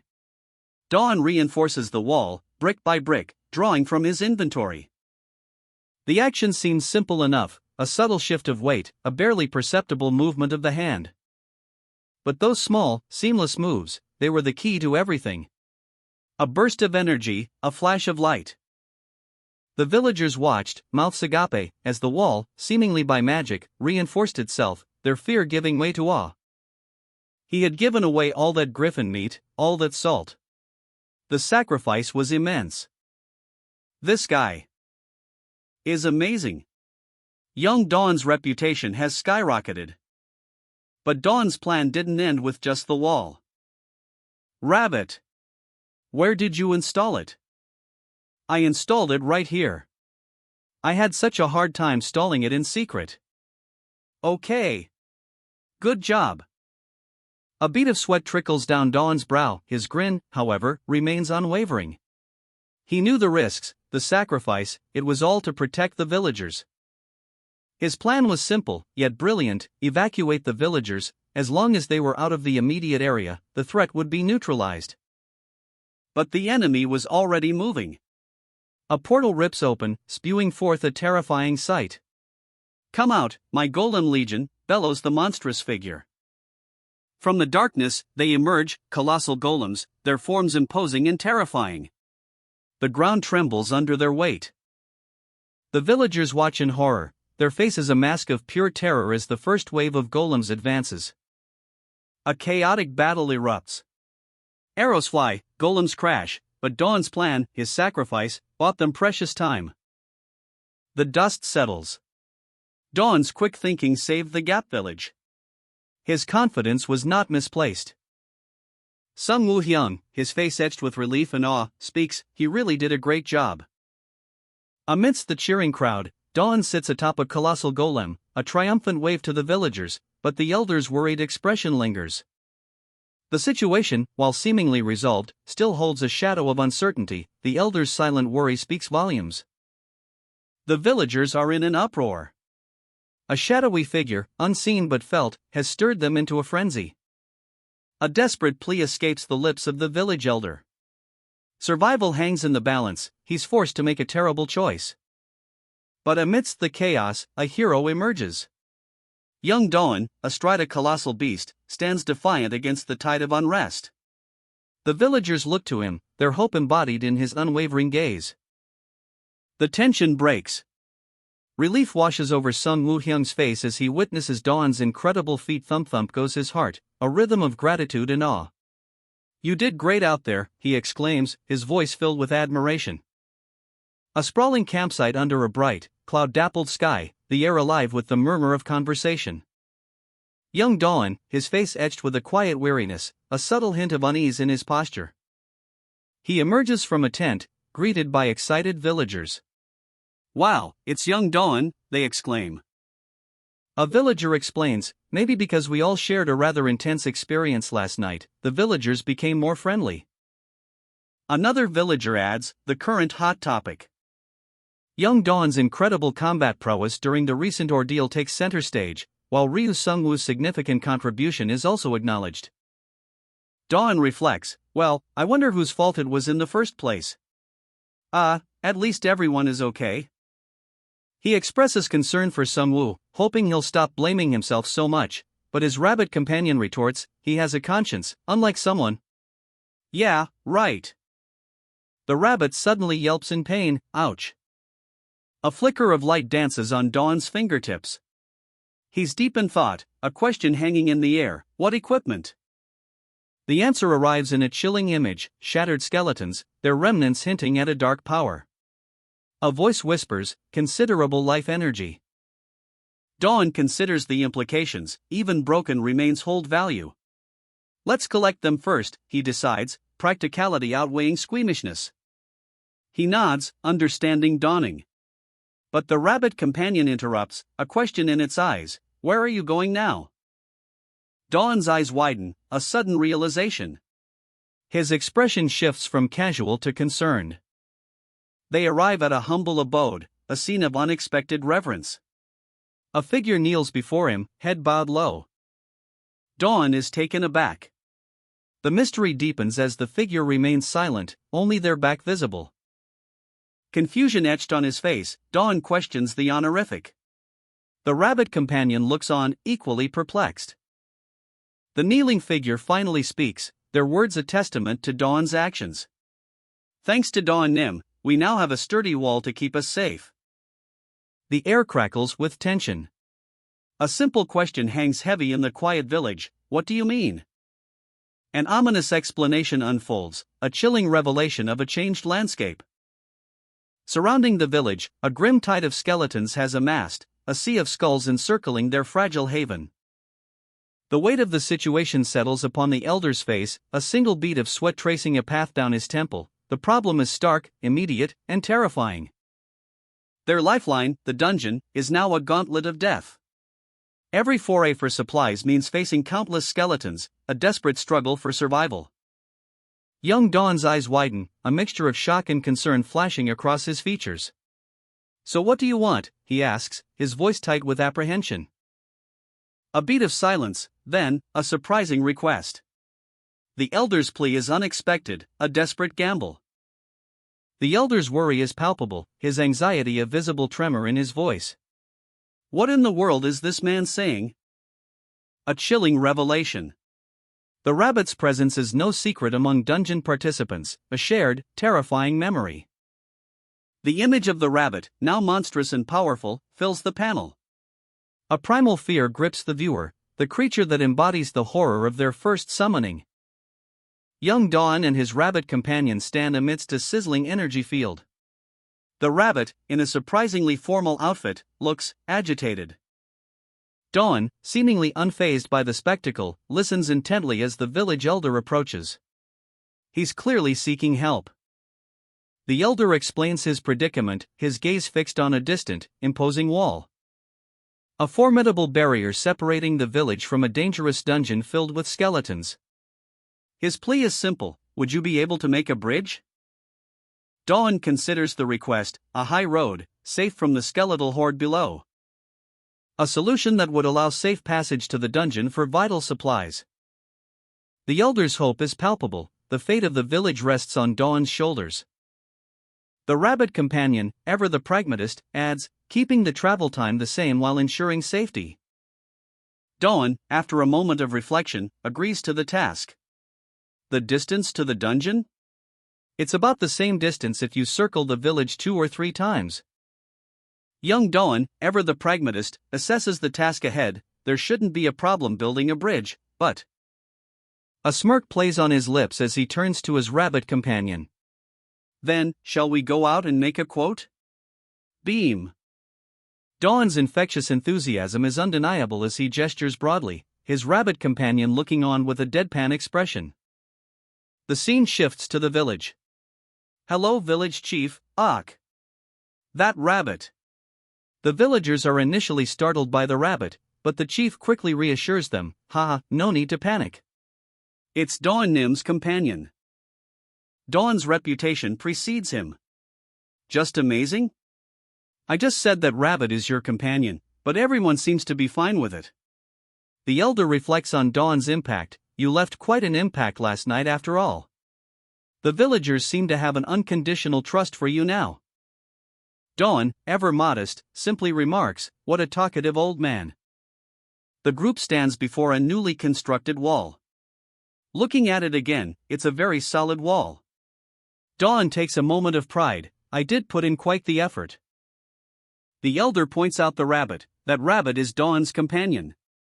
Another villager questions, for real? Dawn confidently addresses the elder. Elder, do you know what all that is?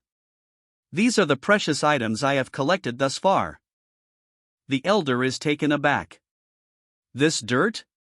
Dawn explains, yeah, I collected them all by hand.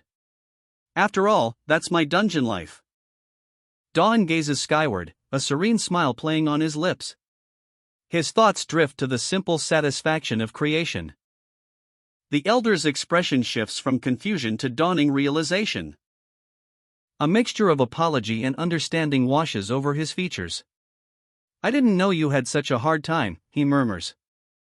Dawn waves it off, a confident smirk spreading across his face. Shall we get started? He asks, eager to begin. He proposes an exchange, his precious items for other items needed by the villagers. The elder's eyebrows shoot up in surprise. Dawn suggests starting with the equipment dropped by the skeletons they encountered earlier. The elder's confusion deepens. The elder's eyes widen, a mixture of shock and disbelief etched on his face. Wait a minute, start with, he stammers. The elder chuckles nervously, his words trailing off as he realizes the true nature of Dawn's precious items. Well, Nim's golems mostly took care of them, so I don't see any problem, he says, a hint of relief in his voice. Dawn beams, radiating confidence and anticipation. In that case, we've no time to waste. Shall we get started immediately? He proposes, his eyes sparkling with excitement. He explains that to collect the remaining skeleton equipment, they need the villagers' help. The village chief explains the situation to his people. A hush falls over the crowd as the gravity of the announcement sinks in. News of Dawn's bridge plan spreads like wildfire. And the villagers react with a mixture of awe and disbelief. What? Building an overpass to the dungeon? Dawn, ever the pragmatist, assesses the situation. Wow, wouldn't it be very convenient if there's a direct route? The scene shifts to a dark, ominous landscape. A chilling revelation: if we die on this purple land, we also become skeleton soldiers. The rabbit companion adds a grim detail: yes, your body will rot away and get absorbed into the ground. If you stick a knife into it, the knife rusts immediately. Dawn ponders this new information, a thoughtful expression on his face. The elder approaches, noticing Dawn's pensive state. You seem rather perplexed? Dawn explains his concerns. It's nothing. I'm just a bit interested in this purple dirt. He examines the purple ground, noting its composition. The wall is made of normal dirt, so it's okay. I wonder whether it's safe or not to build a new wall on top of this. Dawn, his expression resolute, activates his device. A holographic image flickers to life, showcasing the rabbit companion, a vital link to their plan to assess the treacherous purple land. A blinding flash of light, a surge of energy rips through the air. Crash! The cube impacts the ground, shaking the very earth, leaving behind a mysterious, dark cube. A young man and his rabbit companion observe, cautiously. The cube begins to shift, a subtle change, almost imperceptible at first. It's changing. A hiss escapes the cube's surface, a palpable sense of unease hangs in the air. The young man prepares himself, a determined glint in his eyes. If you're going to be like that. He raises his hand, energy swirling around his fingertips, a wordless command, a silent incantation. Purify. A wave of energy erupts from his palm, striking the cube with raw power. Arg, purify. The cube glows intensely, a transformation is underway. Whoa! Is it working? Smoke clears, revealing a cube, seemingly purified, its dark surface replaced with a lighter, more natural tone. The land, it has become extremely toxic. Aha! I knew it. This is a real curse. It makes the land infertile. It once turned a once prestigious army into skeletons. SFX, Creek the Cursed Land. HM? It's working. What, but how? I laid a stone plate underneath, and placed it on top. I wasn't expecting it to work. I'm awesome. That was just a coincidence, the rabbit companion nervously stammers, eyes wide with a mix of disbelief and concern. Anyways, let's get started with the foundations, the young man declares, his focus shifting to the task at hand.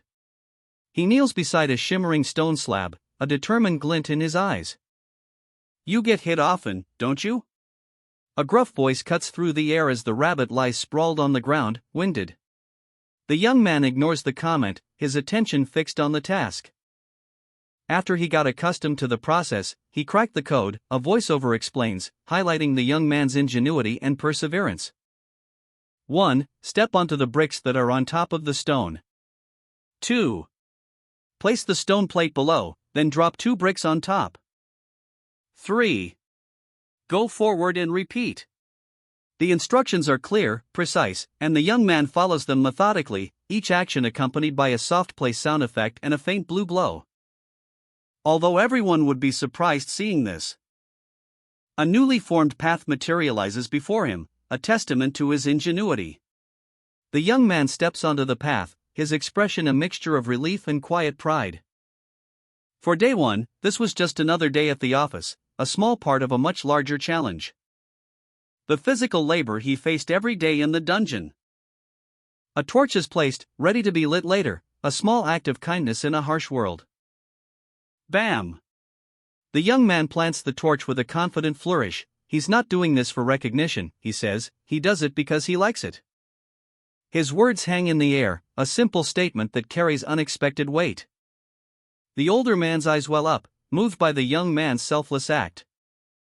Overwhelmed with emotion, he confesses that his own survival tactics were far less noble, a stark contrast to the young man's pure heart. The older man's face crumples, tears welling up as he confesses his overwhelming gratitude. The young man, however, shrugs it off with a chuckle. It's really not a big deal. He's got torches in bulk, after all. His words hang in the air, a poignant expression of his desire to repay the kindness. But then, a mischievous glint appears in the young man's eyes. He casually mentions the knife used to prepare the food. Now that we're talking about it, the knife you were using to prepare the food seemed pretty nice. The older man's eyes widen in realization. Ah, you mean the butcher knife. It's my greatest treasure. It's good for butchering and it ties in well with my skill. A sudden shift in the older man's demeanor. His eyes narrow, a flicker of suspicion crossing his face. Wait. The young man's smile falters, a hint of guilt in his eyes. He realizes his attempt at subtle bartering was too obvious. His face hardened. Was it too obvious that I wanted it? The older man's face contorts in a sudden, furious expression. Watch out. Two golden orbs appear, hurtling towards the young man. As a warning cry rings out, behind you. The young man's eyes widen in terror, a look of pure, unadulterated fear. His heart pounds like a drum, a frantic rhythm echoing the danger closing in. Then, a blur of motion. He's thrown back, the ground cracking beneath him. Crash! Dust and debris fly as the young man impacts the earth with a bone-jarring thud. What on earth was that? He gasps, his voice laced with disbelief and astonishment. The rabbit companion, equally shocked, cries out, "How did you manage to dodge it?" He glances around, his eyes scanning for the source of the attack, a newfound awareness dawning in his eyes. I can see the point of impact of projectiles, he mutters, a hint of understanding in his tone. With a sudden movement, he grabs the rabbit companion, a desperate attempt to protect his friend. Ha! The rabbit yelps in surprise as it's lifted into the air. The young man leaps away, narrowly avoiding another attack. Slide. Boom. Remember this, I am your life's savior. The rabbit's voice echoes, a smug tone underlying its words. The young man grins, holding up his rabbit companion. Two glowing orbs rest in a crater below, a strange discovery indeed. He peers into the crater, his brow furrowed in concentration. What exactly is this? Suddenly, a voice booms from off-panel, a warning that cuts through the air, incoming. A projectile attack.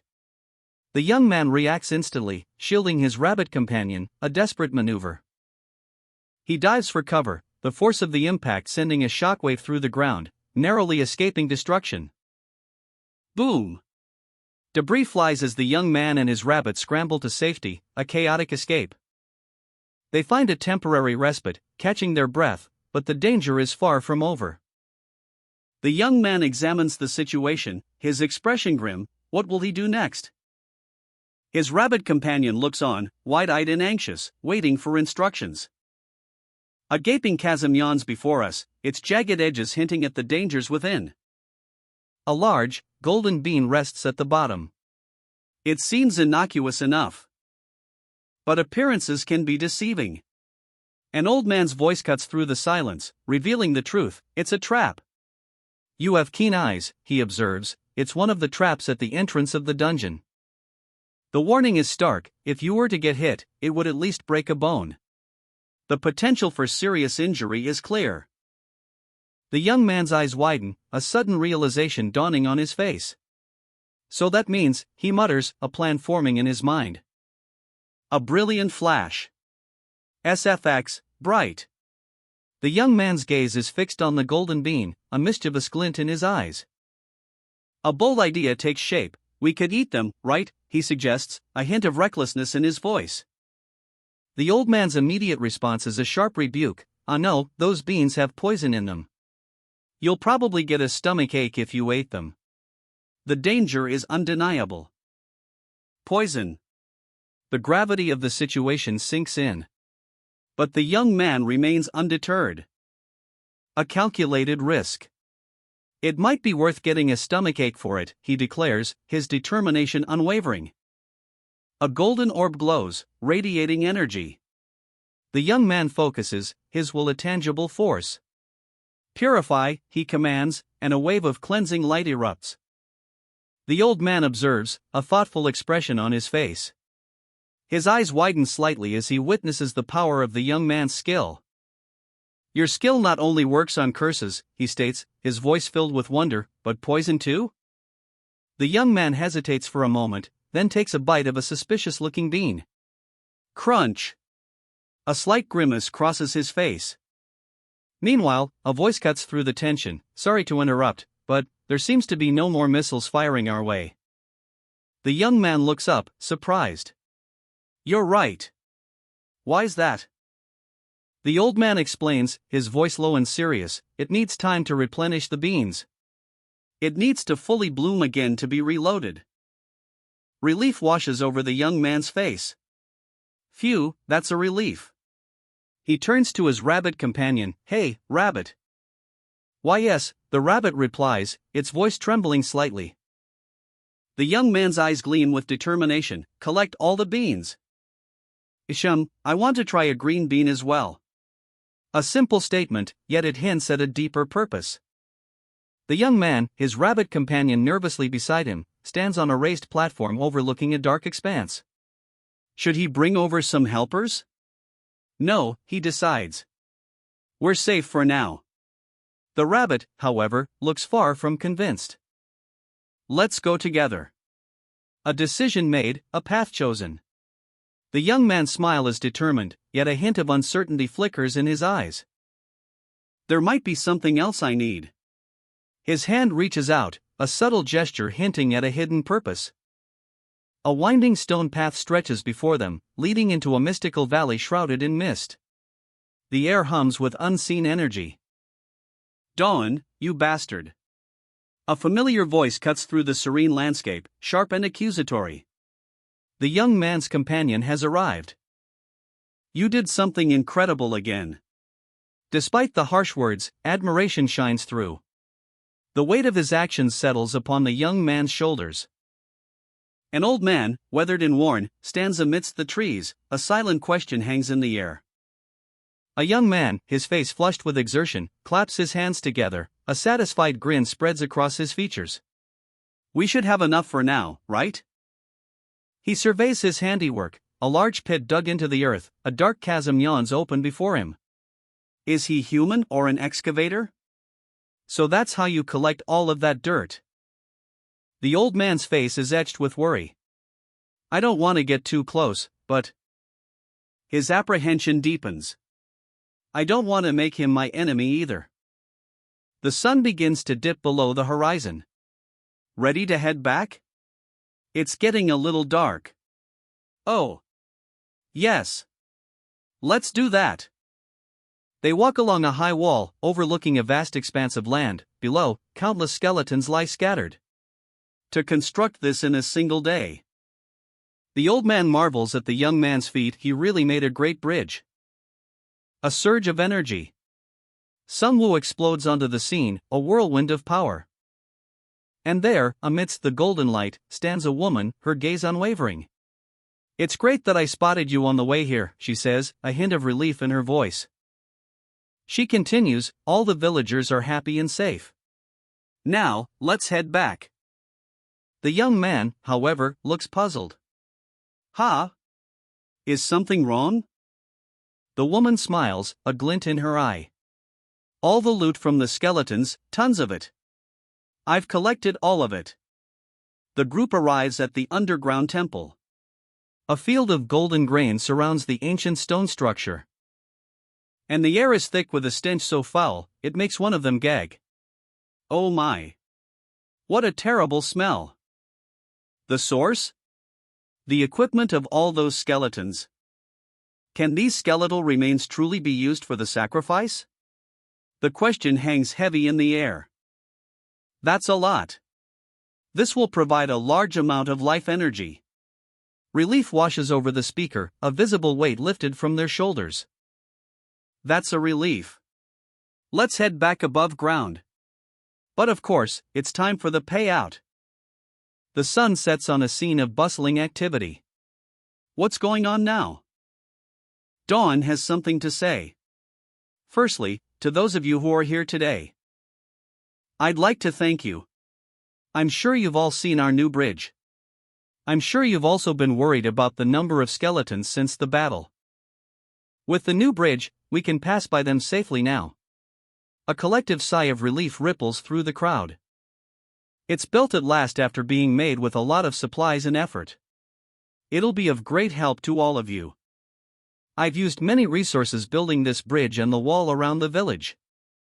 I won't tell you all the details, but Sungwoo stands tall, a figure of quiet power amidst a crowd of villagers. He addresses them, his voice carrying a weight of unspoken authority.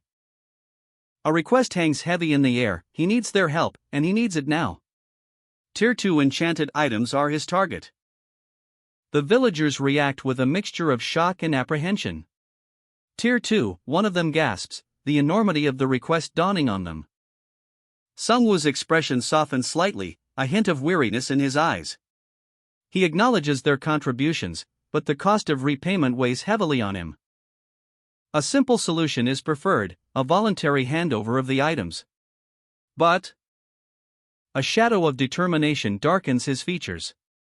If diplomacy fails, he'll resort to other methods. The implication hangs heavy in the air. A wide shot shows the village, the aftermath of the battle still visible. The villagers huddle together, their faces etched with worry. A glimmer of purple light cuts through the dust. A magnificent sword, radiating power, lies embedded in the ground. The impact echoes in the silence. Sungwoo's eyes widen slightly, a flicker of recognition in his gaze. This is no ordinary weapon, it's a Tier 2 sword from the dungeon. And a villager steps forward, offering the powerful blade. She explains that with better equipment, she no longer needs it. The woman's voice is firm, unwavering, a stark contrast to the gravity of her words. Her gaze softens slightly as she addresses Dawn directly, a subtle shift in her demeanor. The question hangs in the air, a silent plea for unity. The villagers' faces reflect a mix of apprehension and resolve. A flurry of motion. Weapons are offered, a testament to their gratitude. A wave of generosity washes over Dawn. The day ends peacefully in the Gap village, a quiet calm settles over the scene. But the tranquility is short-lived, a new day brings a new challenge. The group gathers, a palpable tension in the air, the weight of their upcoming journey is evident. Sungwoo's words cut through the silence, a sharp contrast to the previous calm. Concern etches itself onto his brother's face.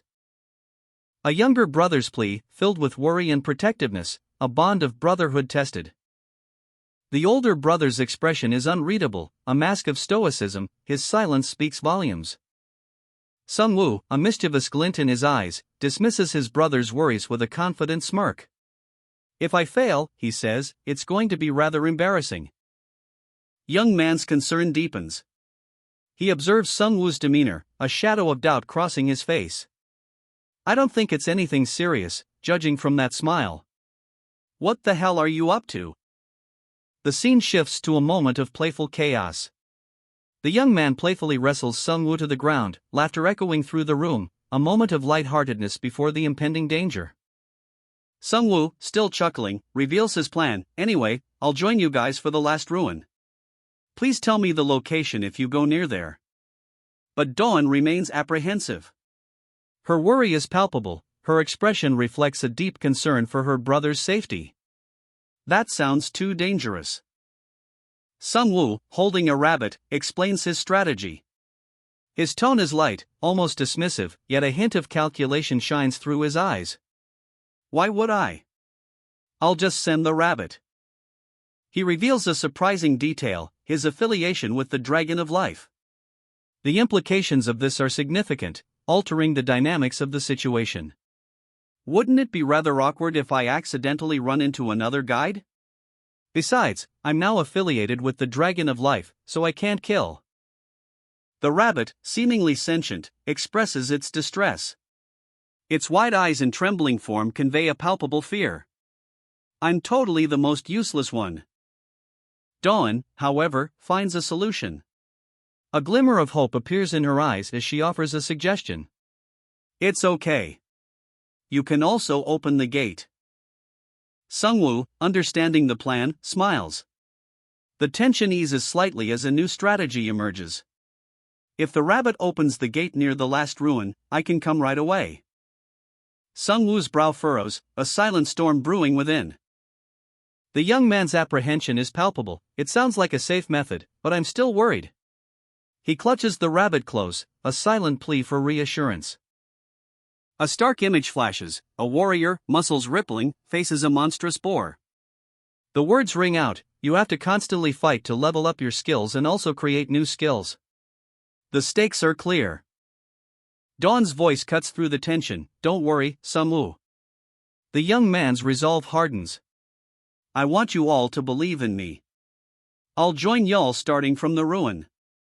He's ready to face whatever comes.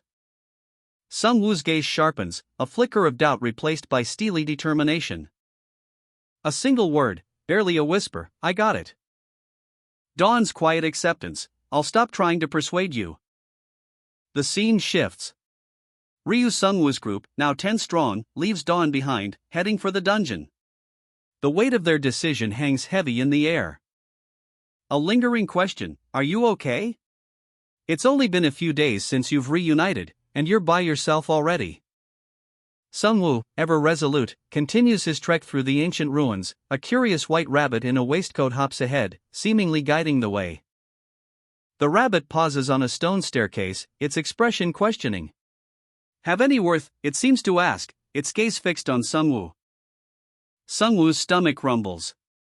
It's been a while since his last meal. A sudden realization dawns on him, something important is missing. His hand reaches out, a soft glow illuminating a section of a glowing blue interface. A single, luminous tile awaits his touch. A resounding thud. Sung-woo's eyes widen in alarm, it's that cursed soil again.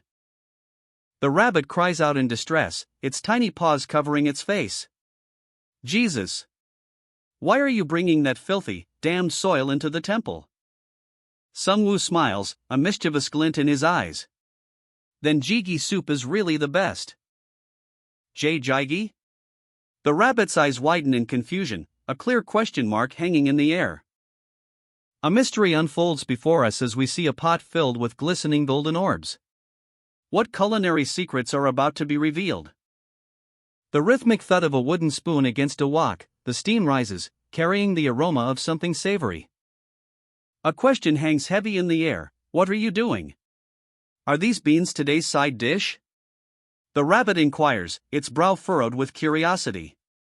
Well, it's something like that, comes the reply, a hint of mischief in the chef's tone. He explains, these need to be boiled first.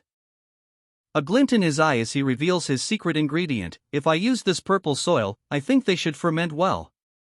A dark purple cube sits nearby, hinting at a unique process. Ha! Fermenting? What's that now? The rabbit's confusion is palpable, its expression a picture of bewildered curiosity. The scene shifts, revealing the origin of the mysterious beans. Thud, thud. 2 heavy blocks of something are placed on the ground. When Dawn found these beans in the dungeon, the first thing he thought of was Meju. Ha! You eat rotten beans? Rabbit's ears twitch, a mixture of confusion and disgust clear on his face. Dawn, unfazed, explains, no, it's called fermentation. He continues, it's like a recipe handed down through generations, something like that. The steam rises from a pot, hinting at the boiling beans within. The aroma of the cooking beans fills the air. If this works out well, Dawn says, a hopeful glint in his eyes, we'll be able to make and eat a lot of delicious food in the future. Rabbit, his nose twitching, adds, since he says it's like that, it must be really delicious, right? Rabbit's eyes widen, drool forming at the corners of his mouth. So, what the hell is this Meju? Dawn grins, hee hee, keep your eyes open and watch now. The beans, now boiled, are pounded with mighty blows in a mortar and pestle. Pound. Pound echoes through the room. The crushed beans are carefully molded into a rectangular shape, a brick of potential flavor taking form. Sunstones, glowing orbs of energy, surround the bean brick. To speed up the drying process, we'll use some sunstones. With practiced hands, Dawn ties the Meju together with the sunstones and rice straw rope, securing the precious cargo. Rabbit's brow furrows, a picture of confusion. "And how do you know all of that?" he asks, his voice laced with disbelief. Dawn beams, a smug grin spreading across his face. The meju, hanging from sunstones and rice straw rope, glistens under the dim light. "That looks pretty good if I get to say so myself." Doubt clouds Rabbit's features. He squints at the meju, his ears twitching nervously. "Are you sure those are going to turn out okay? I mean, they look like bricks of *T hanging off the wall." Dawn's eyes widen, a look of disbelief washing over him. He grabs Rabbit, his voice rising in exasperation. "And oh. Am I the only one who sees it like that? Kaya. I also think it looks like that." Rabbit whimpers. Dawn's face crumples, tears welling up in his eyes. His voice cracks with emotion. "You idiots. I pity all those who don't know the beauty of meju." Dawn's focus shifts, his expression turning serious. He holds a dark cube, his gaze fixed on it. "Now, the important part, how do we apply the curse of decay?" He ponders the problem, his fingers tracing the cube's edges. "If I could control the intensity of the decomposition, it would shorten the fermentation time drastically." Rabbit looks on, a mixture of curiosity and concern in his eyes. Dawn's question hangs in the air. Why do we need to shorten the fermentation time? The scene shifts to Dawn stabbing the cube with a sharp tool. "I can't just sit here and watch it dry for days." The iron tool begins to decay rapidly, crumbling into dust. "The stone is fine, but the iron will decay like this." Dawn's face is etched with worry. The rate of decomposition is too fast. Purification doesn't do much about the curse. Dawn, brow furrowed in concentration, ponders Rabbit's suggestion: how do we mix the stones and soil? Rabbit's eyes widen, a mischievous glint appearing. Ha. You little genius." Dawn stares, dumbfounded. "What? Have you gone insane?" Rabbit shrinks back, a hint of panic in its voice. "It was just a suggestion. There's no way you can mix stones and soil." Dawn's eyes light up as he recalls something. "Of course not. We have these already." A digital inventory appears, highlighting dirt brick 99. Something that's made from fine grains of sand. A cube of dirt brick sits before them, glowing faintly. The soil of decay mixed with sand had become less intense. Success! Dawn carefully places less concentrated cursed soil under the meju, and then lets the fermentation do its thing. Days later, rain falls on the camp. A sudden alarm rings out.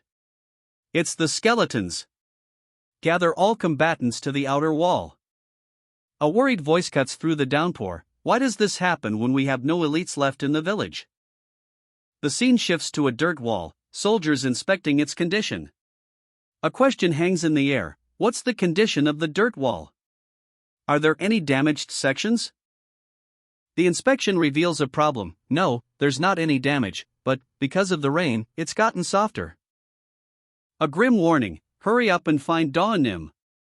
In the worst-case scenario, we must prepare to defend ourselves. A moment of reflection amidst the storm. I just thought to myself that it's been a while since we got any rain.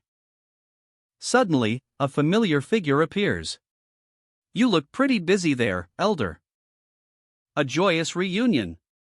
Dawn.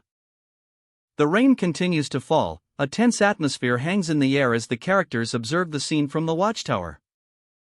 A chilling revelation: so, on rainy days, the skeletons become more aggressive? The grim confirmation: that's right. This is a little dangerous. The soil is weak against water. The rain intensifies, turning the already precarious situation into a desperate race against time. On top of that, the undead will be even more energetic. If that's the case, the earth wall might just collapse. The weight of the impending disaster hangs heavy in the air. A palpable tension gripping everyone. Even Rabbit seems to sense the growing danger. A desperate plea cuts through the anxiety. Everyone. can you go out and buy us some time? The call to action is met with immediate, unified resolve. All right. A quick consultation, a flash of light on a screen. Alpha's technological prowess is put to the test. Alpha, can we set these up as traps? It's possible, but you have to plant them yourself. The challenge is accepted. A plan begins to form, a grim determination etched on Dawn's face. What are you planning to? A silent request for assistance. Chief, could you help me out with something? A plan unfolds, a desperate gamble against the encroaching doom. The plan is, I'll plant them, and the chief will flatten out the soil. A frantic race against time. Skeletons advance relentlessly, while Dawn and Rabbit work feverishly, planting something along the wall. These are what he plucked back then. A final piece falls into place. Now. Install trap. The moment of truth. Atop the Gap Village walls, a magnificent trap takes shape, the culmination of Dawn and Rabbit's tireless efforts. It's a sight to behold. But Rabbit's not finished. And this isn't all, he declares, a mischievous glint in his eye. His explanation is both chilling and ingenious. Since it's raining so much, if a lot of bones get decomposed, what do you think it will help grow faster? The answer comes swiftly, a blur of motion as Rabbit and Dawn work in perfect sync. Answer. Dungeon Potato, shouts Rabbit, a triumphant grin spreading across his face. Correct. A skeletal horde approaches, their bones rattling ominously in the downpour, an army of the undead, marching towards their doom. The trap springs to life. With a swoosh, the dungeon potatoes unleash their deadly tendrils, ensnaring the skeletons in a gruesome embrace. The Gap Village walls, fortified by the ingenious trap, stand firm against the onslaught. Crack goes the ground as the pressure mounts. The plants squeeze, crushing the skeletons. A wave of fiery destruction washes over the battlefield. The skeletons are decimated by the combined might of the trap and the upgraded defenses. The dungeon potatoes attack from close range, while the dungeon beans provide long-range support, a perfectly coordinated defense. Amidst the chaos, an elder watches with wide eyes and a gasp of surprise. What are you doing? He asks, bewildered by the sheer ingenuity of the trap. Dawn, a grin splitting his face, crouches beside Rabbit, who looks equally pleased. Together, they meticulously prepare a cunning trap. A gentle rain falls, the pitter-patter a calming rhythm against the backdrop of a quiet scene. But the quiet is shattered. A rattling sound, growing closer, skeletons emerge from the shadows. Despite the eerie surroundings, a smile spreads across his face, a contented sigh escapes his lips. This is nice. Dawn Nim approaches, politely asking for a seat, a simple request in the midst of the unusual scene. He examines a rabbit's damaged belongings, concern etched on his face. Is it just because of this? The sounds of the dungeon blend together, rain, creaking, and the distant firing of beans. Isn't the harmony of all these sounds so beautiful? The rabbit protests the careless chopping of vegetables. You can't just cut it like that. With a final chop, the stew is almost ready, a satisfying conclusion to a peculiar day. The rich aroma of fermenting soybeans fills the air, a crucial step in creating the jiggy stew. Rabbit's eyes widen, a mischievous glint appearing as he whispers a secret. The rotten beans, surprisingly, were quite delicious. Dawn Nim's jaw drops. Dunjang? Did you just say Dunjang? The elder's shock is palpable, another surprise awaits him. A close-up on the elder's face, eyes wide with disbelief, the sheer audacity of it all. And then, the reveal. Blocks of freshly made tofu gleam under the light, a testament to Dawn Nim's resourcefulness. The elder's astonishment is complete. Dunjang and tofu, all made from beans found in the dungeon? His voice is a mixture of awe and disbelief. It's simply amazing. Dawn Nim smiles, a hint of pride in his eyes.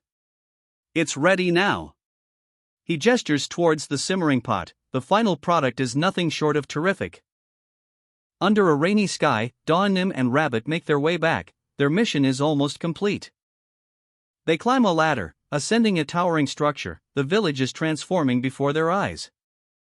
The transformation is complete. It's a castle now. Dawn Nim's words hang in the air, a testament to their hard work. The aroma of something delicious wafts through the air, a feast is being prepared. A bubbling stew, rich with tofu and vegetables, simmers in a large pot. The steam rises, carrying the promise of warmth and comfort.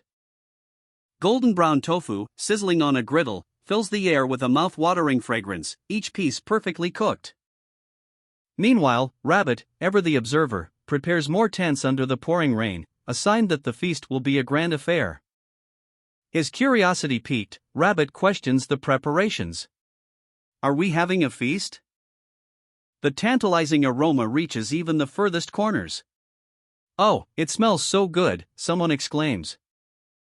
Dawn Nim's voice booms across the area, everyone, please come in order and help me set it up. An enthusiastic chorus of yes. Yes erupts as the villagers rush to assist, anticipation building. The rain continues to fall, but the villagers' excitement is palpable, their hunger and anticipation growing with each passing moment. Dawn Nim's feast is ready. A table groans under the weight of delicious food, villagers gather, their faces alight with anticipation. Each bite is a revelation. One villager savors the perfectly cooked rice, another marvels at the tofu's texture. The sheer joy is infectious. Exclamations of delight erupt as the villagers experience flavors they never thought possible in the dungeon. But the Dunjang Jigi steals the show. Even the sight of it sends shivers down their spines. One villager proclaims Dawn Nim a culinary god. His skill is undeniable. Even the rabbit is impressed, though slightly confused by the villagers' emotional responses to the food. Dawn Nim, the mastermind behind this culinary masterpiece, personally gathered and prepared every ingredient. The feast concludes with a shared sense of contentment. Dawn Nim, satisfied with his work, smiles. But a question lingers in the air. A subtle unease clouds Dawn Nim's expression. A new achievement is unlocked. I made Dunjang Jigi. The dungeon is filled with admiration, and Dawn Nim's culinary prowess is rewarded with increased flavor and cold resistance for his Dunjang Jigi. Dawn Nim and Rabbit examine a glowing screen, a reward is revealed. The villagers savor the feast, their faces alight with warmth and satisfaction. So nice and warm, one exclaims, while another adds, yeah, on top of that I feel less cold now. Dawn Nim wonders if the cold resistance buff is permanent, but Rabbit dashes his hopes. No way. The effect will wear off once it's all been digested. A strategic question arises, is it wise to eat so carelessly with enemies approaching? But Dawn Nim dismisses the concern, pointing out their current safe location. Well, it's safe up here at least. The text proclaims, the skeletons won't be able to climb this wall anymore. A confident Dawn Nim declares, you heard it, it's perfect. Suddenly, a skeletal hand cracks the wall, but Dawn Nim remains unfazed. Look, there, I got another one. A triumphant laugh rings out. You don't have to worry about it. Ha ha ha. Rabbit adds, you're totally overconfident. A notification beeps. Rabbit looks puzzled, eh? Dawn Nim's eyes widen in surprise. Oh. A new achievement is unlocked. What the heck? Today achievement is day or something? A lone skull sits in the rain, a chilling presence in the desolate landscape. A hand reaches out, a touch, almost hesitant. The skull explodes in a burst of purple energy. Whoa! The sheer power is overwhelming. He stares, awestruck, the amount of power gained is immense. I barely touched it, he gasps, his eyes wide with disbelief. An old man observes from afar, a hint of surprise in his eyes. Could it be that you did that as well, he wonders aloud. The old man continues, a thoughtful expression on his face. Well, he's been here the longest, so it's only natural to get a few achievements, isn't it? A close-up on the protagonist's face, a smirk playing on his lips. No wonder, he fought so well for his age. The old man poses a question, his brow furrowed in thought. Does it apply even if you fight with a weapon? The protagonist grins, a mischievous glint in his eyes. Alright, then what about these? What? A single question hangs in the air, heavy with unspoken implications. His fingers hover over the screen, selecting one-horned boar bones. A glint of mischief in his eyes. Crunch! Crunch! The satisfying sound of bone against teeth, a grin spreads across his face. Oh! This works too! Now we can both chew and eat fish bones, he exclaims, oblivious to the implications. The old man observes, a knowing smirk playing on his lips. You're just like Pokyu. A comparison that hints at a shared, perhaps unusual, trait. His fingers trace the air, a thought forming. Elder, if the achievement from destroying 1,000 skeleton soldiers has this kind of ability, what if I were to defeat more? A contemplative pause? I'm not sure. I think I've defeated roughly 2,000 so far, but nothing special has occurred yet. Doubt clouds his face. A flashback reveals the source of his power. Since the achievement was earned with the skeletons captured by the traps, will it work if I just wait? The old man's voice cuts through his thoughts. If so, then why don't you raise the trap installation skill? It's possible with all the life energy we have gathered. A hushed conversation unfolds, the old woman's gaze is sharp, questioning. The young man, Dawn, beams with newfound power. He's leveled up his trap skills, following Alpha's guidance.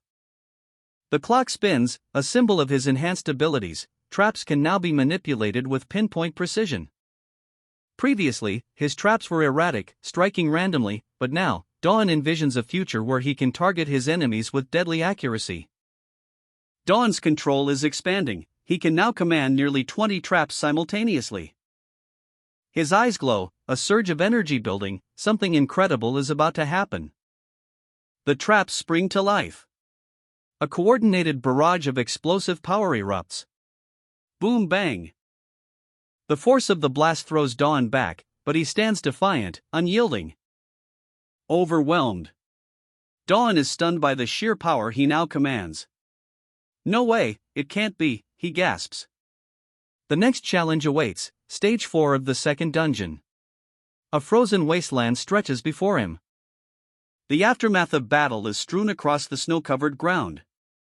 Skeletal remains litter the landscape, a testament to the protagonist's brutal efficiency. A young man approaches, his eyes wide with disbelief as he surveys the scene. Wow, Sungwoo Hyung, did you defeat them with brute force just now?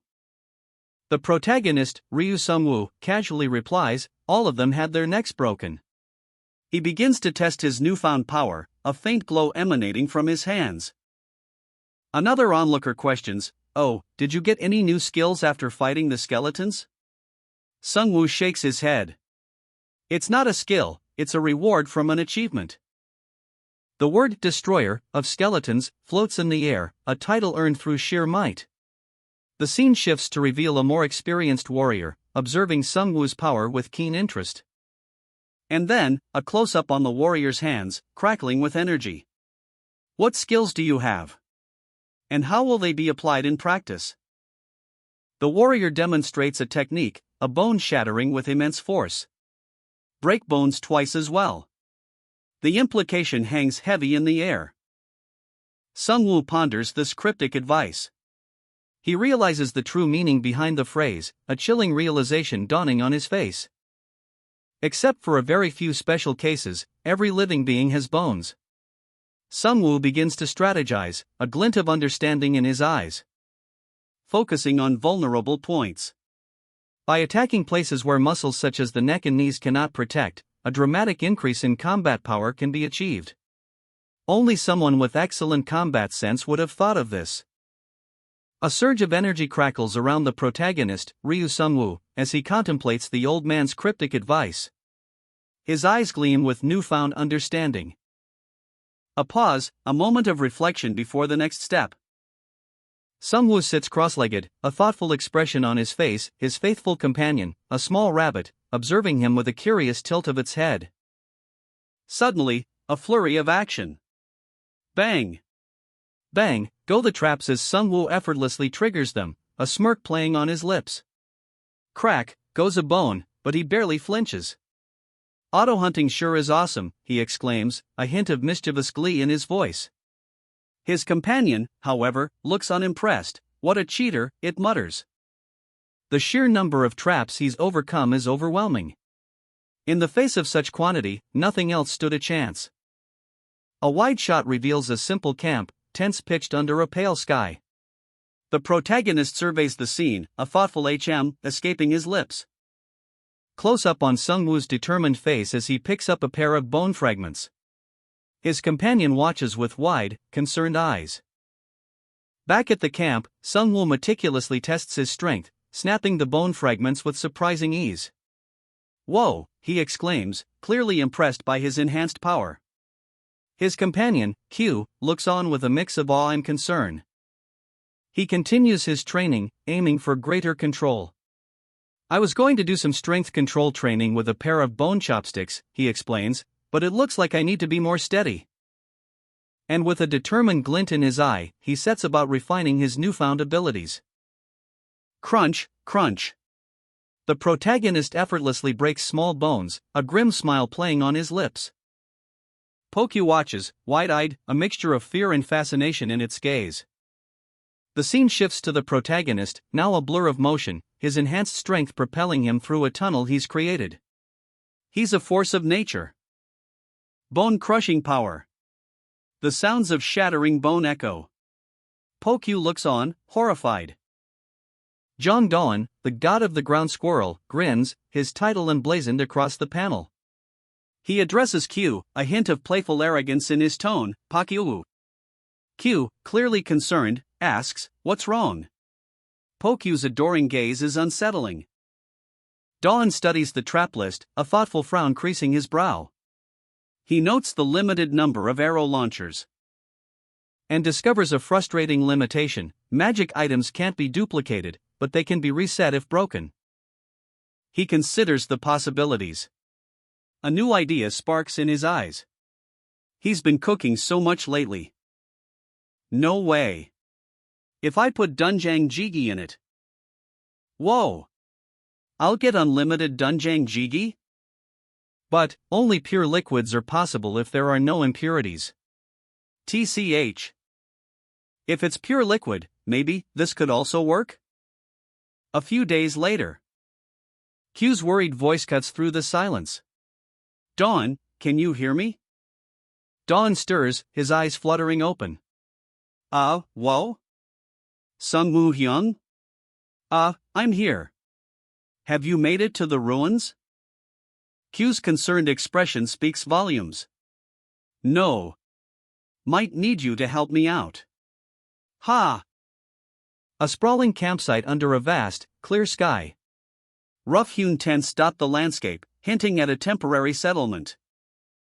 Dawn runs, his feet kicking up dust with each stride. The urgency in his movements is palpable. He bursts into the camp, breathless, seeking out someone. Dawn! You were looking for me. Q calls out, his voice laced with worry. The two stand face to face, Q's concern evident. Well, what is it? Q asks, his tone serious. Dawn's question hangs heavy in the air. The location of the second dungeon ruins. The elder's face clouds over. I'm afraid I can't help you with that. Dawn's hope plummets.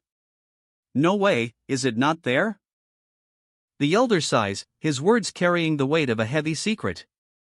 No, the ruins exist, but the entrance to the ruins will change after every reset.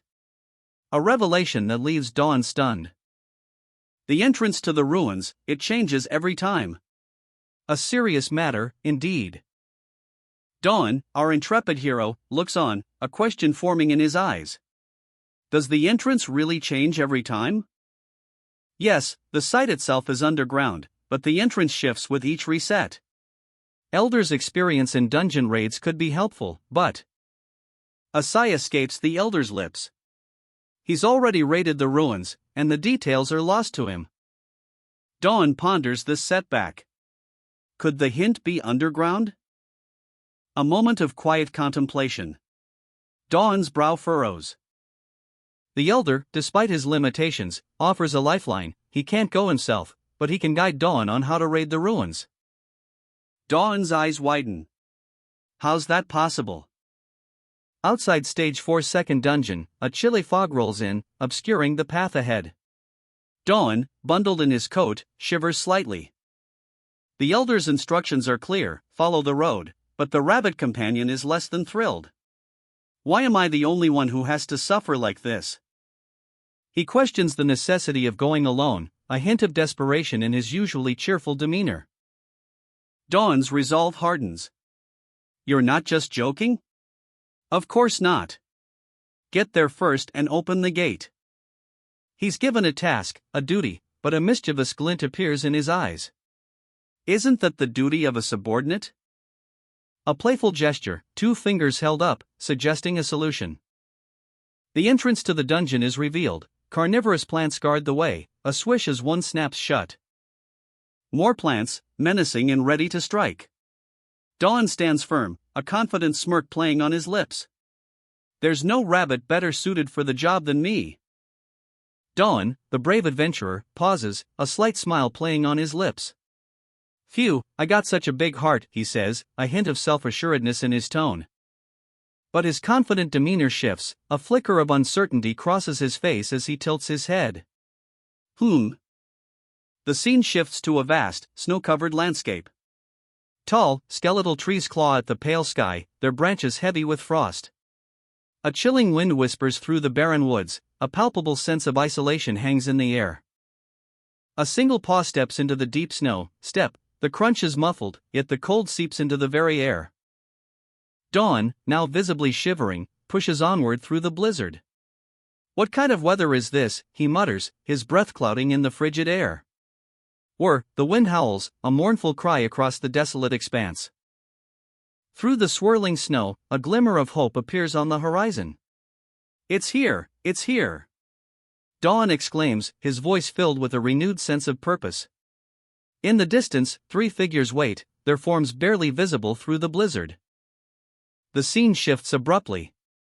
Dawn's companions, impatient and bundled in warm clothes, urge him forward. Open the gate, one shouts. Dawn, breathless and shivering, approaches a shimmering portal, a gateway to the dungeon. His friend greets him with a mix of concern and excitement. Oh! Did you find it already? How have you been? What have you been up to while I was away? He steps through the portal, the cold air replaced by an intense heat. What is this? Why is it so cold here? What kind of winter country is this? He cries out, his shock palpable. A voice calls out from behind, a hint of amusement in its tone. I should have told you in advance to bring some clothes. A frigid wind whips through the desolate landscape. Dawn, his face etched with worry, shivers alongside his companions. What's wrong with everyone? He exclaims, his voice barely audible above the howling wind. His expression shifts, a grim determination hardening his features.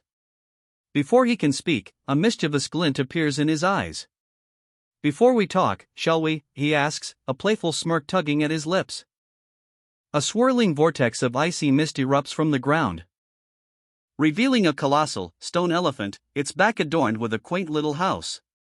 A plume of smoke curls from its chimney, a beacon of warmth in the frozen wasteland. The sight leaves Dawn and his friends speechless, their jaws dropping in astonishment. Wah!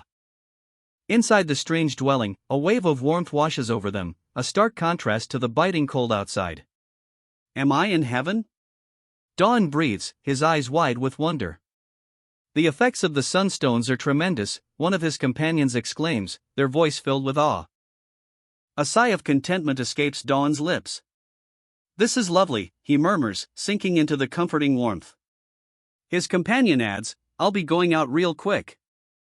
Dawn leaps from the elephant's back, a small, white rabbit hopping alongside him. Now, while everyone's resting, we should set up a tower first. With surprising speed, a tall, slender tower materializes before them, a testament to Dawn's quick thinking. No sooner said than done, he declares, a hint of pride in his voice. The tower provides a panoramic view of the surroundings, a strategic vantage point. It's always good to have a mini-map. Dawn observes, his gaze sweeping across the landscape. The rabbit adds, wouldn't it be better to rebuild the gate underneath the tower? Good idea. Dawn exclaims, a plan forming in his mind. That's how we'll reset it. Dig the ground for me and I'll open the gate. A wide, snowy expanse stretches before them. Now, Dawn and Rabbit could fill each other's roles. Warmth spreads through the group as steaming mugs are passed around, a comforting aroma fills the air.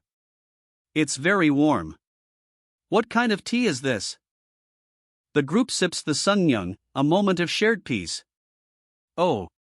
Sungnyung, someone murmurs, savoring the taste. A quiet contemplation settles over the group. Somehow it feels like I'm in the countryside with Dawn. Dawn's name is called, a sudden shift in the atmosphere, a question hangs in the air.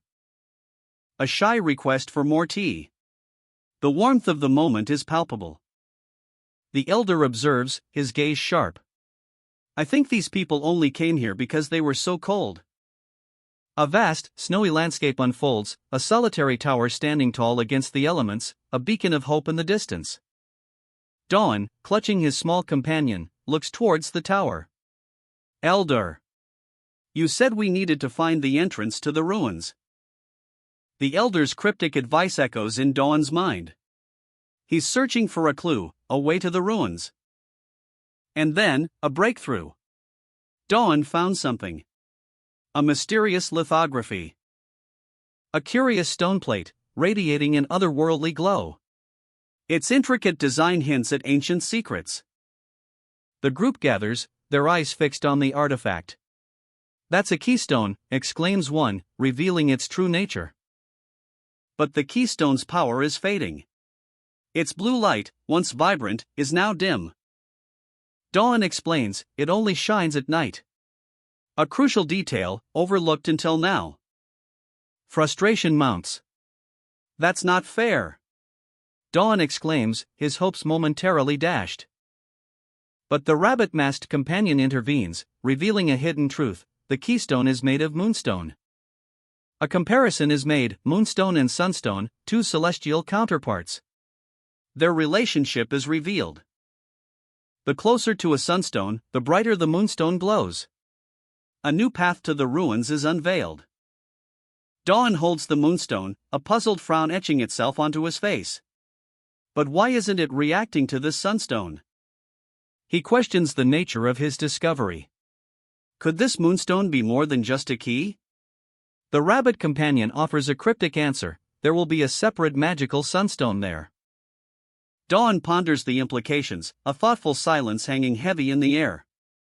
The situation is clear, but the path forward remains uncertain. Sungwoo arrives, his voice laced with a hint of annoyance. Why didn't you call me earlier? Dawn explains the unexpected turn of events. The cold intensified as he began his search.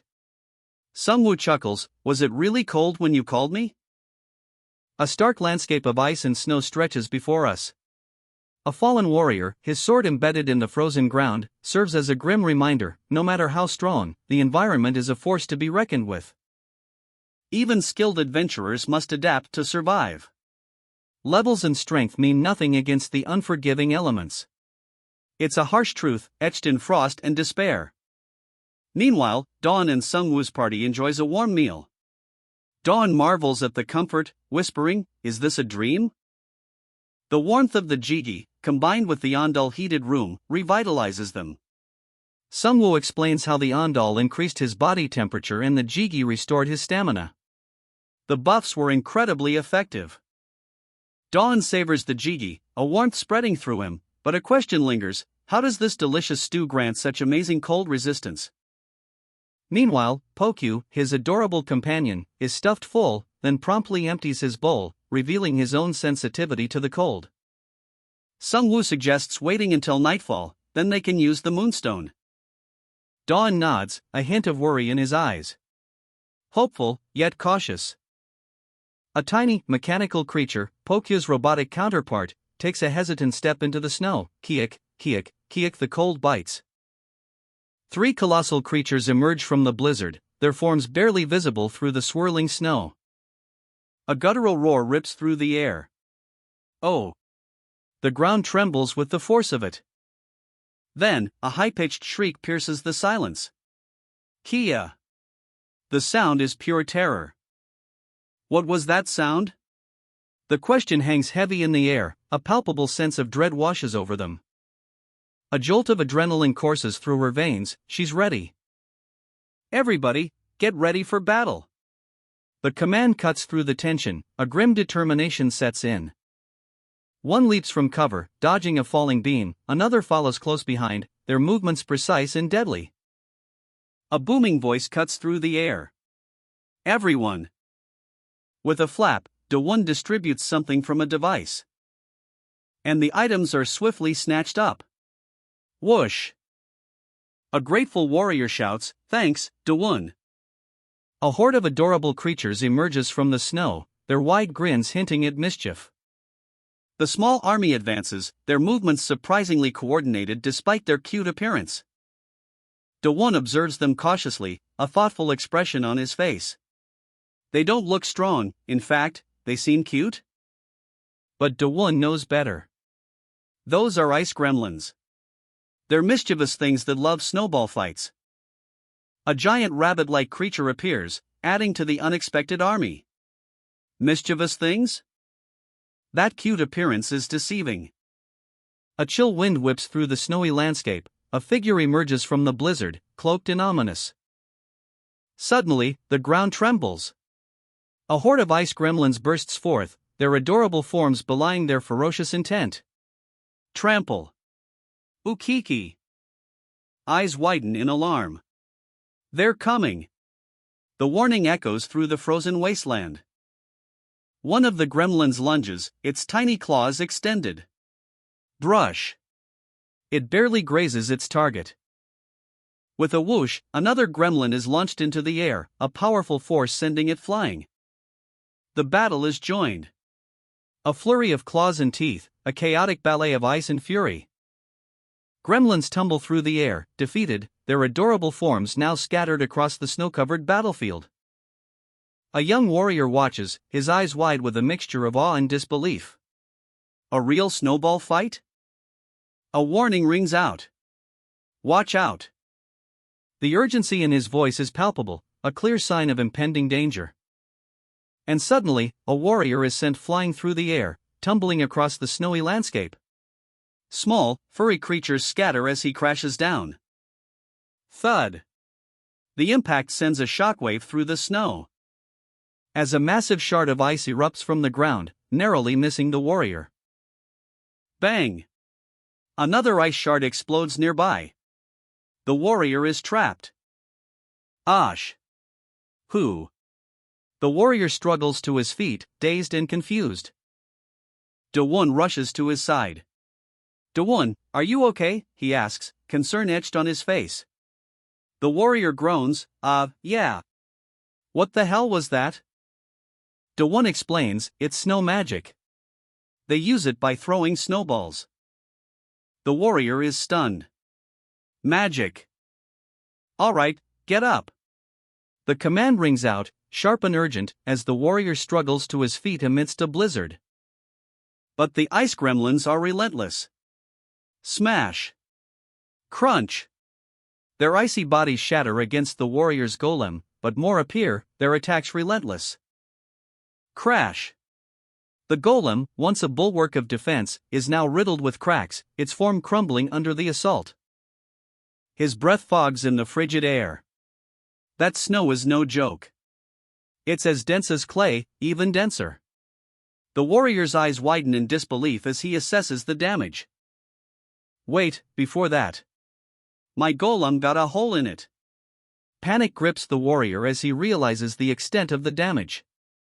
His small companion whimpers. I won't forgive you. Fury ignites in the warrior's eyes as he glares at the approaching gremlins. But Do-won's voice cuts through the chaos. Calm down. They aren't easy enemies to deal with. Her words are a stark contrast to the warrior's rage, a calm voice in the storm. Then what do we do? The question hangs heavy in the air. Before the snow hits the ground. A close-up on a gremlin, its expression mischievous, almost playful. The threat is imminent. Crackle! A sudden burst of energy erupts from behind the warrior. He's not alone. Zap! A bolt of energy strikes, obliterating one of the gremlins. Destroy it. Dawon's voice is firm, decisive, as she unleashes her power. Dawon unleashes a torrent of energy, a blinding blue wave that obliterates the ice gremlins. The air crackles with power. Jinsu, cover us, she cries, her voice sharp and urgent, eyes locked on the remaining threat. Jinsu, the warrior with the axe, bellows an affirmation, okay. His resolve is clear. Sungwoo, another warrior, echoes the same determination, understood, Sungwoo. With a thud, thud, thud, Jinsu slams his mighty axe into the frozen ground, preparing his attack. A blur of motion as he swings his weapon, a purple vortex of energy erupting from the axe's edge. Whoosh! Whoosh! The wind howls as Jinsu's attack tears through the air. Take this, he roars, unleashing a devastating blow. The impact reverberates, a deafening slam. The force of the blow sends shockwaves through the battlefield, shattering the remaining ice gremlins into fragments, leaving only a trail of purple energy in its wake. Victory is theirs. The ground cracks. A violet energy blast erupts from Dawon, obliterating a wave of ice gremlins in a spectacular display of power. The sheer force of the explosion sends tremors through the frozen landscape, leaving behind only shattered ice and the stunned silence of the aftermath. Jinsu, his breath ragged, stares at the scene in disbelief. Ha! His confusion is short-lived. The lingering threat is palpable. These bastards, where'd they go? A lone ice gremlin, barely visible in the snow, lunges at Jinsu. Uki! Sungwoo's sharp cry cuts through the tension, behind you. Jinsu spins, his axe whistling through the air as he cleaves the creature in two. Whoa! Another ice gremlin emerges from the snow, giggling maniacally. Kiki! Ukiki! Jinsu brings his axe down with brutal efficiency. Crack! The sound of shattering ice echoes across the battlefield. Sungwoo watches, his sword at the ready. So be careful. The ice gremlins advance. Their relentless assault is a blizzard of claws and teeth, their movement through the snow deceptively swift. And their attacks, brutally effective. Jinsu and Sungwoo struggle to hold the line against this unexpected onslaught. A desperate struggle. But despite the ferocity of the gremlins' attack, our heroes fight valiantly, narrowly avoiding injury. The biting cold a significant factor in their struggle. By the way, where did Dawon go? One of them wonders, concern etched on their face. A moment of quiet. Dawon reappears, her voice carrying a hint of apology. Sorry I took so long. A flash of light. A surge of energy emanates from Dawon's hand, revealing a glimpse of immense power, a raw force barely contained. The source of this power remains shrouded in mystery. But its effects are undeniable. Dawon's actions are swift and decisive, a whirlwind of motion. A majestic beast emerges from the swirling snow, a colossal elephant adorned with strange plant-like growths, carrying Dawon in a palanquin.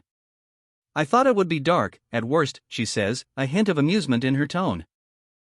The scene shifts to a close-up of Dawon's companion, Uki, a small, orange cat. Sorry about that, Dawon adds, a gentle smile playing on her lips. Small, frightened ice gremlins huddle together in the snow. But Jinsu's face is set in grim determination. A golden light flares in his hands, his eyes gleam with power. This is where the game ends. I can't believe you put heated floors in a golem. The rabbit's disbelief is palpable, its wide eyes reflecting a mixture of shock and amusement. Will you put a sunstone in too? The question hangs in the air, a playful challenge masking a hint of apprehension. When the stone and heated floors come into contact, a blinding flash. The golem's body glows with an intense heat. Vroom! The sound of immense power erupts. A surge in firepower is achieved. The golem roars, its power amplified beyond measure. The ultra-hot gorilla golem has been born. A triumphant declaration marks the creation of a formidable new being. With snow, they are incredibly powerful. The rabbit explains the golem's unique advantage. But when the snow's gone, they're weaklings. The creator's grin widens, revealing a cunning plan. A mischievous glint in his eyes, he anticipates the next challenge. The creator bellows his command, a wild glint in his eyes, "Everyone, get melting." His words echo as the ground trembles, a terrifying army of ultra-hot golems rises. With a thunderous roar, the golems charge, their fiery fists smashing into the earth. The ground cracks under their immense weight, a colossal stomp shakes the very foundations. A hiss escapes from the earth, something is emerging from the depths. From the smoking crater, a monstrous form begins to take shape. Ukikia. Giant footprints mark the path ahead, a looming presence approaches. A golem's arm is engulfed in flames. Whir! The rabbit, sweat beading on its brow, looks around nervously, a question mark hangs in the air. Suddenly, a colossal fist erupts from the snow. "Oh okay," it roars, sending a shockwave through the battlefield. By melting the snow, Dawon has rendered the enemy golems useless. "What a novel plan, Dawon," exclaims an ally, impressed. "More than novel, it's something only Dawon could have come up with," another ally adds, highlighting his unique tactical genius. The ultra-hot golems, their movements hampered by the melted snow, struggle to maintain their footing. A chaotic scene unfolds as they collide with each other. The rabbit watches in horror as the golem's attacks become increasingly erratic, fear etched on its face. Another earth-shattering "oh okay" echoes as a golem collapses, its molten core spilling out, a terrifying display of raw power. Panic spreads among the smaller creatures as a golem unleashes a devastating attack, a desperate scramble for survival. The rabbit, caught in the chaos, is flung into the air, a desperate cry escapes its lips. It's a chaotic freefall as the rabbit tumbles through the air, surrounded by the debris of battle, the ground rushes towards it. Plop! Plop! Plop! A flurry of white fur erupts as multiple rabbits are sent sprawling across the snow. The impact echoes across the battlefield. The leftover punks just suddenly dove into the snow. Dawon observes, a smirk playing on her lips. She's piecing together the puzzle. Are they trying to run? A confident grin spreads across the face of the creator as he watches his golems advance. He's underestimating his opponent. Rumble. The ground trembles. A shift in the landscape is underway. The creator's eyes widen in alarm. Something is wrong. SFX, rumble. A deep, resonating tremor shakes the very foundations of the battlefield. "What?" he gasps, his face etched with disbelief. The unexpected is upon him. The snow melts. A wave of heat washes over the battlefield, and the golems begin to falter. SFX, stomp. One of the golems collapses, its metallic body buckling under the intense heat. The tide is turning. Rumble. Another golem struggles, its movements becoming sluggish and erratic. The creator's plan is unraveling. A colossal ice gremlin materializes before them. Its icy form shimmers menacingly under the pale sky. Gorilla. The rabbit's eyes widen in terror, his voice a squeak of pure fear. He can only watch as the monstrous creature looms closer. The golem roars, GWAR. A sound that vibrates through the very ground itself. And with a mighty swing, Dawon's fiery fist connects. The impact sends a shockwave through the ice golem, shattering its icy shell. The golem staggers, its icy body cracking under the intense heat. The rabbit watches, eyes wide with a mixture of fear and awe. Dawon's attack continues relentlessly, a fiery inferno consuming the ice golem. The creature's eyes glow with a desperate, fading light. Whoosh! A wave of intense heat washes over the battlefield as Dawon unleashes another devastating blow. The air crackles with energy. The rabbit, still shaken but finding a sliver of hope, speaks, "Right, it's big, but fire is still strong against snow." Dawon's resolve hardens. He shouts to the rabbit, "Keep melting the snow. You can't lose, gorilla." A wave of energy erupts. Whoosh! The golem staggers. It's been struck a devastating blow. It lost. The words hang heavy in the air. Dawon's eyes widen in disbelief. Is that golem using magic as well? The question bursts from him, a mix of surprise and dawning comprehension. The rabbit golem, Uki, prepares for action. Its mechanical limbs tense, ready to strike. Uki unleashes a powerful attack. Okay. A small, brave cry echoes across the battlefield. Dawon watches, his face etched with concern and anticipation. As the golem's fate hangs in the balance. Ha! That's. His voice trails off, stunned.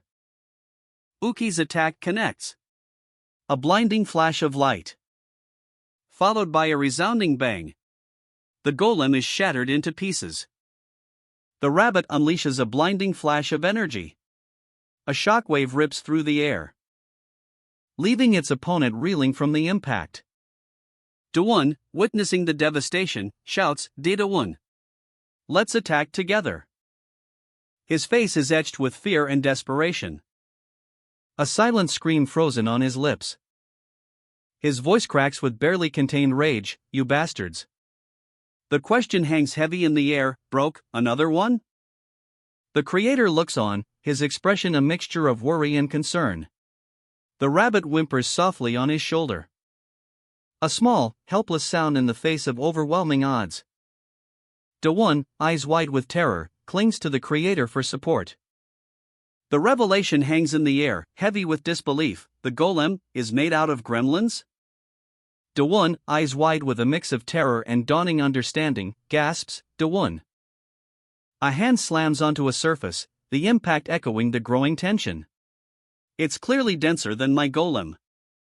Multiple hands strike the ground in a flurry of motion, the sound of pat pat pat punctuating the scene. It had no chance of winning. But that was when they were in the same weight class. A character's eyes widen, reflecting a sudden, terrifying thought. What if they had an overwhelming weight advantage? The ground cracks under an immense pressure, a fiery glow emanating from the fissure. The sheer scale of power is almost palpable. Panic explodes. Enough!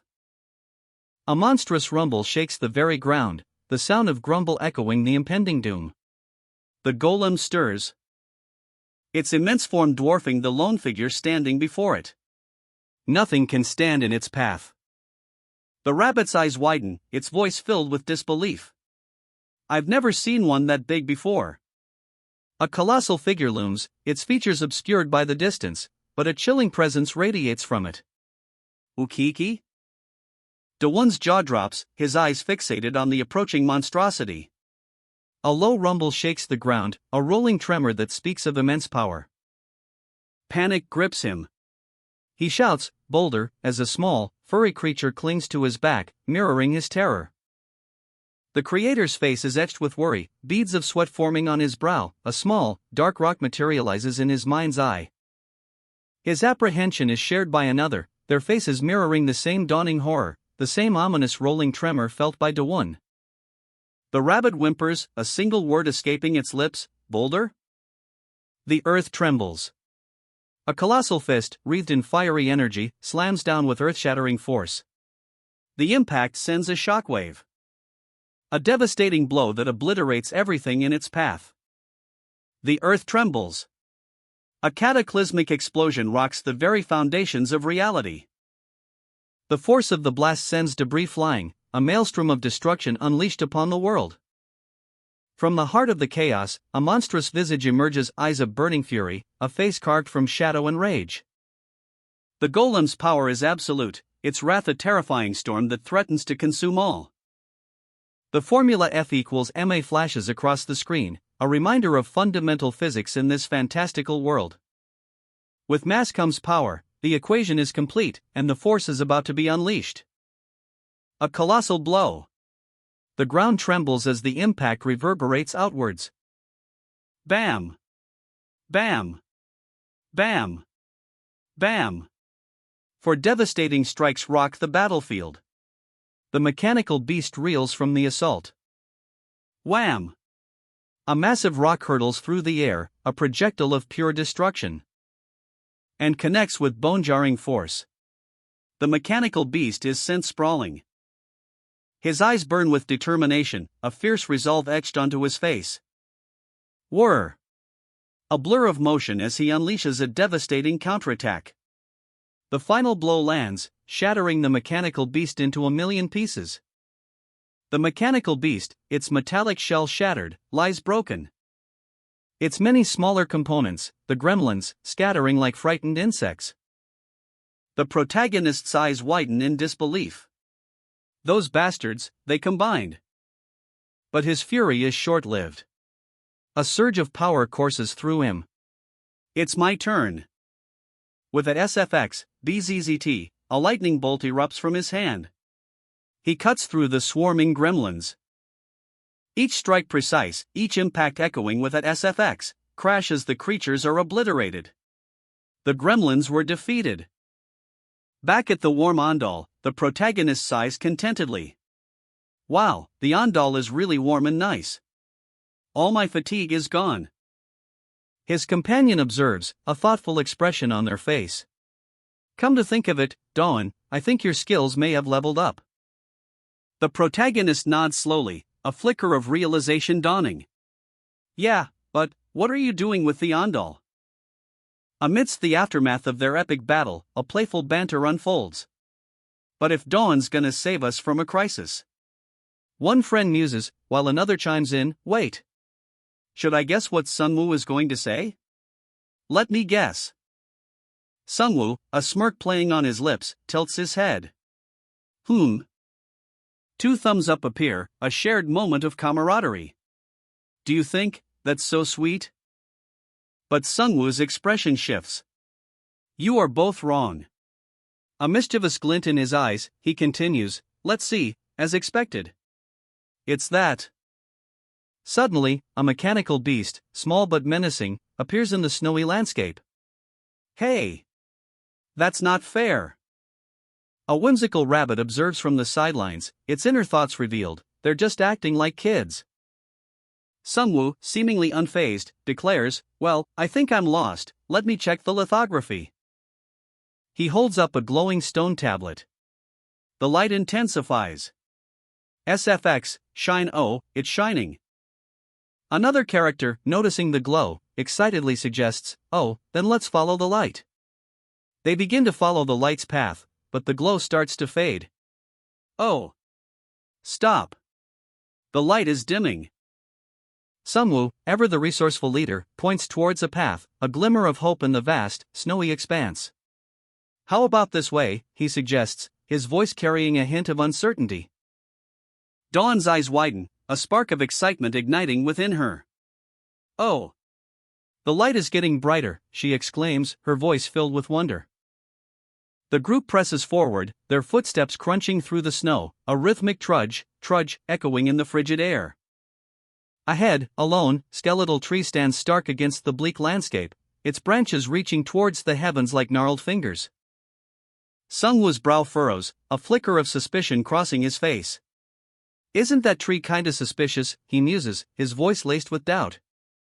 As they approach, the tree's branches begin to glow with an ethereal light, the closer they get, the brighter it shines. Suddenly, Dawn gasps, her eyes fixated on something hidden beneath the snow. Guys! There's something by the roots. A rectangular object, radiating a brilliant light, is revealed, buried beneath the snow near the tree's base. Sungwoo urges them closer. Get closer. There'll be a reaction when the tablets meet.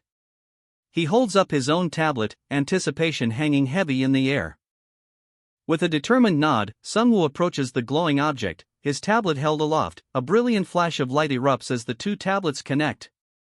A blinding light erupts.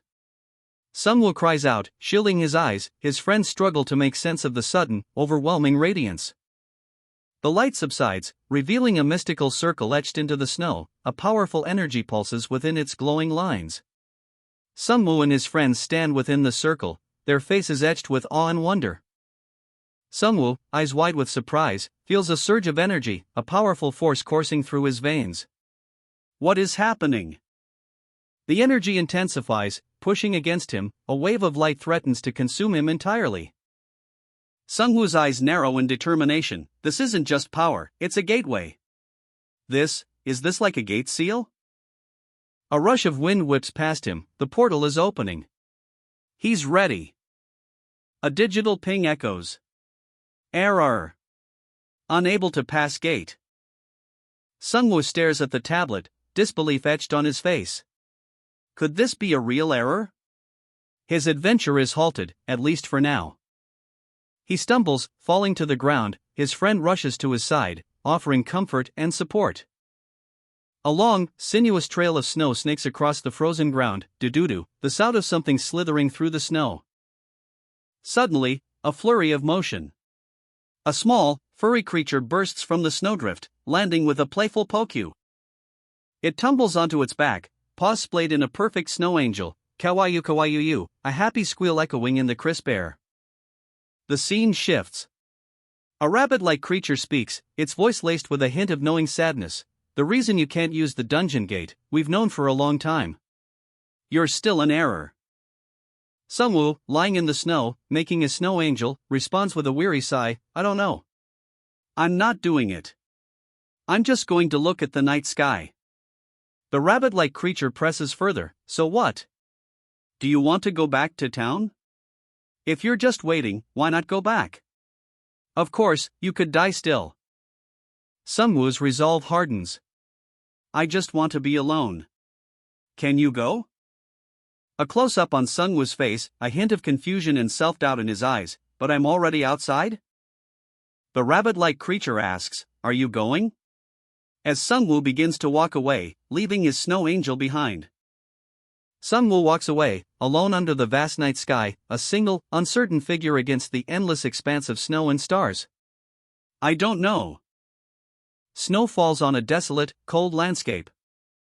The rabbit-like creature stares at Sungwoo, disbelief etched on its furry face. You must be out of your mind, it exclaims. The creature's concern deepens as it gestures towards a city in the distance, its silhouette stark against the twilight sky. How many observation towers are you going to build? It asks, a hint of exasperation in its voice. The sound of whirring machinery fills the air. Sungwoo, lying on the ground, is still the grinding master, even in his exhaustion. Suddenly, a bright flash. A tower explodes in the distance. Sungwoo grins, checking his device. Wow, got level 2 of the observatory skill. He sighs.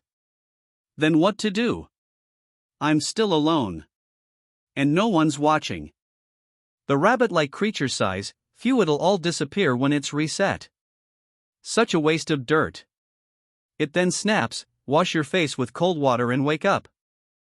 Sungwoo, shivering, mumbles, cold water, do you ever freeze to death in this weather?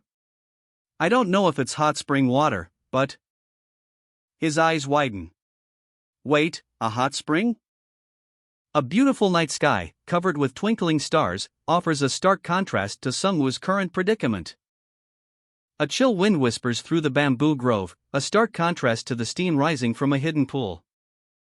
Sungwoo's eyes widen, a spark of inspiration igniting within him. Warmth, what if he could create a hot spring here? He slams his fist into his palm, a sudden burst of determination. I've made up my mind. A hot spring, he declares, is the only thing that can cure his depression. The rabbit-like creature beside him stares, utterly bewildered. SFX, clench. WH what? All of a sudden?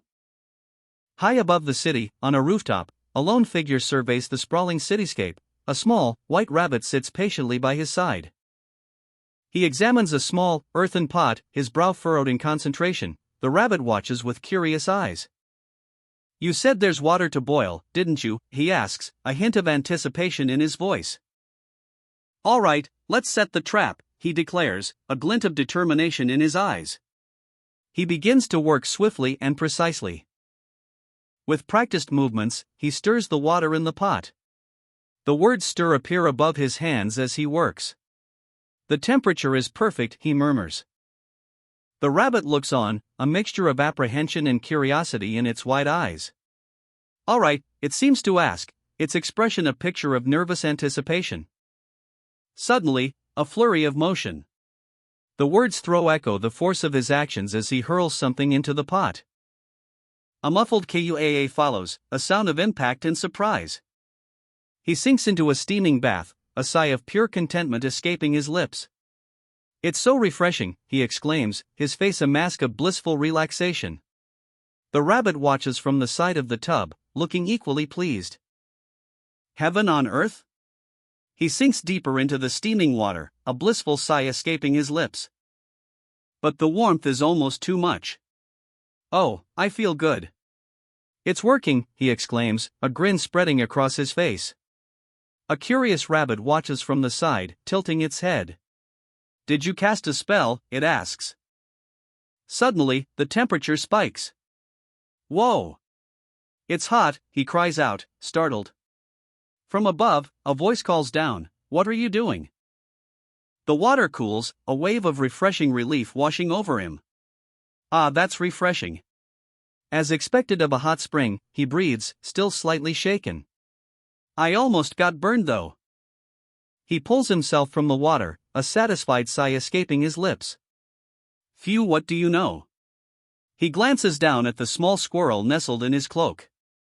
Oh, and by the way. The rabbit looks concerned. What are you going to do now? Are you going back to town? It asks, its expression worried. He shakes his head, a determined glint in his eyes. No way, I can't do that since it's unfair. A sudden, violent impact.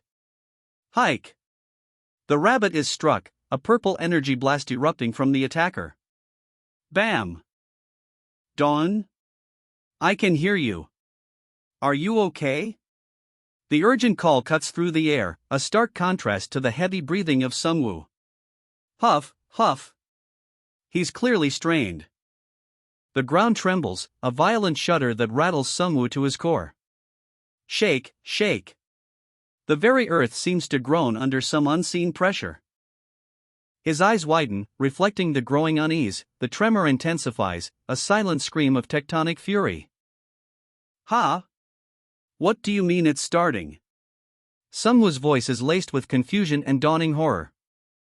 The ruins, the very foundations of this forgotten place are groaning, shifting under the strain. The earth heaves and cracks, a terrifying spectacle of raw power. The ground continues to shift violently, a catastrophic upheaval that threatens to swallow everything whole. Are shifting. Sungwoo Hyung. A desperate cry pierces the chaos.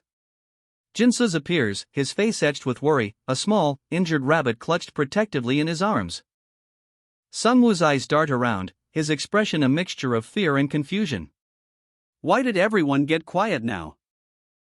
A chilling silence hangs in the air, a palpable sense of dread washes over him. Did something go wrong? Sungwoo, eyes wide with terror, clutches an injured rabbit. What should I do? I should go, he cries, panic etched on his face. His frantic energy is palpable, snow falls around him, mirroring the storm within. Jinso's arrives, his voice cutting through Sungwoo's distress. Jinso's. Are you all right? Sungwoo's worry shifts to accusation. Why are you so late? What's going on in there? Jinso's, seemingly calm amidst the chaos, offers a brief, almost nonchalant reply, oh, sorry. He points to the monsters lurking nearby. There's some monsters here, too. A subtle shift in Jinso's demeanor, a hint of concern as he speaks. I heard Sungwoo talking. I thought you would be really worried. Sungwoo's fear intensifies. Of course I was. Now, I heard the ruins are shifting. Jinso's downplays the gravity of the situation. Ah, it's not that serious. Sungwoo's disbelief explodes. What do you mean, it's not serious? Jinso's reveals a shocking truth. Well, first of all, I think we've all been teleported to different starting points. Ha! Wait a minute. You didn't teleport to the maze? Ah. Anyway, I think I'm probably lost. It's not a very dangerous situation. That's what it means. Swipe. Sung Woo-hyun looked like he had a big emergency. It is an emergency that's Sung Woo's weakness. Winding up Sung Woo-hyun's weak point? It's what we call gilchi. Isn't that right, Sung Woo-hyun? Cough, it was very embarrassing for Ryu Sung-woo. Phew, anyway, that's a relief. Ryu Sung-woo is also responsible. Well, that's true. I thought something had happened. Trudging. Kyo. Thud. A jolt of energy erupts. The little squirrel, Pokey, is sent flying. A look of shock and confusion crosses his face. Q. Pokey? Across the snowy landscape, 3 more squirrels appear, their fur as white as the fresh powder. Pokey. What? Pokey made friends. Is it because they live in the snow? Their fur is white. The adorable chaos of tiny squeaks fills the air. Pokey. Q. Pokey. Q. Pokey. Pokey tilts his head, a curious expression on his face. And the other squirrels mirror his movement, their tiny bodies bouncing with energy. Q. The sound of chattering intensifies. Pokey Q Pokey Q Q Pokey Q Q Pokey Q. The human companion sighs, I can't understand them at all. Whoa, that's too loud. Let's go back and play with them. The incessant chattering of the squirrels continues, even as a thought crosses the human's mind, even if there's a ruin underground, we can't even dig to it. He shakes his head, the sound of the squirrels' chatter echoing in his ears. I can't dig it all up. The chattering of squirrels fills the air, a question hangs heavy in the silence. Jang Doan, a mischievous glint in his eyes, points a finger. A plan forming in his mind, to question the locals about the monsters lurking beneath. A daring proposition is whispered amongst the furry creatures. And Doan, a serene smile playing on his lips, seems to welcome the challenge. Jang Doan. A flash of light. Pokyu, the shrewd squirrel in a suit, appears, a whirlwind of business acumen. He instructs the rabbit to stay put, while Doan, ever observant, notices something amiss. The deal, shrouded in mystery, is struck between Pokyu and a mysterious white squirrel. A successful negotiation, sealed with a handshake. Doan, accompanied by his newfound companions, sets off, a determined look on his face. That's the way, right? With the snow squirrels as our guides, the descent begins. Jang Doan, ever vigilant, follows his furry companions into the unknown depths. But things take an unexpected turn. A cicada larva. A chilling discovery in the subterranean world. Keikaiki. And a dead frog. The underground is far more dangerous than Dawn initially thought. Dawn's initial optimism falters. I thought it was going to be easy, but I'm afraid with this ground. He dismisses the idea of ant tunnels, a flicker of determination in his eyes. But his resolve is tested. Still, we better keep at it. After all, digging is my specialty. The ground rumbles with a low, ominous rustle. Dawn digs in, muscles straining, a determined grin on his face. With a mighty heave, the earth explodes outward in a shower of debris. Poof! What? Jang Dawn's eyes widen, a mixture of shock and dawning horror etched across his features. A colossal ant, its carapace gleaming obsidian, emerges from the darkness. Its multifaceted eyes glow with a malevolent red light. A low, guttural growl, krrr, echoes through the cavern as Dawn scrambles back, his pet squirrel clinging to his shoulder. Why is this ant coming out from there? He gasps, fear tightening his throat. A low, unsettling creak echoes through the darkness, the source? A monstrous ant, its chitinous shell gleaming ominously. Panic grips him. Should we get out of here? He asks, his voice laced with fear, a tiny, terrified kitten mirroring his own terror. The rabbit companion squeaks in alarm, and popping out. Am I a prophet? A desperate plea for understanding in the face of the unknown. He bolts, adrenaline surging. Do something about this, he shouts, his face a mask of determination as he runs for his life. His heart hammers against his ribs. How am I supposed to deal with them all of a sudden? The sheer scale of the threat dawns on him. The ground trembles beneath his feet. These are one of the experiments of the witches. It's a chimera version of ordinary ants. The horrifying truth is revealed. He pushes forward, a desperate rush. Does it even matter now? He cries, his voice barely a whisper against the overwhelming odds. His face is etched with despair. The bigger problem is, I have to deal with a monster like that all by myself. The weight of his solitude crushes him. The protagonist's eyes blaze with fierce determination. Strength gathers within him. A surge of power explodes outwards as he unleashes a devastating kick. SFX, charge. The impact sends a shockwave through the ground. SFX, bam. He grits his teeth, the strain evident on his face. What? It's so hard, he gasps. A familiar voice echoes nearby. Is it Ryu Sung-woo? A white rabbit in a suit appears, a sinister grin spreading across its face. There's more coming. The protagonist, pursued by more of the chimera ants, dives into a dark tunnel. Finding himself surrounded. He's trapped. It's too close for that. With a desperate cry, he summons his energy, launching a powerful attack. That's it. The attack connects, but the result is far from what he expected. SFX, bang. His weapon shatters, leaving him exhausted and desperate. I don't know if I can throw it much harder. What to do now? Swish. 3 energy lances shoot forth, a blur of motion. The protagonist unleashes a powerful attack. The ground trembles under the impact. Crash. He stumbles, but a glimmer of hope appears. Wait a minute. Good. It's working. A monstrous chimera ant emerges from the shadows, its red eyes glowing menacingly. Creep. Shing. Shing. More ants appear, their mandibles clicking menacingly. The protagonist is surrounded. Oh my gosh. The protagonist braces himself, his companions looking on with wide eyes. What? You installed it to prevent ants from moving? They're only moving along the ground, so it's surprisingly effective, but only that much. Yeah, that's all we have to do for a while. A grim determination sets in. But a sly grin spreads across his face.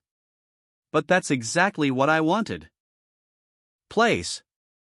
A strange portal opens, a swirling vortex of energy. Oh, my God. What's that hole in the middle for? A cunning plan unfolds.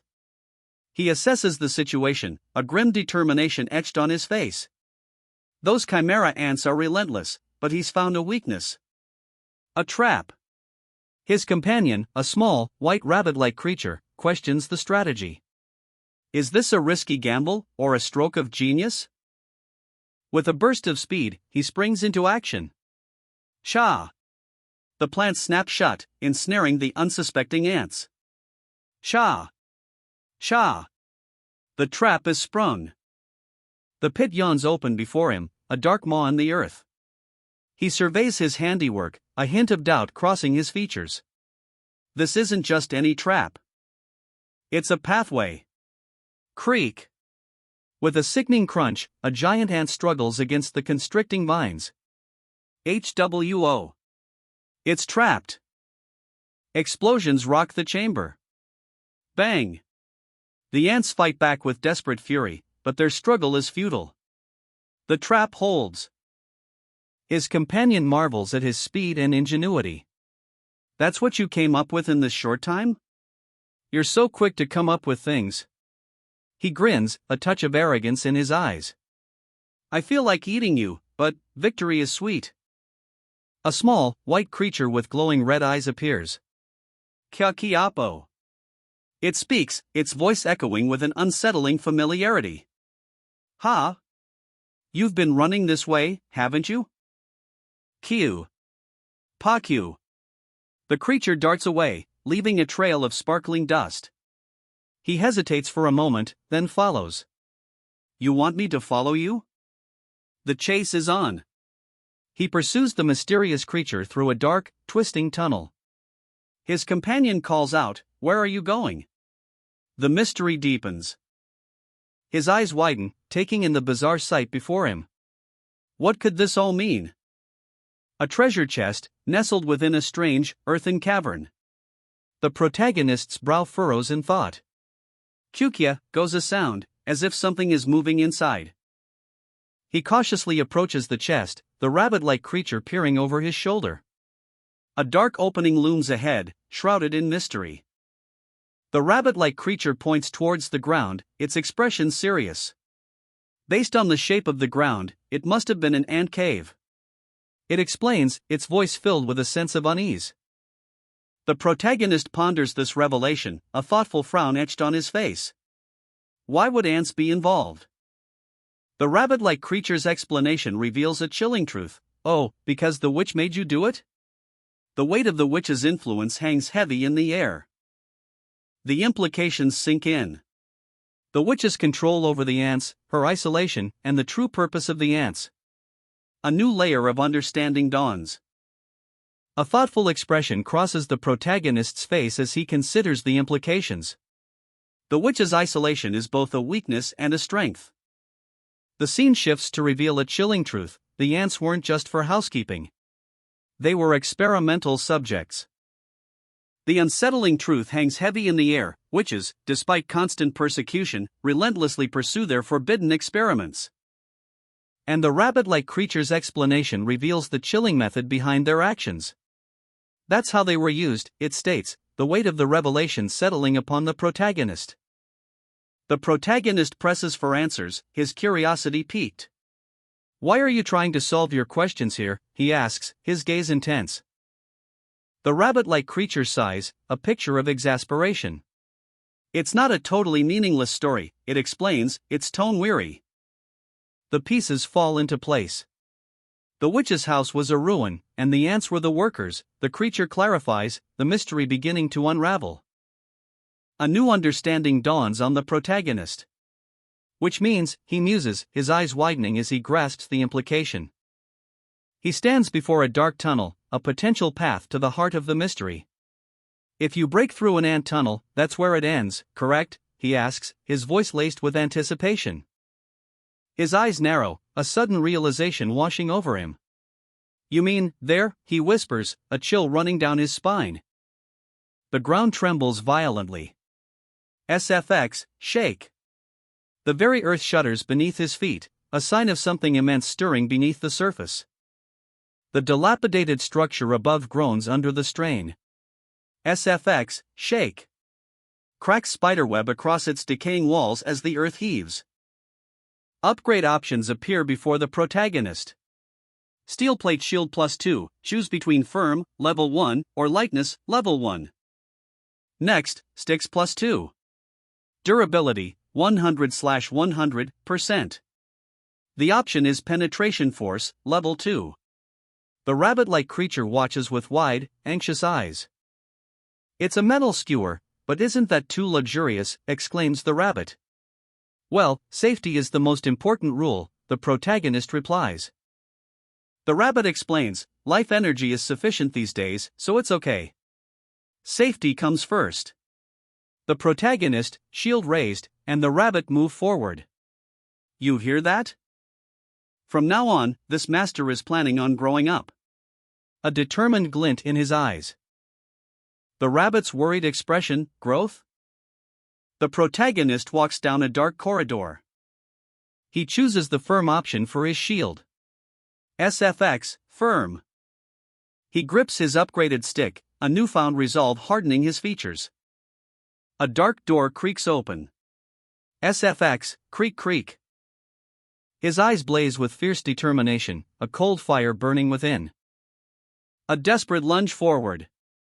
His shield slams into the monstrous creature, a resounding crash echoing through the air. Listen, the low hum of energy crackles in the air. A blinding flash. He thrusts his spear, piercing the giant ant's carapace. The creature collapses, its multiple legs twitching weakly. The ant dissolves into a purple puddle, leaving behind only a faint shimmer. Get rid of it! A chilling command echoes in his mind.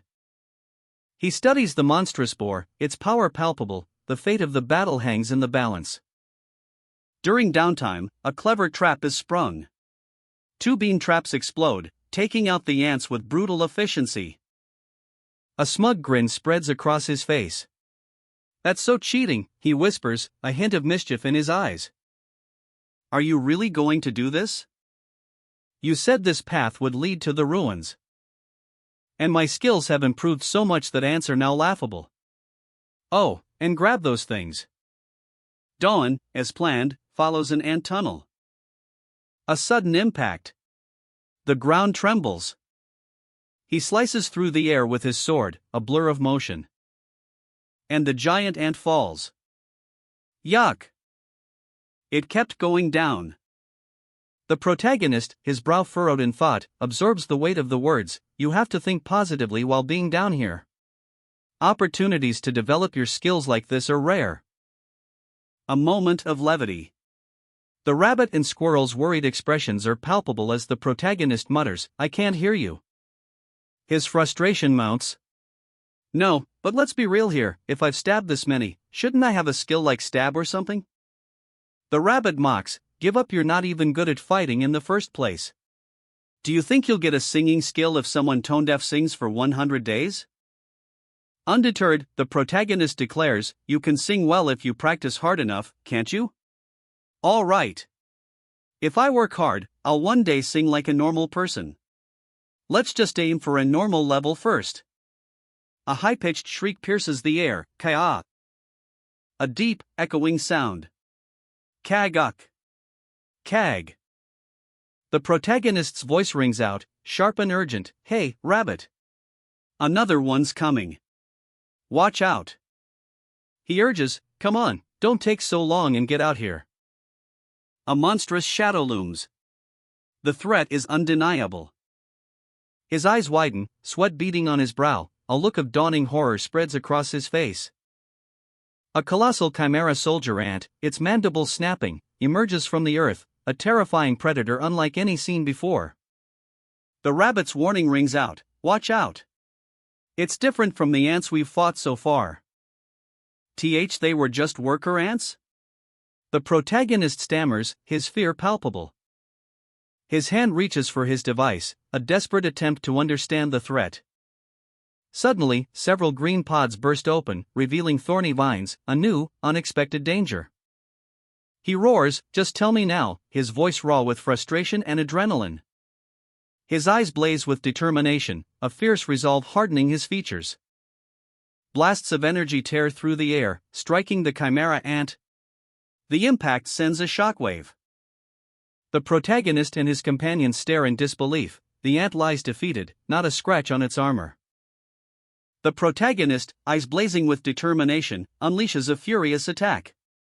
"I know," he roars, channeling the strength of the horned boar. A blinding flash of energy erupts as his fist connects with the chimera soldier ant. A devastating blow.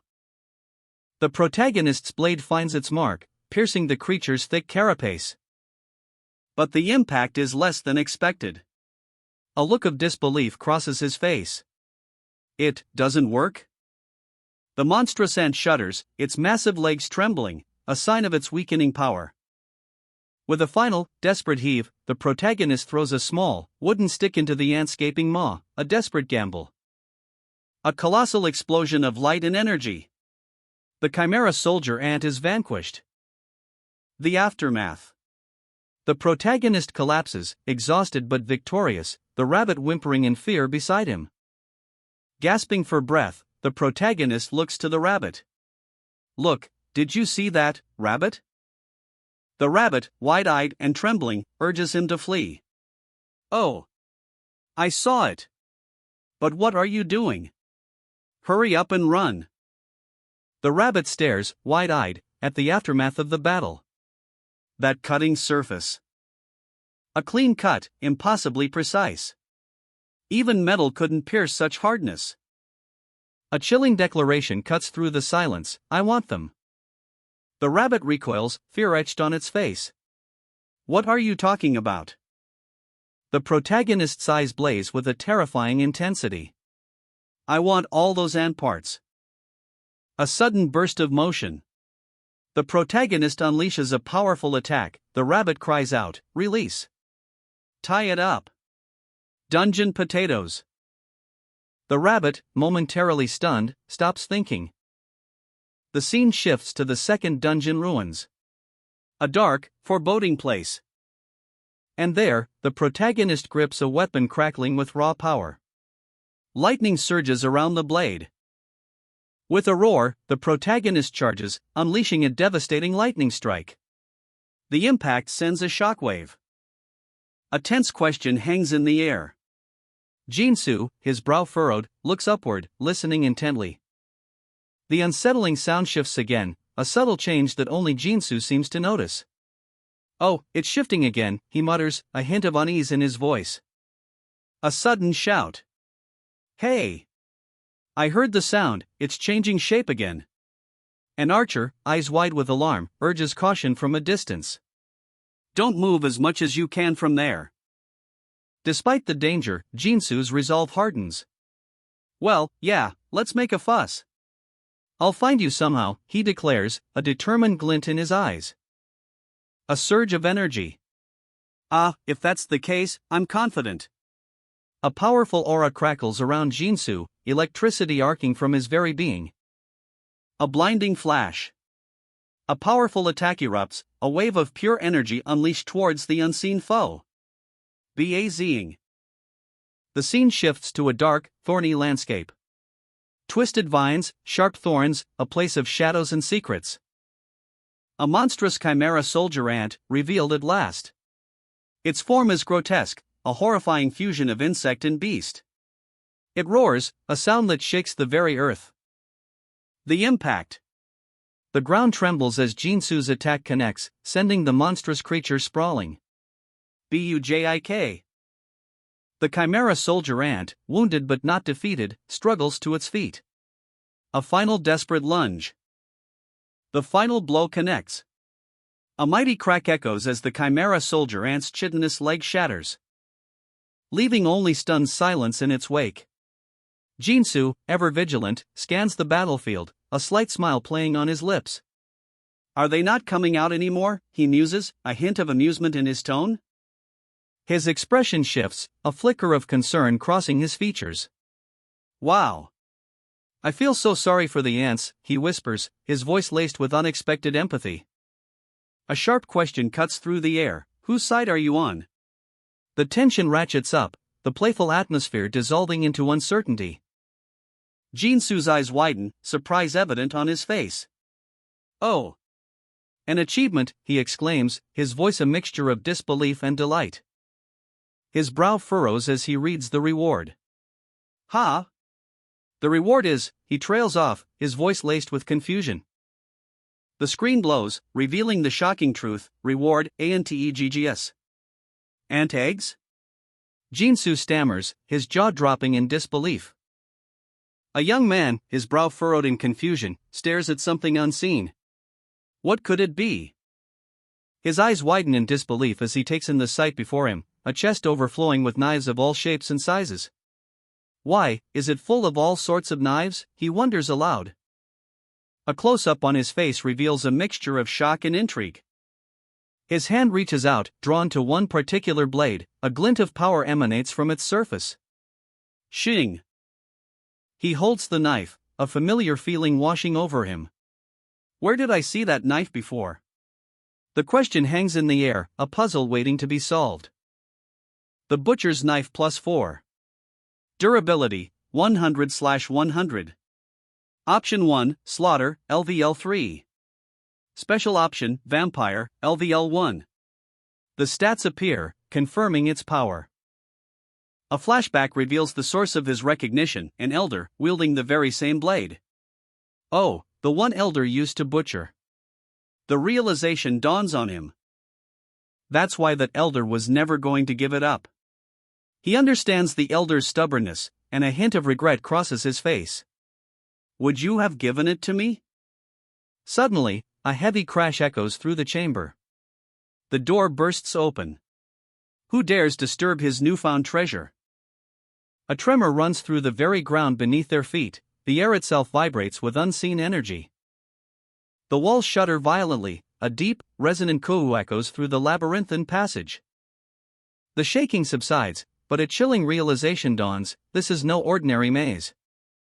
A bone-chilling cold seeps into the very air, frost begins to form on the walls. His breath fogs in the frigid air, a grim determination hardens his features. A massive, imposing doorway looms ahead, the final battle has begun. A spectral figure emerges from the shadows, its chilling presence fills the chamber with dread. Qua. He sits calmly, seemingly unfazed by the impending doom, a kitchen knife rests in his hand. The spectral figure unleashes a torrent of dark energy, a blinding flash illuminates the scene. Outraged, the bunny unleashes a furious roar.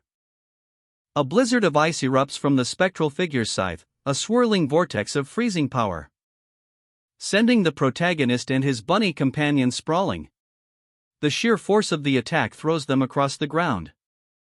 Fear contorts the protagonist's face, sweat beads on his brow as he struggles to his feet.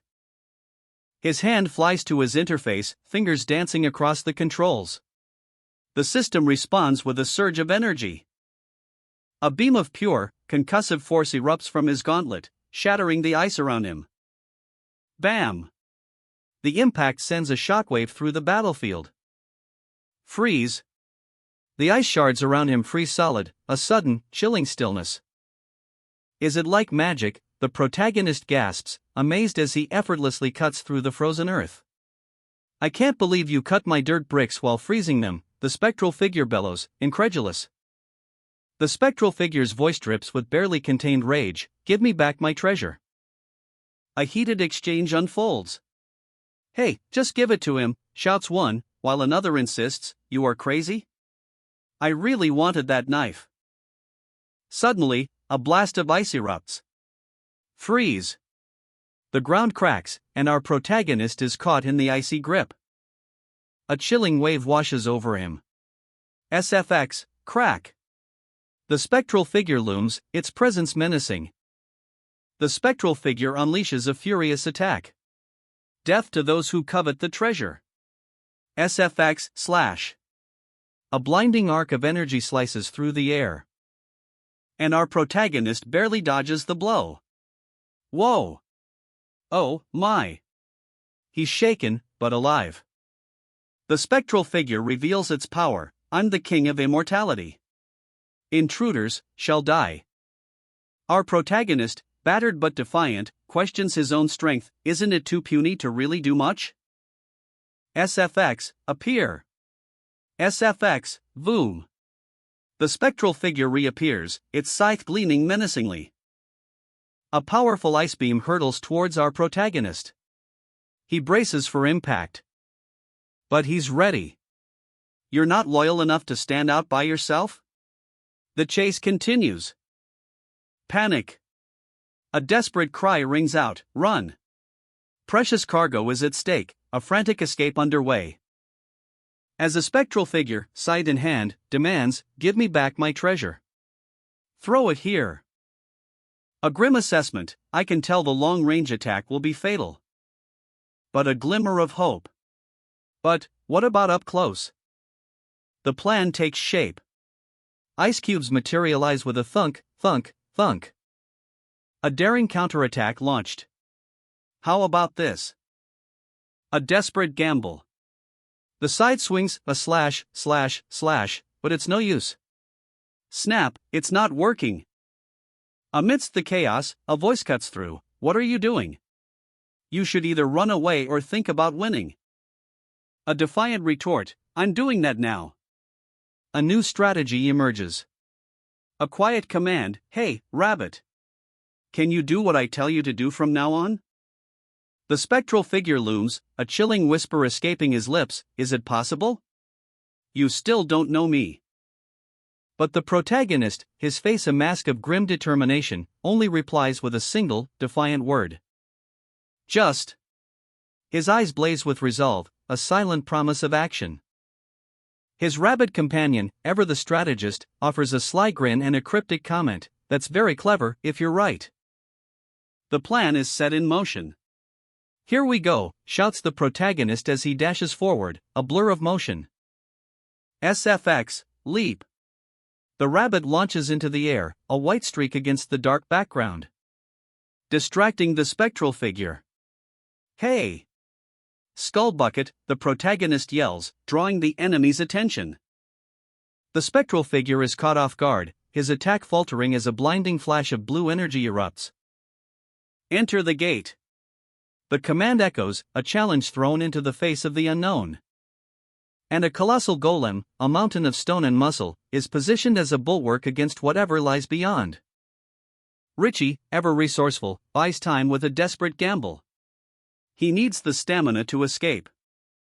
But the icy grip of his pursuer is swift and unforgiving. Freeze! The ground cracks beneath his feet, sending him sprawling. Richie's cunning, however, is not yet spent. What unexpected turn will this take? The impact reverberates through his body. Ugh, now that hurt. Pain contorts his features, sweat beading on his brow. The weight of the situation bears down. As the spectral figure reappears, scythe gleaming. Appear! The very air crackles with anticipation. Fear threatens to overwhelm him, but a familiar voice cuts through the terror. Don't be scared. A mechanical rabbit, a beacon of hope, charges into the fray. Whack! The scythe is deflected, the tide begins to turn. His eyes widen, a grin spreading across his face. Fast? The rabbit companion, perched atop a swan-like creature, declares, everything you've asked me to do, I've done it all. A spectral figure, its face contorted in rage, screams, this'll be the best match I've ever had.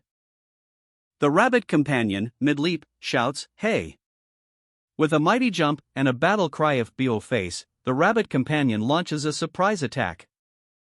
The spectral figure recoils, a desperate cry escaping its lips, no, you don't. A shadowy figure explodes with dark energy. The raw power is terrifying. A blinding flash of purple light erupts as the attack connects. The force is immense. His eyes widen in shock. That's... I did it, but as expected. A grim acceptance hangs in the air. The truth is revealed. So that's Richie's true identity. The witch's experiment, a terrifying figure emerges from the shadows, its skull-like face illuminated by an eerie blue glow. The King of the Gremlins. The title alone speaks of chaos and mischief. Its eyes blaze with malevolent energy, a chilling presence that sends shivers down your spine. Give me my treasure. Throw it here. The Gremlin King demands, its voice a rasping growl. Meanwhile, elsewhere, a young man, Richie, smiles, completely unfazed. Cute, he muses, looking at a fluffy white rabbit. Suddenly, a blur of motion, the Gremlin King is launching itself forward with terrifying speed. Oh, he's coming. The rabbit squeaks in terror, its eyes wide with fear. A desperate escape. Richie, clinging to a bizarre, ostrich-like creature, speeds away, narrowly avoiding the Gremlin King's wrath. But the Gremlin King is relentless. What, you're running away, it screeches, pursuing them with terrifying determination. Strategic retreat. Richie and his companions, perched atop their bizarre mounts, make their escape. The words ring out, a battle cry disguised as a tactical maneuver. A fiery portal explodes behind them, a testament to the power they're fleeing. The portal, a gateway to unknown dangers, is the work of Richie's capable subordinates. Their sacrifice buys precious time. But the Gremlin King's relentless pursuit continues. A desperate struggle unfolds as Richie and his allies fight for survival. Richie's face is a mask of grim determination. It's time, whack 'em, he roars, his voice echoing the urgency of the situation. The Gremlin King, a figure cloaked in shadow, advances with his wicked scythe. The final confrontation looms. A desperate dash for freedom. The portal's fiery maw threatens to consume them, but Richie and his companions push onward. A thunderous impact. The ground trembles as a devastating blow is struck. The Gremlin King unleashes a furious counterattack, a whirlwind of destructive power. The Gremlin King unleashes a devastating blow. A shockwave of energy erupts, sending the Grim Reaper golem flying. Debris rains down as the force of the attack reverberates. The Gremlin King, eyes blazing with furious energy, lets out a chilling roar. Richie's unexpected ally, a mischievous-looking rabbit, observes the scene. Perfect. Like this, the golem doesn't even have to come through. We can just hit the enemy directly. The Grim Reaper, undeterred, rises again. I'll kill you. With a surge of dark energy, he prepares another attack. I'll bring down an absolute death. A torrent of icy energy explodes outwards. The force of the attack is immense. A huge wave of freezing air washes over Richie. Ugh! A huge cold wave. Richie's eyes narrow in determination. Install gate. A desperate gamble, a last-ditch effort to turn the tide. The Grim Reaper golem screams across the battlefield, a scythe of pure energy trailing behind it, a blur of motion, leaving only the echo of its passage. Richie, his face etched with worry, clutches his mount as debris rains down around them. The golem's attack was devastatingly close. The scythe's arc, a deadly crescent of energy, slices through the air, a chilling reminder of the power they face. A blinding flash of light erupts as the golem unleashes another devastating attack. The ground trembles under the sheer force. The golem's scythe, a beam of pure energy, cuts through the air with terrifying speed. It's a desperate struggle for survival. The battle rages on, a whirlwind of attacks and counterattacks. Richie and his allies fight with everything they have. He knew the risks. Opening the gate would put him in danger, a heavy price to pay for a strategic advantage. But the respite is short-lived. Opening the gate won't be easy this time. The enemy is relentless. Richie makes a difficult decision, preparing to dismount, a calculated risk to buy precious time. His rabbit ally questions his actions, concern etched on its face, a moment of shared tension. The battlefield is a maelstrom of chaos. Richie, tactical genius that he is, directs his rabbit companion with a sharp command. You've seen how the situation is. Set it up as smart as you can. A beat of silence. Richie's face is grim, his resolve hardening. The weight of the battle bears down on him. He asks, "You can handle it, right?" His gaze drops, a flicker of doubt crossing his features. The pressure is immense. The rabbit, sensing his leader's apprehension, urges him on. "Hey rabbit, go quick." Richie's eyes blaze with renewed determination. A fierce growl escapes his lips as he prepares for the next onslaught. His squirrel companion looks on, ready for action. The Grim Reaper golem descends, a terrifying specter of death. "I'm gonna kill you." It hisses, its scythe gleaming menacingly. Richie, undeterred, analyzes his foe. The fact that he's the king of the dead means that he is also an undead. With a surge of adrenaline, Richie grips his blade, preparing to strike. The clash is imminent. The impact. A blinding flash of light erupts as the battle rages on. Richie cries out, "Oh, my God!"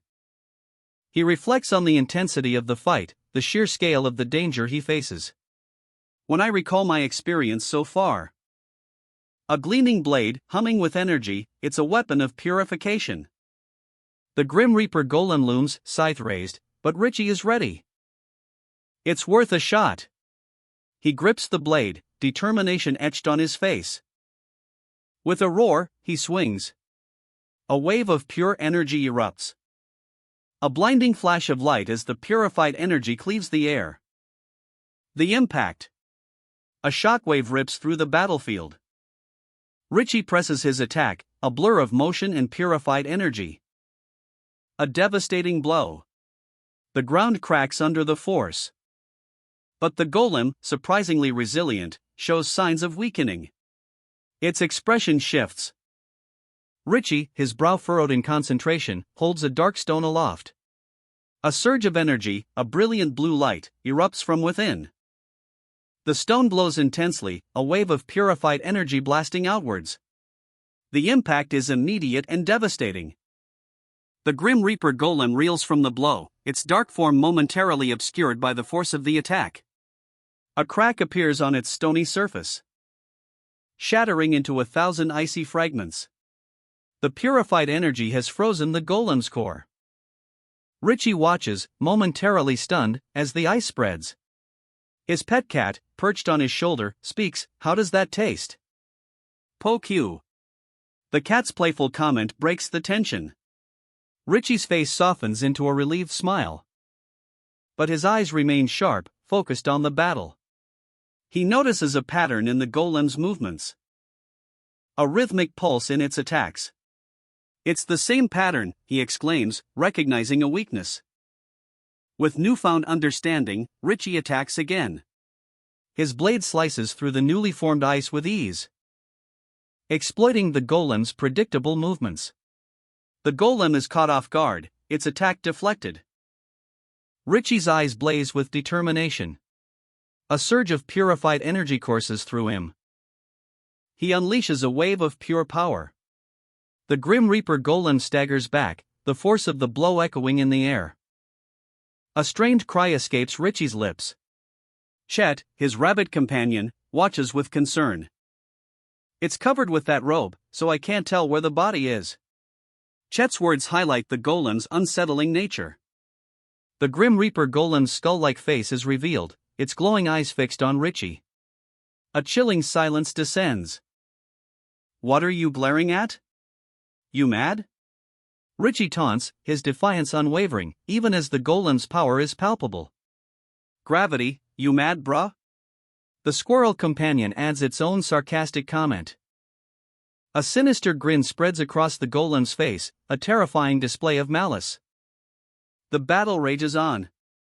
A blinding flash of energy erupts as Richie counters the golem's attack. Richie clutches a strange, metallic object, sweat beading on his brow, exhaustion etched onto his face. The Grim Reaper golem lets out a chilling, maniacal laugh, "Kekek." Richie, despite his fatigue, demands an answer. "What are you laughing about now?" He leans back, a faint smile playing on his lips, a glimmer of cunning in his eyes. His rabbit ally looks on, concerned but trusting. The truth dawns on him, after all, this was just to buy time. A triumphant grin spreads across Richie's face, his eyes shining with renewed determination. The rabbit ally, perched atop a giant tortoise, gives a thumbs up, a silent cheer echoing in the air. Two colossal gates, glowing with an infernal light, stand before him. Each one a gateway to unimaginable power. His eyes narrow, a grim determination etched on his face. "Smack 'em," he growls, his fists clenched. A blur of motion. 3 devastating blows, each one a thunderclap, rock the very foundations of this place. From the impact, a small, skeletal figure emerges, eyes glowing with an eerie light. A harbinger of death, seemingly unaffected by the blows. The ground cracks beneath the force of the next strike, a shockwave rips through the air. And the skeletal figure is sent flying, pulverized by the sheer force of the attack. A blinding flash of light. The very air itself seems to tear apart. The skeletal figure, cloaked in shadows, stands defiant amidst a field of deactivated energy cores, a chilling testament to its recent power. Then, a blinding flash. The earth trembles as an explosive wave of energy erupts from the center of the battlefield, leaving only scorched earth and the lingering scent of ozone in its wake. Riding a bizarre, reptilian mount, the protagonist speeds across a desolate landscape, his companion, a small white rabbit, clinging to his back. A grim determination etched on his face. "Well, at least it looked powerful," the protagonist remarks, his voice tight with exhaustion. His rabbit companion chimes in, "Richie won't die until we destroy his life vessel, you know?" The protagonist nods, a flicker of worry in his eyes. That's true, but. He studies a holographic interface, his brow furrowed in concentration. I think we'll need to distract him so we can find it. The protagonist, his brow furrowed in concentration, addresses his rabbit companion, all right, tear it all up. You help too. A skeletal figure, eyes blazing with malevolent energy, unleashes a furious attack. PFF. But the protagonist is ready. A flurry of blows, each a blur of motion, connects with the skeletal manifestation, a whirlwind of fists and blue energy. The skeletal figure reels, its form flickering and unstable. The protagonist's attack sends a shower of papers flying across the room, each one a piece of Richie's life force. And now, the rabbit companion prepares to unleash a fiery counterattack. Do it! The protagonist's eyes gleam with anticipation. Fire away, rabbit! The rabbit companion, a surge of power coursing through it, unleashes a torrent of flames. Ah! This feeling! My body remembers this sensation. The flames engulf the scattered papers, incinerating them completely. A triumphant laugh echoes through the air. Ha ha ha ha ha. But the battle isn't over. Richie, now moving with unnatural speed across a patch of ice, remains a threat. Richie moves through ice. We have to remove the ice to reduce its mobility. With the dry papers scattered on the floor, the fire spreads. The rabbit companion unleashes a torrent of fire magic. A wave of intense heat engulfs the scattered papers. The protagonist watches, a smirk playing on his lips. What? He asks, a hint of mischief in his eyes. That's what I'm talking about. The skeletal figure is consumed by the flames, a desperate cry escaping its burning form. The flames roar, engulfing everything in their path. Oh my, gasps the rabbit companion, momentarily stunned by the intensity. The protagonist looks on, a surprised expression on his face.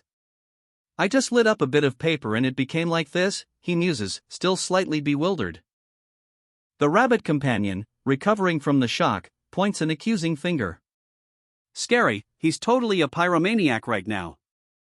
From the ashes, a furious voice rises, you bastards. The skeletal figure, though severely damaged, is far from defeated.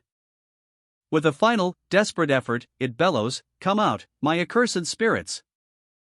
A chilling spectral energy erupts from the skeletal remains, 3 ghastly figures emerge from the flames. A skeletal figure, cloaked in shadow, looms before our heroes. Its eyes glow with an eerie light. Suddenly, spectral figures emerge from the darkness, their forms flickering and indistinct. A chilling wail echoes through the air. The protagonist's eyes widen in alarm, his rabbit companion whimpers, oh my god. It's ghosts! A warning flashes across the panel, be careful, physical attacks don't work on ghosts. You can't deal with them using bricks or spears. The protagonist hesitates, then tries to strike a ghost with a book. The text box reads, if it's not magic, it'll never WO. A targeting reticule appears over one of the ghosts. The text proclaims, targeting skill activated. With a grin, the protagonist launches a fiery projectile, aided by his rabbit companion. Ah, that's right. This crazy error. Whoosh! A wave of intense heat engulfs the spectral forms.